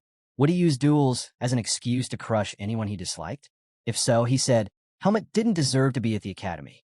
Such a mindset went against everything the swordsmanship department stood for. Helmut clenched his fists, anger rising. He shot back, asking if nobles were free to steal, insult, and bully commoners. The instructor replied that he was not taking anyone's side.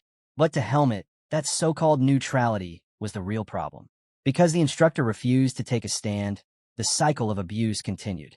He told him he had solved a problem the instructor failed to address, and asked if that wasn't still in line with the ideals of the department. The instructor decided enough was enough. In one swift motion, he drew his sword and slashed the air. The strike tore clean through the ceiling above them, leaving Helmut stunned. Stop dodging the point, the instructor said firmly. You didn't bring justice. You simply used your strength to oppress the weak. He slid his blade back into its sheath, then asked Helmut if it would be fair for him to strike him down as punishment for his defiance. He went on, explaining that nobles and commoners would always exist, just as the strong and the weak would. But a noble should never despise a commoner for their status, and the strong had no right to trample the weak. What Helmut had done was no different from the arrogance of nobles who looked down on commoners. Helmut was shaken by the words. Aska stayed silent, watching as his companion was scolded. Finally, Helmut asked the question directly. If his actions were wrong, then what would have been the right course to take? The instructor was taken aback by Helmut's question. He could see that Helmut was speaking with genuine sincerity. Turning his back to them, he admitted something unexpected. Both he and the academy bore responsibility for the bullying. He apologized to Helmut for failing to step in sooner. He laid his sword down and told the boys that the academy's purpose was not domination, but equality. Looking them in the eye, he reminded them that nobles and commoners were meant to stand as equals. If they held on to that truth, he said, one day they would discover the right answers for themselves. No matter what had happened, the instructor reassured them they were still excellent students. But as punishment, he would forbid them from dueling. The only exception was that they could still face each other if they wished. Aska was relieved, even happy to hear that. Helmut, however, felt the opposite, like yet another problem had just been piled on him. Then, without warning, the instructor handed them a stack of papers. The boys froze in confusion. Irritated, the instructor demanded to know why they looked so surprised. Dueling restrictions alone weren't enough. He ordered them to write 50 apology letters each. Both Helmut and Aska were stunned. Aska quickly protested, saying they still had class to attend. But the instructor cut him off, telling them to finish before the theory lecture and return immediately afterward. They were to stop complaining, because in his eyes, this was already a light punishment. By nightfall, Aska sat staring at his swollen hand. He could barely feel it anymore and cursed the instructor, calling him evil. He couldn't believe they had really finished all 50 letters. Helmut glanced down at his own hand, equally swollen. But unlike Aska, he wasn't focused on the punishment. He didn't regret teaching Eren a lesson. What troubled him was that he had lost control of himself. For such a small matter, he had completely broken his composure. That was what unsettled him most. Noticing his distracted look, Aska asked if Helmut was feeling down and if his hand hurt as badly as he did. Helmut shook his head and said what truly bothered him was that he had missed training. Aska nearly fell over at that response. He told Helmut he was relentless. How could he even think of training after spending all day writing apology letters? Helmut replied that Aska wasn't bad himself, considering how little he trained. That only annoyed Aska further. He snapped back, saying he had never once seen Helmut training. Every time he looked, Helmut was always locked away in his private room. As they walked on, Aska finally asked if he could also use the private training room. Helmet immediately refused. Asuka reminded Helmet that he had called him a friend, but Helmet ignored him and kept walking. From a window above, the instructor watched the two boys leave. Something about Helmet lingered in his mind. He knew Helmet was gifted, but the aura he had displayed against Eren, it felt unnatural, almost like demonic energy. He quickly dismissed the thought, convincing himself that Helmet was different from Asuka. At least Helmet listened. He hoped the boy would keep learning without straying from the right path. Then his eyes drifted upward. The gaping hole in the ceiling reminded him of his earlier outburst. Repairs would come directly out of his paycheck, and the thought left him frustrated. The scene shifted. Inside a dimly lit building, the men who had tried to kill Asuka knelt before their leader, Anton. His voice cut through the silence as he scolded them. Because of their failure, he had lost his spy in Badan. The men bowed their heads and apologized. One of them spoke up, insisting that the defeat was not simple. They had encountered someone far stronger than the average second-year student. Their leader added that the boy they faced was on par with a rank 2 mercenary. Before he could continue, Anton silenced him. He said he hadn't gathered them to point out mistakes, but to commend their survival. Escaping Badan alive after facing Helmet was worthy of praise. The men looked at each other, startled by his words. Anton then instructed his assistant, Chromo, to share new information. Chromo bowed, produced a sheet of paper, and asked if among their opponents they had seen a black-haired boy, pale-skinned, with noble-like features. The men froze in shock. The description was perfect. They quickly admitted that yes, that was the boy who had defeated them single-handedly. Chromo confirmed their suspicions. His name was Helmet. He explained that Helmet was once part of the Face Mercenary Corps, infamous for killing 5 of their men with nothing but a tree branch. After the massacre, he had gone into hiding, and since then they had been hunting him down. The men were stunned. To hear that this terrifying figure was now a student at the academy left even their leader reeling. He could hardly believe his group had clashed with the very man responsible for the slaughter. Anton leaned back and recalled the story. Helmet had once slaughtered 5 men with nothing but a tree branch. He admitted that hiding in Badan had been a clever move. The city was a place where outside information was scarce, making it the perfect cover. Still, Anton warned his men that it would be unwise to provoke Helmet while he remained there. He believed Helmet still carried a grudge, and sooner or later, he would come for them. The leader of the group paled at those words.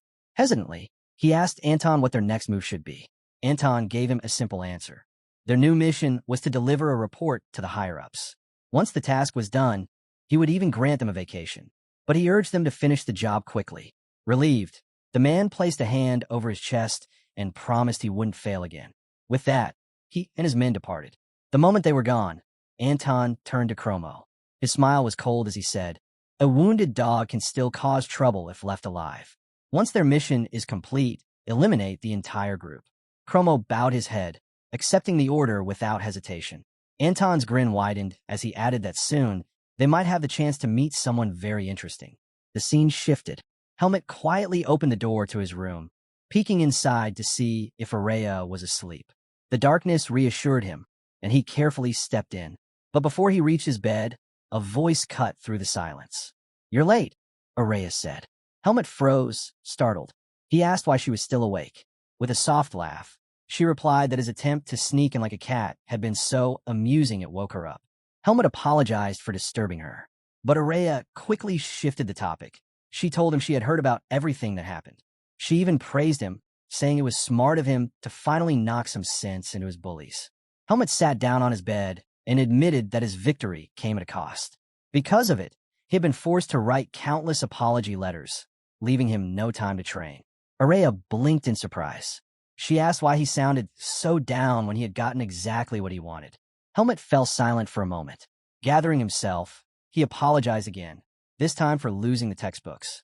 He promised that next time, he wouldn't ask for her help. Her eyes widened at his words. She stood up abruptly and pulled back her curtains, as if ready to scold him. But when she turned toward him, she held herself back. Araya couldn't believe how naive Helmet was being. To her, it was ridiculous that he felt guilty over losing a few textbooks.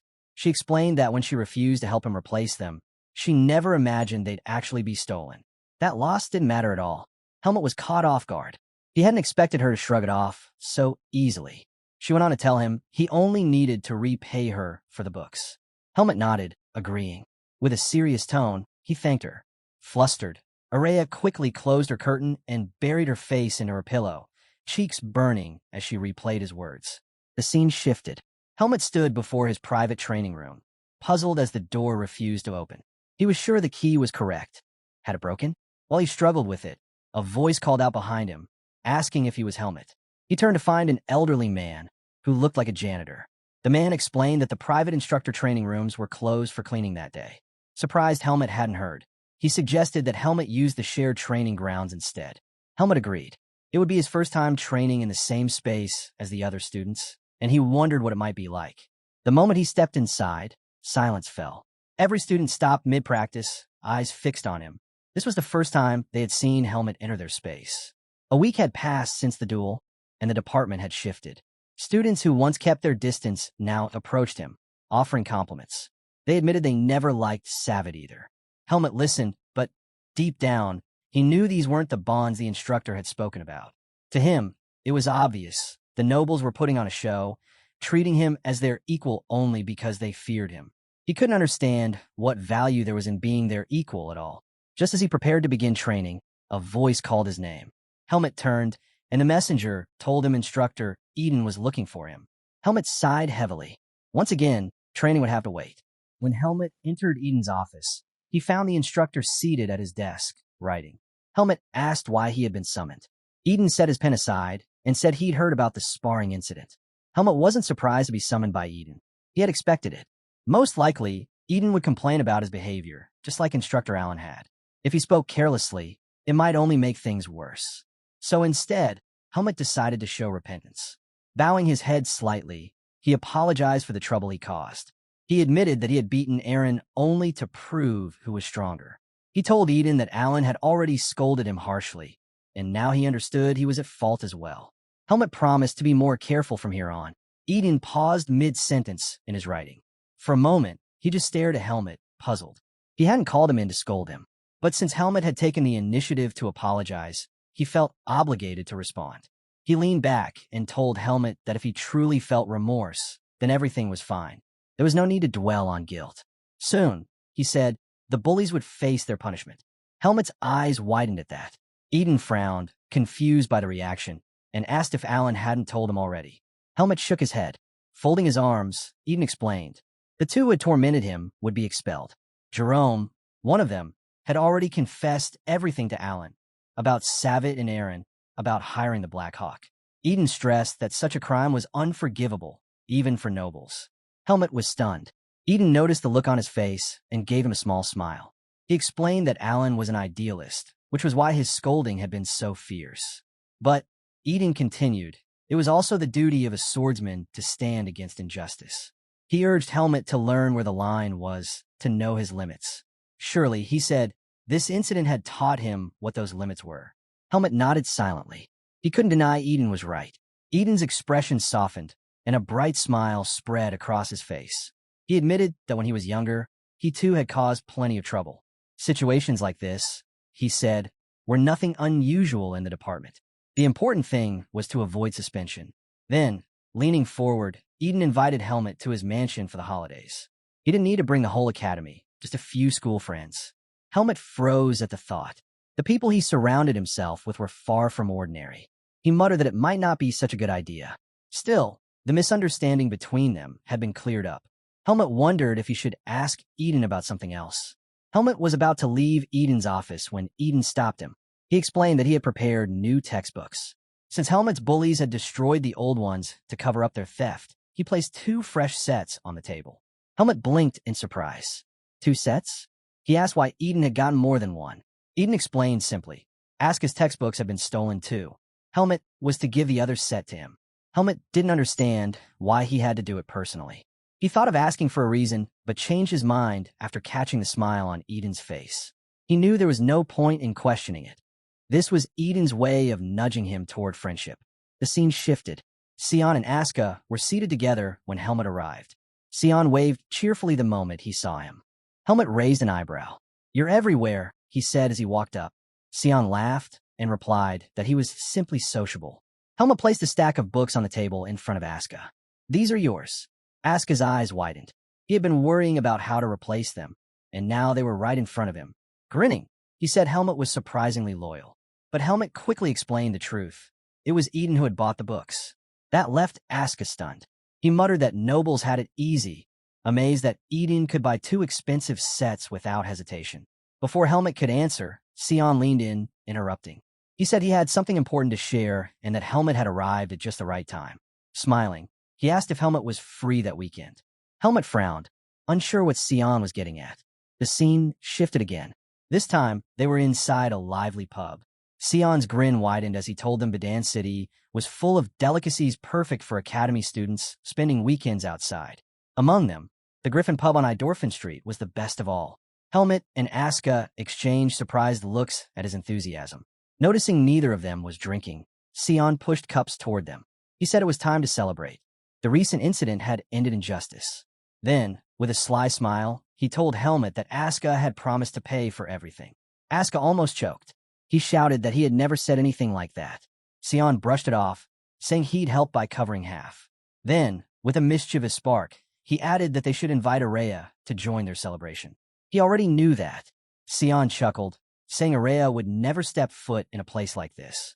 He added that he was surprised Helmet hadn't managed to convince her. Helmet lowered his gaze to his cup.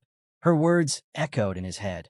Araya had told him it was already annoying enough to deal with Sion, and the idea of hanging out with Asuka made her head spin.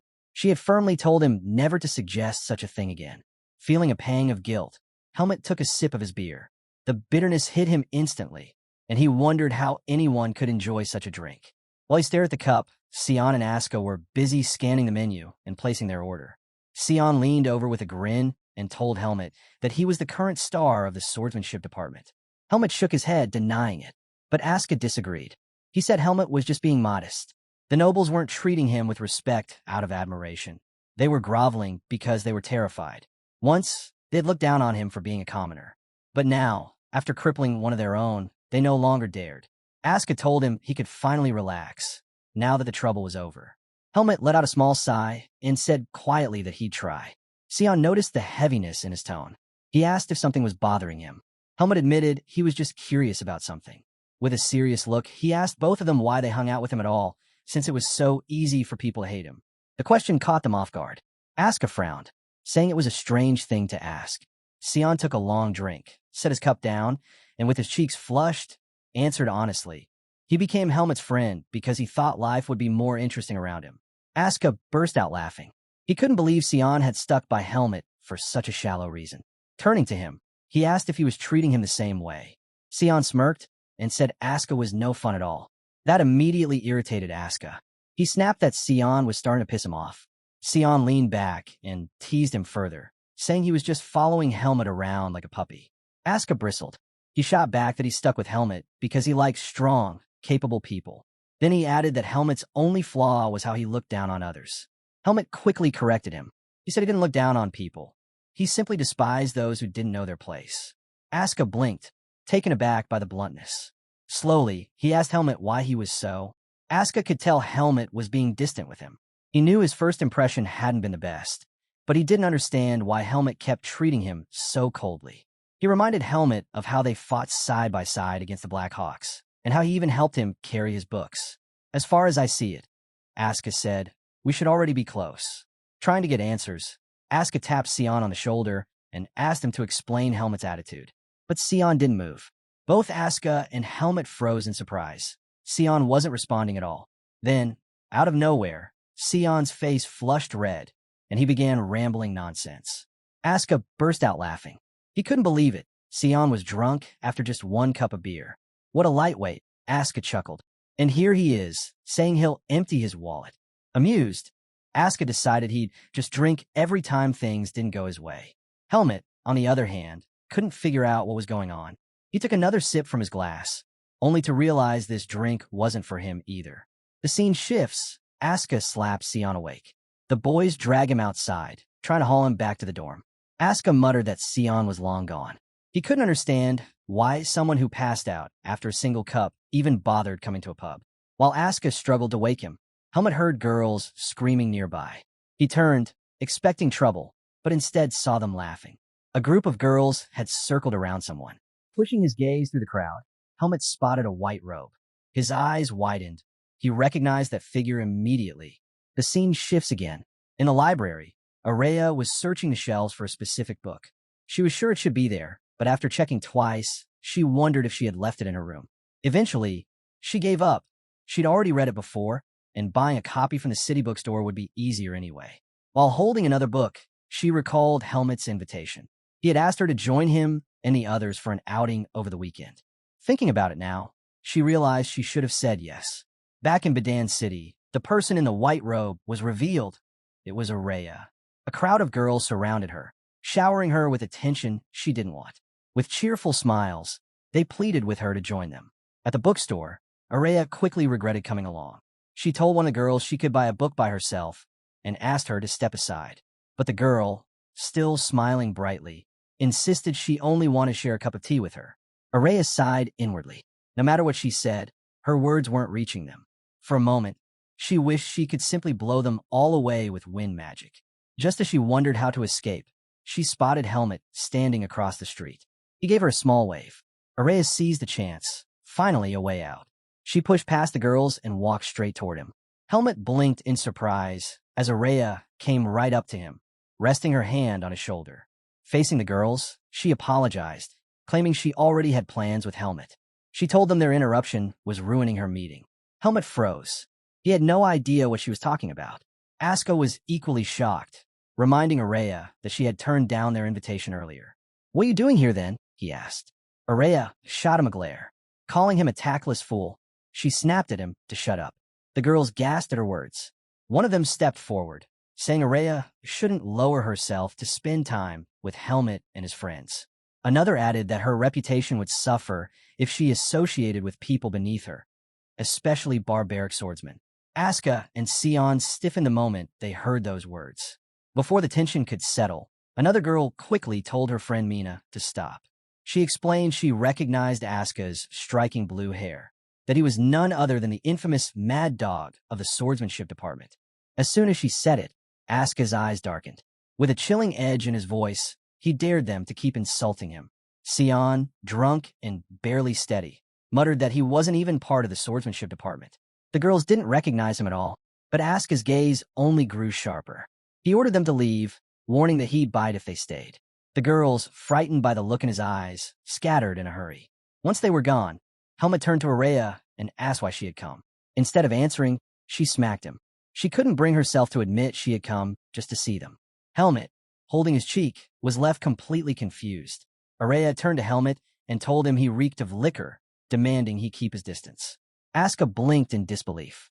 He couldn't understand why she was acting like a completely different person. He reminded her that she was the one who had asked for their help in the first place. But Araya denied it.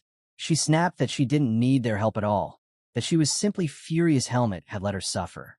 Helmut, caught off guard, explained he hadn't realized she needed him. He had thought someone like her could handle the situation easily. Araya cut him off, saying he didn't need to say anything more. Then her attention shifted. She noticed Sion lying on the ground. She demanded to know what had happened. Aska told her to let it be, explaining that Sion had been muttering and asking for something over and over. Without hesitation, Araya guessed what it was. She told him to check his pocket. Aska scowled at her tone, irritated at being ordered around, but still reached into Sion's pocket. Pulling out a vial, he held it up. Araya quickly explained. It was an antidote potion, something magic department students always carried. She instructed Aska to give it to Sion, assuring him it would wake him up. Grumbling, Aska followed her lead. He couldn't believe Sion never mentioned this before downing alcohol. But as soon as Sion drank it, his eyes cleared. Blinking awake, he was stunned to see Araya in front of him, smiling brightly. With potions still dripping from his lips, he asked if she had come because she was worried about them. He told her she never should have turned them away so coldly, that she needed to be honest with herself. Aska rolled his eyes. Did that potion even work? He's talking more nonsense than before. Araya regretted ever giving it to him. Meanwhile, Sion was beaming, thrilled the group was finally together. He suggested they head to a nearby dessert shop he claimed was amazing. Aska immediately shut him down, insisting he needed to go back to his dorm. Right after those words, Sion collapsed back in a sleep. Araya rubbed her forehead, unable to believe her classmate could be this foolish. Helmut glanced at her and, without warning, asked if she could come with him to Eden's mansion tomorrow. Araya froze, stunned. She asked if he planned to invite Sion and Asuka as well. But Helmut shook his head. He told her he was only inviting her because Eden might want to meet her. Helmut explained to Araya that if he invited the others, she wouldn't come. He told her he was asking only because he owed her more than he could say. Araya asked what time they'd leave. Helmut suggested early in the morning. He didn't want to risk running into Sion. Just then, Sion stirred, rising to his feet. "What are you two whispering about? Are you bad-mouthing me?" he demanded. Araya told him that if he was awake enough to complain, he should go straight to his room. She reminded him that the midterms were right around the corner. Sion groaned, telling her to quit nagging. "Are you my mother or something?" he asked. Araya snapped at him not to say such awful things. Helmut didn't fully grasp the nuances of their exchange, but he could sense something. The distance between him and Araya felt smaller than before. The scene shifts. Helmut now found himself staring at Araya, whose expression was terrifying. With fierce determination, she told him their goal was simple: crush Sion and Asuka. They had to win, no matter what. Her plans, she declared, were flawless. And if they failed, the blame would fall on him. She ordered him to work hard and return victorious. Helmut had no idea how to respond. He couldn't make sense of what had just happened. The scene shifts again, flashing back to a few hours earlier, before Araya's intensity had shaken him. Helmut entered a room and found Araya holding a stack of books. He was surprised to see her there, having expected her to be in the library. She explained she had just come to collect some books and was on her way back. Then she asked about his midterm preparations. Helmut replied that he was working on them. His tone, however, made her pause. She asked if something was wrong. Helmut admitted he wasn't worried about the practical exam. "Then it's the theory exam, isn't it?" she guessed. With a nod, Helmut confessed he had barely passed the transfer exam. He wasn't strong in liberal arts subjects. Curious, Araya asked which classes he was taking. Helmut told her, one on the history of the continent and another on understanding magic. Araya was taken aback. She knew those subjects would be miserable for him. Helmut explained that transfer students didn't have the freedom to choose.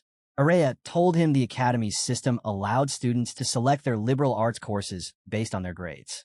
But for transfers like Helmut, it was different and far less forgiving. Araya explained that the academy had no plans to change its unfair system or introduce reforms. Still, she urged Helmut to aim for the top of the class. Helmut asked if it would be enough to simply focus on excelling in his practical exam. But Araya shook her head. That strategy wouldn't work. She asked if he'd even bothered to research how grades were assigned. She told him to listen carefully. In the swordsmanship department, students were given absolute evaluations until their third year. Duels weren't the only measure. Those only checked skill growth and determined rank. Rank 1 through 4 were considered grade 1. Ranks 5 through 11 were given grade 2. Even if Helmut scored 150 points with his skill, the system would cap it at 100. And even as the top student, there would always be 3 others sharing the same score. That was why, she explained, liberal arts would be the real deciding factor. Helmut muttered that he could just take the top spot from his 4th year onward. But Araya leaned in and asked if he'd be fine watching Asuka strut around after claiming first place. The thought made Helmut tense. He couldn't stand the idea of seeing such a sight. Their conversation fell into silence. Finally, Araya said she could help him if he promised to grant her one wish in return.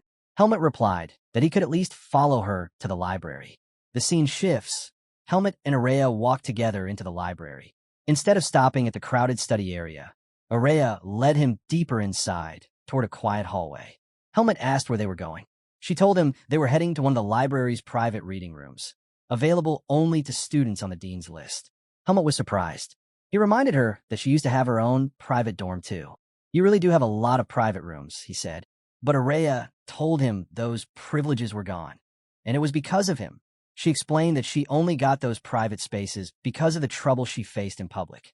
Unlocking the door, she told him this room would be available to him only once, and he had to make the most of it until the midterms. When the two of them stepped inside, both froze. Sion and Asuka were already there. Helmut and Araya were shocked, while Sion greeted them with a cheerful smile. "Welcome to the reading room, Araya," he said. Araya immediately demanded to know why they were there.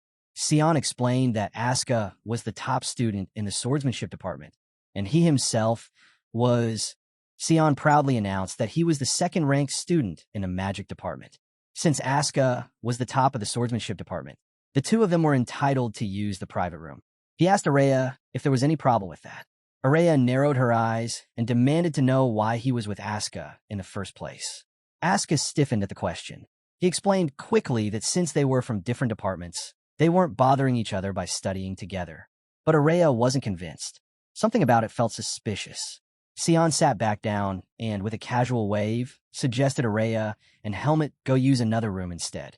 He explained that he and Asuka were trying to focus. Helmet was stunned. Leaning close to Araya, he whispered that something was off. Sion normally stuck to them like glue, not pushed them away. Araya ignored him. Instead, she smiled sweetly at the boys. She said they would leave, since the last thing they wanted was to interfere with their studies. Sion grinned at her words. "You really get me, Araya," he said. But her tone shifted. She announced she had a better idea. Sion froze. With an unsettling aura surrounding her, Araya suggested Sion follow her to the next room. She explained that Helmet and Asuka could study together without distractions, while she and Sion could make things more efficient by sticking with their own departments. Her logic was flawless, too flawless. Sion stared at her in shock. "Is there a problem with my idea?" Araya asked coldly. She reminded him that he had always wanted to study with her. Then, with a terrifying look, she pressed further. Was there some reason he didn't want to? Was he hiding something from her and Helmet? Both Sion and Asuka stiffened. They realized she had caught them. Finally, Asuka spoke up. He admitted he had asked Sion to tutor him. The reason? He was afraid Helmet might steal his top spot. Araya blinked in surprise. She told Asuka he was overestimating Helmet, but Asuka shot back that she was talking nonsense. He revealed that Helmet had been only a single mark behind him on the last quiz, despite not even having his textbooks yet. Araya calmly pointed out that she had helped Helmet prepare for that test. Asuka shot to his feet, pointing at her furiously. "Then you're the problem," he shouted. He explained that while it was natural for him and Helmet to tie in the practical exams, he had been counting on theory to secure his lead. But with Araya supporting Helmet, he wasn't so sure anymore. That was why Asuka admitted he had turned to Sion. He couldn't afford to lose his position. Araya was left stunned by his reasoning. She told him he was worrying for nothing. Asuka, wide-eyed, asked if she really wasn't going to. Araya thought Asuka's question was ridiculous. With a look of disbelief, she told him she would, of course, help Helmet. That answer only irritated Asuka further. He wondered if Araya was deliberately testing his patience. She pressed him, asking why he needed Sion's help in the first place. After all, Asuka was the top of the swordsmanship department, while Sion held second place in the magic department. Sion bristled at her words. He snapped that when it came to magic liberal arts, he far outclassed Asuka. Then, with a smirk, he suggested turning the situation into a competition. He proposed a bet to see whether Helmet or Asuka would take first place. Araya dismissed the idea, saying there was no point, because Helmet would definitely win. Sion took offense, calling her rude. He insisted she accept the bet if she was so confident. The loser, he declared, would have to run 100 laps around the field without using magic.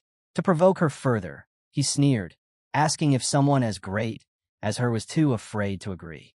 Annoyed, Araya finally gave in. Asuka leaned towards Sion and whispered, asking why he was so sure they'd win. Sion grinned and revealed he had a plan. Araya only smiled back at his arrogance, then accepted the bet outright. The scene shifts back to the present. Araya, shouting at Helmet, had completely forgotten about the one wish he was supposed to owe her. She told him his grades didn't matter anymore. Her pride was worth more than that. He wasn't going to get a break until he finished an entire chapter. She ordered him to open his book immediately. At the same table, Sion and Asuka exchanged glances.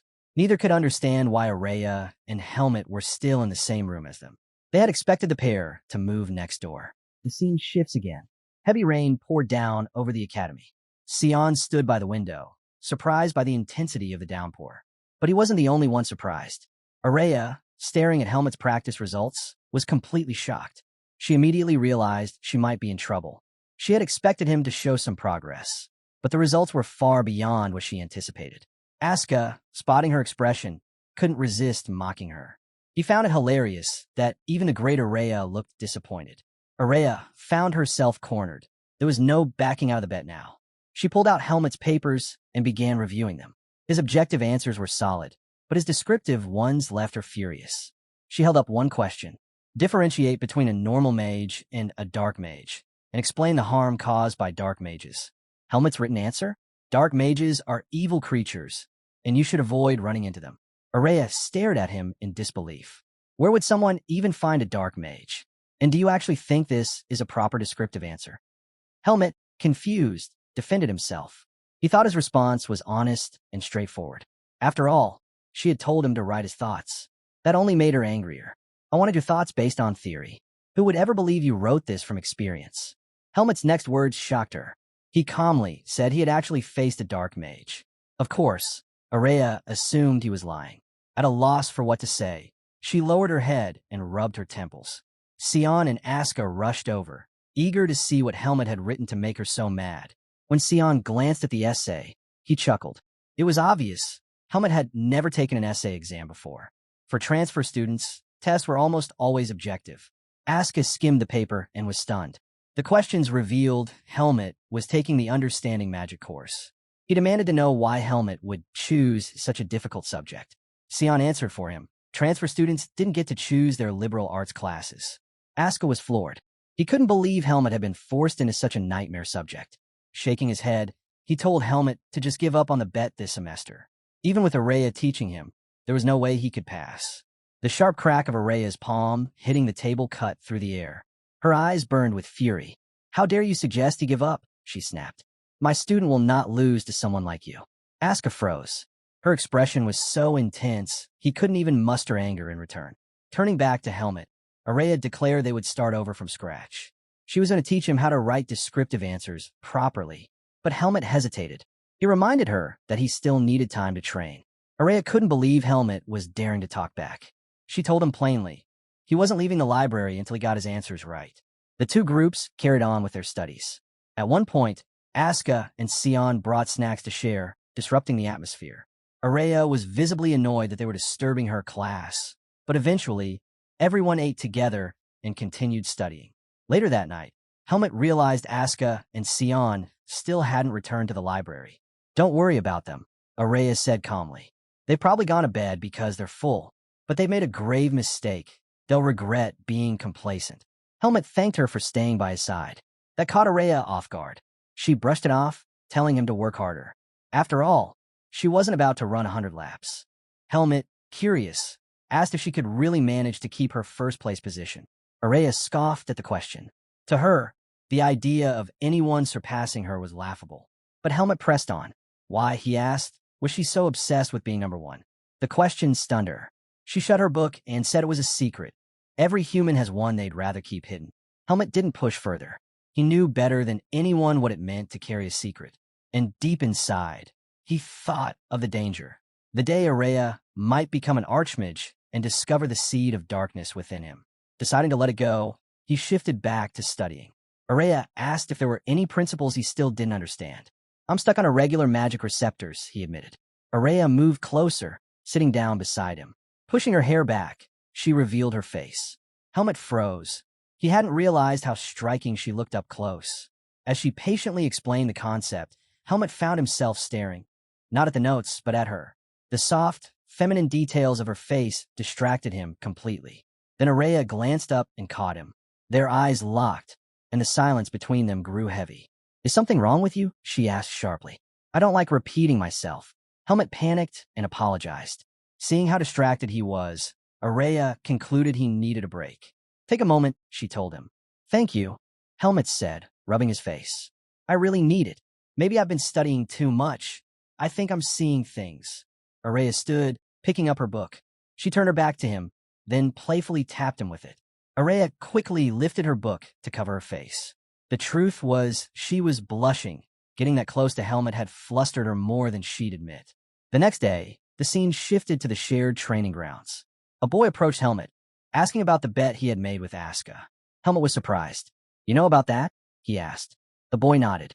He explained that a duel to decide the department's top student was a huge deal, especially with Araya involved. Word had spread fast. Even students from other departments knew about it. Smiling, the boy told Helmet he believed he would win. Helmet tilted his head. Why do you think that? Because you act more like a top student than Asuka ever has, the boy replied. This boy was Andro, the same one Helmet had defeated during the transfer exam. The two of them often compared stances during training, and Andro was one of the rare classmates Helmet actually talked to. Helmut admitted to him that he was struggling with the written exam, but reassured Andro he would still give his all to win. Andro grinned, saying he mostly just wanted to see Asuka lose for once. No one in the class liked how Asuka always acted as though the rules didn't apply to him. But then a shadow loomed. Asuka had been standing right beside them, staring with a chilling intensity. Helmut noticed first, but couldn't bring himself to warn Andro. "Don't blame me for your incompetence." Asuka's voice cut in, sharp and cold. Andro froze in shock at the sound of it. He tried to stammer out an explanation, but Asuka shoved him aside without hesitation. Turning his attention to Helmut, Asuka asked if he had heard the news about today's class. Helmut admitted he hadn't. All he knew was that it was supposed to be sparring practice. Asuka explained that they would actually be sparring against the first years. For Helmut, this was the first time hearing about it. Asuka speculated that it was just an event to stir up competition and motivate students before the midterms. But Asuka hated the idea. What he wanted most was a chance to duel Helmut directly. Andro, regaining his composure, chimed in to explain that they would have another official spar against the first years after the written exams. He added that the first-year class had some incredible swordsmen. Asuka sneered. To him, that information was useless. He shot Andro a glare and asked if he really believed a bunch of first years could defeat him. Andro faltered. Then, cautiously, he admitted there was one girl among them who stood in a league of her own. Asuka was stunned.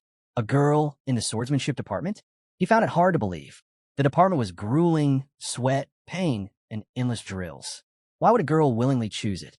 Andro explained that this girl wasn't just talented. She was beautiful too. Asuka groaned, hoping he wouldn't end up sparring against her. He didn't want to be forced into beating her mercilessly. While the others talked, Helmut quietly wondered what the first-year students would be like. The scene shifted. A girl was shown in her room, carefully polishing her sword. Moments later, the first years stepped into the sparring hall. The second-year students immediately noticed how disciplined and confident they carried themselves. A red-haired boy muttered to his friends that he too had looked just like them when he first entered the academy. Andro leaned toward Helmut and whispered, "She's here, the girl I told you about." Right then, the girl passed by. Andro and the others stared, captivated. Her beauty was striking, but more than that, she radiated the refined aura of a noble. The red-haired boy whispered that she looked familiar. Then, as if on cue, he and his friend turned to Helmut. The resemblance was undeniable. One of them asked bluntly if Helmut had a hidden family. Helmut froze. He didn't understand what they were talking about. But then, a thought struck him. Could this girl be connected to his lost family? The boy pressed again, asking if their assumption was correct. Helmut quickly denied it. During the first years, one arrogant student muttered that Helmut and the others looked like commoners. His friends tried to hush him, warning that the second years were their seniors. But he only laughed.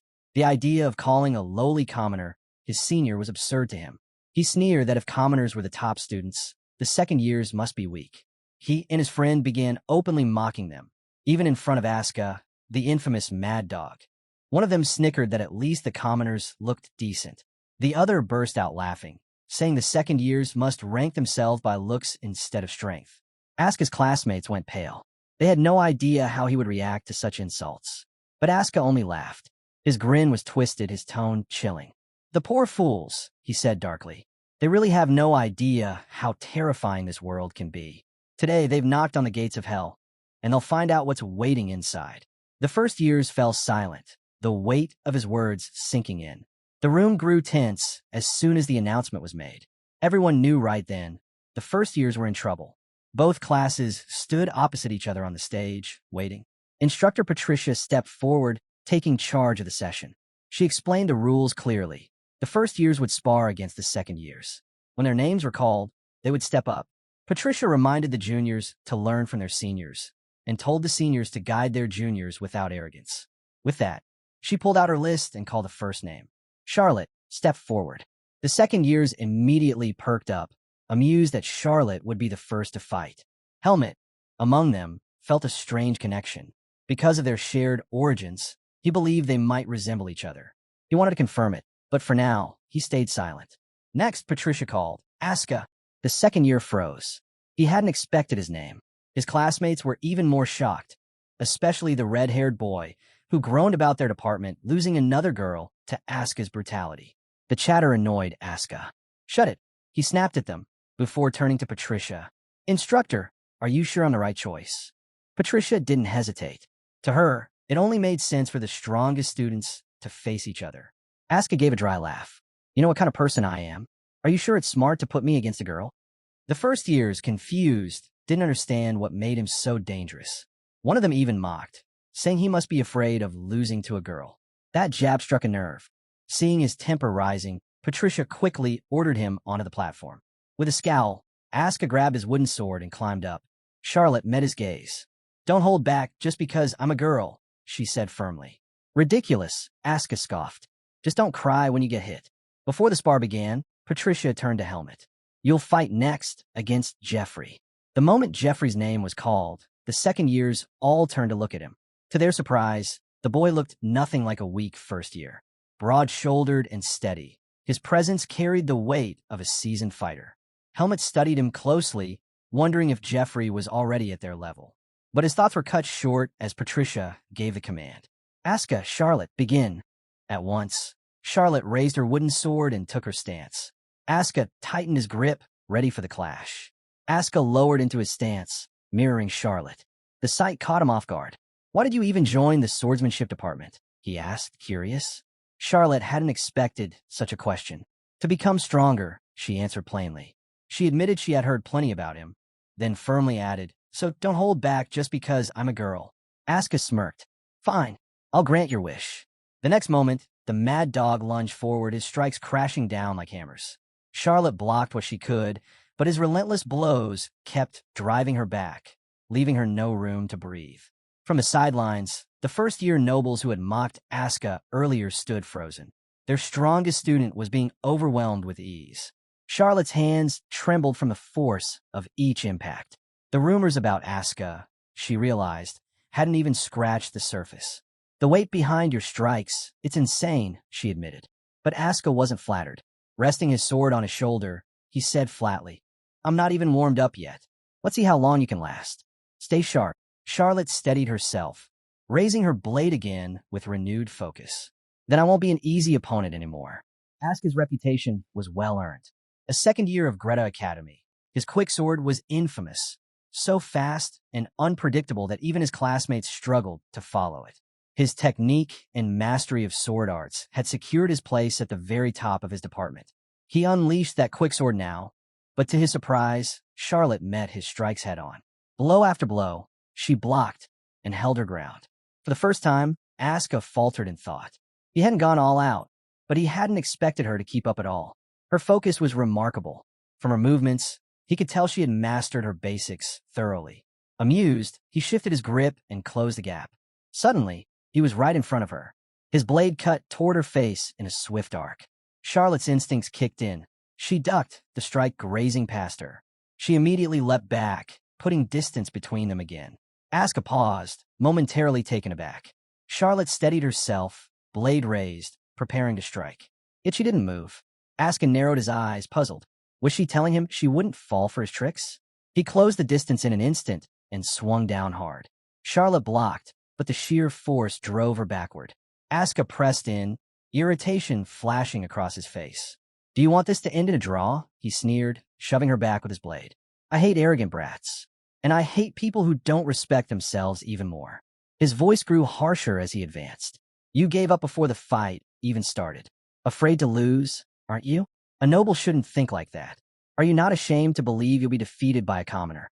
The words cut deeper than his strikes. The arena fell silent as Asuka's accusations rang out. Even Helmet and the second years were taken aback.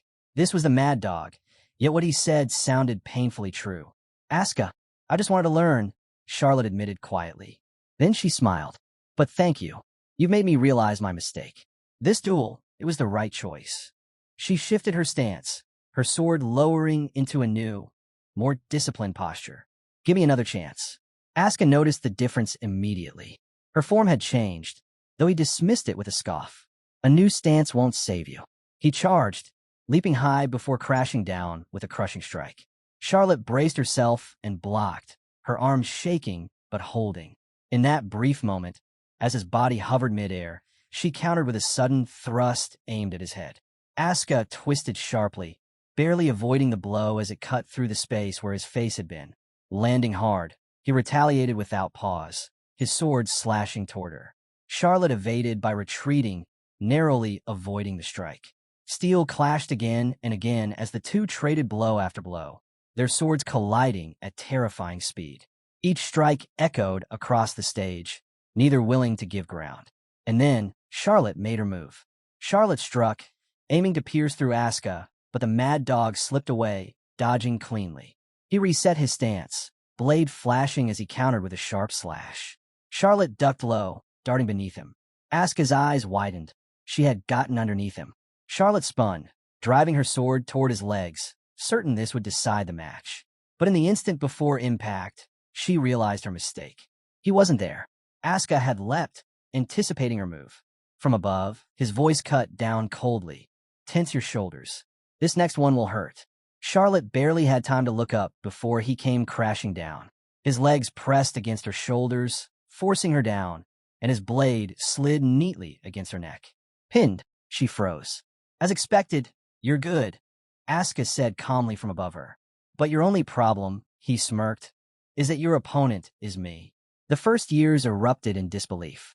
Their top student defeated. Patricia, smiling, raised her hand. Winner of the first duel, Asuka. Still seated on her, the mad dog glanced down. I'll admit, you surprised me. After that stance change, you nearly caught up to me. But in the end, your lack of experience costs you. Once you master your techniques fully, you'll be terrifyingly strong. Charlotte heard his words, but another thought pressed harder on her mind. Can you get off me already? You're heavy. Asuka blinked, startled. He had completely forgotten he was still sitting on her. Embarrassed, he jumped off and muttered an apology. Don't worry about it, Charlotte replied, smiling softly. You're a lot nicer than I expected. The audience, however, wasn't so forgiving. Some of the first years booed loudly. Hey, mad dog, comfortable finning down a girl like that? Pervert. Asuka's temper flared instantly. Say that again. If you've got the guts, come fight me right now. While he barked at the hecklers, Charlotte scanned the crowd and spotted Helmet. She gave him a nod and a smile. He returned it with a firm nod of his own. As she stepped down, Patricia called out the next pairing. Helmet, Jeffrey, prepare yourselves. On her way past, Jeffrey stopped her cold with a sharp remark. You've embarrassed us. Losing to a lowly commoner, you've buried the reputation of the first years. Charlotte's eyes narrowed, her glare cutting into him. Fix your mindset, Jeffrey. Otherwise, you'll lose too. Talent and effort don't care whether someone's a noble or a commoner. Her words stung. Jeffrey rose, his expression hardening, and strode toward the stage. Jeffrey stepped forward, a confident smile on his face. I'll prove Charlotte wrong, he declared. The scene shifted. Memories of training with Andro flashed in Helmet's mind. Back then, Andro had posed a strange question. Helmet, what's more important, strength or technique? Which matters most in swordsmanship? Helmet had been caught off guard. After thinking it over, he answered honestly. Strength. Techniques exist to complement raw power. Andro shook his head. That's where we differ. I was never blessed with strength. No matter how skilled I become, I can't win against someone born with natural talent. Life is unfair like that. Helmet frowned. You think too much about pointless things. Those words had stung Andro. He wanted sympathy, but Helmet gave none. You've never thought about it, have you? Andro pressed. Of course. He wasn't surprised when Helmet shook his head. Among all the second years, Helmet's strength and technique were unmatched. He didn't need to wrestle with such doubts. So Andro asked one last thing. What would you do if you faced someone stronger than you in pure strength? Helmet hadn't answered then, but now, standing across from Jeffrey, the question returned. The classroom grew tense as both students climbed onto the stage. Jeffrey's massive frame towered over Helmet, his sheer size casting a shadow. I'm glad I get to fight you, Jeffrey said with a grin. Helmet nodded calmly. The feeling's mutual. Jeffrey studied him with disbelief. Was this really the commoner from the rumors? To him, Helmet didn't look nearly strong enough to nearly kill someone. Compared to Asuka, Jeffrey believed this boy was nothing. Helmet, however, read the look in Jeffrey's eyes instantly. Arrogance. The disdain. To Jeffrey, the world was beneath his feet. Before they began, Patricia's voice cut through the silence. Helmet, don't cross the line. That warning made Asuka chuckle. He nudged the red-haired boy beside him. Weird, isn't it? Hearing someone else get the warning usually reserved for me. The red-haired student smirked. Maybe you should take that advice yourself and treat your peers better. The mad dog scoffed. Please, The only thing I'll treat you to is a beating. After that, I'll think about the rest. On stage, both fighters signaled their readiness. Patricia raised her hand. Begin.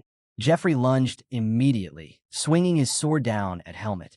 Helmet readied himself as Jeffrey's massive blade came crashing down. But just before it struck, a sharp instinct warned him, danger. He stepped back in an instant, narrowly dodging the strike.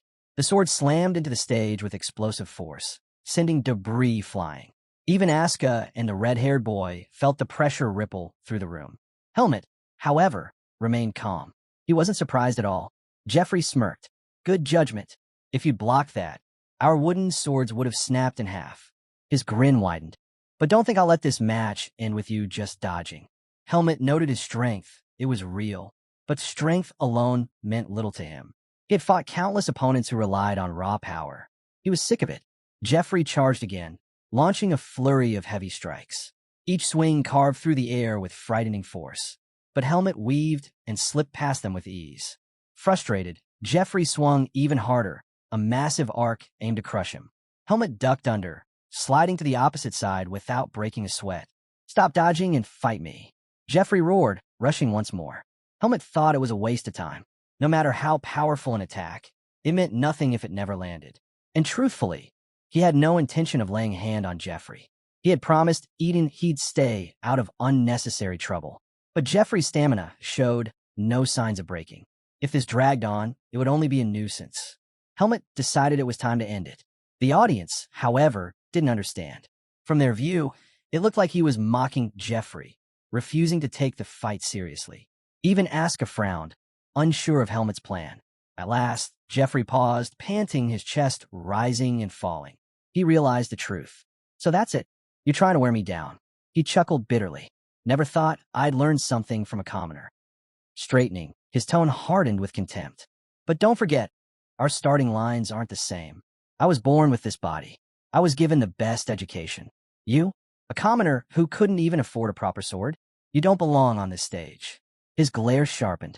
That's why you're dodging, isn't it? Because deep down, you know you can't beat me. Helmet's eyes narrowed. Instead of anger, disappointment settled over him. Jeffrey's words revealed more than arrogance. They showed weakness. Helmet almost laughed. Was Jeffrey really trying to provoke him with something so shallow? He could see it clearly now. The giant wasn't trying to fight smart. He just didn't want the match dragged out. Then Jeffrey spoke again, his words like venom. Your swordsmanship shows it. You must have had a terrible teacher. That was the mistake. Helmet's eyes hardened instantly. The fool had just dug his own grave. Patricia's voice rang out, sharp with anger. Jeffrey, watch your manners. She turned to Helmet. Don't listen to him. Focus on the duel. If you fight with emotions, life will only get harder. But Helmet's gaze was already dead cold. He exhaled slowly. You've made it impossible for me to play along. In the blink of an eye, he moved. The distance between them vanished, and Jeffrey barely had time to react. Panicked, the giant swung wildly, but Helmet slipped past and struck his knee. Jeffrey staggered, stunned. Why aim for his legs? Before the thought could form, Helmet was already behind him. Another strike, again to the knee. Jeffrey whipped around, laughing. That's it? Those weak little taps? You'll never even scratch me. But mid-laugh, his face twisted. Something was wrong. His right leg buckled, crashing to the ground. What? He gasped. Helmet raised his sword. His voice was calm, almost bored. No matter how much you train your body, there's always a point that breaks under repeated blows. Jeffrey froze in disbelief. Helmet stepped closer. Add this to your experiences. Losing to a commoner. The insult cut deep. Jeffrey roared, forcing himself up. It's not over. He charged, swinging with everything he had. Helmet dropped low, sliding between his legs. With a flick of his sword, he hooked Jeffrey's ankles and tripped him forward. The giant hit the stage face first hard. He scrambled up quickly, desperate, but before he could swing again, Helmet's blade struck true. With one clean motion, he knocked the sword from Jeffrey's hands. The weapon clattered across the stage. Jeffrey's eyes widened in horror. No, this can't be happening. I lost. To you. Helmet lowered his blade. His tone was even, cutting sharper than steel. I can't teach you much. I'm just a transfer student. But here's one lesson. Instead of wasting your breath insulting teachers, work on fixing yourself. The atmosphere shifted when Helmet spoke. Patricia sensed it immediately. Something was wrong. She raised her voice quickly. Helmet, stop. The duel is already over. Don't do anything reckless. But her warning came too late. Helmet's blade whipped across, striking Jeffrey hard on the neck. The giant collapsed unconscious. Gasps echoed across the room. The first years froze in shock, unable to believe what they had just witnessed. Patricia clenched her fists. She knew she had lost control of the moment. With no other choice, she announced, winner of the second duel. Helmet. The matches continued. On the stage, the red-haired boy, Benjamin, faced his opponent. With a confident grin, he won handily. Looking down at the defeated first year, he said with smugness, I'm simply better than you. Patricia's sharp glare cut him down instantly. Benjamin, show respect. Her expression was terrifying enough to silence the entire room. Benjamin flinched under her gaze, quickly bowing. And my apologies, instructor. He helped his opponent to his feet without hesitation. By the end of class, the results were undeniable. The second years had claimed victory in every duel. The gap between seniors and juniors was clear, and the first years could only bow their heads in respect. The scene shifted. Charlotte stood at a basin, washing her face. Helmet lingered nearby, watching silently. She looked up, their eyes meeting. He didn't speak, just stared with that same unreadable intensity. Feeling the weight of his gaze, Charlotte forced a greeting. Hello, senior. Helmet gave a brief nod. Hello. But inside, his thoughts churned. He wanted to ask her about the name engraved on his pendant, Margaret Irene. He longed for answers, but the risk was too high. If he revealed anything about his family, he would expose himself. He hesitated. Could he really trust her? If she knew about the seed of darkness within him, she'd surely turn to the temple. Even Eden would betray him if that secret ever came to light. He stared harder, lost in thought. Charlotte's hands trembled as she noticed his strange expression. The memory of his ruthless duel against Jeffrey flashed in her mind. Had she offended him somehow? Is there something you want to say? She asked cautiously. Her voice snapped him out of his thoughts. No, Helmet said flatly. Then, after a pause, he added, I saw your skills in the match. You're good. Charlotte blinked, surprised, before smiling softly. Helmet, you're talented too. The word caught him off guard. She knew his name. Helmet narrowed his eyes. How do you know my name? Charlotte chuckled softly. Everyone in the swordsmanship department knows your name. It's not exactly a secret. He frowned. That kind of reputation wasn't something he wanted. Then Charlotte's tone shifted. One day, I'd like to duel you myself. Helmet blinked, caught off guard. He didn't know how to respond. Sensing his silence, Charlotte added quickly, only when you're free, of course. Don't feel pressured. Helmet gave a short nod. I don't mind. Her smile brightened. Good. Then I'll be looking forward to it. A gentle breeze swept past as she spoke, making the moment feel strangely still. Helmet found himself staring at her, struck by her beauty. But before he could think further, a hand clamped onto his shoulder. It was Aska. What are you doing here? He asked bluntly. His gaze shifted to Charlotte. Do you know this guy? Charlotte answered with an easy smile. We just ran into each other. She glanced back at Helmet. I can't wait for our duel, senior. With that, she turned and walked away, her steps light, her expression smug. Aska's eyes lingered on her retreating figure before snapping back to Helmet. So, you like talking to Charlotte, huh? Helmet shoved his hand away. You've got the wrong idea. Stop clinging to me. Without waiting for a reply, he walked off. Annoyed, Aska followed. Why is it so cold? Don't tell me I was right about her. Helmet didn't even turn his head. No, I'm not like you. That hit a nerve. Aska's temper flared. What's wrong with being me? Helmet ignored him completely. The scene shifted. Helmet sat in his room, books spread open as he studied. But as he worked, he paused, realizing he was stuck on a problem. Araya, he called. She looked up from the book she was reading. Yes. Before he could ask, his senses prickled. Ever since enduring Darien's brutal training, Helmet had honed them to a razor's edge. And now, they screamed danger. Something wasn't right. He stiffened. What's wrong?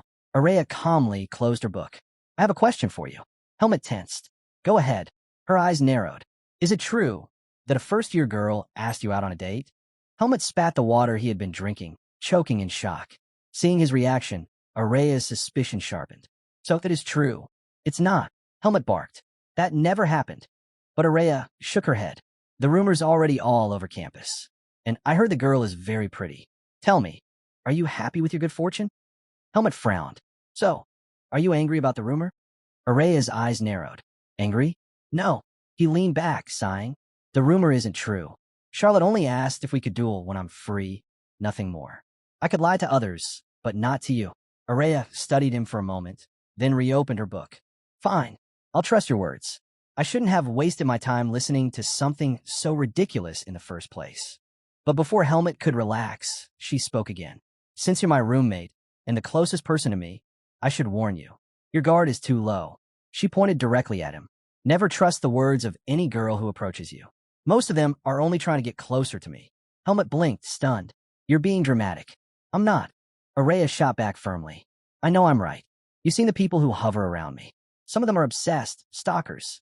And some are clever enough to disguise themselves, even sneaking into the dorms dressed as boys. A trickster like that could fool you easily. Helmet finally understood her angle. So, you're saying I should stay away from Charlotte? Araya's eyes widened slightly. That's not what I said. I only gave you an example. The choice is yours. Helmet exhaled, unimpressed. Then why not just say it directly? Tell me Charlotte's suspicions. It's not like I care if I never see her again. That answer caught Araya off guard. She looked away quickly. Do whatever you want. Just remember this. If a girl approaches you out of nowhere, doubt her. Girls will stab you in the back faster than anyone else, especially because you're a commoner. Helmet didn't argue. He simply listened, faintly amused. It was reassuring, in a way. Araya hadn't changed. What he didn't realize, though, was how blind he was to his own appeal. Helmet was far more attractive than he gave himself credit for, enough to catch the attention of plenty of girls. The scene shifted. Sion stood outside a restaurant, staring at the closed sign on the door. His expression twisted into pure despair before he dropped to his knees. No, he screamed dramatically. But this problem had started long before. Elsewhere, Araya sat reading a paper. Her eyes scanned the page carefully. Araya sat with a stern look, the paper in her hands. Helmet, Asuka, and Sion quietly watched her as she read through it. Once finished, she glanced up and told Helmet his answers were finally starting to look decent. A wave of relief washed over him, while Sion and Asuka cheered for his progress. Asuka praised Helmet, saying his brutal lessons were finally producing results. But Araya didn't share their excitement. She looked at Asuka and questioned why he was so thrilled, reminding him that Helmet was still their rival. Pointing at Helmet, she made it clear his answers weren't perfect yet. She urged him to keep pushing, reminding him his real goal was to become the top student. Right now, he was only at the starting line. Asuka tried to lighten things up, asking Araya to let Helmet enjoy his small victory. Then Sion broke into the conversation, his smile wide as he called everyone's attention. He announced that he had something special planned for them in honor of their hard work before the midterms. The group was surprised, especially Asuka, who thought the idea came out of nowhere. But Sion explained that no late-night study session was complete without late-night snacks. He invited them all to join him at a famous Waffle House. Asuka was baffled. He asked how Sion could possibly manage to study when he was always sneaking off to eat. Sion brushed it off, saying no one could survive without bread, and promised they'd regret missing out. He teased them with details. Freshly baked waffles topped with sweet strawberry cream. Just a thought made Araya's mouth water, and she admitted she wouldn't mind going. Asuka hesitated, wondering if it was smart to go out so late and questioning whether any restaurants would even be open. But Sion reminded him that the nightlife in Badan City never slept. Most restaurants stayed open late just for students like them. Helmet was shocked to hear that. The scene shifted back to the present. Sion was on the ground, crushed. The event he had planned had completely fallen apart. He had dreamed of a fun group outing, and now it was gone. Araya calmly told him he could always go eat alone next time. But with tears streaming down his face, Sion confessed he couldn't bear doing something that lonely. Trying to salvage the night, Araya asked if he wanted to return to the dorm or try another restaurant. Wiping his eyes, Sion decided going back would be a waste. Instead, he insisted they head to a different spot nearby. Araya helped Sion back to his feet and told him to lead the way. Sion was caught off guard. He couldn't believe Araya wasn't protesting the sudden change of plans. He asked if she was really fine with it. The scene shifted to a restaurant. Inside, Asuka scanned the menu, only to freeze in shock at the price of sandwiches. Sion looked at him in disbelief, asking why he was acting broke and whether he didn't receive financial support. That's when Asuka revealed his family only covered his tuition. Sion was stunned. He hadn't expected things to be that bad. He asked why Asuka wasn't receiving a scholarship for being the top student. Then, just to get under his skin, Sion teased him about always bragging about his scholarship. Asuka took the bait immediately. He snapped back, declaring he'd show Sion exactly why he was a scholarship student. The two scuffled, Asuka yanking on Sion's hair, while the others looked on. Meanwhile, Araya shifted the topic, commenting that the restaurant was much cleaner than she had expected. Sion explained that it had to be spotless since most of the clientele were nobles. Any contamination could shut the place down instantly. Curious, he asked why Araya was always so fixated on cleanliness. She brushed him off, saying it was a ridiculous question. Mages, she explained, are sensitive to the tiniest particles, since even a speck of dust could ruin their experiments. She declared that Sion was the odd one out.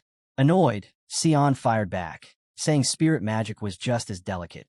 But Araya countered, claiming it was the spirits themselves who were overly sensitive. Their back and forth carried on, filling the table with sharp exchanges. Amid the bickering, Asuka turned to Helmet and asked if he had placed his order yet. Just then, a waiter arrived and set a plate down in front of Sion. He explained Sion's food had come first because it was a simple meal. Curious, Sion asked the others what they had ordered. Asuka casually replied that he had also chosen a basic option. Before the conversation could continue, the waiter placed Helmet's order on the table. The entire group froze. The sandwich in front of him was massive, far larger than anyone expected. The waiter introduced it as the Greta Swordsmanship Department Special. Everyone gawked at the sight, even Helmet himself. Asuka burst out laughing, demanding to know why Helmet would order something so ridiculous. He teased him, asking if he planned to carry the giant sandwich back to the dorm. Helmet quickly explained he'd only ordered it because it was labeled as a department special. Araya stared in disbelief, questioning whether the swordsmanship department had stomachs 5 times larger than normal. Sion chuckled and explained that the special was nothing more than a marketing trick to attract customers. Then, eyeing the enormous meal, he turned back to Helmet and asked if he... Sion leaned in toward Helmet and suggested they share the giant sandwich. Helmet agreed without hesitation. Just as the group was chatting, 2 familiar figures walked up to their table. It was Charlotte, her smile radiant, with Jeffrey standing beside her. Charlotte greeted her seniors warmly. Helmet greeted her back, though he couldn't recall Jeffrey's name. So he simply referred to him as the brutally strong guy. Jeffrey blinked in surprise before correcting him, introducing himself properly. Charlotte's eyes widened when she noticed Helmet had ordered the department special. She revealed that she and Jeffrey had also come to eat the very same thing. Asuka raised an eyebrow, shocked to see Charlotte arriving with Jeffrey. Charlotte quickly explained that Jeffrey wanted to place a bet on the massive sandwich. That stunned Asuka even more. He demanded to know why someone as towering as Jeffrey would gamble over food with a girl. He asked if Jeffrey didn't feel embarrassed by it. Charlotte frowned at the remark, snapping back to ask if Asuka was looking down on her. Confused, Asuka didn't get what she meant. But Charlotte made her point clear. She was a student of the swordsmanship department too, and students in her field ate just as much as they trained.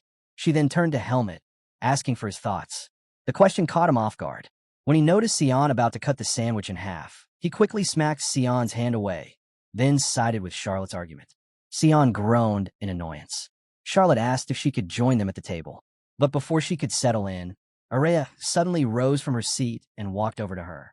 The boys froze, unsure of what Araya was planning. Charlotte grew tense as Araya stopped in front of her, staring intently. Then Araya asked a sharp question, "Do you know me?" The entire table went silent. Helmet and the others exchanged confused looks, unable to guess what Araya was thinking.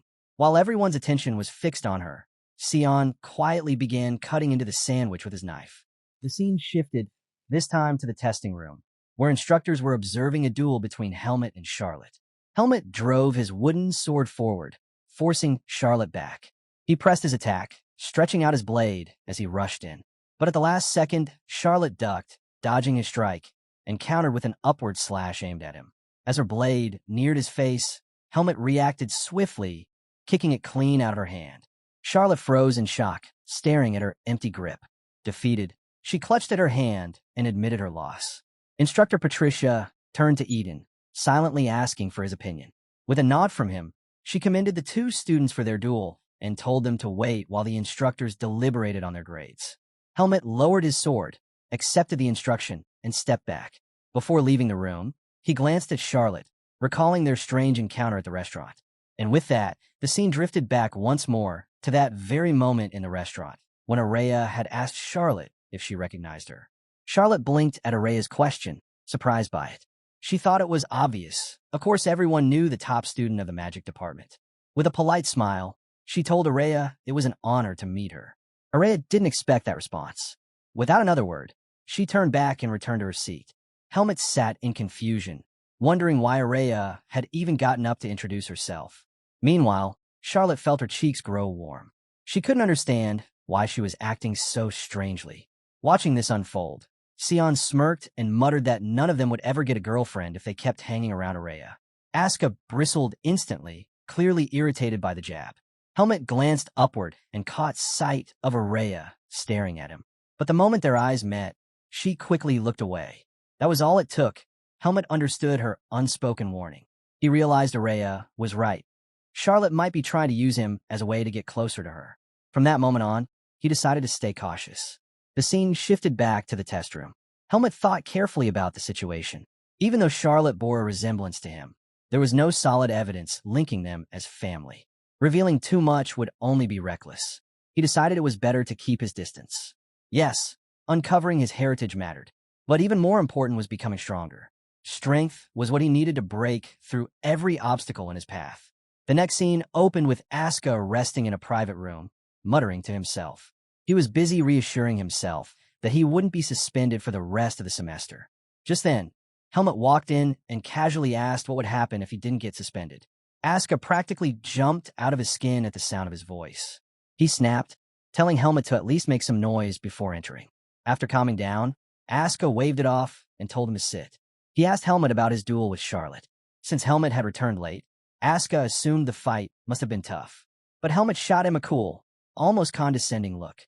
He said the duel had ended quickly, and the real reason for his delay was the instructors scolding him for finishing it too fast. That smug look annoyed Asuka. He grumbled that Helmut was starting to act just like Araya. Still, his calm demeanor told Helmut that Asuka's own match had gone well. Without wasting time, Asuka urged Helmut to start studying. He reminded him that he couldn't afford to slack off, especially not when Araya had such high expectations for him. The moment he said it, Araya's voice came from behind, agreeing with him. Asuka jumped in fright, spinning around. He had no idea how she always managed to sneak up like that, and accused the two of trying to scare him. Ignoring him, Araya turned to Helmut and asked if his next subject was understanding of magic. Helmut nodded in confirmation. Araya set a textbook down and told Helmut she wanted to run one final check. Helmut hesitated. He thought it might not be smart for them to study together, especially since she still had her own exam. But Araya shook her head.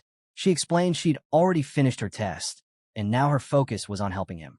Before the session could begin, Asuka cut in, asking Araya about Sion. She frowned, not understanding why he would bring that up. She told him Sion was probably buried in his own studies. But Asuka just scoffed, claiming Sion had no sense of responsibility at all. While the two went back and forth, Helmut's mind started to wander. Araya noticed immediately. She told him to stop spacing out and get his textbook. Snapping back, Helmut quickly reached for his book. Still, she could tell something was bothering him. She asked him directly what was wrong. After a pause, Helmut asked if she really hated the idea of running 100 laps around the field. Araya admitted she despised it. Losing a bet was one of the things she hated most, and that was why she wanted their revision to be perfect. She reminded him that if he became the top student, it wasn't a bad deal for him either. Asuka leaned forward with a confident grin. He told Helmut to work hard, warning that beating him in the theory exam wouldn't be easy. Araya's patience snapped. She turned to Asuka and told him to leave, saying he was just getting in the way. That irritated him. He demanded to know if she thought she'd rented out the room. Araya calmly told him that she wasn't about to reveal her strategy to her rival before the battle. Asuka shot back that if she didn't like it, she and Helmut could leave instead. Helmut sat frozen, unsure what to do as the two of them continued bickering. Finally, Araya warned Asuka to walk out on his own before she threw him out. Asuka just smirked, told her to do her best, and finally left. Helmut sighed, realizing he'd never get any proper training done as long as those two were arguing. With the distraction gone, Araya handed Helmut a test.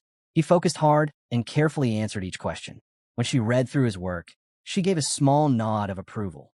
Helmut exhaled in relief, glad she was satisfied with his progress. The scene then shifted to a hall filled with students, all seated for their exam. The instructor at the front announced they had 2 hours to complete the test before giving them the order to begin. Helmut wasted no time diving in. But as he moved through the questions, something unusual caught his eye. One question asked him to explain what he would do if he accidentally acquired forbidden dark powers. One particular question on the exam unsettled Helmut. It asked what he would do if he ever gained forbidden dark powers, knowing that losing those powers would cost him his life. The scene then shifted. Helmut returned to the private reading room, only to find Araya already waiting there. She asked how his exam had gone. Surprised to see her, Helmut admitted it went well. The questions had been almost exactly as she had predicted. Still, he couldn't shake one strange question from his mind. Curious, Araya asked him to share it. Helmut explained, recounting the unusual scenario. She nodded, saying the instructor for that subject had a habit of throwing in questions like that. As long as his answer was reasonable, he wouldn't lose any points.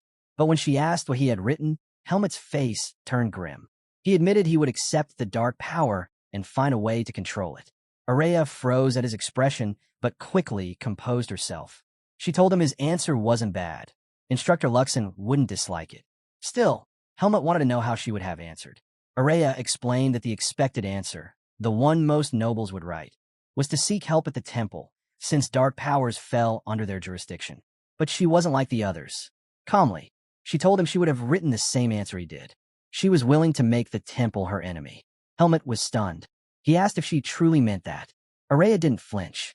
She explained that the Temple of Lumen was merciless when it came to dark powers.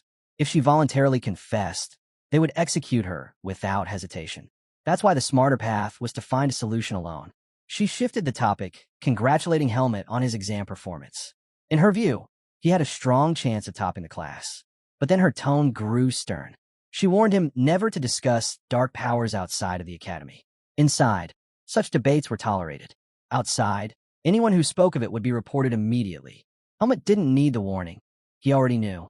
The scene then shifted to Greta Academy's Central Plaza, where crowds of students gather before a massive bulletin board.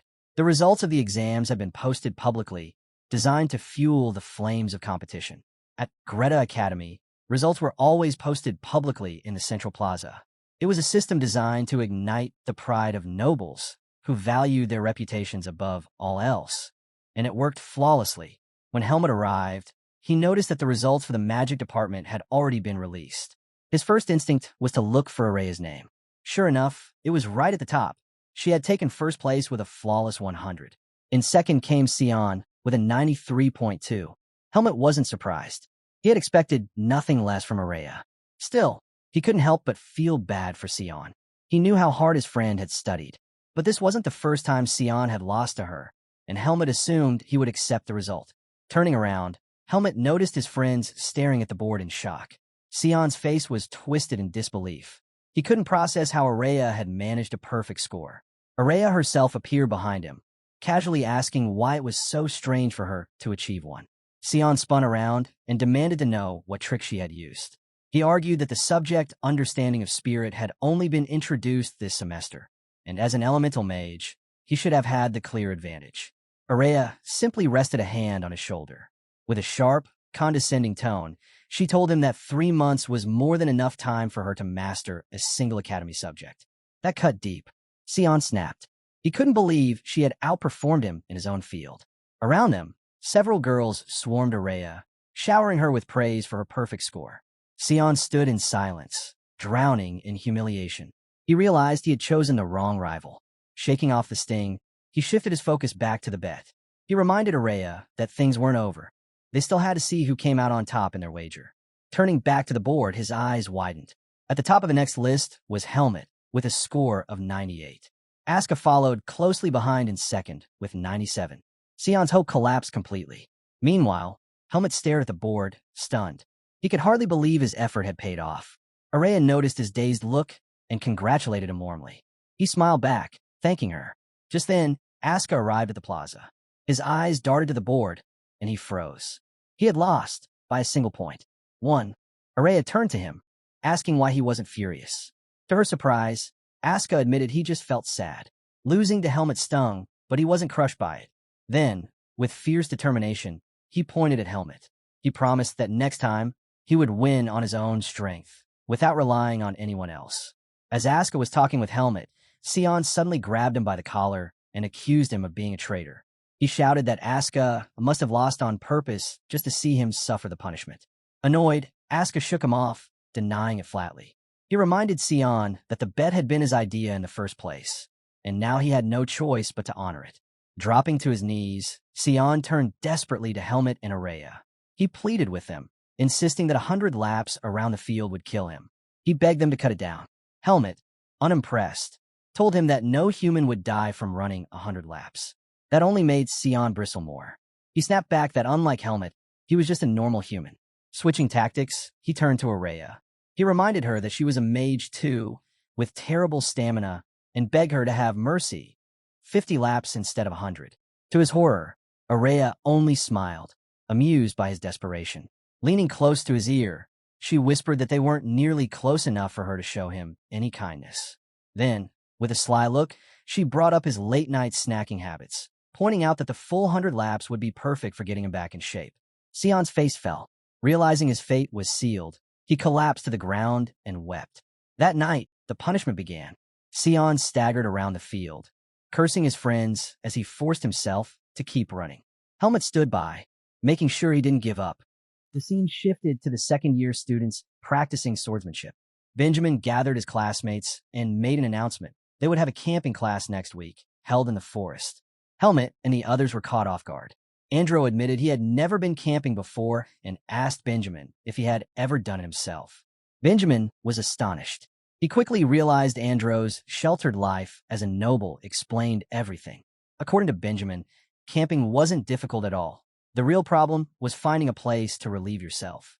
With a straight face, he explained the risks: stepping on someone else's mess, or worse, getting in your hands while digging a pit. Andro and Asuka recoiled in disgust, their faces twisting at the thought. Benjamin kept going, warning them to bring proper shovels to avoid trouble. Then he added another tip: never stick your head out of your sleeping bag at night, unless you want to be swarmed by mosquitoes. Asuka narrowed his eyes, starting to think Benjamin was just trying to scare them. Asuka narrowed his eyes, suspecting Benjamin was just trying to scare them. Then he remembered Helmet used to be a mercenary. Turning to him, he asked if camping was really that frightening. Helmet raised a brow at the question and asked if Asuka had never camped before.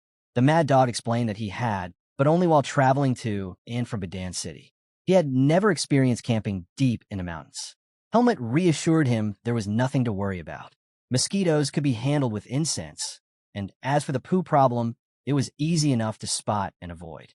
But instead of easing his nerves, Asuka grew more irritated. He complained that Helmet was just making him feel worse by pointing out the obvious. Still, he admitted it was best to be well prepared. He then suggested they head to the market over the weekend to stock up on supplies, asking Helmet to come along. Helmet agreed. The scene shifted to a bustling market. Once there, Asuka quickly realized he had no idea what they were supposed to buy. Standing beside them was Sion. Irritated, Asuka demanded to know why he had tagged along. Sion just grinned, saying he naturally followed them like air. Helmet cut in, asking if Sion had recovered from the punishment run. At that, sweat broke out on Sion's forehead. He claimed he had used high-quality healing magic and fully recovered after resting for a few days. But Helmet knew the truth. On the night of the bet, Sion had pulled a trick, summoning his spirit of darkness to shape-shift into him and finish the laps. In reality, Sion had only completed 50. Helmet hadn't exposed him, though. He thought the stunt was impressive enough to let slide. Shaking off the memory, Asuka said their first priority should be finding insect repellent. The boys headed toward a shop selling scented candles. Asuka explained that the candles would drive the bugs away. Helmet agreed, adding that it was especially useful while eating in the forest. He reminded Asuka to choose candles that weren't too strong, since the smell might ruin their meals. Then Helmet mentioned another necessity: a good lamp. He explained that the hills grew pitch dark at night, but he cautioned against buying one that was too bright, since that could attract predators. Instead, it needed to shine just enough to light the path ahead. Asuka listened carefully, weighing his advice. Asuka was stunned by how detailed Helmet's knowledge was. He couldn't believe his friend was so meticulous about preparations. Helmet explained that buying the right lamp was important. You didn't want to deal with unexpected trouble in the mountains. While Asuka understood, he raised another concern. If the lamp tipped over while they slept, it could cause a bushfire. At that, Sion pulled out a scroll and handed it over with a grin. He explained that it was a bushfire extinguishing magic scroll. Once activated, it created a vacuum that would immediately snuff out any flames. Asuka's eyes widened in surprise. He didn't know such a thing even existed. Then, in classic Asuka fashion, he muttered that the scroll could easily be used to kill someone. The mood shifted instantly. Sion frowned, telling him that normal people didn't think of such things. He made it clear he had no interest in being tied to murder and asked Asuka not to drag him into it. The two moved on to browse more items. Soon, Sion excitedly pointed out a small grill that could be used to cook vegetables. He boasted about how portable it was. Asuka, forgetting the purpose of the trip, stared at it, wondering if he should actually buy one. Helmut watched silently, realizing his friend was preparing for a picnic, not a camping class. Deciding to handle things himself, Helmut told Asuka he was going to look for gloves. Asuka waved him off distractedly, telling him to go ahead. As Helmut walked through the stalls, a thought hit him. The camping class would be held outside the city. That meant he couldn't afford to lower his guard, not with the Blackhawks still out there. He doubted they would attack in a place crowded with academy instructors and students, but caution was always better. After all, Asuka himself had been attacked once. Still, Helmut was tired of living under that shadow. He decided that once he became stronger, he would confront the organization directly and end things on his own terms. Lost in thought, he wandered until something caught his eye. A man stood nearby, spinning sugar into a strange, fluffy treat with a machine. He called out to passers-by, asking them to buy the unique dessert of Badan. A curious girl stepped forward and purchased one. Helmut froze, staring. The thing looked like a cloud on a stick. He had never seen anything like it before. It was his first time encountering cotton candy. The girl noticed his curiosity and approached him. With a cheerful smile, she explained that cotton candy was made by melting sugar and pulling the thin strands of melted sugar onto a stick. The girl told Helmut that sometimes technology can be even more fascinating than magic. Her words caught him off guard. The blonde girl with striking red eyes leaned closer and asked if he remembered her from their magic theory class. Helmut shook his head. He didn't recognize her at all. Curious, he asked who she was. The girl seemed surprised, but not completely shocked. She explained that they were classmates, though she had already guessed Helmut wouldn't know her. After all, he always kept to himself and showed little interest in others. Finally, she introduced herself as Teresa and admitted openly that she was interested in him. She asked if he could spare her some of his time. At that moment, Araya's warning flashed in Helmut's mind. She had told him before that girls who approached him out of nowhere were only trying to use him as a bridge to get closer to her. Remembering those words, Helmut turned away. He told Teresa he wasn't alone and needed to leave. Teresa, confused by his coldness, begged him to wait. But Helmut cut her off, saying if she truly wanted something, she should speak to Araya instead. That shocked her. Only then did Teresa realize what Araya had warned him about. Most people clung to Helmut just to reach her. But Teresa swore her interest was only in him. She reached out her hand, wanting to touch him, when suddenly, Araya appeared right in front of her. Helmut froze at the sight of the mage. Araya looked straight at him and demanded to know what he was doing in the marketplace. Before he could answer, Teresa greeted her warmly, admitting she hadn't expected to meet her here. Araya's eyes narrowed at Teresa, the top student of the third-year class. Pulling back her hood, she told Teresa she hadn't expected this either. Teresa smiled and explained she had only wanted to talk with her roommate. But Araya's tone stayed sharp as she asked whether Teresa had business with her. When Araya lowered her hood, her face carried a striking, almost masculine charm. Teresa's cheeks flushed as she forgot her words and stammered. After regaining a bit of composure, she said she wanted to talk to Araya directly. Araya ignored her. Instead, she grabbed Helmut by his clothes and ordered him to come with her. Teresa was stunned by the way Araya dragged him forward. As they walked, Araya glanced at Helmut and questioned if he really didn't take her seriously. She couldn't understand why he was still entertaining Teresa after her warning. Helmut quickly explained. He had tried to turn Teresa away. Helmut explained that the only reason he had listened to Teresa was because he didn't want to be disrespectful toward his seniors. Hearing that, Araya sighed. She realized her friend had taken his lessons in ethics a little too seriously. She advised him to speak up whenever something didn't sit right with him, reminding him that his silence often ended up causing her unnecessary trouble. Helmut calmly replied that if she found it stressful, she could have simply ignored him. That only made Araya more irritated. She told him they would finish this conversation later, then suddenly shifted the topic, asking about Asuka and Sion. Helmet blinked in surprise. He asked how she even knew the boys were in the marketplace. Araya explained that Helmet would never willingly come here on his own, which made it obvious that he had company. Helmet admitted he wasn't sure where the boys were, so Araya decided they would look around together. This confused Helmet. If she found the situation troublesome, why was she staying by his side instead of walking away? He couldn't make sense of her reasoning. Eventually, the two found Asuka and Sion, who had clearly been shopping without restraint.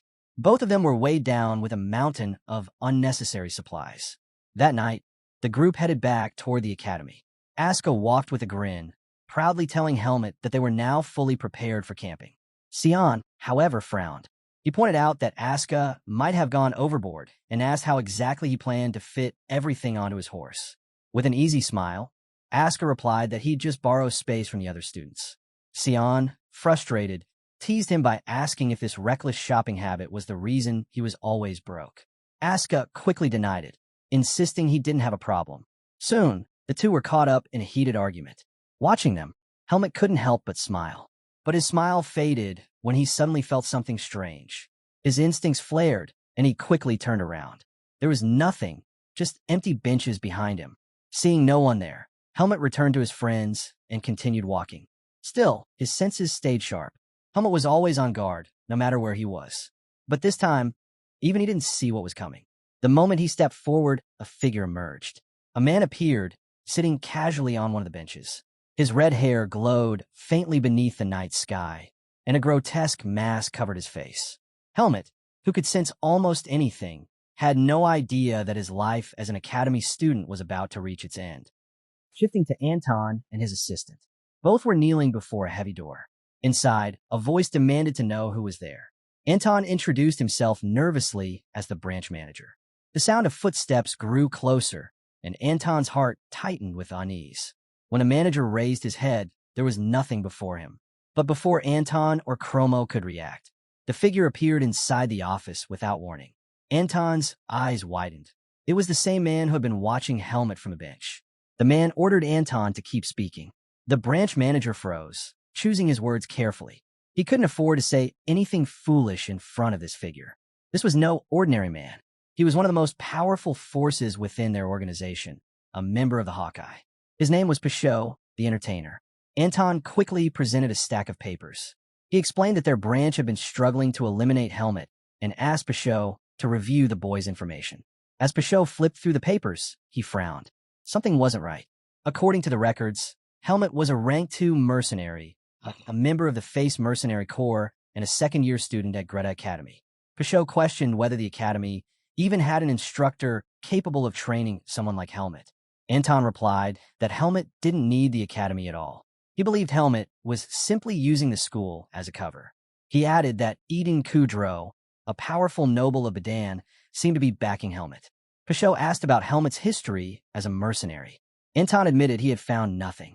The only record began when Helmet suddenly joined the Face Mercenary Corps by coincidence. That explanation only deepened Pashot's suspicion. He tapped the paper with his nail, then slowly shredded it to pieces. A boy with no past, yet skilled enough to be a rank 2 mercenary while posing as a student.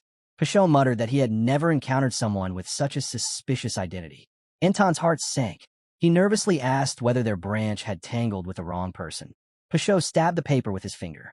Calmly, he assured Anton that the Blackhawk had never once crossed a target above their reach. The dead cannot speak, he added coldly. And if a corpse vanishes, it means that person never existed at all. He declared that Helmet would be erased. Anton was stunned, but Pashot was already planning his hunt. The scene shifted. Students were gathered, preparing their horses for the journey. Amidst the bustle, Instructor Allen held up a bottle of wine. He blinked in surprise. It was a 32-year-old Marine vintage, a rarity nearly impossible to obtain. Smiling faintly, Allen told the student he had taken it from that he would be sure to savor it with the right meal. The boy pleaded with Instructor Allen not to drink the wine. He explained that he had saved his pocket money just to buy it. But Allen shook his head. He reminded the student they were heading out for training, not a picnic. He had already warned them not to bring useless items on the trip. In desperation, the boy pointed at Asuka, claiming Asuka looked more like he was going on a picnic than anyone else. The mad dog scowled at being exposed. He snapped back that everything he carried was essential. Unmoved, Alan gave Aska 10 minutes to decide what he truly needed. He explained that carrying too much weight would only slow down his horse. Aska was stunned. He argued that every single item in his pack was necessary. But Alan cut him off. Light luggage, he said, was the key to proper camping. Annoyed but with no choice, Aska finally agreed to obey. Once everyone had finished repacking, the group mounted up and began their journey. As they passed through the city gates, Helmut looked around quietly. It had been a long time since he'd stepped outside of Badan. The air beyond the walls felt different to him, lighter, freer. Aska soon noticed Helmut's horse. He immediately pointed out that it looked far superior to the others, no doubt because a noble was backing him. Curious, he asked Helmut what breed it was, but Helmut admitted he didn't know. He simply added that Aska's horse also looked good. The mad dog narrowed his eyes, sensing that Helmut wasn't being serious. He reminded him there was a clear difference between the two horses. Then he asked a question that caught Helmut off guard.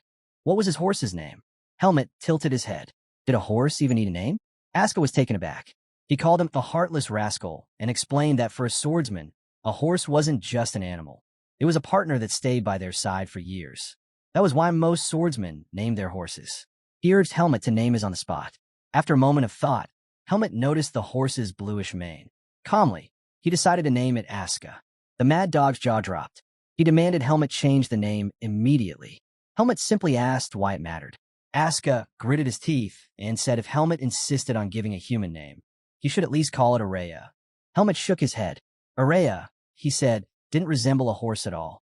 Aska exploded with frustration, shouting back, "Then do I look like a horse to you?" After traveling the whole day, the group finally reached their campsite. Instructor Patricia stepped forward, instructing the students to take a rest. She ordered them to unload their luggage and remove the saddles. Patricia told the students that once they finished unloading, she would share the schedule with them. Aska dropped onto the ground, exhausted. He couldn't believe it had taken an entire day just to reach the campsite. Muttering to himself, he wondered how far they had actually traveled from the city. Before leaving, Helmut had already been briefed about the plan. On the first day, they would rest and enjoy a barbecue. On the second day, a hunting competition would take place. And on the third day, they would carry out a group activity. Helmut was relieved. Nothing unusual had happened on the way to the camp. He hoped it meant the Black Hawks weren't nearby. Still, he knew the most dangerous time would likely be during the group activity. That would be the perfect chance to target him. Determined, he reminded himself to stay alert through the entire trip. While Helmut was lost in thought, Aska suddenly called out to him. Confused, Helmut looked down and froze. He was holding only a rope. His horse was gone. Shock rippled through him. He was certain he had been holding the reins the entire time. But the rope in his hand had been sliced cleanly by something sharp. Helmut's thoughts raced. What had it been cut? And by whom? He scanned the area, but nothing made sense. Someone had managed to sever the reins without him noticing. Aska, however, didn't seem as concerned. He tapped Helmut on the shoulder and told him to stop overthinking. Pointing into the forest, Aska showed him where the horse stood waiting. With a grin, he teased Helmut, calling him clumsy and reminding him to look after his horse properly. Helmut's eyes narrowed. Something about the situation was off. Still, he asked Aska to lend him his sword.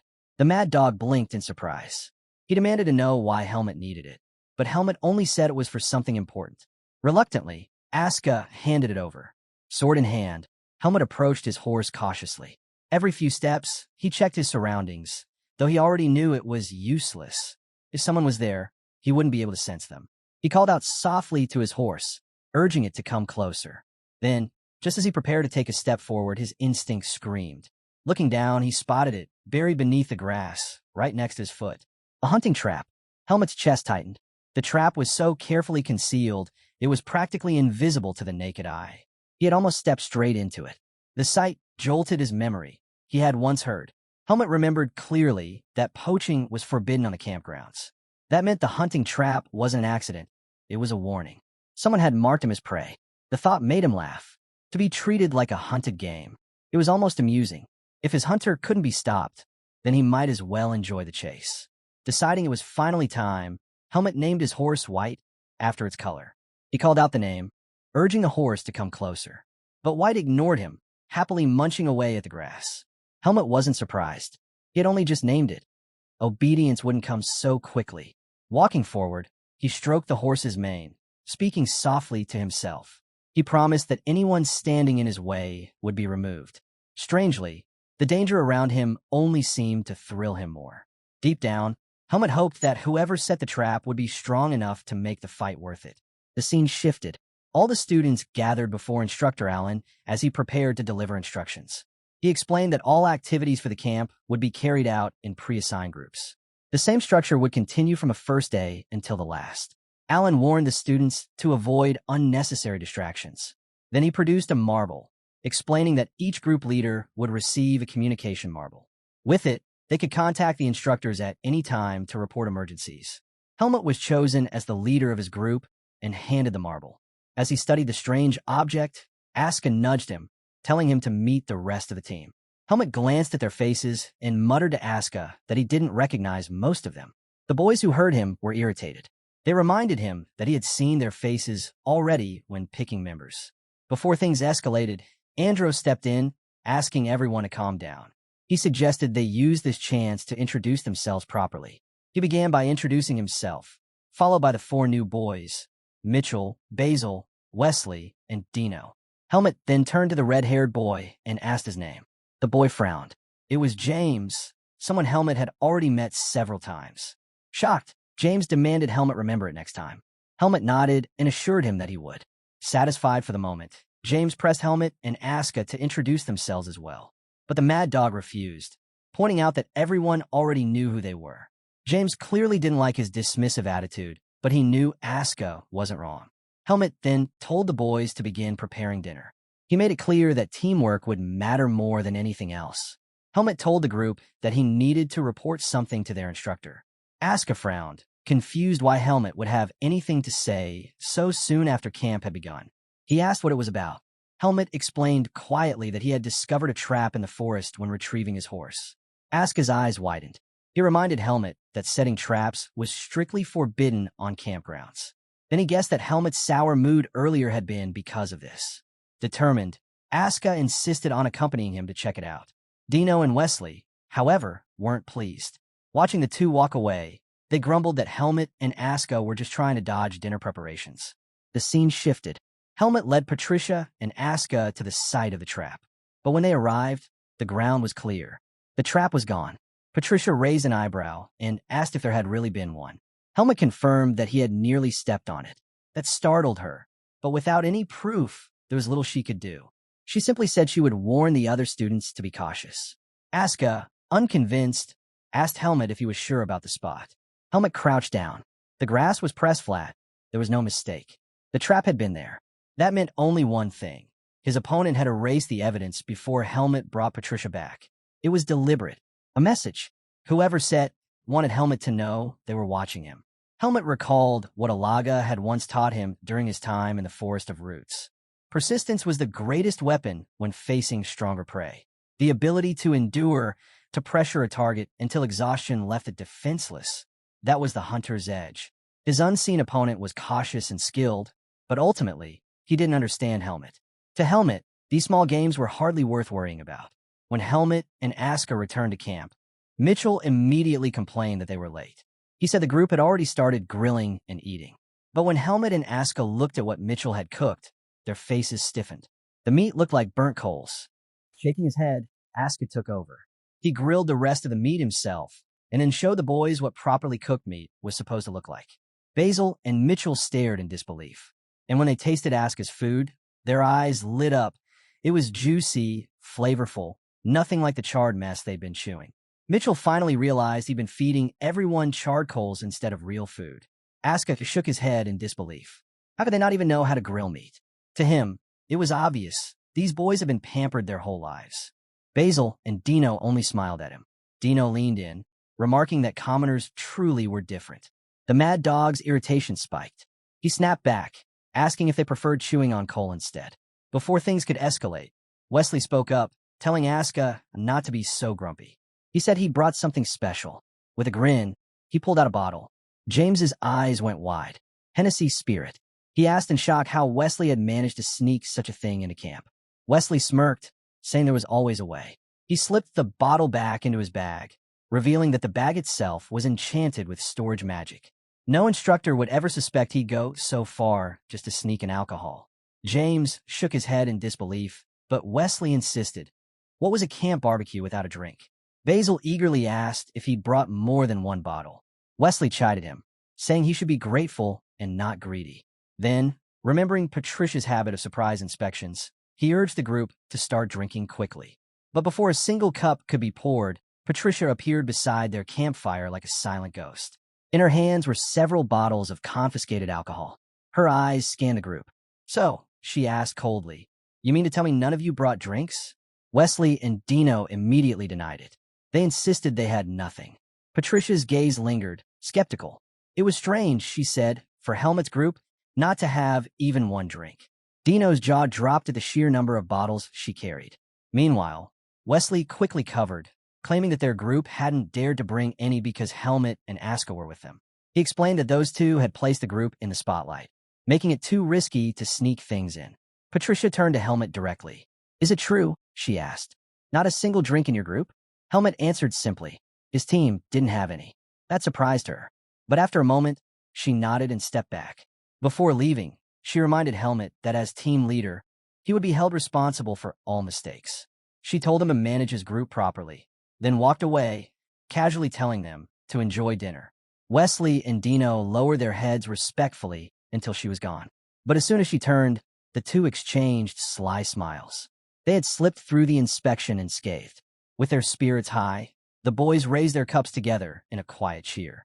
James took the first sip of Hennessy and nearly choked on its strength. Wesley laughed and told him to keep drinking. Wesley laughed and told James the drink wouldn't kill him. The boys passed the bottle around, enjoying their stolen treat. But Andros soon noticed Helmut sitting quietly, his expression sour. He asked if the drink wasn't to his liking. Helmut replied that the taste was fine. Aska glanced at him and understood immediately. Helmut was still thinking about the trap. He knew his friend was the type to brood over such things. Basil chimed in, suggesting that some hunter must have secretly set it up. Mitchell raised a brow, surprised that Helmut was actually worried. He said if he had skills like Helmut's, nothing would bother him. Dino agreed, adding that if he were at Helmut's level, he'd fear nothing at all. James smiled knowingly. He told the others that Helmut was far more remarkable than he appeared. He had seen glimpses of Helmut's skills firsthand. Aska scowled, not understanding why James was singing Helmut's praises. Mitchell disagreed too, saying there was no need for proof. Just surpassing Aska in ability was already impressive enough. Curious, he asked Helmut where he had learned swordsmanship. Helmut answered simply. He had grown up in a forest, learning under his master. Mitchell was stunned. The thought of a master living deep in the wilderness amazed him. Basil leaned in, asking if Helmut could introduce them to this teacher. Helmut shook his head. His master was no longer alive. The group fell silent at the revelation. Basil quickly apologized, but James spoke gently, saying Helmut's master would surely be proud to see him now, standing as the Academy's top swordsmanship student. Helmut smiled faintly at those words. Sensing the heavy mood, Wesley quickly raised the bottle. He urged them to stop dwelling on depressing topics and focus on drinking instead. They had to finish and clean up before anyone caught them. Helmut appreciated the gesture. Watching the laughter return, he realized something. Humans bonded over drinks. And that, too, was a kind of strength. Later, when the group finally drifted into sleep, Helmut rose quietly. Aska, clearly drunk, cracked one eye open and asked where he was going. Helmut replied that he needed to throw up. With a groggy laugh, the mad dog told him to walk as far away as possible. Helmut slipped into the forest. But unlike the others, he wasn't drunk at all. He had discovered a way to neutralize alcohol completely. Alone among the trees, he knew his opponent was still watching. He wondered if this would be the moment they struck, or if they would remain hidden. Carefully, Helmut spread his senses outward. The silence pressed in. His unseen enemy was cautious. Helmut was impressed by how cautious his unseen opponent was. As he scanned the area, his eyes caught sight of a small cottage tucked away in the forest. He quickly realized this must be where the campsite manager lived. Curious, Helmut approached the cottage and knocked on the door. At once, a lamp flickered inside. Moments later, an old man opened the door. One look at Helmut's clothes, and the man correctly guessed he was a student of Greta Academy. Helmut nodded and explained that he needed a favor. He told the manager that he had discovered a hunting trap in the forest. Concerned for the safety of the students, he asked if the patrols could be increased. The old man's expression stiffened. He seemed surprised, even uneasy, at the mention of a trap. He told Helmet that anyone who dared set a trap in Petica Forest would face a heavy fine. Helmet, however, was firm. He insisted he wasn't mistaken. As a swordsman, his eyes and senses were sharp enough to detect such things. Realizing the seriousness of the claim, the manager nodded slowly. He said he would begin increasing patrols starting the next day. Then, with a casual smile, he added that it had been a long time since he last used his long pole. Such a tool, he explained, was necessary for safely removing a bear trap, since those could never be spotted by the naked eye. The man began closing the door, but Helmet suddenly blocked it with his foot. His eyes hardened as he told the old man he had never mentioned what type of trap it was. The man's smile widened, but his gaze sharpened. He asked if Helmet had perhaps misidentified the trap, or maybe he had seen a different kind. After all, most who set traps in the forest usually lay bear traps. He leaned forward, pressing Helmet to say what kind of trap he had actually seen. Something about the man's behavior set off alarms. Helmet noticed the way he smiled while one hand stayed braced on the door. He decided not to confront him directly. Instead, he kept calm, saying the manager's assumption was correct. He explained that he was only surprised at how quickly the man had guessed it without hearing details. Helmet urged him to be cautious when searching for it. The old man thanked him for the advice and moved to shut the door again. But once more, Helmet stopped him. This time, he asked about the swordsmanship department's annual events. Specifically, he wanted to know where the hunting competitions and group activities usually took place. The old man finally revealed that the hunting competition would take place in a mountainous region north of the campsite. As for the group activities, they would be spread across the 12 peaks of the same area. He assured Helmet that the events had always been held there, unless, of course, something unusual disrupted them. Helmet thanked him and stepped away. The door shut behind him, but as he walked on, his eyes lingered on the cottage. Something about it gnawed at him. He couldn't sense any buys from the old man, which meant he wasn't a martial artist. Yet Helmet's instincts were still screaming. For a brief moment, Helmet considered turning back, breaking the old man's neck and forcing the truth out of him. His hand even tightened on his sword, but he stopped himself. Acting recklessly now wasn't smart, not when he wasn't alone in the forest. As he returned toward camp, Helmet reminded himself that he didn't need to overthink it. The hunter stalking him would eventually make a move, and when that happened, he would be ready. But the moment he stepped back into camp, his eyes widened in horror. Instructor Patricia was there, gripping the bottle of Hennessy in one hand and Wesley in the other. Wesley looked beaten and half-conscious. Patricia's eyes burned as she turned her glare on Helmet. The next morning, all the students were gathered outside. The instructors sat inside a tent, watching as Instructor Allen addressed the crowd. The heat in the forest was almost unbearable, leaving both students and instructors visibly uncomfortable. Even Patricia and Professor Dwayne muttered complaints under their breath. Allen, however, kept his composure. He explained the rules of the hunting competition. Above all, safety came first. He reminded the students to identify their targets carefully and begged them not to accidentally shoot one another.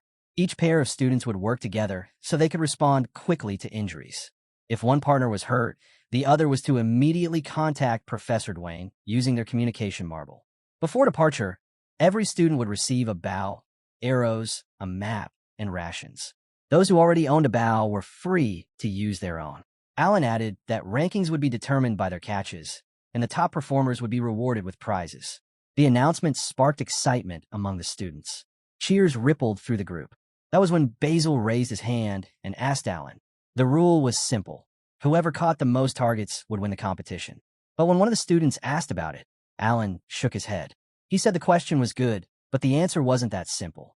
Victory wouldn't be decided by numbers alone. This stunned Basil and the rest of the students. Allen explained that the ranking depended on the value of each animal. A fox, for example, was worth more than a rabbit, and a bear was rarer than a fox. Rarity was what truly mattered. After clearing up their doubts, Allen gave the final instructions. The hunt would last until 5 in the evening, no later. The forest darkened quickly, and he warned them to stay on schedule.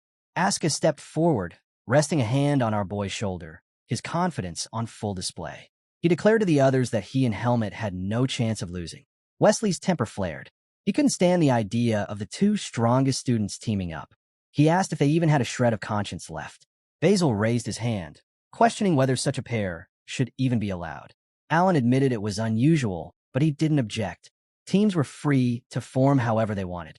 The answer didn't sit well with Wesley or Basil. Helmet and Aska started walking into the forest.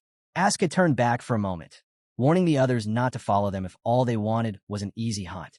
His words only fueled Wesley and Basil's frustration. The scene shifted. Deep in the forest, Helmet and Aska moved with bows and arrows in hand. Aska reminded Helmet that the two of them were the strongest. If they gave it their all, first and second place were practically guaranteed. He even asked if Helmet wanted to compete with him. But Helmet wasn't paying attention to his partner's boasting. His thoughts were elsewhere. He had noticed that no one had followed them. That meant he could fight freely if his hunter appeared. It also meant it was time to separate from Aska. Aska, on the other hand, knew Helmet's hunting skills. He asked if Helmet knew of any good hunting grounds. But Helmet had no intention of revealing his tactics. Then, an idea struck him. If he could help Aska catch a target, he could send him back to camp and get rid of him. So, Helmet told Aska to follow him. The so-called Mad Dog was thrilled by this. The two crouched behind a bush near the river. Helmet explained that every animal needed water, so the simplest way to catch prey was to wait by the riverbank. Aska nodded, convinced that Helmet's strategy would work. Aska wasn't impressed with Helmet's plan. Waiting by the river felt too slow. He argued that searching for animals would be faster. But Helmet disagreed.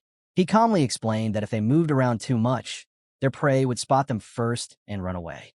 Hunting wasn't about speed, it was about patience. He urged Aska to take this chance to practice. The response only irritated the Mad Dog. On their way to the river, Helmet noticed fresh claw marks etched into the trees. He stopped and warned Aska that a large predator might be nearby. And just as he said that, the two of them froze at the sight ahead. A massive bear had appeared at the river, pulling out a fish with its claws.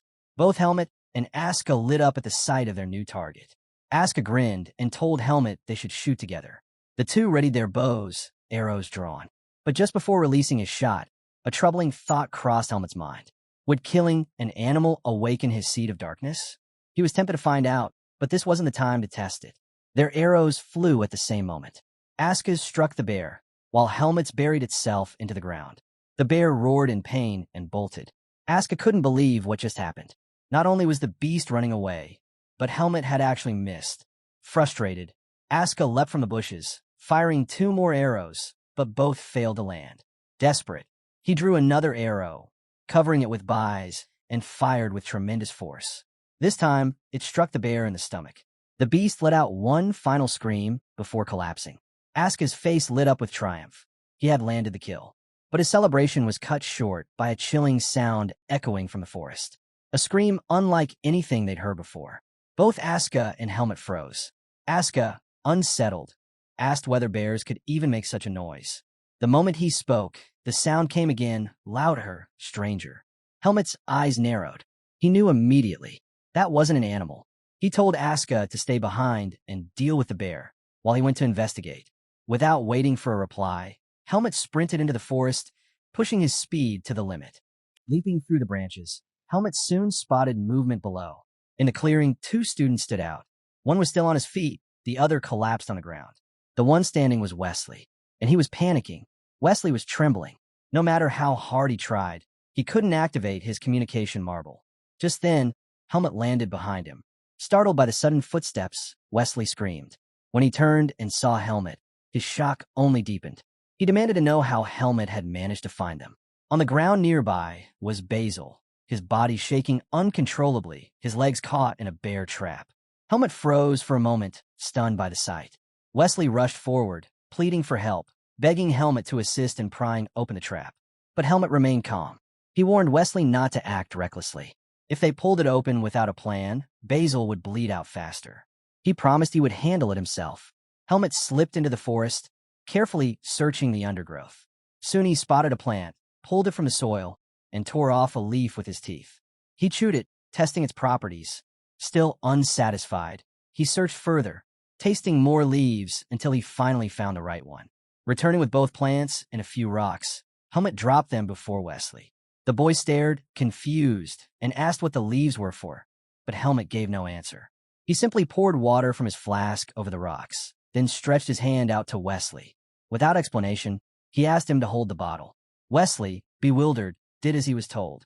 Helmet placed the chosen leaves on one rock and crushed them with another, grinding them into a paste. Wesley could only watch in shock. While working, Helmet suddenly asked him, was he close to Basil? Wesley quickly answered that he was. The moment the words left his mouth, Helmet ripped a strip from his own coat. Wesley yelped in disbelief. He couldn't believe Helmet had just torn his clothes without hesitation. But Helmet ignored the protest. He wrapped the cloth tightly around Basil's injured leg. Then he picked up an arrow and warned Wesley to hold Basil steady. He explained that he was going to break the trap's locking mechanism.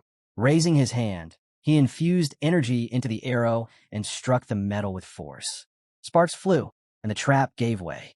Helmet immediately noticed something strange about it as he pried it off. But before he could dwell on it, Basil cried out in agony, finally freed. Helmet tossed the trap aside, then scooped up the herbal paste he had prepared. He gently smeared it over Basil's wound. Wesley's eyes widened in disbelief as he watched. Helmet calmly explained that the herb would stop the bleeding, and that Basil's life was no longer at risk. Helmet told Wesley they needed to call Professor Dwayne immediately. Wesley didn't hesitate.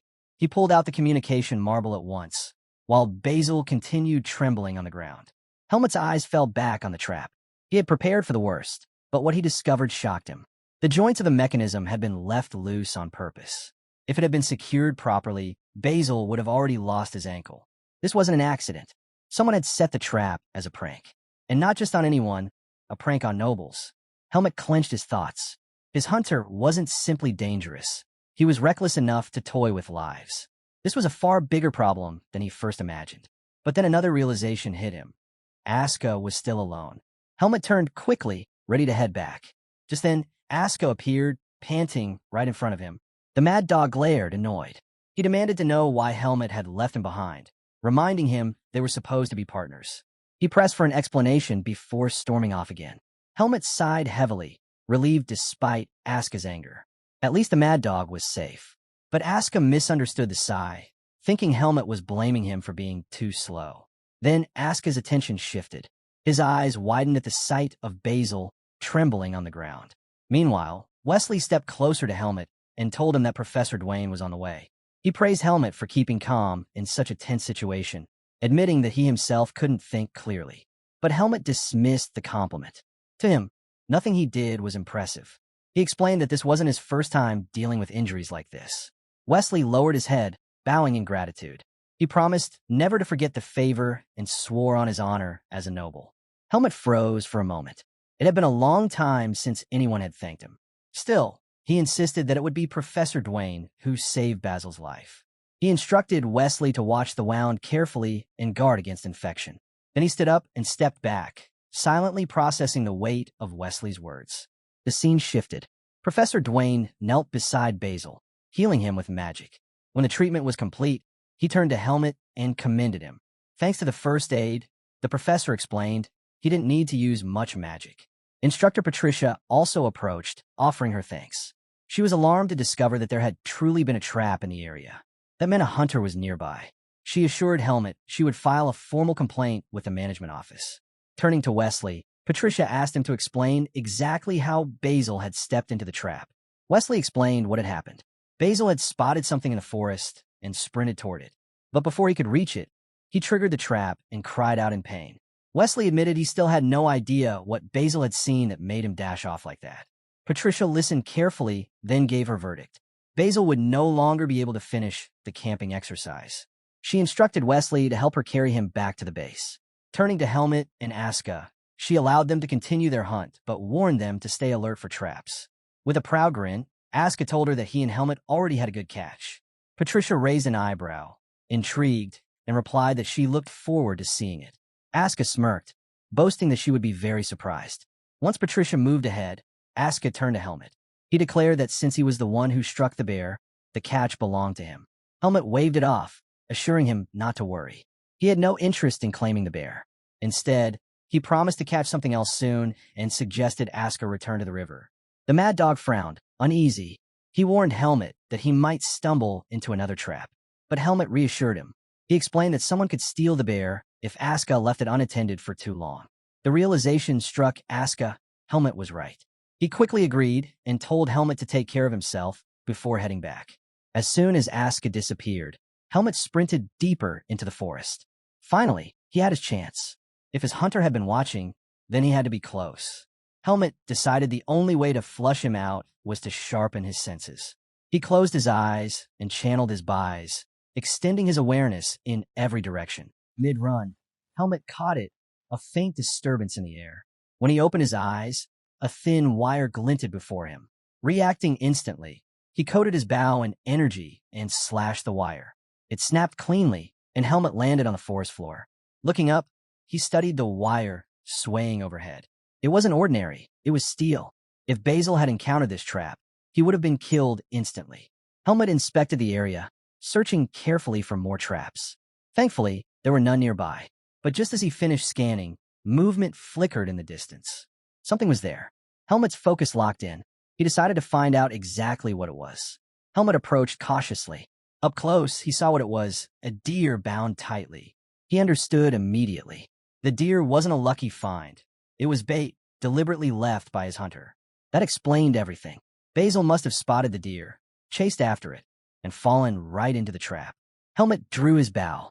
Without hesitation, he released an arrow and claimed the deer. The scene shifted.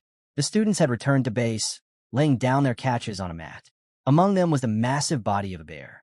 The sight left both students and instructors stunned.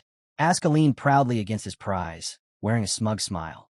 The other students scowled, irritated by his arrogance. None of them had even believed a bear existed in the forest. James finally asked if Helmet had helped him bring it down. Aska bristled at the question, snapping back that Helmet had his own pride. He reminded James that Helmet had made a catch of his own. When James turned, he spotted Helmet standing quietly beside a deer. Instructor Allen's face brightened. He praised the catch, pointing out that deer meat was delicious. After examining all the animals, Allen gathered the group and announced it was time to reveal the prizes. Fifth place would receive 10 Academy meal tickets. Fourth place would be awarded a high-quality quill and an ink set. Third place, 10 Academy bookstore gift certificates. Second place, a pass granting access to a private training ground. Smiles spread across the group as the rewards grew more enticing. Then Allen revealed the grand prize. First place would claim all the rewards from every position. Aska rested his hand on Helmet's shoulder, grinning confidently. He was certain Helmet would take the top spot. With a laugh, he told Helmet he had no need for the quill or ink, then asked what prize Helmet wanted from him. The students cheered in excitement as Allen prepared to announce the final results. The scene changed again. Helmet and his teammates sat gathered around a campfire. Flames flickered as James leaned in, remarking on the incredible privilege of having a private room. Only someone like Araya had ever been granted one before. Even then, the privilege lasted only a week. Still, for a simple hunting competition, it was extraordinary. James smirked, turning to Aska. With mock formality, he congratulated him on second place and told him to enjoy his room. Aska's jaw dropped. He couldn't believe it. Second place? It didn't make sense. He had caught a bear. Frustration boiled over, and he began to complain loudly, insisting that such a prize made no sense for him. Aska slammed his hand down, demanding an answer. Was there anything more impressive than catching a bear? Andros spoke up. He reminded Aska that Bruce had brought back a fox with silver fur, something none of the instructors had ever seen before. Both Alan and Patricia had been astonished. Dino chimed in, admitting he too was shocked. The moment he saw it, he assumed Bruce had managed to capture a mythical creature. Helmet decided to ease Aska's frustration. He reminded the mad dog that he had always wanted a private training room. Wasn't that better than a quill? Aska knew Helmet was right. The private room was a reward worth celebrating. But still, deep down, he couldn't let go of the desire for first place. With a grunt, he turned to Helmet and asked what prize he had received. Helmet replied simply, 10 Academy meal tickets awarded for fifth place. The others, ignoring the tension, thanked Aska for catching the bear. They were eager to try bear meat. Aska smirked, declaring that anyone who hadn't managed to bring back a catch would handle the cooking. Since he had done the hard work, it was only fair. The boys fell silent at his words, their eyes drifting to the campfire. As they stared into the flames, Andro broke the silence. He admitted that it felt lonely without their 3 teammates. The others didn't speak, but they felt the same. Basil was gone after his accident. Wesley and Mitchell had also been taken out earlier that day. On their way back to camp, Wesley had fallen when a bridge collapsed beneath him, And while hunting, Mitchell had plunged into a pit trap, his leg fractured so badly that he had to be rushed back to the academy. Only 5 boys remained. Dino shook his head, calling them the unluckiest group of all. He couldn't believe 3 separate accidents had happened to their team in just one day. Andrew revealed that Patricia had even asked if they wanted to reassemble. The others might have believed it was just bad luck, but Helmut knew better. None of it was coincidence. His hunter was moving in the shadows, targeting his companions one by one. What troubled him most was that his hunter preferred such tricks instead of facing him head-on. Helmut considered telling the others the truth, but kept quiet for the moment. Breaking the silence, Dino whispered that he hoped their injured teammates were all right. Asuka scoffed. To him, it was a foolish question. The 3 had already returned to the academy. They were probably resting comfortably in their beds. What mattered now was themselves. He reminded the group that they were the ones who had to spend the night outside, lying on the cold ground with nothing but a thin piece of clothing. The next day, Dino and James were left stunned by Asuka's blunt words. James shook his head, muttering that Asuka could be such a heartless bastard. Andrew, meanwhile, was troubled by something else. Starting today, the teams would be camping separately, away from their instructors. He voiced his concern, asking if that meant they might stumble into traps again. James sighed, hoping aloud that their group could return safely without needing instructor intervention. Listening to their worries, Helmut decided to stay quiet. Telling them about his hunter would only create panic. Besides, the remaining days would be filled mostly with group activities. As long as he stayed close, he believed he could protect them. The scene shifted. The students left the base, heading toward their designated camping spots. Helmut studied the map carefully, showing his teammates their route. He explained that with horses, they could reach their destination within 4 hours. After folding the map, he led the group forward. Hours later, the group arrived. James quickly pulled Helmut aside, eager to show him something. He guided him to a spring nearby. With excitement, James explained that the flat ground made it perfect for resting, and the spring meant they wouldn't have to worry about searching for water. To him, it felt like a stroke of luck to find such a spot in the mountains. Helmut dismounted, stepped to the spring, and scooped water with his hand. He tasted it carefully. Relief washed over him. It wasn't poisoned. He couldn't help but remember the troubles he'd once faced while traveling with the noble lady. Just then, Asuka approached. He raised an eyebrow, surprised that Helmut had rushed to the water immediately. With a smirk, he asked if Helmut had been that thirsty. Helmut didn't bother to answer. Meanwhile, Dino suggested they unload and rest. They had arrived earlier than expected, so there was no need to hurry. James agreed, pointing out they still had plenty of food from the day before. He promised to fetch firewood later. As the others began unpacking, Helmut wandered his gaze across the area, assessing it carefully. By evening, the group had settled in. The camp was ready, and a fire burned steadily. The boys sat around it, their eyes fixed on the flames. The mood was heavy, the air thick with a quiet sadness. Helmut sat with them, watching. As Helmut glanced around, he could see it clearly. His teammates were weighed down. Their silence wasn't without reason. 3 of their members had been injured and sent back to the academy. The thought alone was enough to leave the group uneasy. Breaking the heavy atmosphere, Helmut stood up. Dino glanced over and asked if he needed anything. Helmut replied that their firewood supply was running low, so he planned to gather more. Immediately, Asuka stood as well. He refused to stay in that gloomy mood with the others. He insisted on going with Helmut. Helmut wasn't pleased. Asuka had a habit of trailing him everywhere, and tonight was no different. The forest grew darker as the 2 searched for wood. After collecting a bundle, Asuka asked if it was enough. Helmut thanked him for the help, but explained that the wood he gathered was unusable. It was wet. Asuka frowned in surprise. Couldn't they just use any wood? Helmut shook his head. Wet wood wouldn't catch fire. The darkness annoyed Asuka even more. He grumbled that it was so hard to see. Then, half joking, he complained that when they returned to the city of Badan, his eyes would be blinded by all the bright lights. Helmut didn't answer, scanning the area instead. Asuka grew frustrated. He stood up, demanding that Helmut at least say something. But Helmut brushed him off, telling him to stay focused on collecting dry wood. That stunned Asuka. He muttered that Helmut was nothing but a cold-hearted bastard. When silence lingered again, Asuka decided to sing to himself. Then, to his surprise, Helmut finally called his name. Asuka lit up at the sound, only to quip that if Helmut spoke, then he should be allowed to sing. Helmut ignored the remark and handed him the wood he had gathered. Helmet instructed Asuka to take the bundle back to camp. Asuka blinked in surprise. He asked if something was wrong. Helmet answered calmly. He had something urgent to take care of. The mad dog quickly caught on. He asked if it was something serious. Then, turning back with a smirk, he told Helmet to handle his business far from camp so it wouldn't stink. To Asuka, it made perfect sense. Helmet had been disappearing suspiciously often since they started gathering wood. Once Asuka left, Helmet slipped deeper into the forest. There, in the shadows, was a man sharpening a stake. Helmet stepped out to greet him. His voice was steady as he asked the man if he was satisfied with his preparations. His hand tightened around the hilt of his sword. Helmet gripped his sword and stepped forward toward his hunter. The figure revealed himself. It was Pashot, the entertainer. Pashot smiled, thanking Helmet for accepting his invitation. He said the little pre-work had been enjoyable thanks to him. With a playful tone, he added that Helmet must have questions, then motioned for him to sit on a log so they could chat. While sharpening his stake, Pashot admitted he was in high spirits.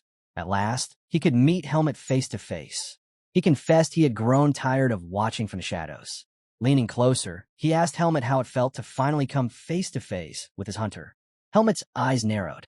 He remarked on Pashot's strange taste in masks, pointing out that he was still hiding his face. That alone made him certain this man was shady. Pashot only laughed. He told Helmet he was unlike any other prey he had stalked. Most people, when they realized they were being hunted, ran for their lives. But Helmet had done the opposite. He kept chasing after his hunter. Pashot admitted he almost couldn't believe it. Helmet acted like he was the predator instead. Helmet stayed silent. Pashot's tone shifted. He said he had revealed himself not just to talk, but to give Helmet one final chance. He claimed they had much in common. Then he slipped a hand into his pocket and pulled something out. With a flick, he tossed it toward Helmet. Helmet's hand shot to his sword, ready to strike. But what landed before him wasn't a weapon. It was a worm. As Helmet stared, Pashot formally introduced himself. He revealed that he was an entertainer of the Dark of Hawkeye, an elite unit directly under the command of the Blackhawks leader. With that title came the power to recruit valuable members. Pashot told Helmet that he was too talented to waste away here. He offered him a place in the Blackhawk, on one condition. To join, Helmet had to swallow the worm. The entertainer explained calmly. The worm would burrow into his heart and consume it unless he was given a special medicine. Other than that, it carried no side effects. Then Pashot raised the stakes. If Helmet refused, his men, already lying in wait, would slaughter his teammates. He urged him to think carefully. Helmet's glare hardened. He accused Pashot of lying. In his eyes, this man wasn't the type who could command loyal subordinates. Pashot shrugged. He told Helmet to believe whatever he wanted. But Helmet pressed further. He pointed out something strange. If Pashot killed nobles, wouldn't that bring him trouble? Could he really get away with that? Pashot smirked. He replied coldly, "Not all nobles are equal." Pashot told him he had already sent the keen nobles away. Right then, Helmet realized he was talking about his 3 teammates. The entertainer casually placed a hand on his head, telling Helmet not to think too much. From the start, he never had a choice. The only way to survive, Pashot claimed, was to accept his offer. Hearing this, Helmet's eyes drifted to the worm on the ground. He stared at it for a moment before shutting his eyes, disappointed. Pashot dared to say they had much in common, but Helmet crushed the worm under his foot and raised his blade. He told the entertainer that he clearly hadn't done his homework on him. Without another word, Helmet charged. Pashot quickly hurled his stake at a hidden switch. Instantly, steel wires shot out from the ground, whipping toward Helmet to shred him apart. But that kind of trick wasn't enough. Helmet's sword lit up with buys, slicing through the wires with ease as he closed the distance.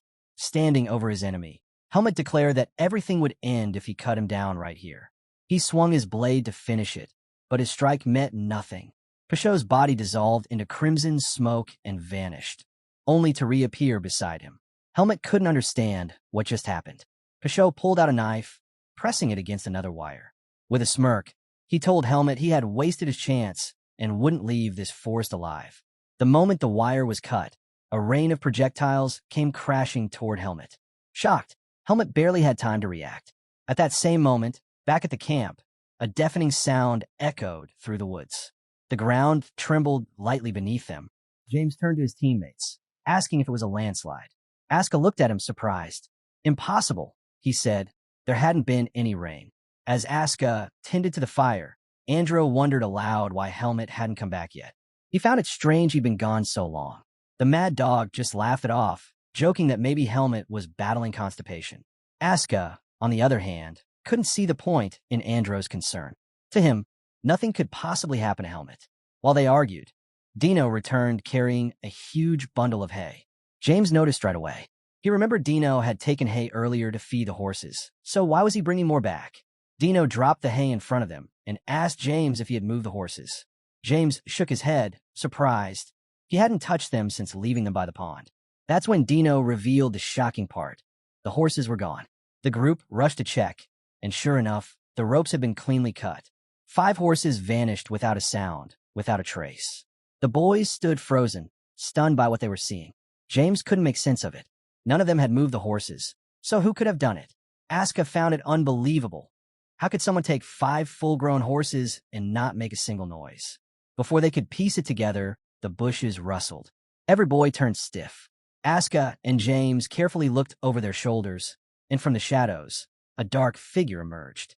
Their breath caught as the shape stepped closer, until the light revealed it was Helmet. Panting hard, our boys stumbled into camp. Aska let out a sharp yell, scolding Helmet for startling them. He started to ask him to check on the horses, but quickly noticed something was off. Helmet looked pale, exhausted. Aska demanded to know what had happened. Helmet ignored the question and instead turned to James, asking if anyone was missing.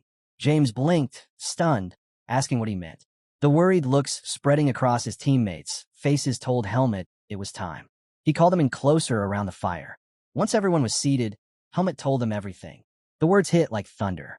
The Black Hawk had sent an assassin, not only after him, but after all of them. James froze, trembling as the realization sank in. Andro asked the obvious question, were the 3 injured students victims of that same assassin? Helmet didn't answer fast enough before James snapped. Anger erupted out of him as he accused Helmet of dragging them into danger. None of them had provoked the Black Hawk, so why should they die for Helmet's mistake?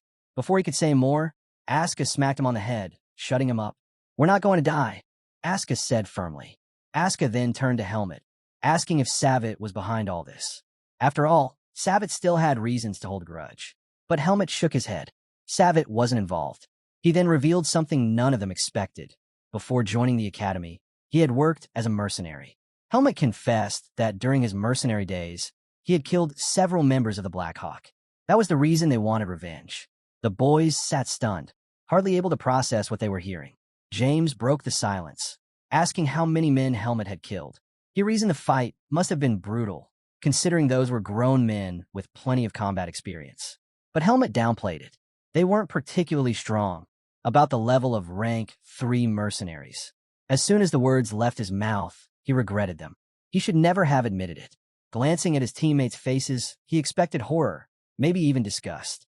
Instead, he saw admiration. Andro leaned forward, impressed that Helmet had so much real combat experience. Dino agreed, saying it explained why Helmet was so much stronger than the average student. For a moment, Helmet was taken aback. They weren't afraid of him. They were impressed. Then it hit him. They were swordsmen, after all. To them, such things were badges of strength. Even so, Helmet knew James had been right. It wasn't fair for them to suffer because of his past. He promised that he would take responsibility for everything. But Andro objected. Facing an assassin alone wasn't the answer. Instead, they should contact their instructors. James immediately turned to the mad dog, demanding the communication marble. But when Aska reached into his pocket, it was empty. His face went pale. He told the others it was gone. James and Dino exploded, yelling at him. Dino even called him an idiot for losing something so important. Aska scratched his head, insisting he didn't understand what happened. Maybe the assassin had stolen it. Aska sighed, pointing out that if the assassin could steal 5 horses, taking a marble was nothing. Andro then turned to Helmet, asking what their next move should be. Should they run immediately? Helmet shook his head. Peugeot had likely littered the mountain with traps. Traveling blindly at night, with their vision cut, would be reckless.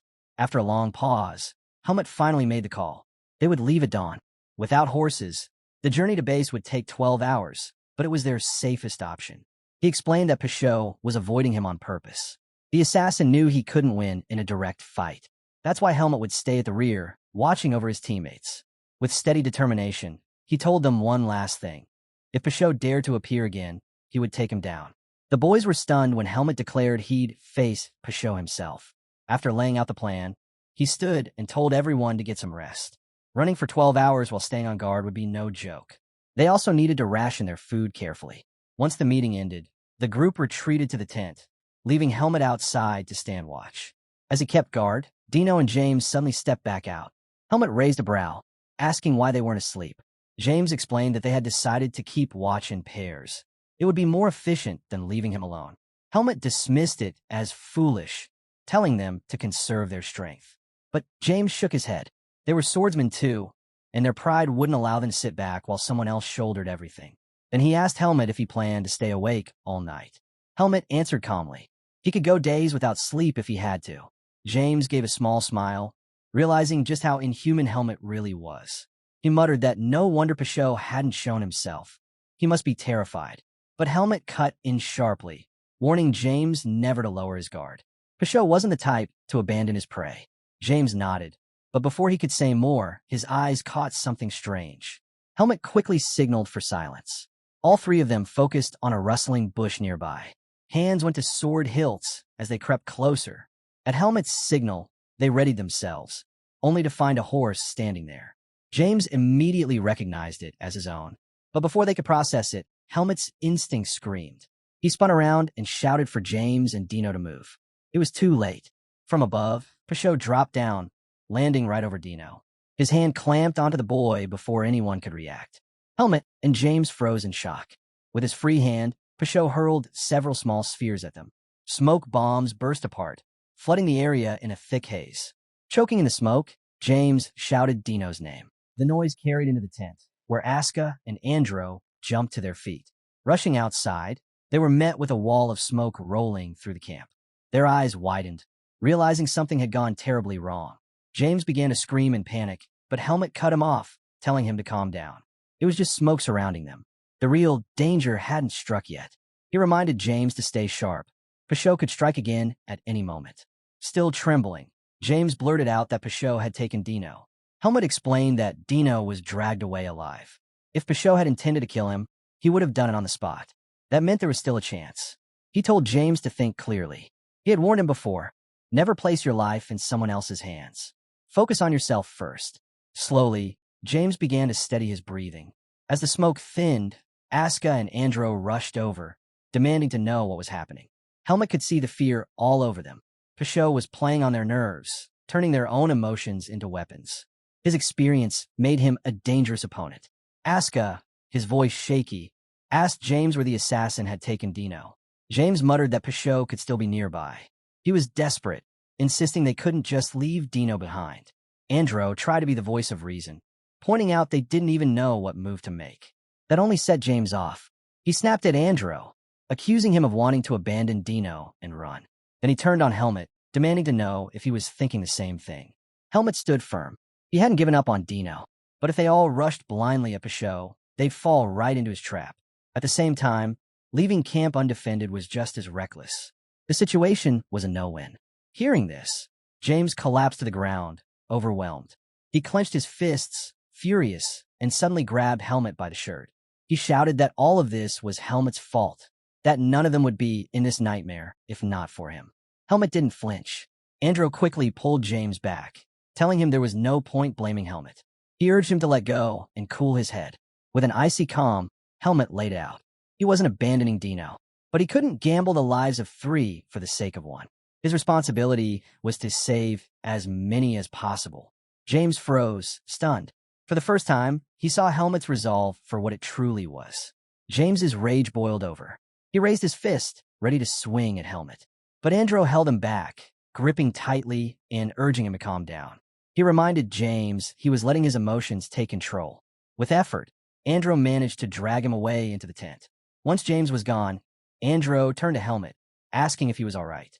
Helmet admitted that James wasn't wrong. Andro nodded. He understood Helmet's reasoning, but abandoning Dino wasn't something he could accept. He told Helmet they could think of a plan once James cooled off. Together, they could figure out a way.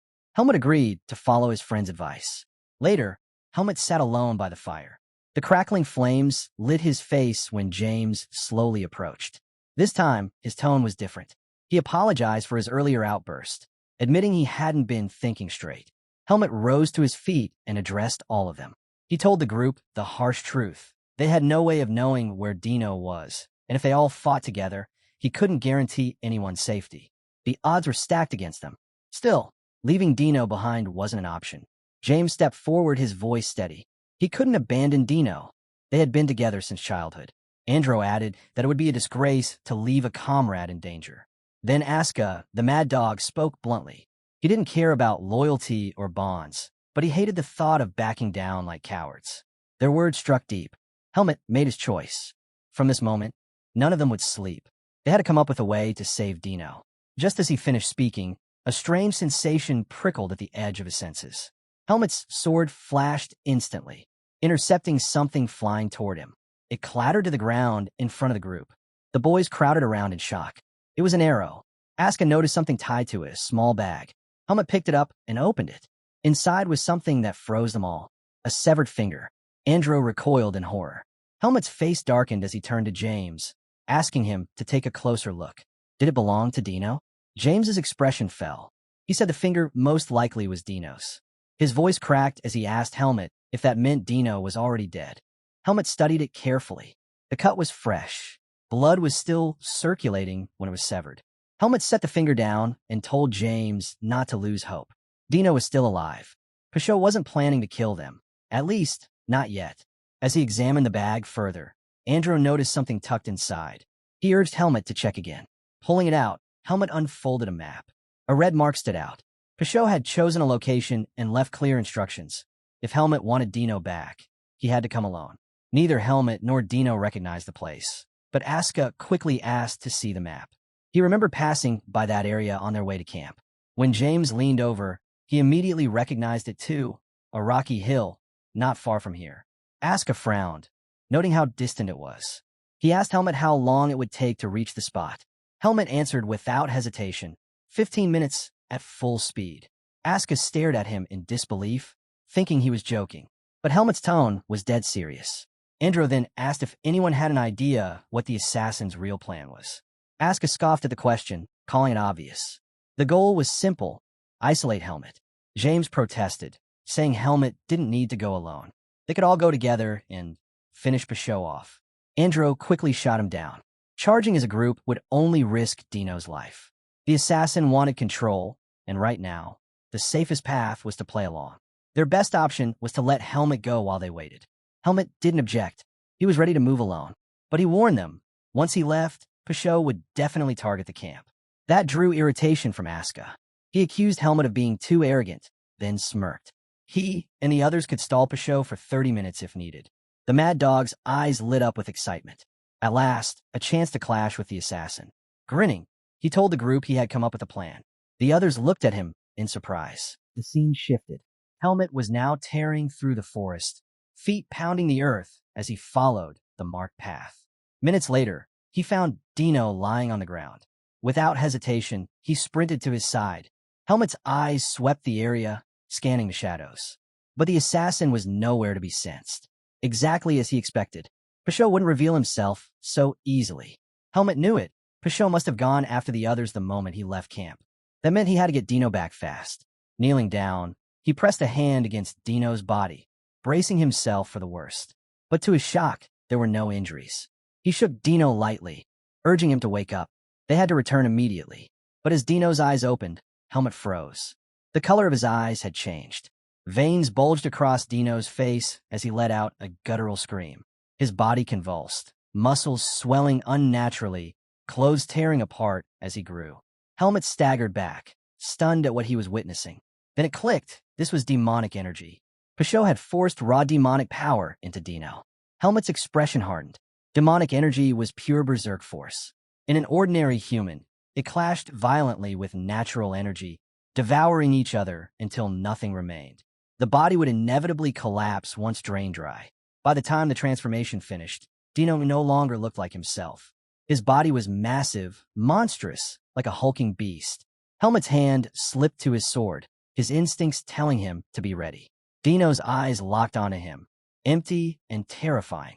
Without a word, the boy lunged. Helmet drew his blade, just in time to intercept the crushing punch. Even so, the force sent him flying backward. Before he could recover, Dino charged again. His hand slammed down where Helmet had been standing, shattering the ground. Helmet leapt aside, landing lightly and sizing him up. The transformation was clear. Dino was now a humanoid monster. Helmet knew he could cut him down if he had to. But that was the problem. He didn't want to kill his teammate. As he hesitated, Dino let out a roar. A surge of demonic energy exploded outward in waves. Helmet's eyes widened as his own seed of darkness responded, vibrating in resonance. The energy inside him stirred uncontrollably. "What is happening?" he muttered under his breath. Then, just as suddenly as it started, the resonance ceased. The waves faded, and the seed inside him went quiet once more.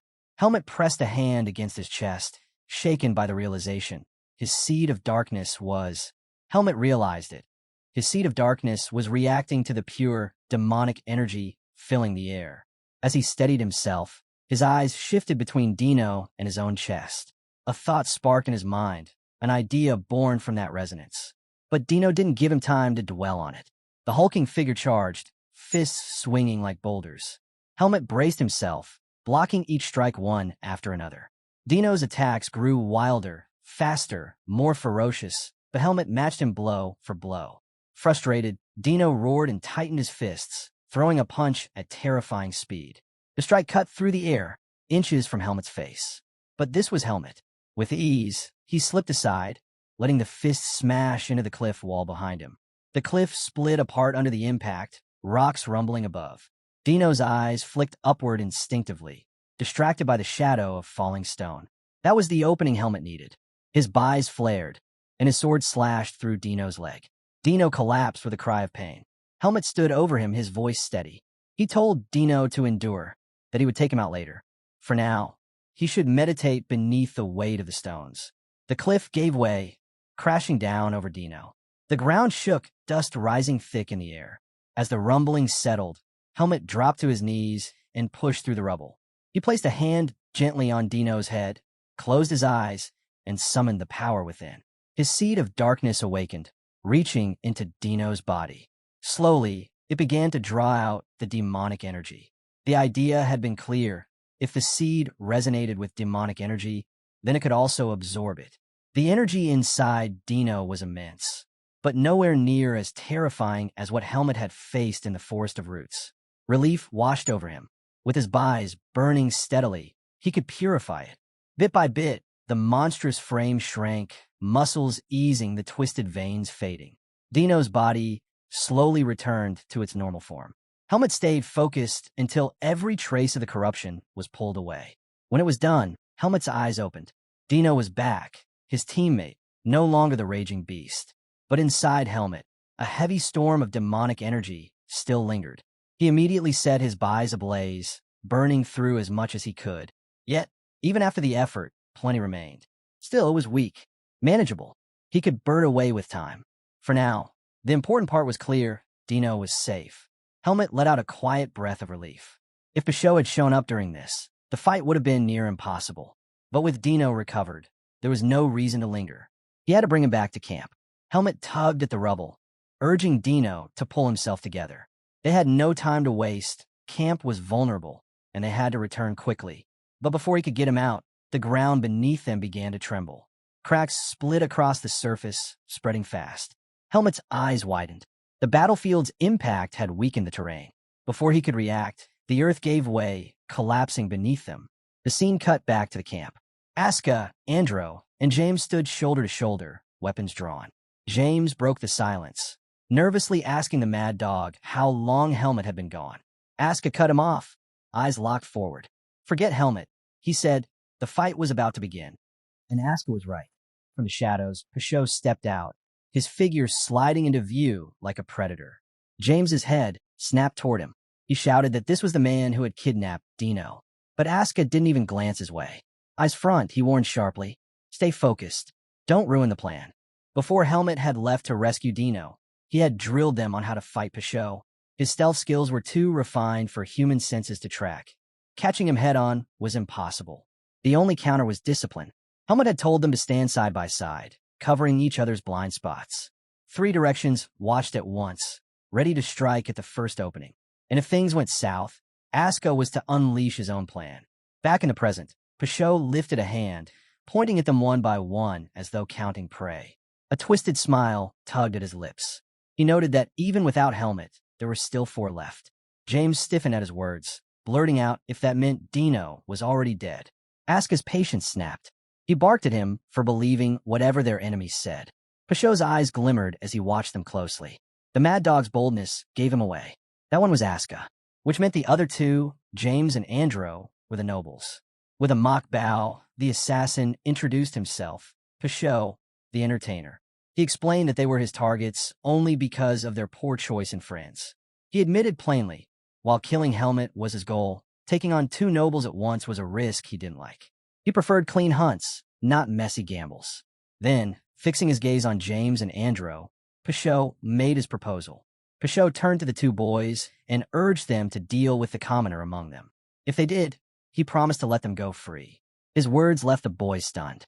With a sly grin, Pashot told them this was their chance to finally get rid of the troublemaker in the swordsmanship department. All they had to do was claim that Asuka had fallen while fighting the assassin alone. He even promised to leave them with believable injuries, enough to silence any suspicion. James and Andro fell silent, and Asuka's heart sank. Their quietness made him uneasy. Could they really be swayed by Pashot's lies? The Mad Dog barked at them, warning not to fall for the trick. His frustration grew as the boys stayed silent, forcing him to demand an answer with a sharp glare. Finally, James spoke. He declared that his mind had never been clearer. Asuka was caught off guard, while Andro broke into a smile at his friend's words. Lifting his sword, James told Pashot that no swordsman would ever abandon his comrade. He vowed they would defeat the assassin together and all return alive. Annoyed, Pashot cursed himself for even trying to reason with what he called the blockheads of the swordsmanship department. He crouched into position, warning them that he'd bury them all. Asuka quickly called out, telling the boys to stay sharp. Pashot was preparing to strike. In the blink of an eye, the assassin vanished before their eyes. Shock ran through Asuka and James, but Asuka reminded him firmly. Pashot wasn't invisible, only concealing his presence. As long as they held their positions, they had a chance. The boys scanned the surroundings with tense focus. Time dragged, their breaths grew heavy, and their blades quivered in their hands. James grew restless, wondering why Pashot hadn't attacked yet. Asuka explained that Pashot was toying with them, waiting for their focus to break. He told James to stay vigilant no matter what. James clenched his teeth, hating how the assassin was playing with them. Just then, Pashot reappeared right in front of him, launching an attack. James reacted in time, blocking the strike with his sword. Pashot flipped back, creating distance as Andro called out to check on his friend. James reassured him he was fine.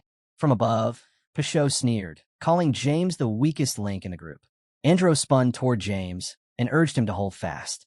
The instant he turned, Pashot materialized in front of him. Andro barely brought his sword up in time and still took a blow. The assassin stepped back after that strike. James heard the clash and shouted to Andro. Asuka watched, irritated by how Pashot toyed with them. When the assassin landed, he sneered that their skill was disappointing for students of the swordsmanship department. The hunt, he said, was losing its fun. He lifted his blade and warned them he was about to accelerate the fight. Don't break easily. No sooner had he spoken than Pashot sliced Asuka across the shoulder with insane speed. Asuka couldn't react in time. The assassin's attacks came faster and faster, raking the boys' bodies with multiple cuts. They tried to parry and counter, but their responses fell short. By the time sunlight crept back into view, the boys were bloodied and battered. From a tree above, Pashot watched and laughed, saying they finally looked like praise. Exhausted and wounded, the boys couldn't answer. Asuka forced himself up and told Pashot he wasn't getting his full enjoyment yet. He offered the assassin a different prospect. Let Andro and James go, and he would give Pashot the real thrill. Asuka argued that carrying 2 dead weights would keep Pashot from using his full strength. Andro called out when he heard Asuka's proposal. Pashot balked. He couldn't believe Asuka wanted him to spare James and Andro. He saw no reason to grant the favor. Asuka countered that he wanted to fight Pashot alone so he could swing his sword freely. Pashot remained unconvinced. He told Asuka he didn't look capable enough. Asuka bristled and asked if Pashot had been lied to his whole life. insisting the assassin didn't understand his skills. He repeated that he had no problem with the terms and was ready to prove it. Asuka told Pashot he was done watching him bully weaklings. If Pashot couldn't defeat him, he would never stand a chance against Helmet. The remark struck a nerve, and Pashot leapt down from the tree. He sneered that Asuka's attempt at provocation was pathetic, but even so, it managed to anger him. Resting his blade on his shoulder, Pashot admitted he enjoyed watching prey struggle. He didn't care if Asuka had a plan or was simply arrogant. All he wanted was the thrill of the fight. He demanded that Andro and James be removed.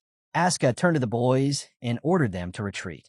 James, barely on his feet, tried to protest, but Andro quickly cut him off. He warned James that without stopping the bleeding, he'd be in grave danger. Andro told him to let Asuka take over while they sought treatment. Supporting each other, the two slowly dragged themselves out of the battlefield. Now left alone, Asuka stretched his body, loosening up before gripping his sword firmly. He declared he was ready. Instantly, Pashot appeared behind him, blade slicing toward his neck. Asuka sensed it at the last second, spun around, and narrowly dodged. Still, the assassin's strike slashed his back. Asuka retaliated with a swing, but Pashot's speed carried him away. The assassin vanished again before reappearing midair, descending on Asuka with blinding speed. Asuka tried to block, but Pashot's strike cut into his shoulder. The assassin landed, only to have Asuka charge him without hesitation. Pashot slipped away with ease, retreating backward before leaping high into the air.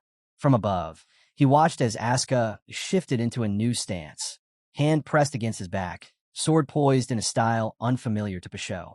To Pashot's surprise, a cut now marked his mask. Landing lightly, he eyed Asuka carefully. This stance, it was the very one Charlotte used. Yet, he had never heard anything about Asuka wielding another style. For the first time, Pashot wondered if the mad dog had a plan. Shaking off the thought, he ignored his instincts and lunged in to attack. Pashot's blade carved another cut across Asuka's body. Gritting his teeth, the mad dog endured the pain, forcing himself to stay calm as he focused his buys. He sharpened his nerves with it, preparing himself to strike the moment an opening appeared. He could feel Pashot's sword closing in again, realizing that only someone like Charlotte could perfectly execute this technique. Pashot closed the distance with ease and landed yet another blow. Asuka had no choice but to take the hit. From a distance, James and Andro watched, wide-eyed, as they recognized the technique Asuka was using, Charlotte's own style. When Pashot lunged again, Asuka sensed the attack just in time. Throwing his hand up, he barely stopped the blade from reaching his neck. The assassin pulled back, displeased that his strike had been blocked. Asuka staggered, gasping for breath, while Pashot suddenly burst into maniacal laughter. Asuka demanded to know what was so funny.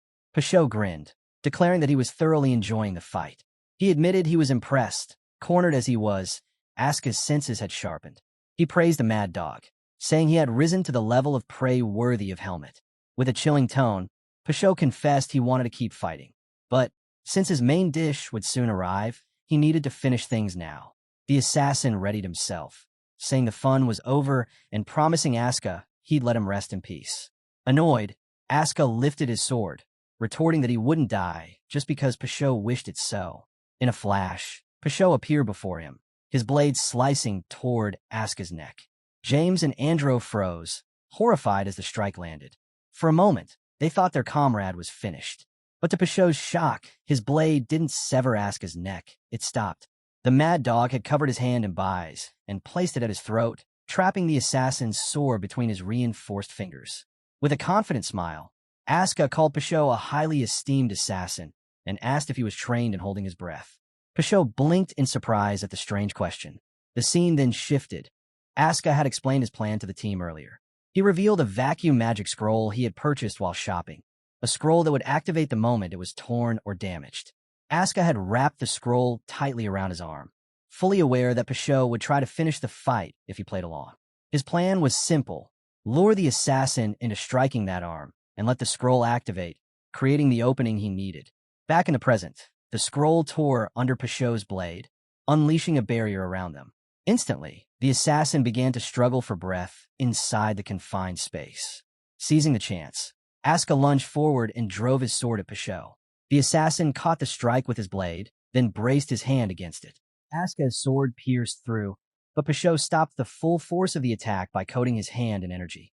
Asuka's frustration spiked. Peugeot had used the very same trick Asuka had employed earlier. Gritting his teeth, Asuka tried to force the cut deeper, but Peugeot kicked him back, breaking the clash.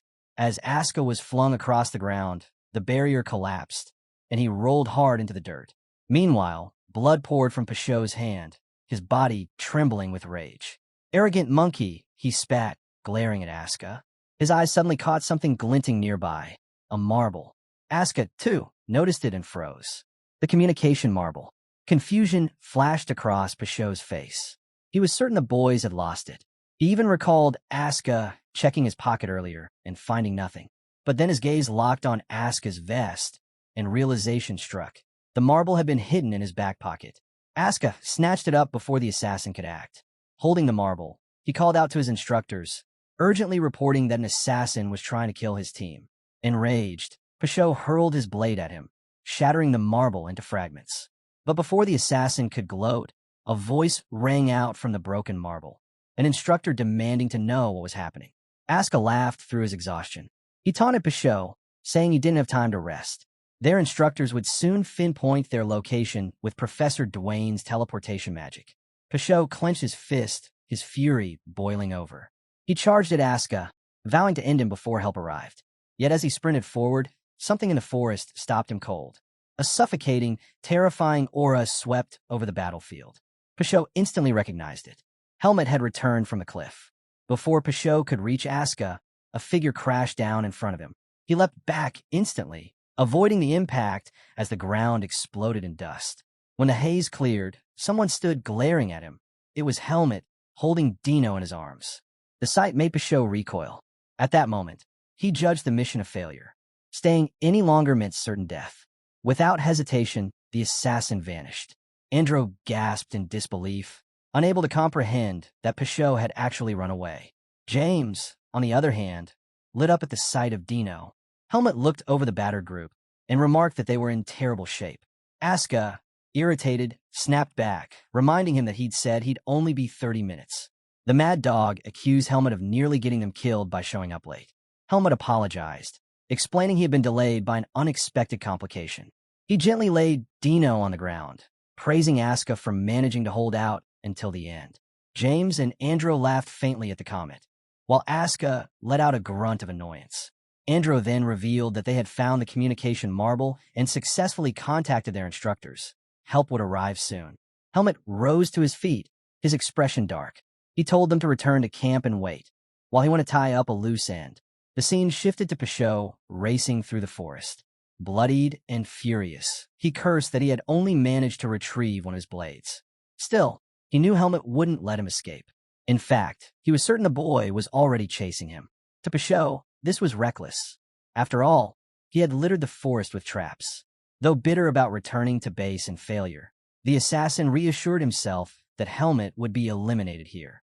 But as he ran, something suddenly sliced through the air toward him. Peugeot sensed it in time, turning to block with his blade. The impact rattled his body. The object had been infused with bise. His guard held, but the strike left him damaged. Looking up, he spotted the attacker perched high in a tree. Helmet stood there with a bow in hand, staring him down. The shot had knocked Peugeot into a tree, dropping him hard to the ground. Struggling to rise, he heard Helmet's cold voice congratulating him. The boy told the assassin that Helmet told Peugeot he was the first person in Blackhawk to survive his attack. Spitting blood onto the ground, the assassin demanded to know how Helmet had avoided his traps. With a cold stare, Helmet asked if Peugeot himself had ever fallen for any of his own traps. The question stunned him. Looking back at the forest, Peugeot realized Helmet had simply charged straight through, breaking every trap with raw strength. The idea seemed impossible, yet there it was. Before Peugeot could recover, another shot came whistling toward him. He dodged, watching as the projectile embedded into the ground. Glancing at it, his eyes widened. It wasn't an arrow, but a tree branch. This was the same brutal method Helmet had used to slaughter members of his organization. As his body blurred, vanishing into the shadows, Peugeot admitted Helmet had forced him into a corner. But, he warned, such tricks wouldn't work again. Helmet only smirked darkly, saying it was amusing to watch prey struggle when cornered. His tone shifted as he apologized. Not because of mercy, but because he had no intention of hunting like Pashot. Landing on the ground, Helmet advanced. Pashot darted into the forest, convinced his opponent had made a fatal mistake. The assassin believed Helmet couldn't possibly endure his style of fighting in the pitch-black woods. Circling around, Pashot spotted what he thought was a blind spot behind Helmet. He lunged in for the kill, but before his blade could strike, Helmet turned sharply. His sword, coated in byes, slashed toward Pashot with terrifying precision. The assassin barely rolled away, hitting the dirt to avoid the strike. He rose quickly, rattled. How had Helmet sensed him? Helmet's presence loomed with a suffocating aura, his glare sharp enough to pierce the shadows. Pashot tried to brush it off, telling himself it was just luck. To end things, he decided to unleash his full power. Bounding into the trees at breakneck speed, he hacked through branches as he moved. Leaves rained down in waves, designed to mask his presence. With darkness swallowing the forest, he was confident Helmet's eyes and ears would fail him. At such speed, no one should have been able to track him. And as the leaves closed in around Helmet, Pashot rushed from behind, but before his blade could strike, Helmet spun and slashed. The assassin froze in shock. He couldn't understand how Helmet had sensed him. Barely dodging, he retreated deeper into the forest. From a distance, he looked back and realized something strange. Helmet's eyes were closed. The revelation left Pashot stunned. To test it, he lunged again. This time, Helmet's byes-coated sword intercepted him perfectly, forcing him back once more. It became clear, no stealth technique could completely erase the killing intent released during an attack. Pashot understood at last. Helmet was instantly detecting that murderous aura, locking onto his position and countering without hesitation. The sight was unbelievable. The assassin had expected Helmet to be exhausted after battling a berserk human and enduring countless traps. Yet here he was, performing feats beyond human limits. Helmet calmly asked why he wasn't attacking anymore. Had he already run out of tricks? Before Pashot could respond, Helmet declared it was his turn to strike. His blade flared as he wrapped it in an immense embodiment of byes. The sight shook Pashot to his core. Helmet had mastered something only rank 1 mercenaries were said to achieve. Worse, the assassin himself had lost too much blood. His own byes reserves were dwindling. He knew stealth was no longer an option. Still, he convinced himself that Helmet couldn't maintain such an embodiment for long. Slipping behind a tree, Pashot decided to wait it out. But Helmet didn't give him the chance. With a swift swing, his sword cleaved through the trunk. Pashot narrowly escaped, but the tree collapsed in two. Before the assassin could recover, Helmet closed the gap and delivered a crushing blow. The strike sent Pashot flying, his body slamming into the ground. A thunderous explosion rippled across the forest floor as he struggled to rise, coughing blood. Before Pashot could even take a step, Helmet appeared before him, glaring down with a menacing stare. He asked if the assassin had anything left to show now that his weapon was gone. Pashot suddenly laughed. He admitted there was only one thing left for him to do. Raising his hand, he declared that he wanted to surrender. Helmet was taken aback for a moment, but then drove his boot into the assassin's chest, knocking him to the ground. Pashot laughed again, mocking him. He asked if a student of the swordsmanship department was really allowed to treat a surrendered man like this. Helmet reminded him coldly that this wasn't a duel. He lifted his leg and stomped down, snapping one of Pashot's legs. The assassin screamed in agony. Helmet told him not to even think of running away. Through gritted teeth, Pashot raised his head and begged for mercy. If Helmet spared his life, he swore he would stop chasing him and promised the Black Hawk organization would call off the hunt. Helmet dismissed the words. Killing his immediate pursuer was the greater advantage. It meant no more chase. Pashot pressed harder, warning him to think carefully. He reminded Helmet that he was just one member of Black Hawk. If he died, others would come, and they would not come alone. Could Helmet protect his friends when that time came? Helmet stepped closer. Without hesitation, he stomped down again, shattering the assassin's hand before driving his blade through it. Pashot shrieked in pain. Helmet's voice dropped into something terrifying as he warned him not to be mistaken. He assured Pashot that he would die here in this forest, and every Black Hawk who followed would meet the same fate. He told him to accept his end. Fear finally overtook the assassin. He knew this was it. Helmet raised his sword, ready to deliver the final strike. But before the blade could fall, a hooded figure appeared behind him. The newcomer called him the boy from the swordsmanship department and ordered him not to kill Pashot. Helmet froze at the voice, spinning around in shock. The hooded man smiled faintly, explaining that killing Peugeot would cause problems for the organization. Helmet's eyes narrowed in confusion. Who exactly was this man? Helmet studied the hooded man, unsettled. His presence was even harder to detect than Peugeot's. Standing right in front of him, Helmet couldn't tell if the man was alive or a corpse. Peugeot's voice shook as he whispered the man's name, Talon. Watching the assassin tremble, Helmet instantly realized this was the leader of Black Hawk. Talon spoke evenly, offering to pay if Helmet would spare Peugeot's life. Helmet's reply was cold. No price could outweigh Peugeot's death. He had to answer for his actions. The words caught Talon off guard. His organization was already short on manpower, and Peugeot was too skilled to discard. He offered money and valuable information, asking Helmet to overlook the situation. Helmet's gaze sharpened. He could tell Talon was powerful. In his current state, he saw no openings to strike him. On top of that, Helmet knew killing Peugeot would trigger recoil from the Seed of Darkness. Talon, meanwhile, didn't seem eager to fight either. It would be reckless to risk himself here. So Talon shifted, promising to call off the pursuit. He swore to refuse any future contracts involving Helmet. It was, he said, a favorable offer. Helmet looked down at Peugeot, then back at Talon. The deal didn't sit right with him. He countered, saying he wanted both the money and the information. Talon accepted. He tossed a bag at Helmet. Inside was 300,000 marks. Helmet sliced it open with his sword, confirming the amount. Talon added that he would also grant him a piece of information for free. But Helmet wasn't satisfied. He leveled his blade at Peugeot and demanded at least 5 pieces of information, one set from Talon and another from Peugeot. Talon glared at him, though he wasn't surprised. With decades of buying and selling secrets, he had met countless people and could always tell when someone carried heavy intent. Talon noticed the puzzled look on Helmet's face and remarked that he was making quite a curious expression. Helmet was caught off guard by the comment. Raising his hand, Talon made things clear. He and Peugeot together would only give him 5 pieces of information in total. He warned Helmet that he couldn't push for more than that. The deal had limits, and Talon wasn't about to suffer further losses. After considering, Helmet accepted the terms. Without hesitation, he pointed his sword toward Peugeot and demanded to know where the horses were hidden. Peugeot quickly answered. He revealed that the animals were tied up inside a large cave. All Helmet had to do was head east from their current position to find them. But Helmet wasn't done. He pressed further, asking if the Hawkeyes would come after him for killing Peugeot. The entertainer explained that the Hawkeyes didn't work like a true team. Most members operated solo, only teaming up occasionally for specific jobs. In fact, some would probably be glad to see Peugeot gone, as his death would mean less competition. Teamwork, he said, wasn't something the Hawkeyes valued. That revelation left Helmet taken aback. Wanting to confirm something, Helmet shifted his sword closer to Peugeot's mask and began to lift it away.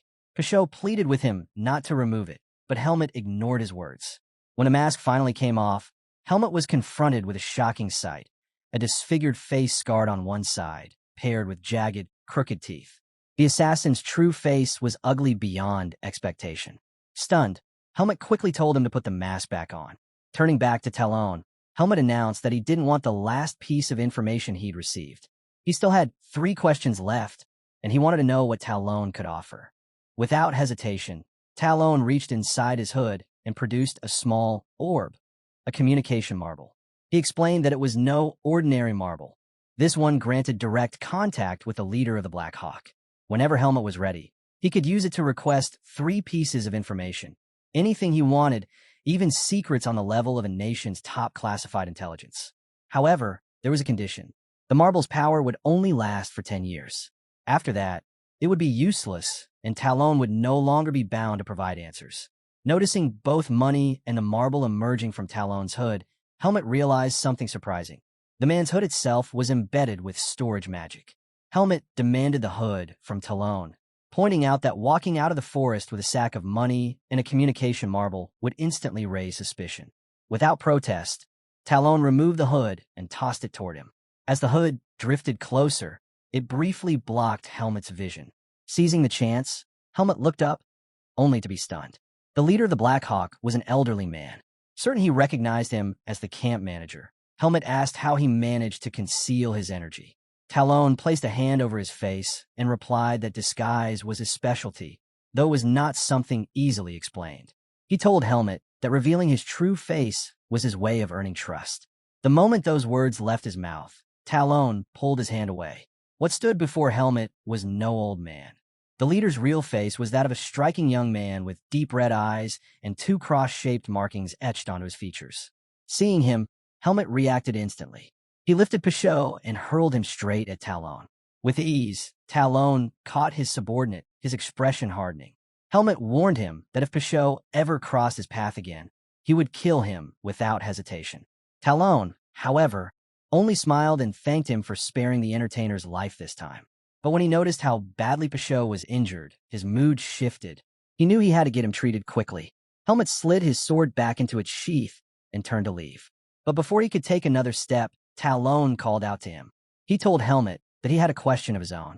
From what he had observed, it was clear Helmet had no issue taking a life. Yet, every time before he struck, there was hesitation. Was it an act of innocence? Or was his mind burdened with too much? Talon explained that there were moments when a swordsman must strike without the slightest pause. His words caught Helmet off guard. Helmet asked if he was giving him advice. The realization dawned on Talon. He had, in fact, spoken like a mentor without intending to. He quickly apologized for overstepping. Helmet, however, assured him that the words were true. He explained that it wasn't hesitation but circumstance. He could not act freely because he was still a student of Greta Academy. Talon couldn't help but laugh. To him, it was absurd that Helmet would hold back just because of his status as a student. With a grin, he called Helmet amusing. And with that, both Talon and Pichot's bodies slowly began to fade from sight until they vanished completely. As Talon and Pichot faded from sight, Talon's voice lingered. He would be waiting for Helmet to reach out. The scene then shifted. Talon and Pichot rode together on horseback, leaving the forest behind. On the ride, Pichot spoke, his voice heavy with shame. He couldn't believe his leader had given away money, his hood, and even 3 pieces of valuable information just to save him. Talon calmly asked if Pichot thought the price had been too high. Pichot immediately shook his head. He swore he would remember this debt for the rest of his life, and one day he would repay it. He vowed to kill Helmet himself and reclaim everything Talon had sacrificed. Hearing this, Talon smiled. Then, looking straight ahead, he asked if Pichot truly believed he had come close to completing his mission. He made it clear Pichot had not even scratched the surface. From now on, Talon declared, the Black Hawk would cut all ties with anything involving Helmet. The statement shocked Pichot. He argued back, insisting they could gather more fighters, combine their strength, and crush Helmet before he grew into a greater threat. Talon laughed. He knew the outburst came not from strategy, but from anger. Anger that Helmet had torn off Pichot's mask. Talon explained that yes, the organization could kill Helmet if they threw everything they had at him. But the cost in men and resources would be far too great. Helmet wasn't worth that sacrifice. Instead, Talon reminded his subordinate that Helmet had shown mercy earlier. A man who could spare an enemy, Talon said, was not the type to betray his allies. There was far more to gain in forging ties with him than in starting a war. With a small smile, Talon told Pichot to focus on his recovery. He added that Helmet was more like a wild beast than a man. Dangerous, untamed, but not without reason. The scene shifted again, this time back to the camp. Helmet had returned. As soon as he appeared, Instructor Alan and Instructor Patricia rushed to meet him. Alan, clearly concerned, asked if he was hurt, if he was all right. Helmet assured him that he was fine. As he spoke, Helmet's eyes swept across the camp. He spotted Andro and James lounging under a tree, while Aska stretched nearby. Not far off, Professor Dwayne was tending to Dino's injuries. Just as Helmet took in the scene, Alan's tone suddenly shifted. He began to scold him. Alan immediately scolded Helmet for chasing after Pichot. He demanded to know why Helmet had acted so recklessly. Helmet calmly replied that nothing had happened. He explained that Pichot was too fast, and he couldn't catch him even if he tried. Alan's tone grew sharper. He reminded Helmet that something terrible could have happened. But Helmet simply answered that as long as nothing did, there was no problem. Alan clearly disliked the response, but in the end, he had no choice but to let it go. Once Professor Dwayne finished tending to Dino, Helmet stepped forward and asked about his condition. The professor was startled to see him back. He explained that Dino's finger had been reattached, and most of his external wounds had been healed. However, traces of demonic energy still lingered inside his body, energy the professor couldn't remove. Remembering that Helmut had saved Dino, the professor pressed him for details.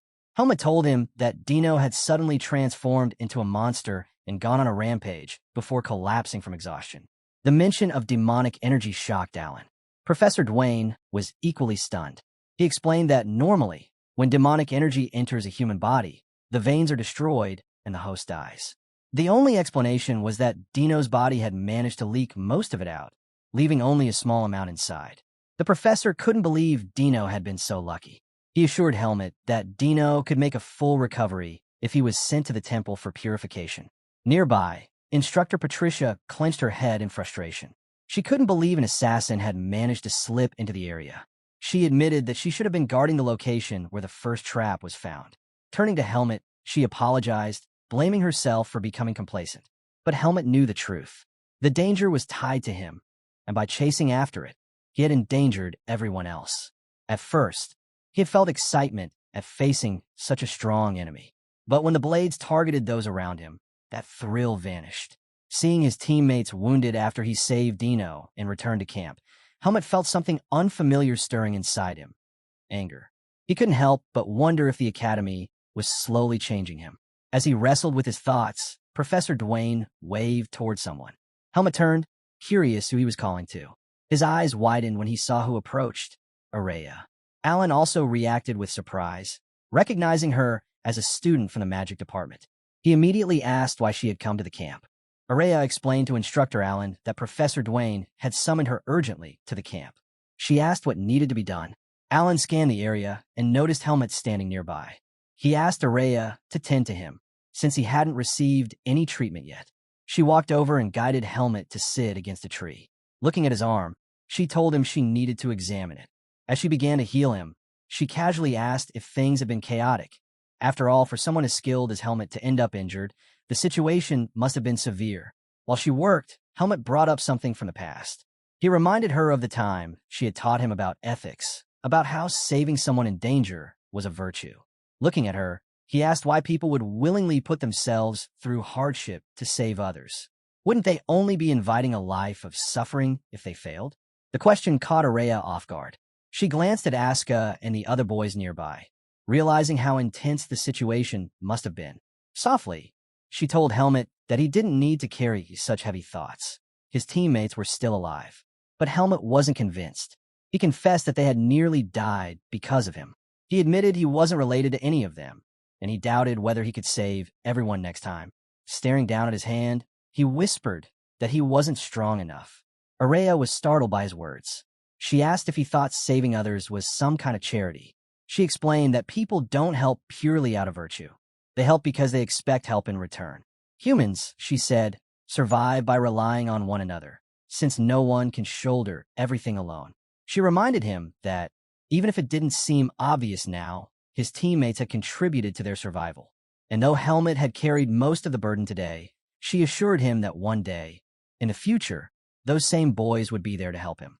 Still troubled, Helmut asked if they would hate him for nearly losing their lives because of his actions. Araya finished her healing and released his hand. She told him she was done and advised him to ask his teammates directly if he wanted to know their true feelings. With that, she excused herself, saying she needed to speak with Professor Dwayne. Helmut stood and turned his steps toward his teammates. Helmut walked up to his teammates and apologized for putting them in danger. Andro was caught off guard. He never expected Helmut to apologize.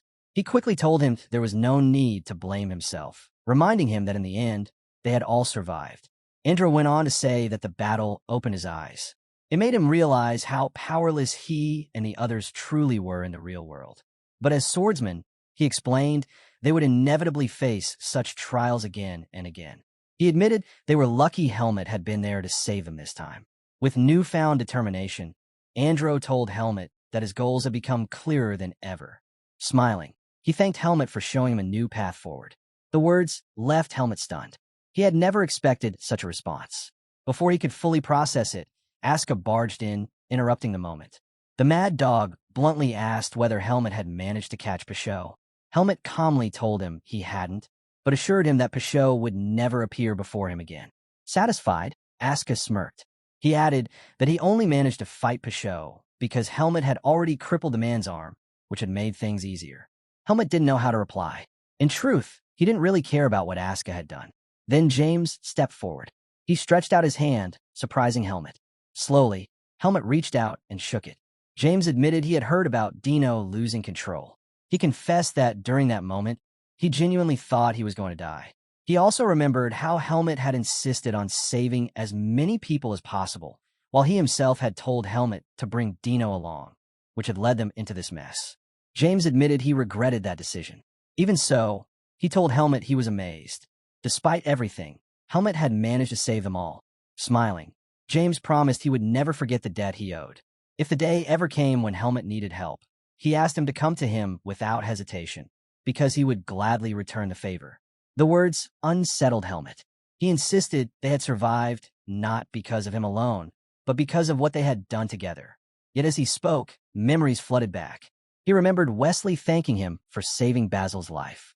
He recalled Araya's words, that saving others was not charity. And he thought of Alan, who once told him that both the weak and the strong are still human, and that he would one day find his answers if he remembered that truth. At that moment, Helmet realized he had found something new within himself. Helmet had discovered a new kind of strength, not one meant to crush others, but a strength that connected hearts and hands, a strength built on support and unity. For the first time, he understood what it meant to have the strength of humans. As he quietly marveled at this realization, James spoke up. He admitted that he felt stronger after surviving such a complicated ordeal. Compared to this, the spars at school seemed nothing more than child's play. Asuka didn't share the sentiment. He scoffed and reminded James that he had been beaten badly by Pashot. James bristled at the comment, unable to believe the mad dog could be so blunt after they had just gone through life and death together. But before things escalated, Andro cut in, saying simply that it felt good to be alive. His words brought a smile to everyone's faces. While the others laughed and talked, Helmet glanced down at his hand, lost in thought. The next day, Helmet sat on a rock in quiet reflection.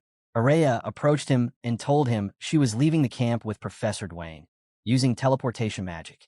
She asked if he wanted to join them, explaining that he had every reason to return early as a direct witness to the incident. Helmet smiled. He told her he would stay and leave with his team. Araya was caught off guard. It was the first time she had ever seen him smile so openly.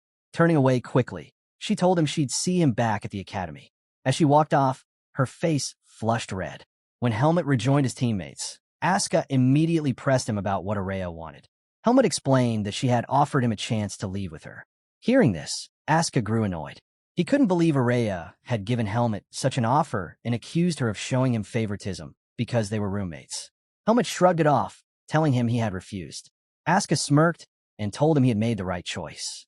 Together, the boys smiled as beams of sunlight poured through the Petica forest, filling them with a sense of calm and renewal. Yet none of them could have imagined how fleeting that peace truly was. Soon, they would come to despise the very sight of sunlight. The scene shifted. In a distant desert kingdom, a hooded figure approached the gates. Pulling the hood back, he revealed white hair and piercing green eyes. His face lit with excitement. He had finally arrived at the Basor Kingdom, the place where his grandfather had once lived. Back at the academy, a week slipped by without notice. At the training ground, the students were taken aback by the sight before them. Dino had returned. Smiling brightly, he thanked everyone for the warm welcome. Almost immediately, questions poured in. They asked if it was true he had been kidnapped by an assassin. One student scoffed, saying it was embarrassing for a member of the swordsmanship department to be captured so easily. Another chimed in, claiming he had heard how much his group had struggled to save him. The words made Dino visibly uncomfortable. Then one student bluntly declared that Dino owed his life to his group and should remain grateful to them forever. Before Dino could respond, a sharp smack landed on the student's head. Everyone turned. The culprit was Asuka. With his usual rough edge, he called them all bastards and told them to shut their mouths. He demanded to know if they thought they'd fare any better if they were kidnapped. The smacked student was stunned. He turned to his friend, asking if Asuka had really just taken Dino's side. His friend stared in disbelief, wondering if this was some kind of comrade's love. The remark only fueled Asuka's anger. He shouted that he wasn't defending Dino. He just couldn't stand their stupidity. At that moment, James spoke up, reminding everyone that Helmet was the one who had driven the assassin away. But that struck a nerve with Asuka. He snapped back, insisting it was he who had pushed the assassin to the brink of death. Why, he demanded, was Helmet getting all the credit? The other students pushed back immediately. They told Asuka that everyone knew the assassin had fled because he feared Helmet. To them, Helmet deserved all the recognition. They even told Asuka he should be grateful to Helmet for the rest of his life. That was the last straw. Fuming, Asuka cursed him out. Meanwhile, Andro quietly asked Wesley if he knew where Helmet was. Wesley explained that Helmet had retreated to his personal training ground. He admitted that Helmet had always trained diligently, but ever since returning from the camp, he had taken his training even more seriously. The scene shifted. Helmet was alone, circulating his bise throughout his body. He noticed something alarming. His seed of darkness had grown. He suspected it was because he had absorbed a large amount of demonic energy. Yet, along with the darkness, his bise had also grown stronger. His overall capacity had increased. As he focused, he reflected on the past week. He had fought a powerful human opponent. His energy had been drained and replenished. He had faced new emotions, ones he had never experienced before. It had been a complicated cycle, one that was reshaping him from within. All the experiences he had gone through had made him stronger. Drawing his sword, Helmet channeled his power into it, watching as the blade became enveloped. He still didn't know the full extent of his strength, but he hoped that soon an opportunity would come to test it. As he examined the weapon, a knock sounded at the door. Helmet opened it and found Instructor Patricia standing there. Curious, he asked why she had come. Patricia explained that she already expected to find him here. She informed him that Eden was looking for him and asked him to head to his office. Helmet found it strange that Eden would suddenly call for him, but he went nonetheless. The scene shifted. Eden welcomed him into his office with a calm smile and gestured for him to sit. Once Helmet was settled, he asked how he was feeling. Helmet answered that he was fine, that his injuries hadn't been that serious to begin with. Eden shook his head. He pointed out that Helmet was probably the only person in the academy who could walk away with such light injuries after clashing with a rank 1 assassin. He even added that Darien would surely be proud if he heard of this. Helmet quietly disagreed in his heart. He knew Darien would never praise him simply for winning. Instead, he would have scolded him for the risk he took and for failing to handle things perfectly. Eden, however, moved on to the real reason for their meeting. He reminded Helmet that the school break would arrive after the final exams and asked if he had any plans. Helmet revealed that he intended to travel, taking on mercenary work along the way. Eden pressed further. Did he already have a destination in mind? Helmet replied that he did. Eden studied him carefully before asking if he was planning to leave Greta Academy. He made it clear that he wouldn't try to stop him if that was his decision. But at his age, he believed Helmet still had much more to learn here. Helmet agreed. He reassured Eden that if he ever decided to leave, he would inform him ahead of time. There was no need for concern. Eden looked relieved at the response and told him to reach out if he encountered difficulties during training. He admitted that he wasn't sure if anyone in the academy could truly teach Helmet swordsmanship at this point. Hearing that, Helmet recognized the opportunity. He revealed that after the recent incident, he had advanced to the next level. Now, he wanted to find out just how much he had improved. Eden's face lit up with genuine happiness. He praised the news and stood. Then, turning to Helmet, he said he had another question. Helmet nodded, asking him to continue. Eden asked Helmet if he had ever heard of the Basor Kingdom. Helmet shook his head. The name meant nothing to him. Eden explained that Basor was where Darien Depert had been born and raised. Handing Helmet a paper with details, he revealed that a major fighting competition would be held there during the upcoming school break. He told Helmet that Basor was filled with outstanding swordsmen, and the tournament would be the perfect place to measure how much stronger he had become. Helmet hesitated. He pointed out that things could become complicated if anyone recognized the sword techniques of the divine swordsman. Eden agreed. He reminded Helmet of the very first time they had spoken, when Helmet insisted that the world must never know he was Darien's disciple. Eden explained further. Darien wasn't just any swordsman in Basor. He was their pillar, their pride, their very symbol. The moment Helmet used Darien's techniques, people would know. Even if the crowd didn't notice, the Palma Knights, Darien's own unit, certainly would. This was the first time Helmet had even heard of the Palma Knights. Eden advised him that if he joined the competition, he should rely only on public sword techniques. Even those were strong enough, and it wouldn't be difficult for him to adapt. Helmet nodded thoughtfully. He told Eden he would think about it, but if he did join, he would need a way to conceal his identity. The last thing he wanted was another incident like the one with the Black Hawk. Eden fully understood. He remembered how much trouble that pursuit had already caused Helmet. Still, he asked if the situation with the Black Hawk was truly resolved. He admitted he trusted Helmet's word, but he worried the organization might not honor its promise. Helmet reassured him. He said he had good reason to believe they would keep their word. Even so, Eden urged him to be cautious and to take his time deciding whether to compete. Then he asked if Helmet was heading back to training. Helmet shook his head. He explained that there had been an announcement about a practical exam for the finals, and he was going to class. Eden wished him luck, though a nervous look crossed his face. He added that Helmet shouldn't resent the instructors too much for deciding on such a test. Helmet wondered silently why Eden would say such a thing. The scene shifted. Instructor Alan announced that the practical exam would be none other than the Antimon Combat Ability Assessment. The room went silent. No one expected this. Helmet, in particular, didn't even understand what Alan meant at first. Alan clarified. The test had 10 stages, and each student would enter alone. They could stop at any point if things got too difficult, but the higher they climbed, the more points they'd earn. He reminded them of Dino's incident, stressing that everyone should have learned something important from it. Demonic energy wasn't some distant threat. It was right here, closer than they thought. The forest was full of monsters that often clashed with humans.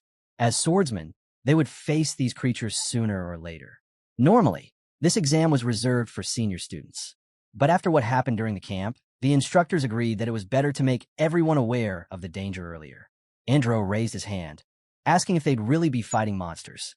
Alan smiled and said the type of monster would remain a secret. But he assured them not to worry. The opponents weren't real.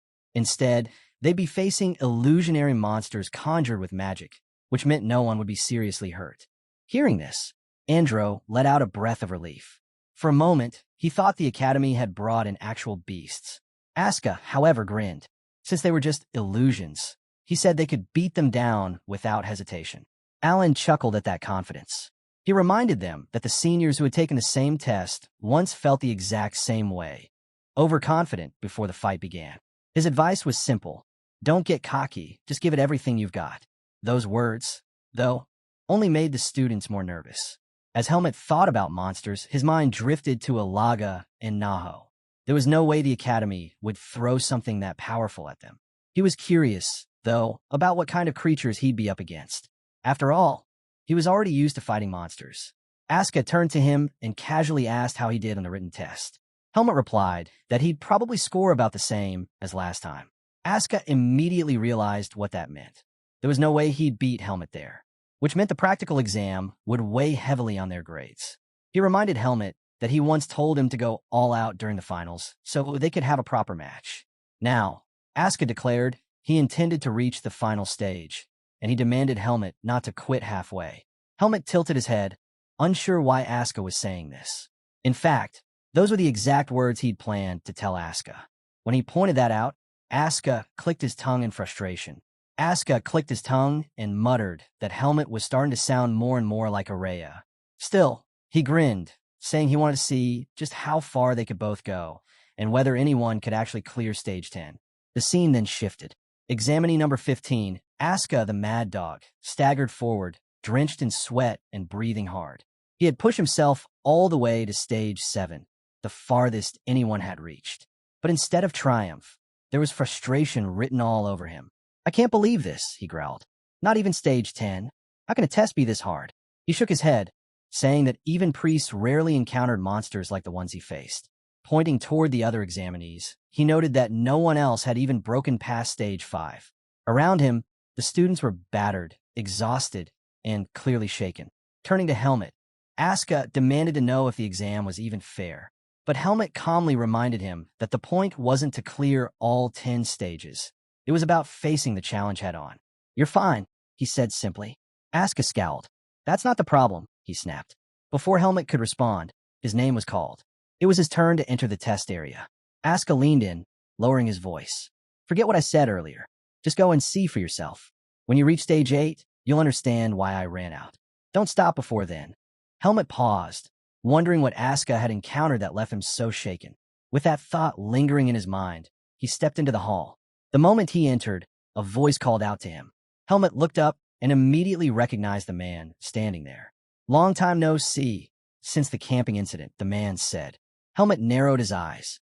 "Professor Dwayne." The professor smiled faintly, surprised that Helmet remembered him. He explained that he rarely interacted with swordsmanship students, but Helmet stood out. During the midterms, his answer on magic had caught Dwayne's attention, a refreshing perspective compared to the typical responses of the magic department. "I have high expectations for you in this test," Dwayne said, raising a small glowing orb. "Show me your determination against the power of darkness once again." Light swirled as his magic activated. Helmet drew his blade without hesitation. "I'll do the same as always," he replied. A green flash filled the air, and from it a creature emerged. The Stage 1 monster, the rabbit beast. The creature lunged forward in a blur of motion. With a swift, clean strike, Helmet cut it down instantly, the beast vanishing into nothingness. Professor Dwayne's eyes widened in shock at the sheer ease of the kill. Helmet calmly sheathed his sword and said, "All right now, I understand." Helmet finally understood what the illusions were like. Professor Dwayne, watching closely, noticed something important. There wasn't even the slightest hesitation in Helmet's strikes. This wasn't just natural talent. It was the result of relentless training and hardened experience. Curiosity stirred within the professor. Just how far could this boy's abilities go? The test pressed on. The second monster appeared, and Helmet cut it down with a single swing. The third came, a massive frog, and it too fell instantly. Next was a giant snake, then a hulking wolf. With the same effortless precision, Helmet carved through each one. A massive bee was shredded apart, and a giant grasshopper of Stage 7 followed. And then Stage 8, the very stage where Asuka had given up. Helmet braced himself, eager to see what had driven the mad dog away. The circle blazed with light, and from it emerged a monster that towered over him, an enormous centipede stretching endlessly across the floor. Even Helmet paused, taken aback. He understood immediately. For anyone seeing it for the first time, the sheer size alone was enough to break their will. He now realized exactly why Asuka had run. But for Helmet, it wasn't nearly as terrifying as the monsters he'd already faced, like Naho. The beast lunged, slamming its massive head into the ground. Helmet slipped past the strike, leapt onto its body, and sprinted across its endless frame. With every step, his blade tore deep into its armored hide until the monster's body split apart. Professor Dwayne was stunned, watching silently as Helmet landed gracefully back on the ground. The test didn't end there. Scene by scene, stage by stage, Helmet pushed through, until finally he stood before the last trial. Stage 10. With one decisive strike, he destroyed the final monster. Helmet stood still, a strange unease churning inside him. Though it was only an illusion, the monster of Stage 10 had carried something darker, a presence that felt like the examiner's malice given form. Professor Dwayne descended, clapping slowly. "Congratulations. Only a handful have ever cleared all 10 stages. And you, Helmet, you're the first second year to do it. Take pride in that." But Helmet simply nodded, unmoved. Dwayne went on, explaining that students who conquered Stage 10 were granted a special reward. They could request any artifact of their choosing. Surprised, Helmet admitted he hadn't known about this. "That's because I'm the one who makes them," Dwayne revealed. "Whatever you want, tell me. I'll craft it for you." Helmet fell into thought. The professor reassured him there was no need to decide now. He could come to the research lab later with his request. Then, an idea sparked in Helmet's mind. Looking up, he asked, "Can you create something that can change a person's appearance?" Dwayne tilted his head, intrigued. "That's possible. Is that all you want?" Helmet nodded. "I don't want to get involved in something complicated." Helmet explained that he simply wanted to avoid complicated situations whenever he left the academy. Professor Dwayne understood immediately. He remembered the dangerous incident Helmet had been through and promised to let him know once the artifact was complete. Helmet nodded and thanked him. But before the moment could settle, the entire building shook violently. A thunderous explosion rocked the walls. Dwayne's eyes narrowed. He instantly recognized where the tremors came from, the magic department's testing ground right next door. The scene shifted, revealing chaos inside the testing hall. Flames spread wildly as everything was reduced to ash. Hovering in the air, unleashing destruction with her magic, was none other than Araya. Her face burned with anger as she incinerated the room around her. Moments later, Dwayne and Helmet stepped into the testing ground. The professor's annoyance was clear as he shouted at her, demanding to know why she was destroying the facility when he had explicitly told her not to. With fire still flickering around her, Araya shot back. She called his test foolish and his request absurd. Dwayne's irritation deepened, but before he could respond, Araya noticed Helmet standing beside him. Her expression faltered, surprise flickered across her face. Silently, she floated down to the ground. Without meeting Helmet's eyes, she brushed past him and addressed the professor instead. I've cleared all 10 stages. I'll think about what artifact I want and let you know tomorrow. Dwayne scowled, muttering that she was a little rascal and that if she weren't the Academy's top student, things would be different. Helmet silently watched as she left the hall. The scene shifted again. Helmet now stood with Asuka, who was stunned when he learned his friend had cleared all 10 stages.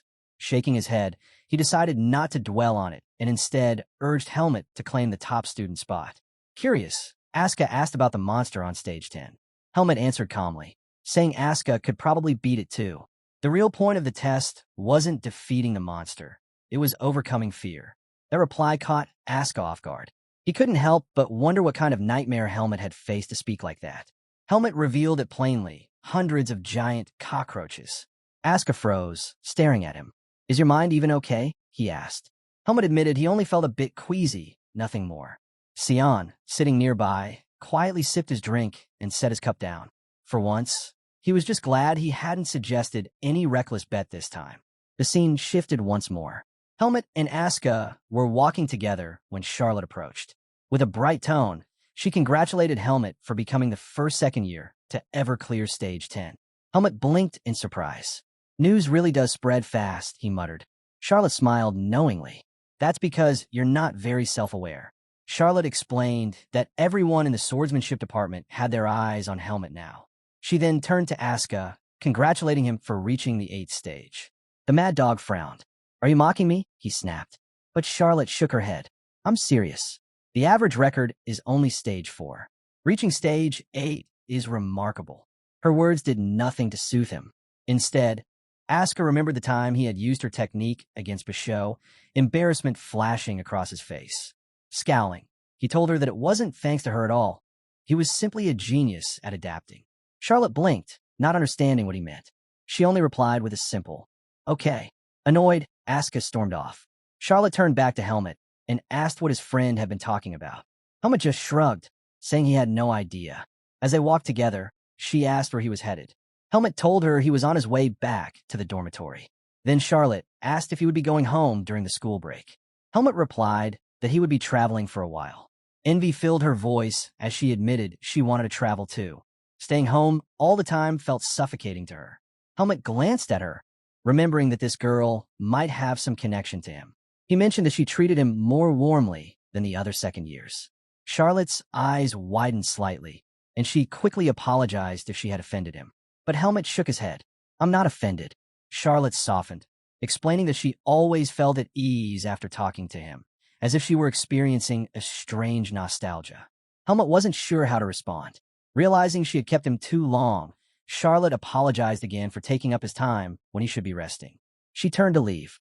Before she could go, Helmet told her that after the school break, if she felt stronger than she was now, she should come find him. He promised to face her anytime. Charlotte smiled at that, asking him not to forget his promise. Helmet watched her walk away, thinking to himself that Araya would definitely be upset if she ever found out about this exchange. Later, when he returned to his dormitory, Araya was waiting. She handed him a bracelet. Helmet looked at it curiously, asking what it was. Araya explained that it was a bracelet imbued with communication magic. It worked like a crystal ball. This was the artifact she had received for clearing stage 10 the day before. She told him that if he infused his energy into it, the bracelet would send a signal to. The bracelet she wore lit up as soon as Helmet infused his energy into his. He looked at Araya and asked why she was giving him her reward. She admitted that she had requested the artifact with the intention of handing it to him all along. You're always attracting trouble, she said. Use this to contact me anytime you're in danger. Helmet slipped the bracelet onto his wrist. With a half smile, he reminded her, didn't you once say you hate being disturbed by others? Araya's expression softened. Do you have a problem with it? Helmet chuckled. I'll only use it when it's absolutely necessary. Her cheeks flushed slightly at his words. Breaking the silence, Helmet asked if she would be going home during the school break. Araya sighed and admitted she had no choice, even if she didn't want to. Seems like no one in the academy actually likes going home, Helmet remarked. Araya tilted her head. Someone else said that too? Helmet nodded. Asuka, as they talked, Helmet realized something. Half a year had already passed since he left the Forest of Roots. In that time, he had made many friends and acquaintances. Now, for the first time, the academy was preparing to go on break. The scene shifted. Somewhere else, a man wrote with a faint smile on his face. Speaking through a crystal ball, he said, Helmet, I never thought I'd see you again so soon. The man was Talon, leader of the Black Hawk. He asked Helmet if he had decided on what favor he wanted from him. Helmet replied that a fighting competition would be held in the Basor Kingdom in 1 week. He wanted everything. Information on the powerful figures in the kingdom, especially the nobles and organizers of the event, as well as details about the king, the royal family, and recent major events. Talon narrowed his eyes. So, you're planning to attend this competition? Helmet cut him off coldly. I'm the one asking the questions. The leader quickly apologized, then pressed for clarification. When you say information, do you also mean public opinion? The nobles' reputations, their personalities, even family ties? Helmet told him to decide for himself. It doesn't matter if your investigation is half-hearted. That would just make me think the Black Hawk's intelligence gathering is weak. Talon froze for a moment, realizing Helmet's game. The boy had been precise in what he wanted, yet vague in scope. By doing so, he exploited their weakness, forcing them to push their efforts further while making it harder for anyone else to know what he was truly after. Talon leaned back, studying him. He used to think Helmet was only as fierce as a tiger, but now he realized the boy was also as sly as a fox. I'll prepare the information exactly as you've instructed, Talon said. How would you like to receive the documents? Helmet told him to leave them at the mercenary guild in Basor. He would pick them up himself. Understood, Talon replied. I'll reach out once everything is ready. The code will be, an eagle's claws never let go of their prey. Before Helmet could cut the connection, Talon smirked. Best of luck in the competition. I'll be cheering for you. Helmet ended the call and sighed. He already knew that dealing with Talon would be taxing, but he hadn't expected it to drain him on this level. He needed to stay guarded around that man at all times. Still, he hoped the Basor Kingdom would at least be a decent place to stay. The scene shifted. A vast desert stretched under the blazing sun. A young man with blonde hair trudged toward the gates of the kingdom, sweat glistening on his skin. It was Helmet. The heat was overwhelming. He hadn't even entered the kingdom yet and already felt drained. Then again, with a third of Basor being desert, he should have expected this. Having grown used to the Forest of Roots, where the cold lingered year-round, the scorching sun felt unbearable.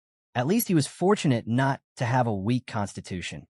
Otherwise, heatstroke would have been inevitable. Beyond the heat, another adjustment nagged at him, his disguise. Thanks to Araya's communication bracelet and the artifact he earned for clearing Stage 10, traveling had become far easier. The artifact allowed him to alter his appearance without issue, though he still wished he looked a bit more like a swordsman. Right now, he feels more like Sion. But since the artifact had been free, he had no real reason to complain. Helmet pressed on, finally entering Basor. The desert kingdom was beautiful in its own way, bustling with people and vibrant with houses of unique design. Needing a moment to rest, he stepped into a bar. Immediately, every pair of eyes turned toward him. Helmet ignored the stares, handed the attendant a coin, and asked for a cold drink. Anything but liquor. Exhaustion weighed on him, surprising even himself. He still had many places to visit, yet here he was already tired. Before he could sit down, someone suddenly kicked the chair he was about to take. Helmet looked up to see a blond man standing there, smiling at him. The blond man smirked at Helmet and called him Young Miss. He asked if Helmet had come to a place like this alone and guessed that, judging by the sword on his hip, he must be a young master from some great swordsman's household. His friend tugged at him, telling him to stop pestering. But the man ignored him, pulled out Helmet's chair, and sat down instead. He waved to the owner, ordering the same drink Helmet had requested. Helmet's patience snapped. He kicked the chair out from under the man, sending him crashing to the ground. In the same motion, he drew his blade at blinding speed, slicing off a lock of the man's hair. The bar went silent. The man froze, staring wide-eyed at the edge of Helmet's sword. Helmet's voice cut through the silence, low and sharp. This kingdom is already unbearably hot. The last thing I need is some irritating mosquito buzzing around me. The entire bar stopped drinking, stunned. The man, Colt, stared at Helmet in shock. Then, from across the room, someone burst out laughing. They slapped their knees and told Colt that he'd been put in his place, admitting Helmet looked delicate but clearly had skill. Colt climbed to his feet, but instead of lashing out, he suddenly grabbed Helmet in a rough embrace. "I like you," he declared, grinning. He turned to the owner and shouted that he would pay for Helmet's drink. Helmet frowned, pushing him away. "Get off me. It's too hot for this." Confused, he sat back down, wondering if this was just how people in Basor behaved. Their personalities were completely different from the mercenaries of Badan. Being around them already felt exhausting. Could he really endure until the end of the competition? The scene shifted. Helmet now stood in another shop, where a woman greeted him with a bright smile. He explained that he wanted a cold energy spell cast onto his space expansion cape. The woman assured him it was possible and asked him to return in 3 hours. Adjusting his bracelet as he stepped out, Helmet thought over what he had accomplished so far. He had secured a place to stay and found a way to deal with the suffocating heat. Registration for the competition would take place tomorrow, so he decided to rest and recover his strength today. As he walked through the streets, a statue caught his eye. Helmet stopped, staring at its face in recognition. "So that's where Darien got his fiery personality," he muttered. "Anyone who grows up in a place this hot would be sharp-tempered." Looking up at the statue, he silently addressed his master. "Watch over me. I'll achieve results worthy of your name." The scene shifted again. Helmet finally arrived at his lodging, visibly worn out. As he stepped into the building, someone pointed at him and referred to him as a customer. A man dressed like a butler turned toward him, approaching with calm precision. Helmet narrowed his eyes, wondering who exactly this man was. The butler stepped closer and asked if Helmet was the one who had paid for the Emerald Room on the 5th floor. Helmet confirmed it, then narrowed his eyes. "Why are you asking?" The butler explained that the person he served didn't have a place to stay. He asked if Helmet could move to another room. Already in a foul mood, Helmet's glare sharpened. "Say that again." Unfazed, the butler slipped a hand into his jacket. He offered compensation, insisting that a slightly smaller room should be enough since Helmet was alone. Helmet's eyes darkened. The attendant suddenly grew uneasy and looked away. Helmet knew better. Guest information wasn't something attendants could casually share. This man had clearly underestimated him because of his appearance. Turning coldly, Helmet replied, "I paid the proper price for the Emerald Room. I've no reason to yield to it. Find another one."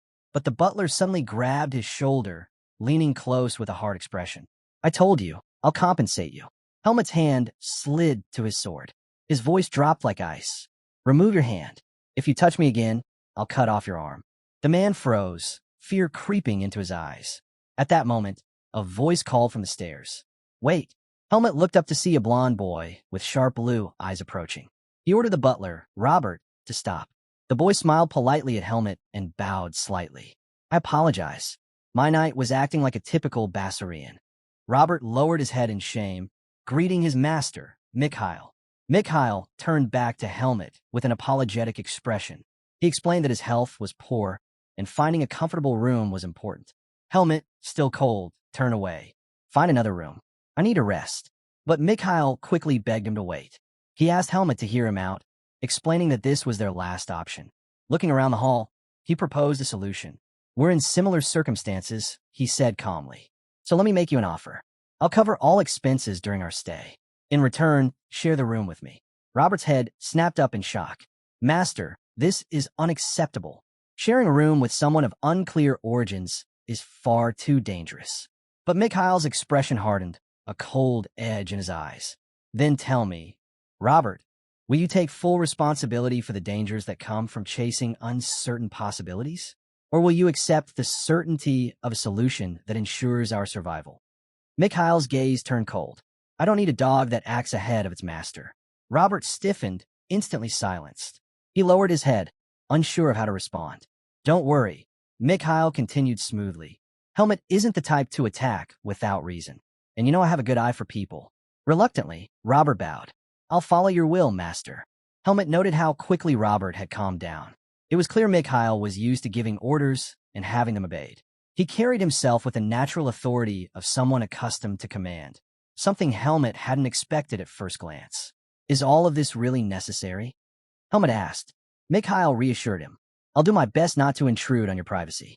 We'll bring in another bed. I don't have any habits that will disturb you. His lips curved into a faint smile. Or, are you afraid of someone as weak-looking as me? At that, Helmut frowned. Now that he thought about it, he had never seen anyone with so little energy before. You look like you'd crumble if I bumped into you, he said bluntly.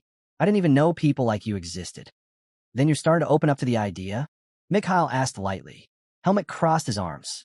Tell me the most special thing you can offer besides money. Mikhail tilted his head. Are you testing me? His smile brightened. You're entering the base or martial arts tournament, aren't you? There's no other reason for a foreign swordsman to be here at this time.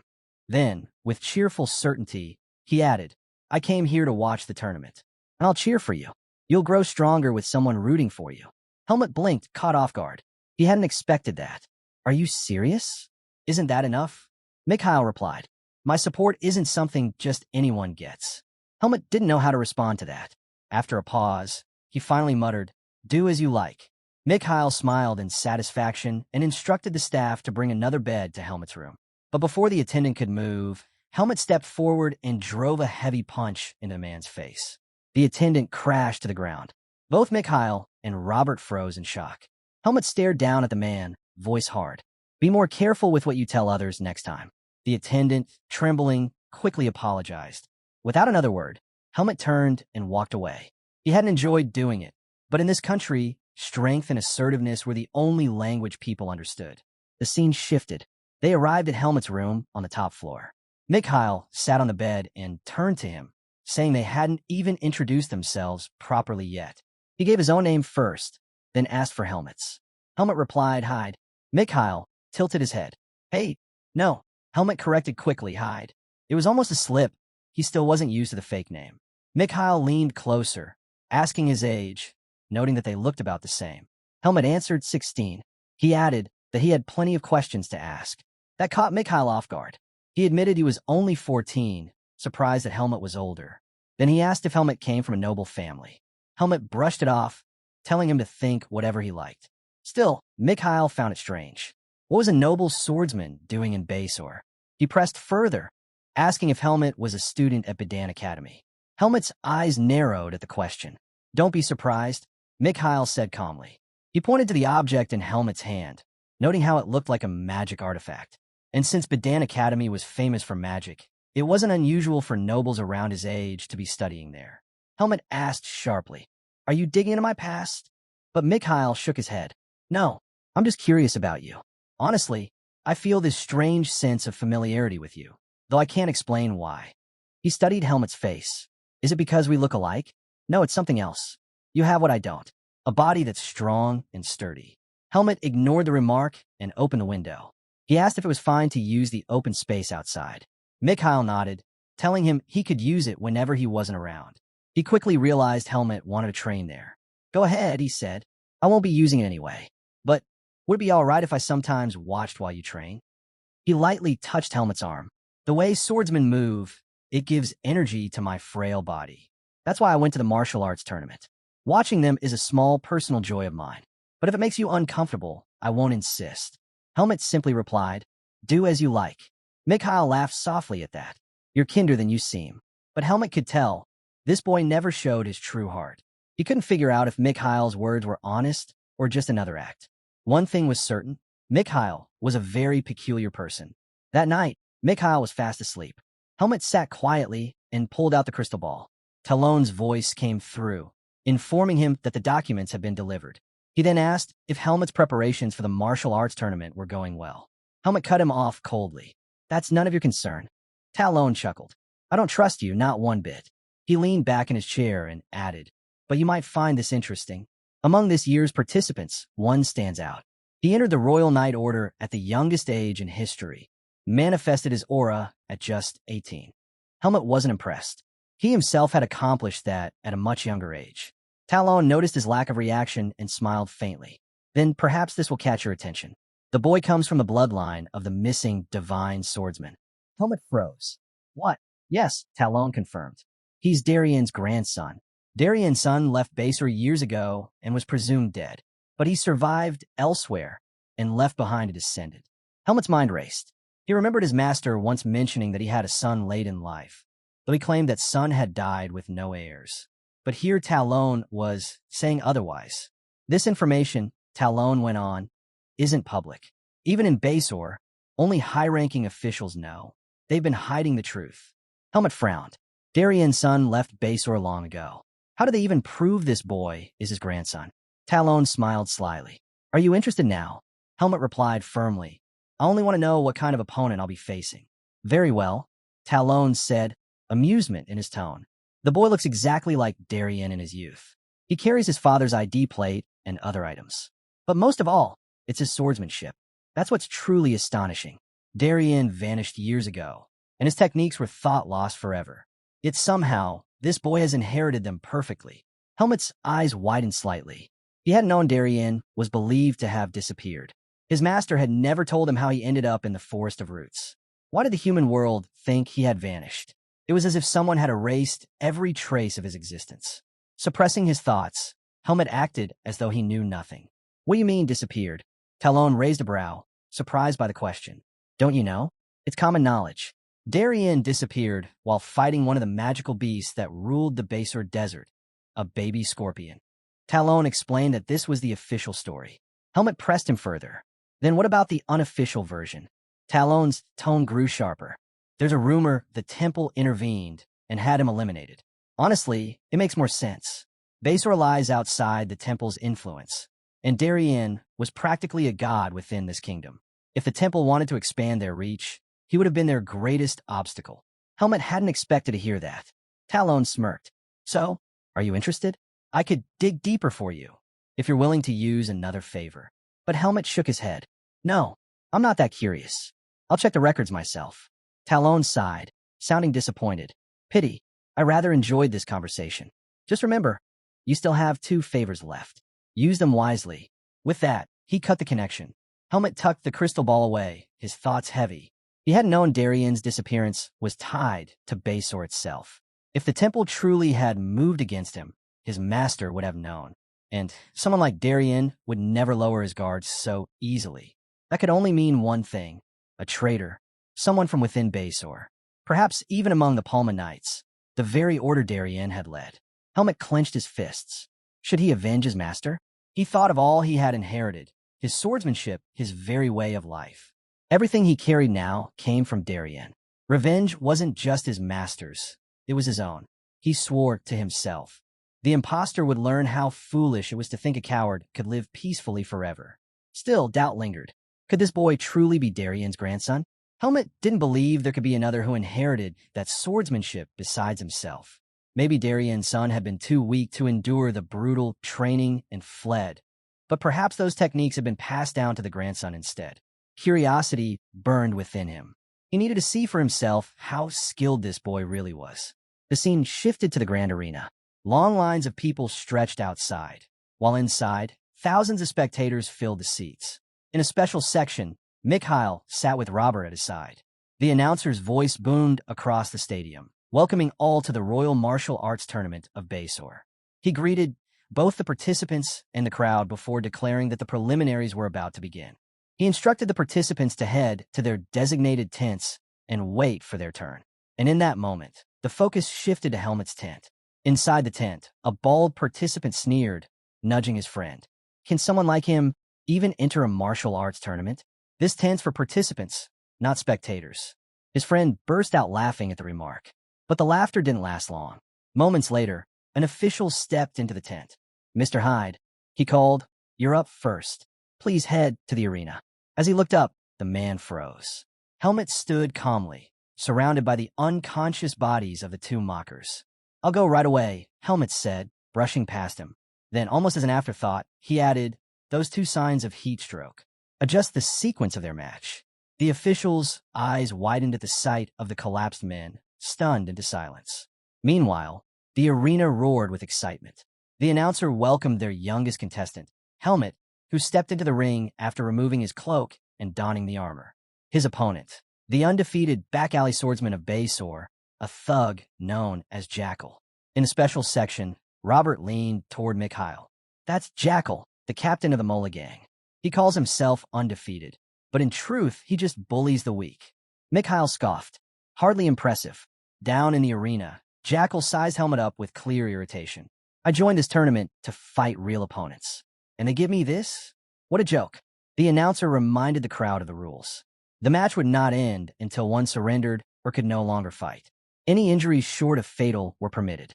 Boys, he cautioned, fight wisely. Jackal laughed darkly. Even if I break your arm or leg, the tournament takes no responsibility. This place isn't for pampered nobles looking to buy a thrill. It's where warriors who've danced with death spill blood. Helmet replied flatly, everywhere's hot. Jackal blinked in confusion. What? Helmet continued, unfazed. I paid 3,000 marks to have a cold spell placed in my cape, so I'll need to finish this quickly and get it back. The words infuriated Jackal. He lunged forward, shouting, then I'll send you home fast. As his blade came down, Helmet moved effortlessly, dodging without even breaking stride. In the same motion, he slipped past Jackal and unleashed his own strike.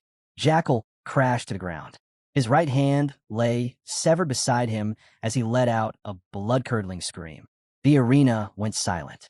Shock rippled through the crowd. No one had expected such a ruthless display. Up in the stands, Mikhail's eyes lit up with excitement. The announcer finally broke the silence, declaring, with an overwhelming display of skill, Helmet advances to the next round. The scene shifted back to the residence. Helmet entered his room to find Mikhail waiting with a bright smile. The table before him was piled high with food. Welcome back, Hyde. Mikhail cheered. That was incredible. You were amazing out there. And cheering for you. It felt great. Helmet eyed the feast, uneasy. This is too much food. Mikhail shook his head. A swordsman needs plenty of strength.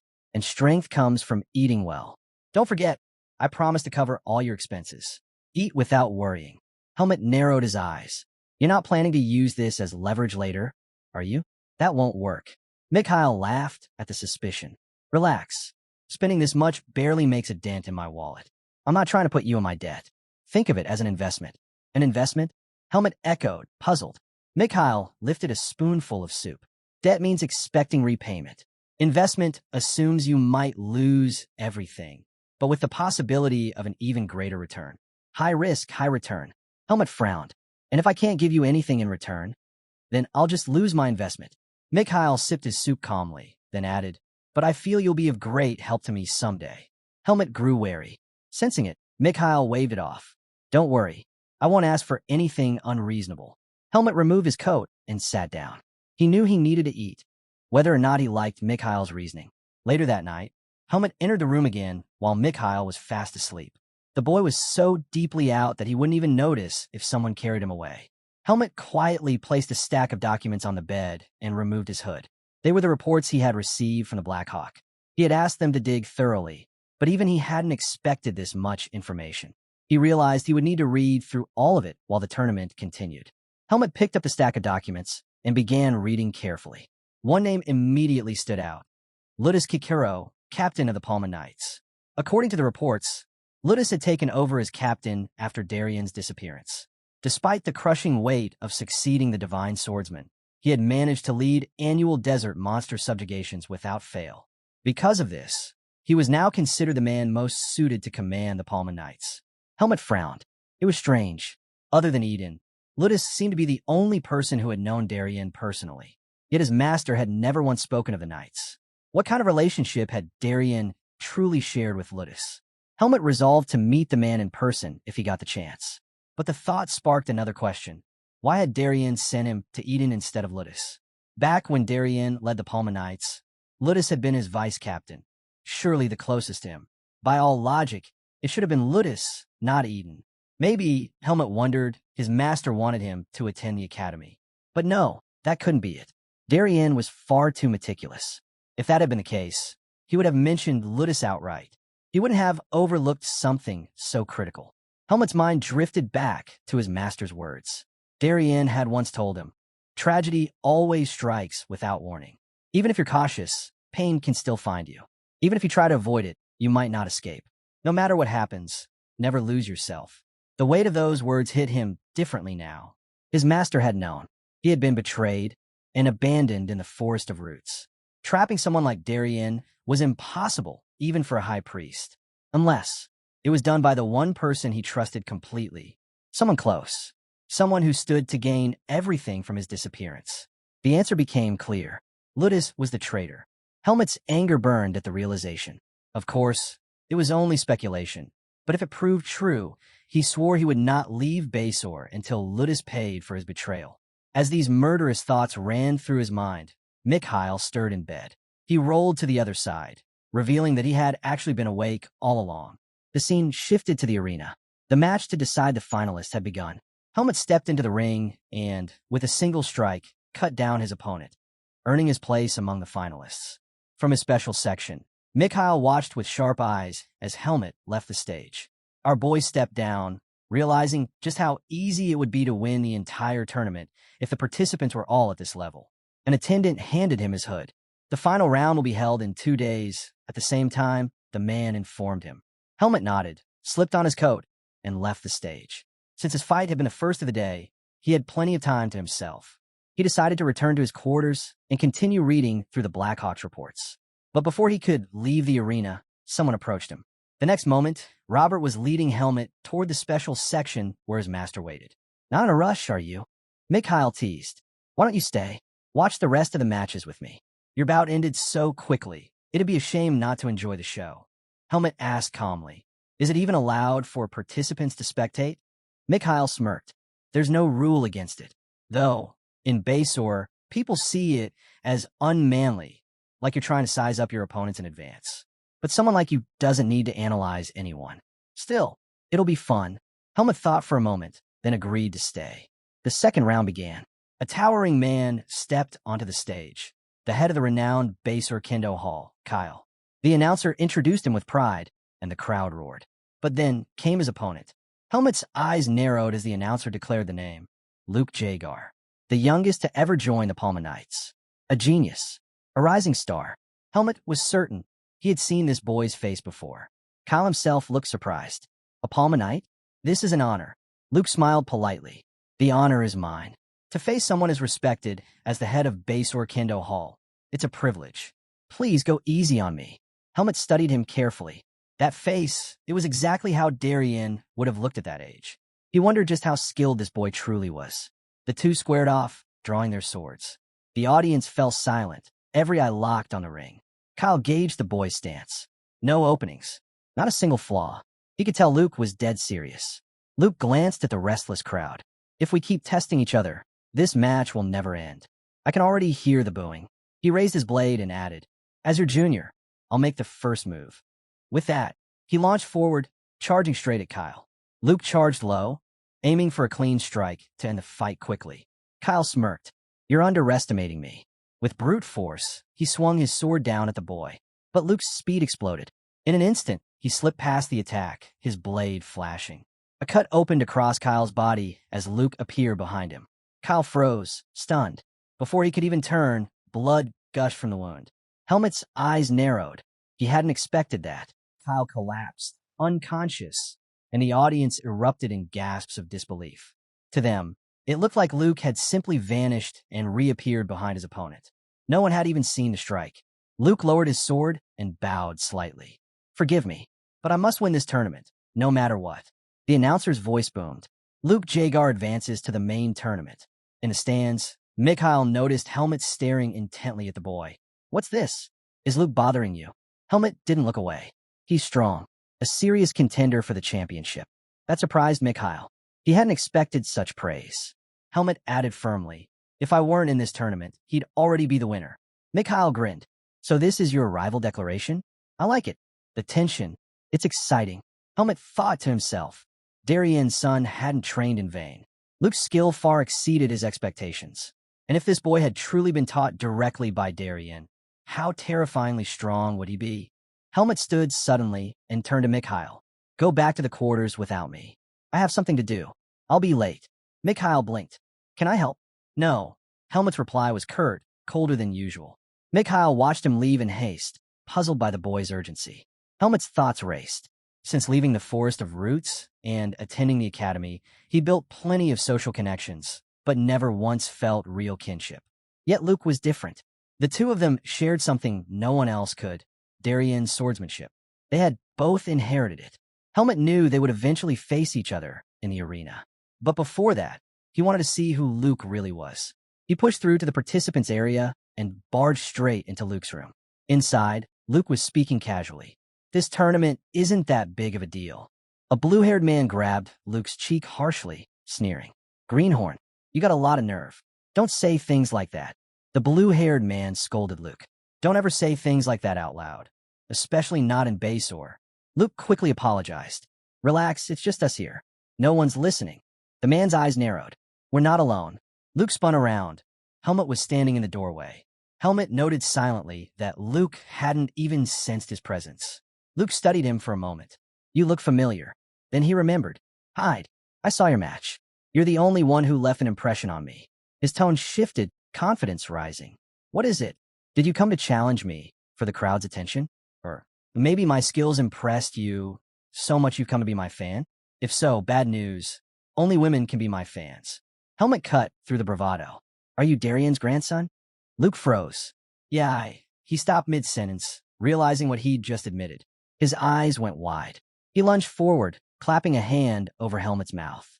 Panic laced his voice. How do you know that? The knight inside the room raised a brow. Is something wrong? Luke forced a smile, wrapping his arm around Helmut. Nothing at all. Just something I need to discuss with him. We'll step outside. Dragging Helmut with him, Luke pushed him against the wall the moment they were alone. I've never had to corner a guy like this before. Now tell me, who are you?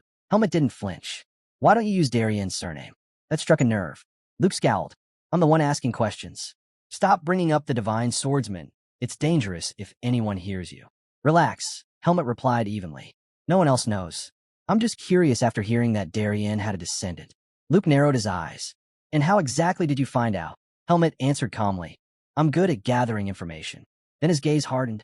But what I want to know is, why hide that you're Darian's grandson? Luke hesitated, realizing how serious this stranger was.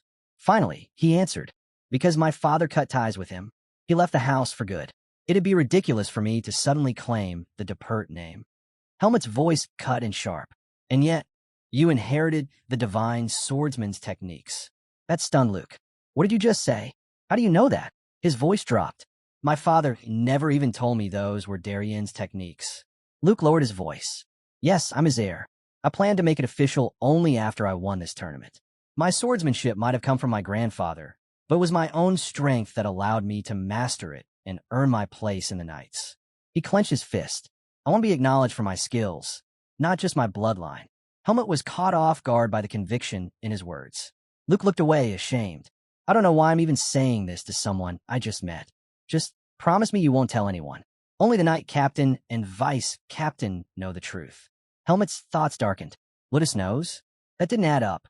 If Ludus was the one who betrayed Darian and sided with the temple, then why would he accept Darian's grandson into the order?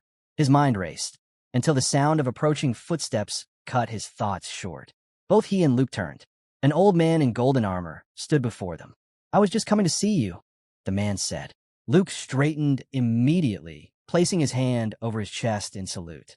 Captain, Helmut's eyes widened. Ludus Kikero, is this your friend?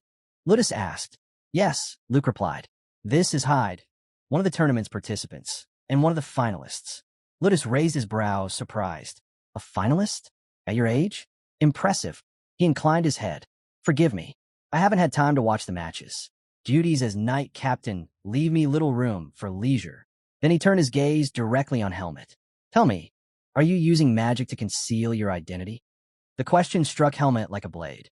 Ludus smiled faintly and placed a hand on his shoulder. Don't be so tense. I'm not here to pry. You're not the only contestant in the finals hiding who they really are. He looked back to Luke. I only stopped by to give you a bit of encouragement. I'll take my leave now. Luke quickly asked, Captain, won't you come in and rest? But Ludus shook his head. I'll be there for the final match. With that, he turned and walked away. Luke's expression tightened as he watched him go. Helmut glanced at him. Your captain seems to care for you. Luke nodded slowly. I should be thanking him. He was the first to recognize me here in Basor, and he's the one who advised me to earn recognition through this tournament. Helmut's thoughts churned. Then was Ludus truly a traitor, or not? Luke was trying to make amends with Darian's grandson. He turned to our boy and revealed that his real face was hidden under magic. But Luke didn't care about appearances. What mattered to him was the person inside. He wished Helmet good luck in the upcoming matches and asked him not to go around talking about him. Helmet replied that he'd have to hold back until next year. Then, with full confidence, he declared that he would win the tournament. Hearing this, Luke smiled. To him, it wasn't just a statement, it was a challenge. He told Helmet he looked forward to it, then walked into the arena. Helmet turned away, heading into town. Deep down, he swore he wouldn't let Luke get dragged into whatever Ludus was scheming. Later, Helmet returned to his room. The moment he stepped in, Mikhail casually asked if he had a good talk with Luke. Helmet was caught off guard. Suspicious, he asked if Mikhail had someone secretly tailing him. Mikhail only laughed, saying it was just a guess. But Helmet's reaction confirmed it, and Mikhail instantly knew he was right. Helmet grew uneasy and brushed past him. Mikhail then pressed further, asking what the two had talked about. Helmet shut him down, saying he wasn't obliged to share anything. Mikhail wasn't surprised. He expected that answer. Instead, he asked a different question. If the Palma Knights offered Helmet a position, would he accept? The question stunned Helmet. He asked why the Knights would even want him. Mikhail explained that the martial arts tournament drew huge attention, even from the Knights themselves. Many of them competed in it. If Helmet came out on top, the Knights would surely want him in their ranks. Helmet dismissed the idea immediately, saying he could never join because Baser was far too hot. Mikhail let out a relieved laugh, saying where he lived wasn't hot at all. That made Helmet turn his head. Then Mikhail asked if, after the tournament, Helmet would join him instead. Helmet raised a brow, asking if Mikhail wanted him as a knight. But Mikhail clarified he didn't want someone bound by titles. He wanted someone strong to stand by his side. Helmet admitted he had no plans to join anyone. Mikhail respected that, telling him there was no need to decide right away. For now, he just wanted Helmet to accept his goodwill and think about it later. Helmet couldn't help but wonder what Mikhail was really planning. Then an idea struck him. He asked if Mikhail could help him gather information. Mikhail's answer was cautious. It would depend on what kind of information he wanted. Helmet finally revealed what he needed. He wanted Mikhail to dig up information on the Palma Knights, their captains, their members, and the missions they usually undertook. Mikhail tilted his head, asking if Helmet was trying to learn about the Knights' working conditions. Helmet explained that he simply needed a comparison, something that would help him see which side was truly better. Hearing that, Mikhail agreed. He promised to deliver an honest report, even if it meant comparing himself to the Knights. Then, with a smile, he asked if they could eat. Helmet silently hoped that, with this information, he'd gain some insight into Ludus's true intentions. The scene then shifted back to the arena. Helmet had just finished his match, sliding his sword back into its sheath. His opponent had fallen, his hand severed. This was the opening match of the finals, and Helmet had secured his place in the next round. The announcer's voice echoed across the arena, giving him a nickname, Blonde Hide. Helmet frowned. He hated it. The name didn't suit him at all. As he walked back toward his tent, Luke called out, teasing him for being so dull. He said Helmet hadn't even waved to the crowd once. Helmet shot back, asking if being carefree was really such a good thing. Luke just laughed, telling him there was no point in being tense all the time. He added that Helmet was a heartthrob in Basor now, and he should at least enjoy it a little, because once the two of them fought, he wouldn't have the luxury anymore. Helmet didn't bother replying. He ignored Luke and kept walking. He removed his breastplate, slipped on his coat, and thought about how strange it was. Luke was the only reason he felt this uneasy. Part of him wanted to smack the boy on the back of the head. Leaving the arena, Helmet wondered if Mikhail had already gathered the information he'd asked for. But before he could go far, he heard voices calling out to him. Turning his head, he saw a crowd of girls rushing toward him, calling his name, each of them inviting him for tea. Helmet froze, stunned by the sight. The scene shifted again, this time to the lodge. Mikhail was staring in disbelief at Helmet, who stood there covered in lipstick marks. He asked what on earth had happened. Helmet groaned, saying the women of Basor were after him. He was convinced someone had hired them to sabotage his tournament run. Mikhail couldn't help but laugh, telling Helmet he had a wild imagination. He explained that it was only natural for everyone's attention to be a tournament finalist. Then he added that the real reason Helmet was so popular with the ladies was his face. That caught Helmet off guard. His mind instantly went back to the men in his tent, the ones who had asked him if he... Helmet remembered the men in his tent, the ones who mocked him and asked if he even knew how to swing a sword. Turning to Mikhail, he muttered that people in Basor didn't really like his face that much. Mikhail could only stare at him in disbelief. He felt almost sorry for Helmet. How could someone be so oblivious? To him, Our boy was a fool for not realizing how much women liked him. Changing the subject, Helmut asked about the request he'd made earlier. Mikhail raised a book with a knowing grin and said he had expected that question. Helmut accepted it, impressed by how fast Mikhail worked. Does this earn me a little more of your trust? Mikhail asked. Helmut didn't answer. Instead, he immediately opened the book and started reading. Inside, he learned that the Palma Knights operated on a seniority system. Members were treated like barons, complete with private residences. But none of that interested him. He skimmed past it until something caught his eye. The Knights captain typically stayed away from politics. Yet, according to the records, Ludus openly supported the first prince. The Blackhawks' intelligence went even deeper. The prince was the son of a foreign-born queen and a devout follower of the Lumen faith. He was pushing for the Lumen temple to be established in Basor. Helmut frowned. Why would Ludus back someone like that? As he turned the pages, his eyes fell on another detail. Monsters that roamed the desert. They were scorpions. Mikhail explained further. Those scorpions were infamous across Basor. The monster queen had been slain long ago by the divine swordsman, but her offspring still remained. People occasionally encountered them. Once a year, the Palma Knights led a monster subjugation campaign to keep the scorpion population under control.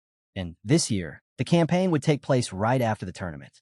That revelation stunned Helmut. It all made sense now. Ludus hadn't accepted Luke into the order to protect him. Instead, he wanted to keep a future rival under his control. During the subjugation, he could stage an accident and kill Luke, wrapping it up as a heroic tale. Helmut's jaw tightened. He was glad he'd come to Basor at this exact time.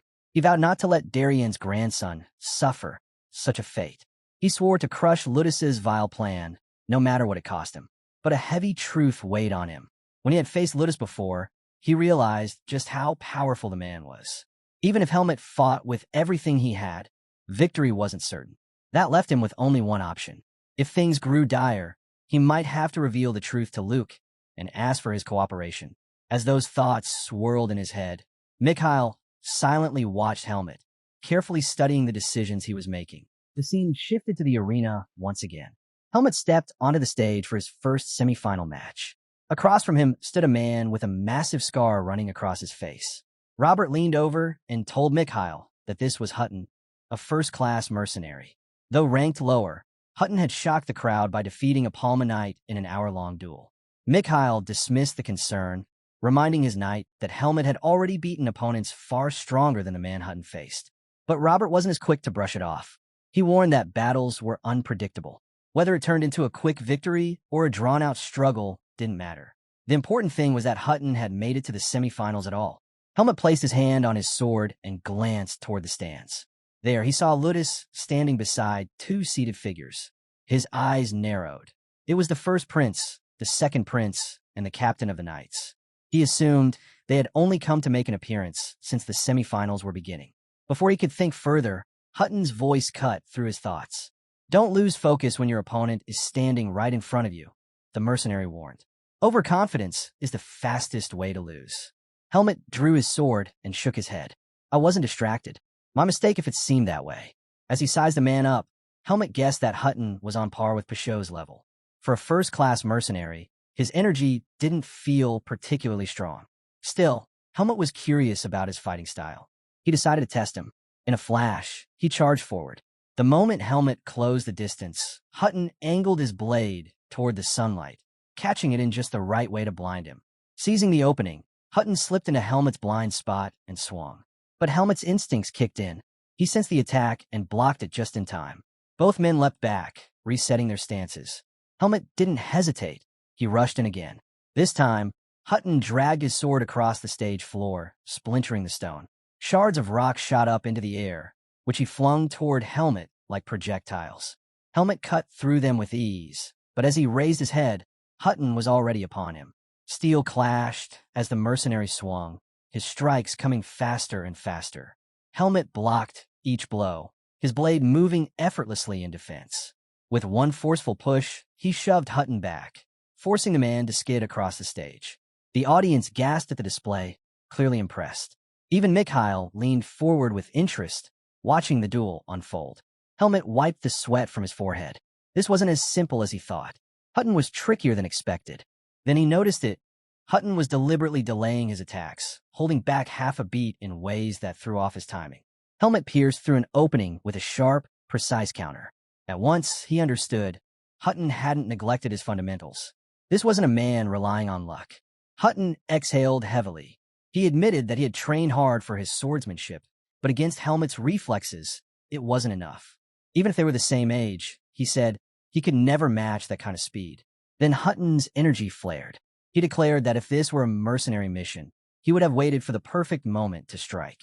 But here in the arena, he couldn't afford to lose face. He lunged at Helmet, blade raised. But it was a bluff. Hutton's real weapon was hidden in the mechanism built into his sword, which extended his attack range. He was betting that someone like Helmet, so cautious about rhythms and delayed attacks, wouldn't be able to handle a strike that came just half a beat faster. Unfortunately for him, Helmet shattered his sword with a single blow.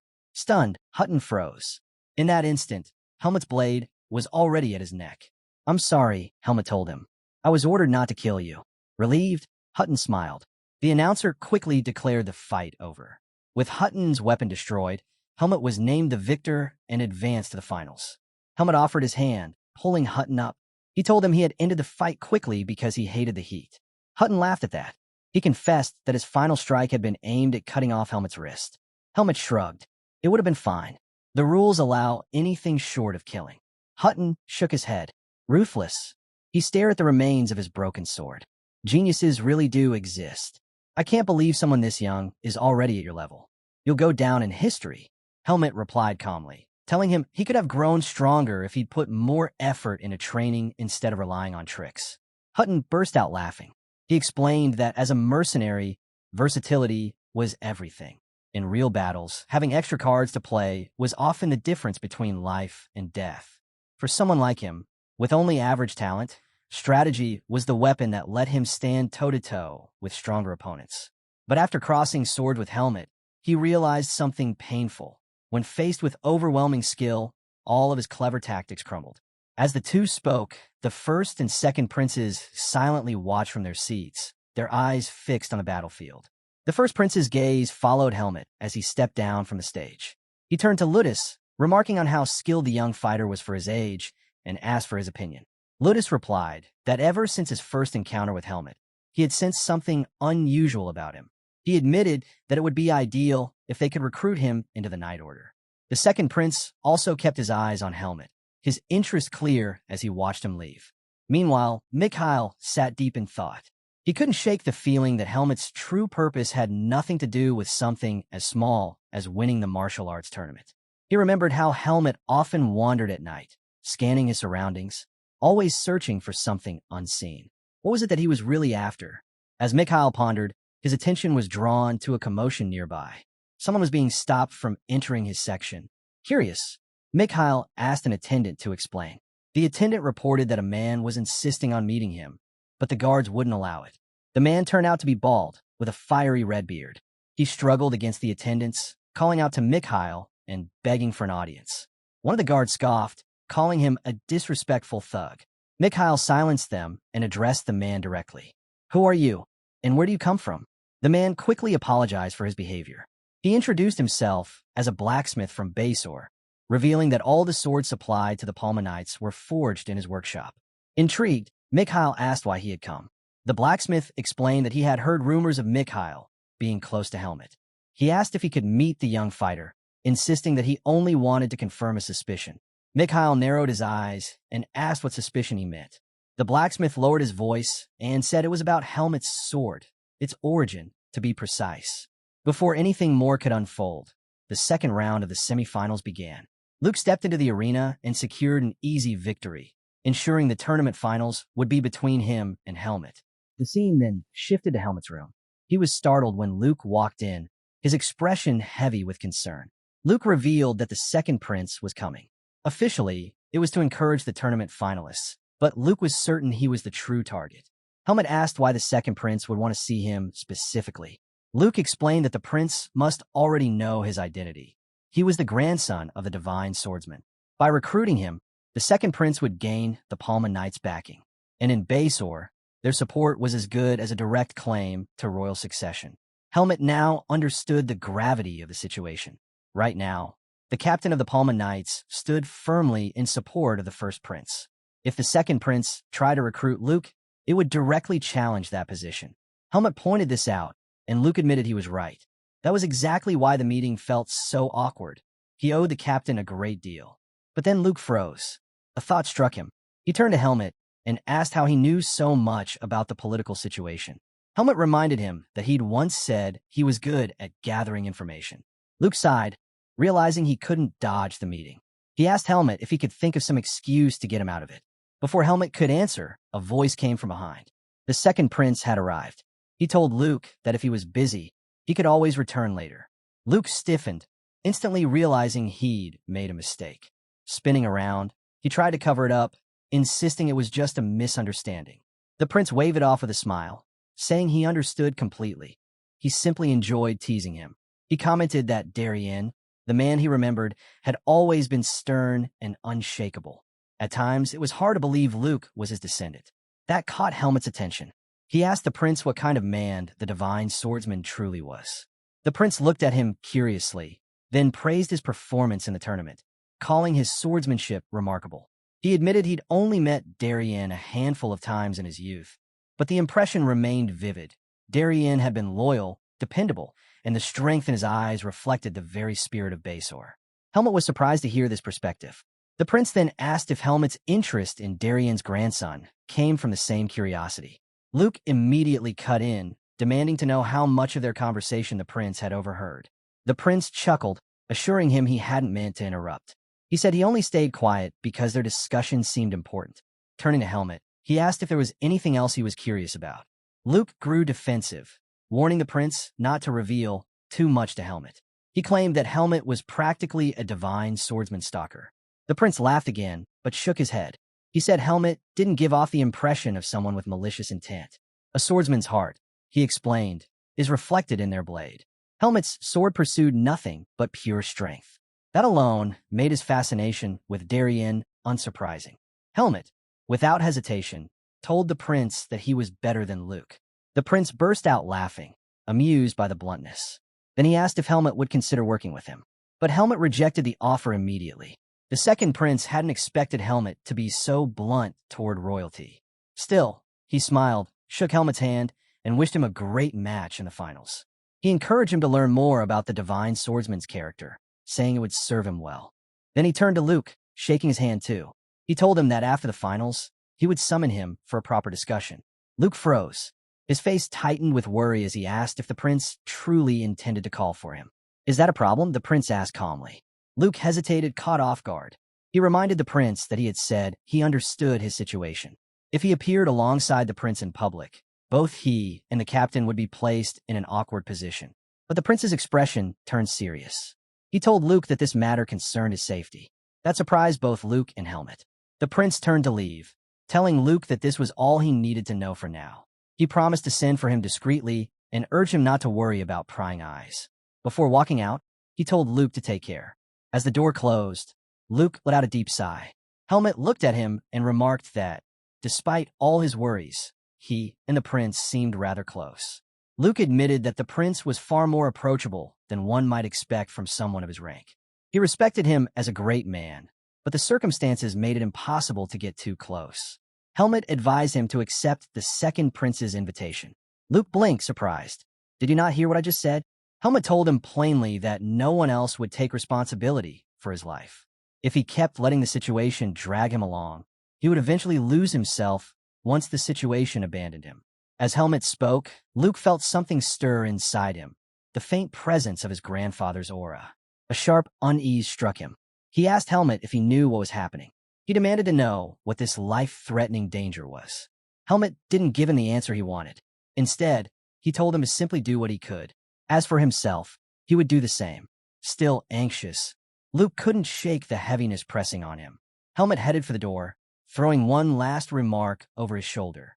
He told Luke to flirt with a few girls to ease the pressure before the finals. Luke frowned, clearly annoyed. "I'm not that kind of person," he snapped. Helmut could only think to himself how badly he wished Luke understood the danger surrounding him. The scene then shifted to the lodge. Helmut stepped into his room, and Mikhail greeted him with a smile, asking if he had enjoyed his chat with the second prince. Helmet, however, couldn't believe what he was. Helmet couldn't believe what he was hearing. How had Mikhail managed to find out? Then again, at this point, nothing surprised him anymore. Mikhail explained casually that with someone as prominent as the second prince, he couldn't help but learn of his movements, whether he wanted to or not. Helmet removed his coat and sat on the bed. That's when Mikhail leaned forward, saying he had come across something interesting today. He asked Helmet if he wanted to hear it. Have you ever heard of someone called Leighton? Helmet shook his head. First time I'm hearing the name. Mikhail smiled. Leighton was the greatest blacksmith in the West several decades ago. Not only the greatest, but also the most particular. He refused to forge a blade unless he personally acknowledged the person who would wield it. Helmet remarked that Leighton sounded quite eccentric. Mikhail then revealed he had met a blacksmith named Kevin earlier that day, Leighton's apprentice. According to Kevin, his master had once created 3 swords he considered his life's masterpieces. Strangely enough, they were all forged in a single day, one after another, almost as if he'd been possessed. The 3 blades were nearly identical, forged from Bassor's materials, and presented to the royal family. Yet only one was ever given away for personal use. Whoever received it kept it for life. Then Mikhail's tone shifted. He told Helmet that Kevin had said his sword looked strikingly similar to one of those masterpieces. Helmet stayed silent. Mikhail pressed on. He said the blade resembled the only one that ever left the royal family's hands, Darien de Pert's sword. In an instant, Helmet drew his weapon and shoved Mikhail down, the blade at his throat. His eyes carried a deadly warning.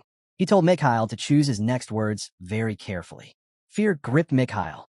His voice trembled as he begged Helmet to let him go so they could talk. The pressure on his chest made it hard to breathe. Finally, Helmet eased up. Catching his breath, Mikhail asked why he was so desperate to keep this hidden. He promised he had no intention of spreading the secret. Then he revealed something else. Kevin, the blacksmith, was already being dealt with by his own trusted men. That meant only the 2 of them now carried this knowledge. Helmet narrowed his eyes and asked if this was Mikhail's way of trying to put him in debt. Mikhail shook his head. He reminded him that he hated debts. This wasn't something he dug up himself. Kevin had come forward with it willingly. He asked Helmet to take this as a gesture of goodwill. He promised that the secret would remain just that, a secret. Helmet glared at Mikhail, then finally decided to place his trust in him. He turned away and warned him to make absolutely sure the secret never leaked out. Mikhail chuckled nervously, admitting he had been genuinely terrified just now. He said the pressure that radiated from a tournament finalist was on an entirely different level. Since the truth had already come out, Mikhail pressed further. He asked Helmet about his connection to the divine swordsman. Helmet revealed it plainly. He was Darien's disciple. Mikhail froze, stunned. The thought that the legendary swordsman had taken on a disciple was beyond belief. Then his face lit up with excitement. To think he had been sharing a room with Darien's successor, it thrilled him. Helmet sighed inwardly, realizing that meant Mikhail would be noisy about this for quite some time. With a grin, Mikhail asked if he had trained under Darien before or after the swordsman vanished. He was about to pry further, asking why Helmet had come to Basor, but Helmet cut him off. He told him to start thinking about how he was going to pretend not to know him. That quickly silenced Mikhail. He asked cautiously if something was about to happen. Helmet slid his sword back into its sheath, offering no answer. Mikhail, deciding not to push further, said he had no interest in getting more involved. He would start packing in advance. If something forced him to leave in a hurry, his stamina wouldn't hold up. Helmet stared at his blade. He confessed that he never knew it was considered famous. To him, it had always been nothing more than a sharp sword. He then asked why. If it was so well known, no one else had recognized it. Mikhail explained that it made perfect sense. The sword had originally belonged to the royal family. Outside of them, almost no one had ever seen it. And besides, its outward appearance was ordinary. Without an expert's eye, its true nature couldn't be understood.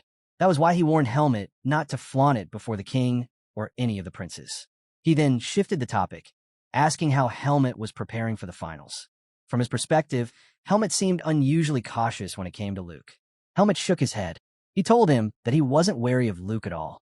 But as he said it, a thought struck him. Tomorrow was the day he would finally cross swords with Luke. He only hoped the match wouldn't end in a disappointing, anticlimactic way. The scene then shifted, carrying us far from the city, into the desert. There, a man dressed in a priest's robes knelt down and scooped up a handful of sand. He let it spill through his fingers back onto the ground. The earth before him began to sink, as if something massive was pulling it down. Moments later, a monstrous shape emerged. A giant scorpion rose from the sand, an orb gleaming on its head. The priest slowly reached into his robes, and the priest pulled out an orb. It lit up with a brilliant glow, and in response, the orb on the monster's head shined just as brightly. Slowly, the massive creature stepped closer to him. The priest called it a good boy, relieved that the monster still recognized its master. With a calm voice, he told the scorpion it was time to rise. The scene shifts to the roaring arena. The crowd is alive, cheering for the long-awaited final match. The announcer's voice booms, welcoming everyone to the grand finale. He introduces the duel. On one side, the young prodigy of the Palma Knights, the one said to carry the future of Basor. On the other, a mysterious genius whose origins remain unknown. Helmet sighed, feeling like he was being painted as the villain in this story. Luke brushed it off, telling him not to worry, it was just for the show. But Helmet frowned, asking if Luke didn't think it was a bit much. With all the hype, if he lost, the backlash would be brutal. Luke rolled his eyes, clearly annoyed, and snapped back that Helmet really had a way of getting under people's skin. He warned him not to come begging for prize money when he won. The two young men gripped their swords, the match about to begin. At the signal, Luke shifted into his stance. Helmet's eyes widened. Luke's form was identical to his master's. A rush of excitement filled him. Facing that sword technique again brought back memories of the Forest of Roots. High above, a bird circled the arena skies. Mikhail noticed it right away. As the bird glided over the arena, it dropped something. Neither Luke nor Helmet realized what had just fallen as they charged forward. Right before their blades could collide, both sensed danger. They stopped, glanced upward, and leaped back. Something crashed into the center of the stage. Gasps erupted from the audience. All eyes locked on the object that had fallen. To their horror, it was the upper half of a human body. Silence swept across the arena before shock spread like wildfire. Helmet immediately looked skyward. A terrified scream cut through the air as someone shouted. It was a monster! The bird swooped closer, and Luke froze at the sight. Just as the monster descended, Helmet shouted his name. He rushed toward Luke, startling him. Luke asked what he was thinking in a moment like this, but Helmet only pointed upward. Luke's eyes widened in surprise. He quickly raised his sword, and Helmet launched himself, using Luke's blade as a foothold to propel higher into the air, aiming directly at the monster. Helmet closed in on the monster. His blade shimmered with power as he struck. With a single slash, he ripped through the creature's body, tearing it apart with ease. Luke stood frozen, stunned by the skill and precision on display. Not long after, Ludus arrived on the stage with his knights. They quickly covered the corpse that had been dropped. One of the knights stepped forward, reporting to the captain.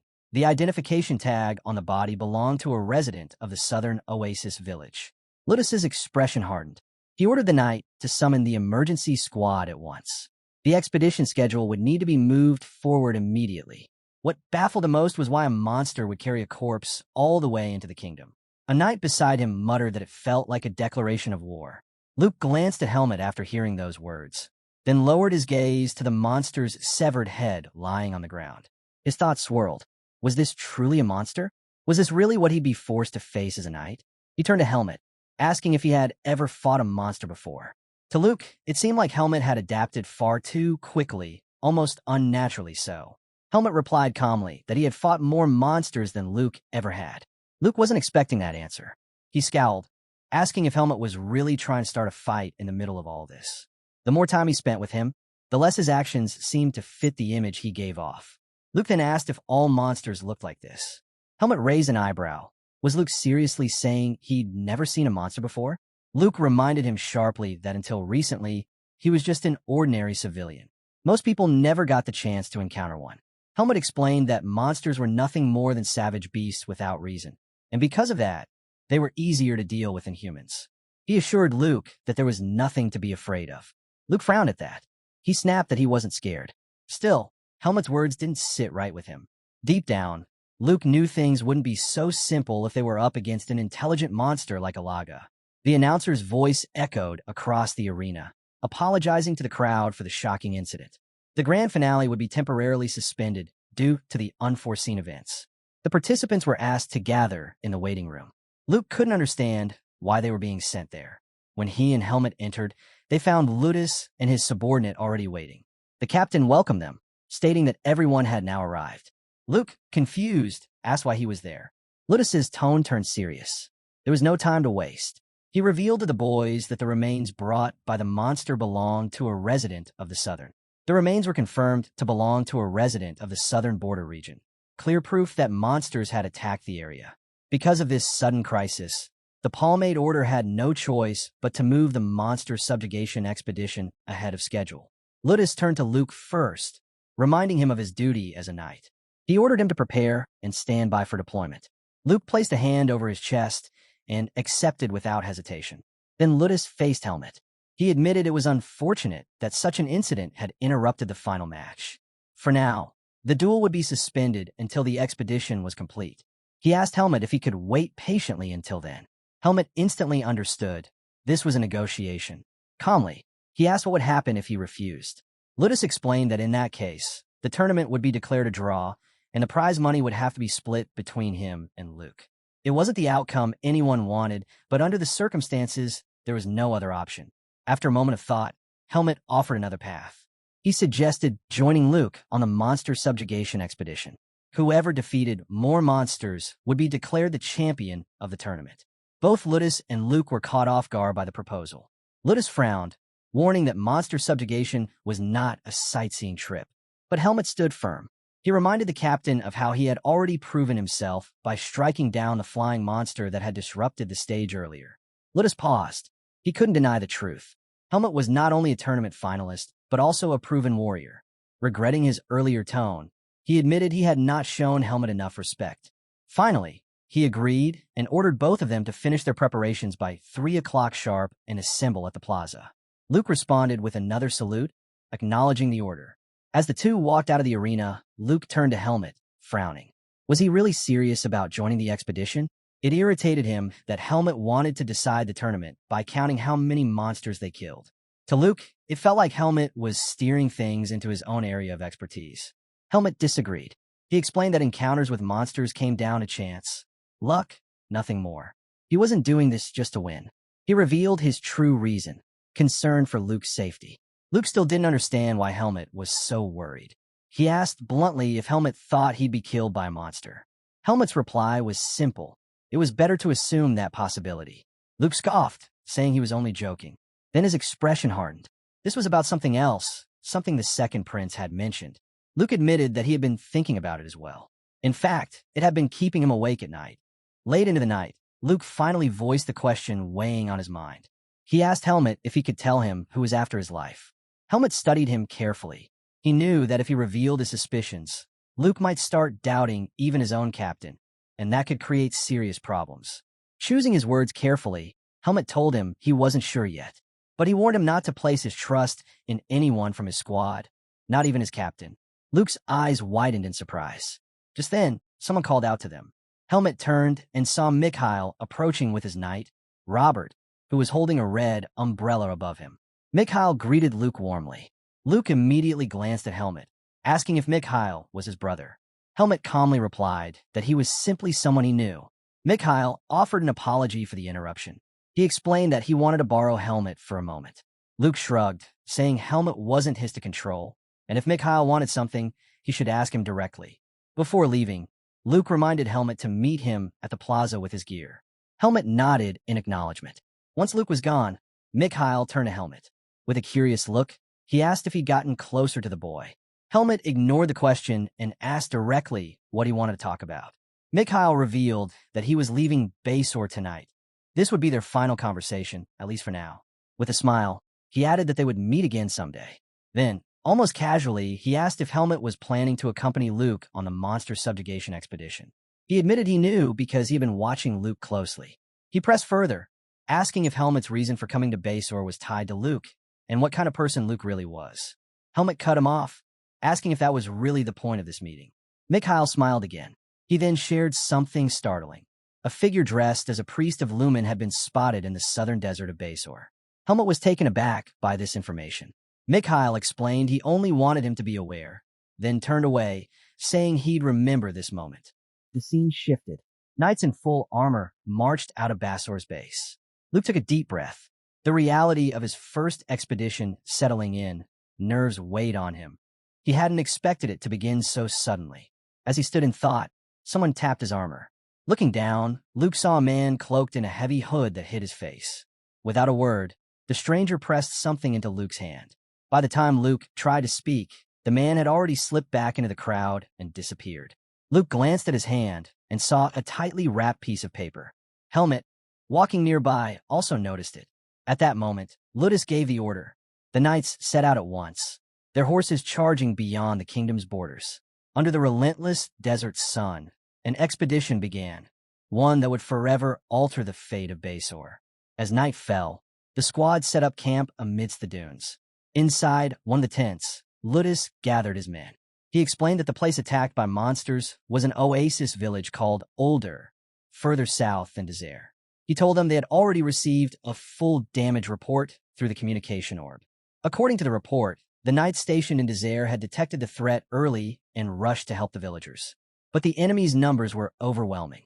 Forced to retreat, they managed to save only one survivor. A knight slammed his fist down, calling it a disgrace to the honor of the Palma Knights. But Ludus silenced him gently, reminding everyone that the enemy was far too many, and worse, the familiar creature had appeared. The entire tent went still. They all knew what he meant. The Crimson Scorpion. Ludus revealed the unthinkable. The beast had matured into its adult form without their knowledge. The knights erupted in disbelief. A blonde knight demanded to know where all their efforts had gone. Another defended their investigations, insisting they hadn't been careless. At that moment, Helmet realized they were speaking of the same monster Darien once faced. Gorderic suggested that something must have happened during that battle with the Scorpion, but before he could continue, Ludus cut him short. Enough. Fear won't serve us here, he declared. He reminded them that unlike Darien, who had fought the beast alone, they would stand together. Ludus admitted he wasn't as dependable as Darien, but with his knights beside him, their strength was unmatched. His words struck them deeply. The knights sat stunned until Ludus rallied them once more. Draw your blades with courage, for the squad. One by one, the men smiled, their spirits reignited. Finally, Ludus laid out the plan. Their first stop would be Desert, where they would regroup with the station knights and reorganize their forces. From there, the army would divide, each unit led by a captain. The reconnaissance squad would sweep across southern Desert, hunting down stray monsters. Meanwhile, Ludus's main force would march straight to Older to crush the horde and aid the people. Ludus ordered the reconnaissance unit to regroup at Older and join the elimination once their scouting was complete. He then announced the names of those chosen for the main unit. Horton Kikero, Romero Haas, Caroso Lona, and Luke Jagar. Luke's eyes widened in surprise. He hadn't expected his name to be called. With no objections raised, Ludus told his men to rest, until Helmet suddenly raised his hand. I object. I want to be in the main unit as well. The tent fell silent. Ludus and the knights looked at him in shock. The captain reminded Helmet that he'd be marching with Vice Captain Alvis. The main unit, he explained, carried the greatest burden of the mission. He assured Helmet that his skills were acknowledged, but said he couldn't entrust such a critical role to an outsider. Helmet pushed back. He reminded Ludus of the agreement they had made before leaving Basor. Their martial arts tournament would be settled by counting the monsters they slew during this expedition. To make that match fair, both needed the same opportunities. If he was left wandering the desert while the main unit fought the bulk of the horde, the contest would mean nothing. He demanded Luke be placed in the same squad as him. Horton's patience snapped. Insolent brat, do you think this mission can be bent for your petty rivalry? But Ludus raised a hand. Calm yourself, Horton. He admitted that Helmet had a point, yet he reminded him that operations couldn't be rewritten for personal reasons. His compromise, the monster count, would begin once all squads regrouped at Older. Helmet refused. That, he argued, would already put Luke at a disadvantage. He asked if Ludus truly intended to keep Palma Knights waiting idly while others fought ahead. Ludus's tone hardened. He ordered Helmet to move with Alvis. Helmet stood firm. I don't take orders from you. I'm not a Palma Knight. The air grew heavy. All eyes turned to him. Luke froze in disbelief, unable to grasp how boldly Helmet defied the captain. Ludus exhaled, then let out a laugh. He turned to Luke. What do you think? Caught off guard, Luke hesitated before answering. I also think the competition should be fair. Ludus smiled faintly, then looked toward Horton. Very well. Helmet will be reassigned to the main unit. Horton scowled, clearly displeased. Horton's frustration boiled over. Captain, are you really going to bend to a child's whims so easily? Ludus remained calm. He reminded Horton that Helmet was no ordinary outsider. He was a finalist in their martial arts tournament. Adding him to the squad wasn't the real problem. The issue was balance. With 13 members instead of 12, the formation would be uneven. Turning to Helmet, Ludus said, "You'll be placed at the rear. It will be harder to protect you there if monsters strike. Is that acceptable?" Helmet nodded without hesitation. "I can handle myself." Satisfied, Ludus ended the meeting. "Then rest well. We will depart soon." As the knights dispersed, Helmet caught Gorderic glaring at him. He was surprised Ludus hadn't resisted more fiercely. Perhaps the captain already saw him as a variable he could control once surrounded by Palma Knights. Helmet quickly understood the bond in this squad. Their loyalty to Ludus was absolute. If he ever clashed with the captain, every knight here could turn against him. He knew he'd need complete focus moving forward. Luke, meanwhile, watched Helmet quietly, a trace of worry in his eyes. The scene shifted to Desert, where Ludus and his men joined with the station knights. Once the plan was shared, they set out again, heading straight for Older. But as the desert village came into view, something felt wrong. "This should be Older," Ludus muttered, scanning the horizon. All he saw was devastation. The village lay in ruins. Not a monster in sight. One knight wondered if the creatures had moved elsewhere. Ludus shook his head. Monsters rarely abandon their territory without reason. Still, the attack on Older and their reach toward Basor suggested movement was possible. Another knight warned that the Crimson Scorpion might be hiding beneath the sands. Ludus agreed and ordered his men to maintain formation as they advanced into the ruined town. Inside, they were met with silence. Bloodstains and deep claw marks scarred the walls and ground. Luke's eyes darted nervously from one shadow to another. "It's too quiet," one knight whispered. "No villagers. No monsters. Nothing." His unease deepened. He urged Ludus to withdraw from the town before anything happened. Just then, a small rock struck one of the knights from behind. He turned sharply. "Quit fooling around." But his comrade shook his head. "I didn't touch you." The words had barely left the knight's mouth when the ground erupted. From the sand rose a massive scorpion, its claws snapping as it loomed over them. "The scorpion! It's here!" The knight shouted in horror. Helmet and the others spun around instantly. Ludus gave a sharp command.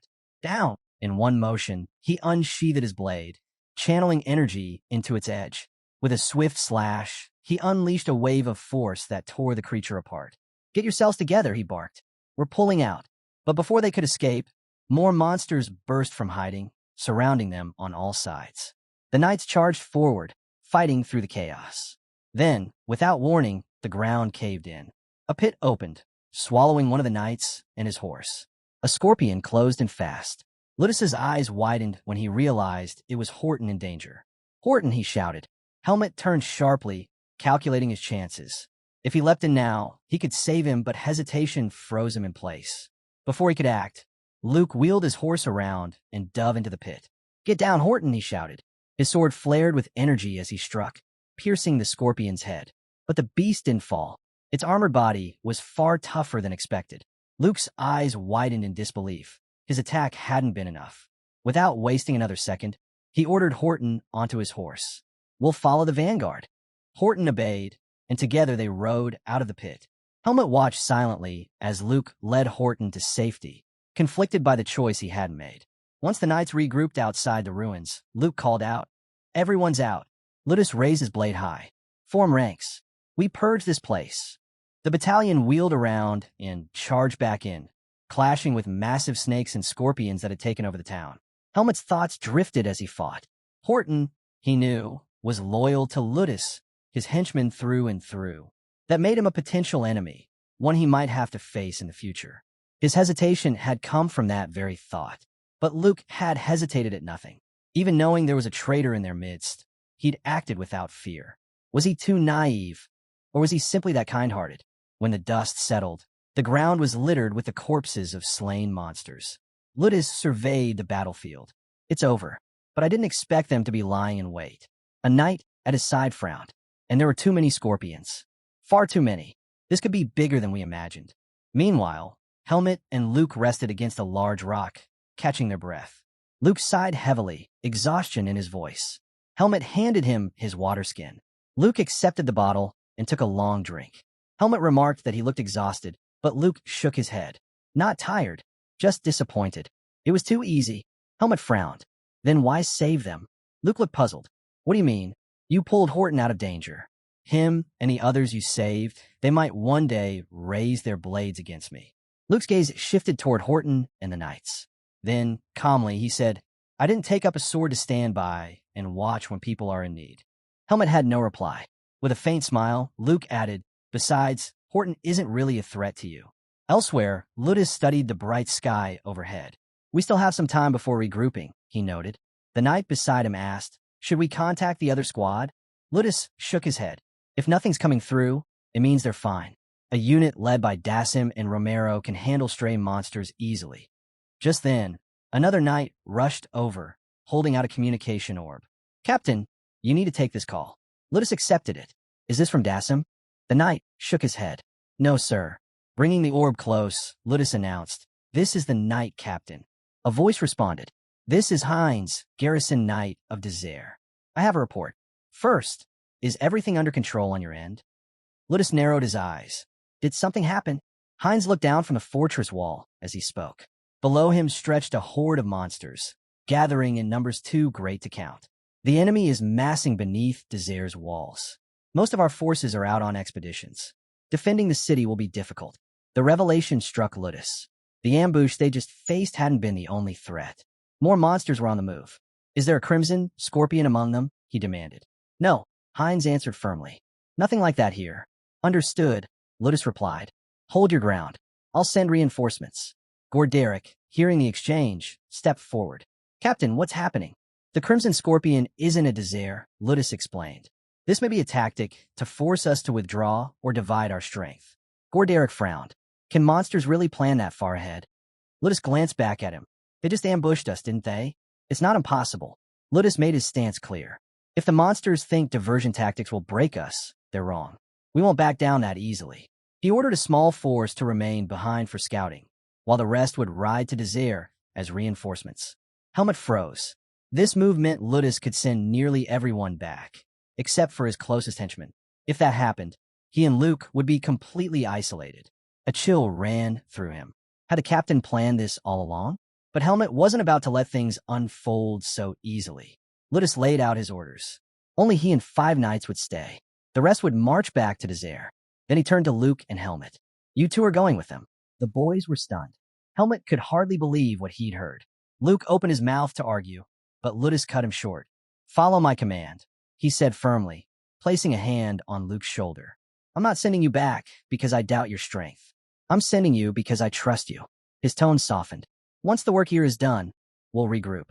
Together, we'll crush the Crimson Scorpion. And Luke, Ludus leaned closer, lowering his voice. You'll have your chance. You'll take revenge on your grandfather's greatest enemy. Luke's eyes widened at the words. Ludus straightened, his command voice returning. Make your preparations. We move out at once. The scene shifted. Helmet and Luke rode with the returning unit, the desert winds whipping around them. Helmet's mind churned. Why send them away? Ludus had the perfect chance to trap him and Luke, yet chose not to. Did this mean Ludus was the traitor? Or was it just suspicion twisting his thoughts? The captain had never acted out of line. Maybe he was following orders from the First Prince, but no. Helmet shook the idea from his head. Overthinking would only blind him. Tragedy, he knew, always struck without warning. He couldn't afford to lower his guard. As he wrestled with his thoughts, Luke called out, breaking the silence. Helmet, do you respect the Divine Swordsman? Do you feel the urge to destroy the Crimson Scorpion, to avenge him? Helmet blinked, caught off guard. Why would Luke ask that? Luke looked ahead, his voice steady. Even though I carry his blood, even though I inherited his swordsmanship, I don't feel that drive. I never knew him. There was no connection between us.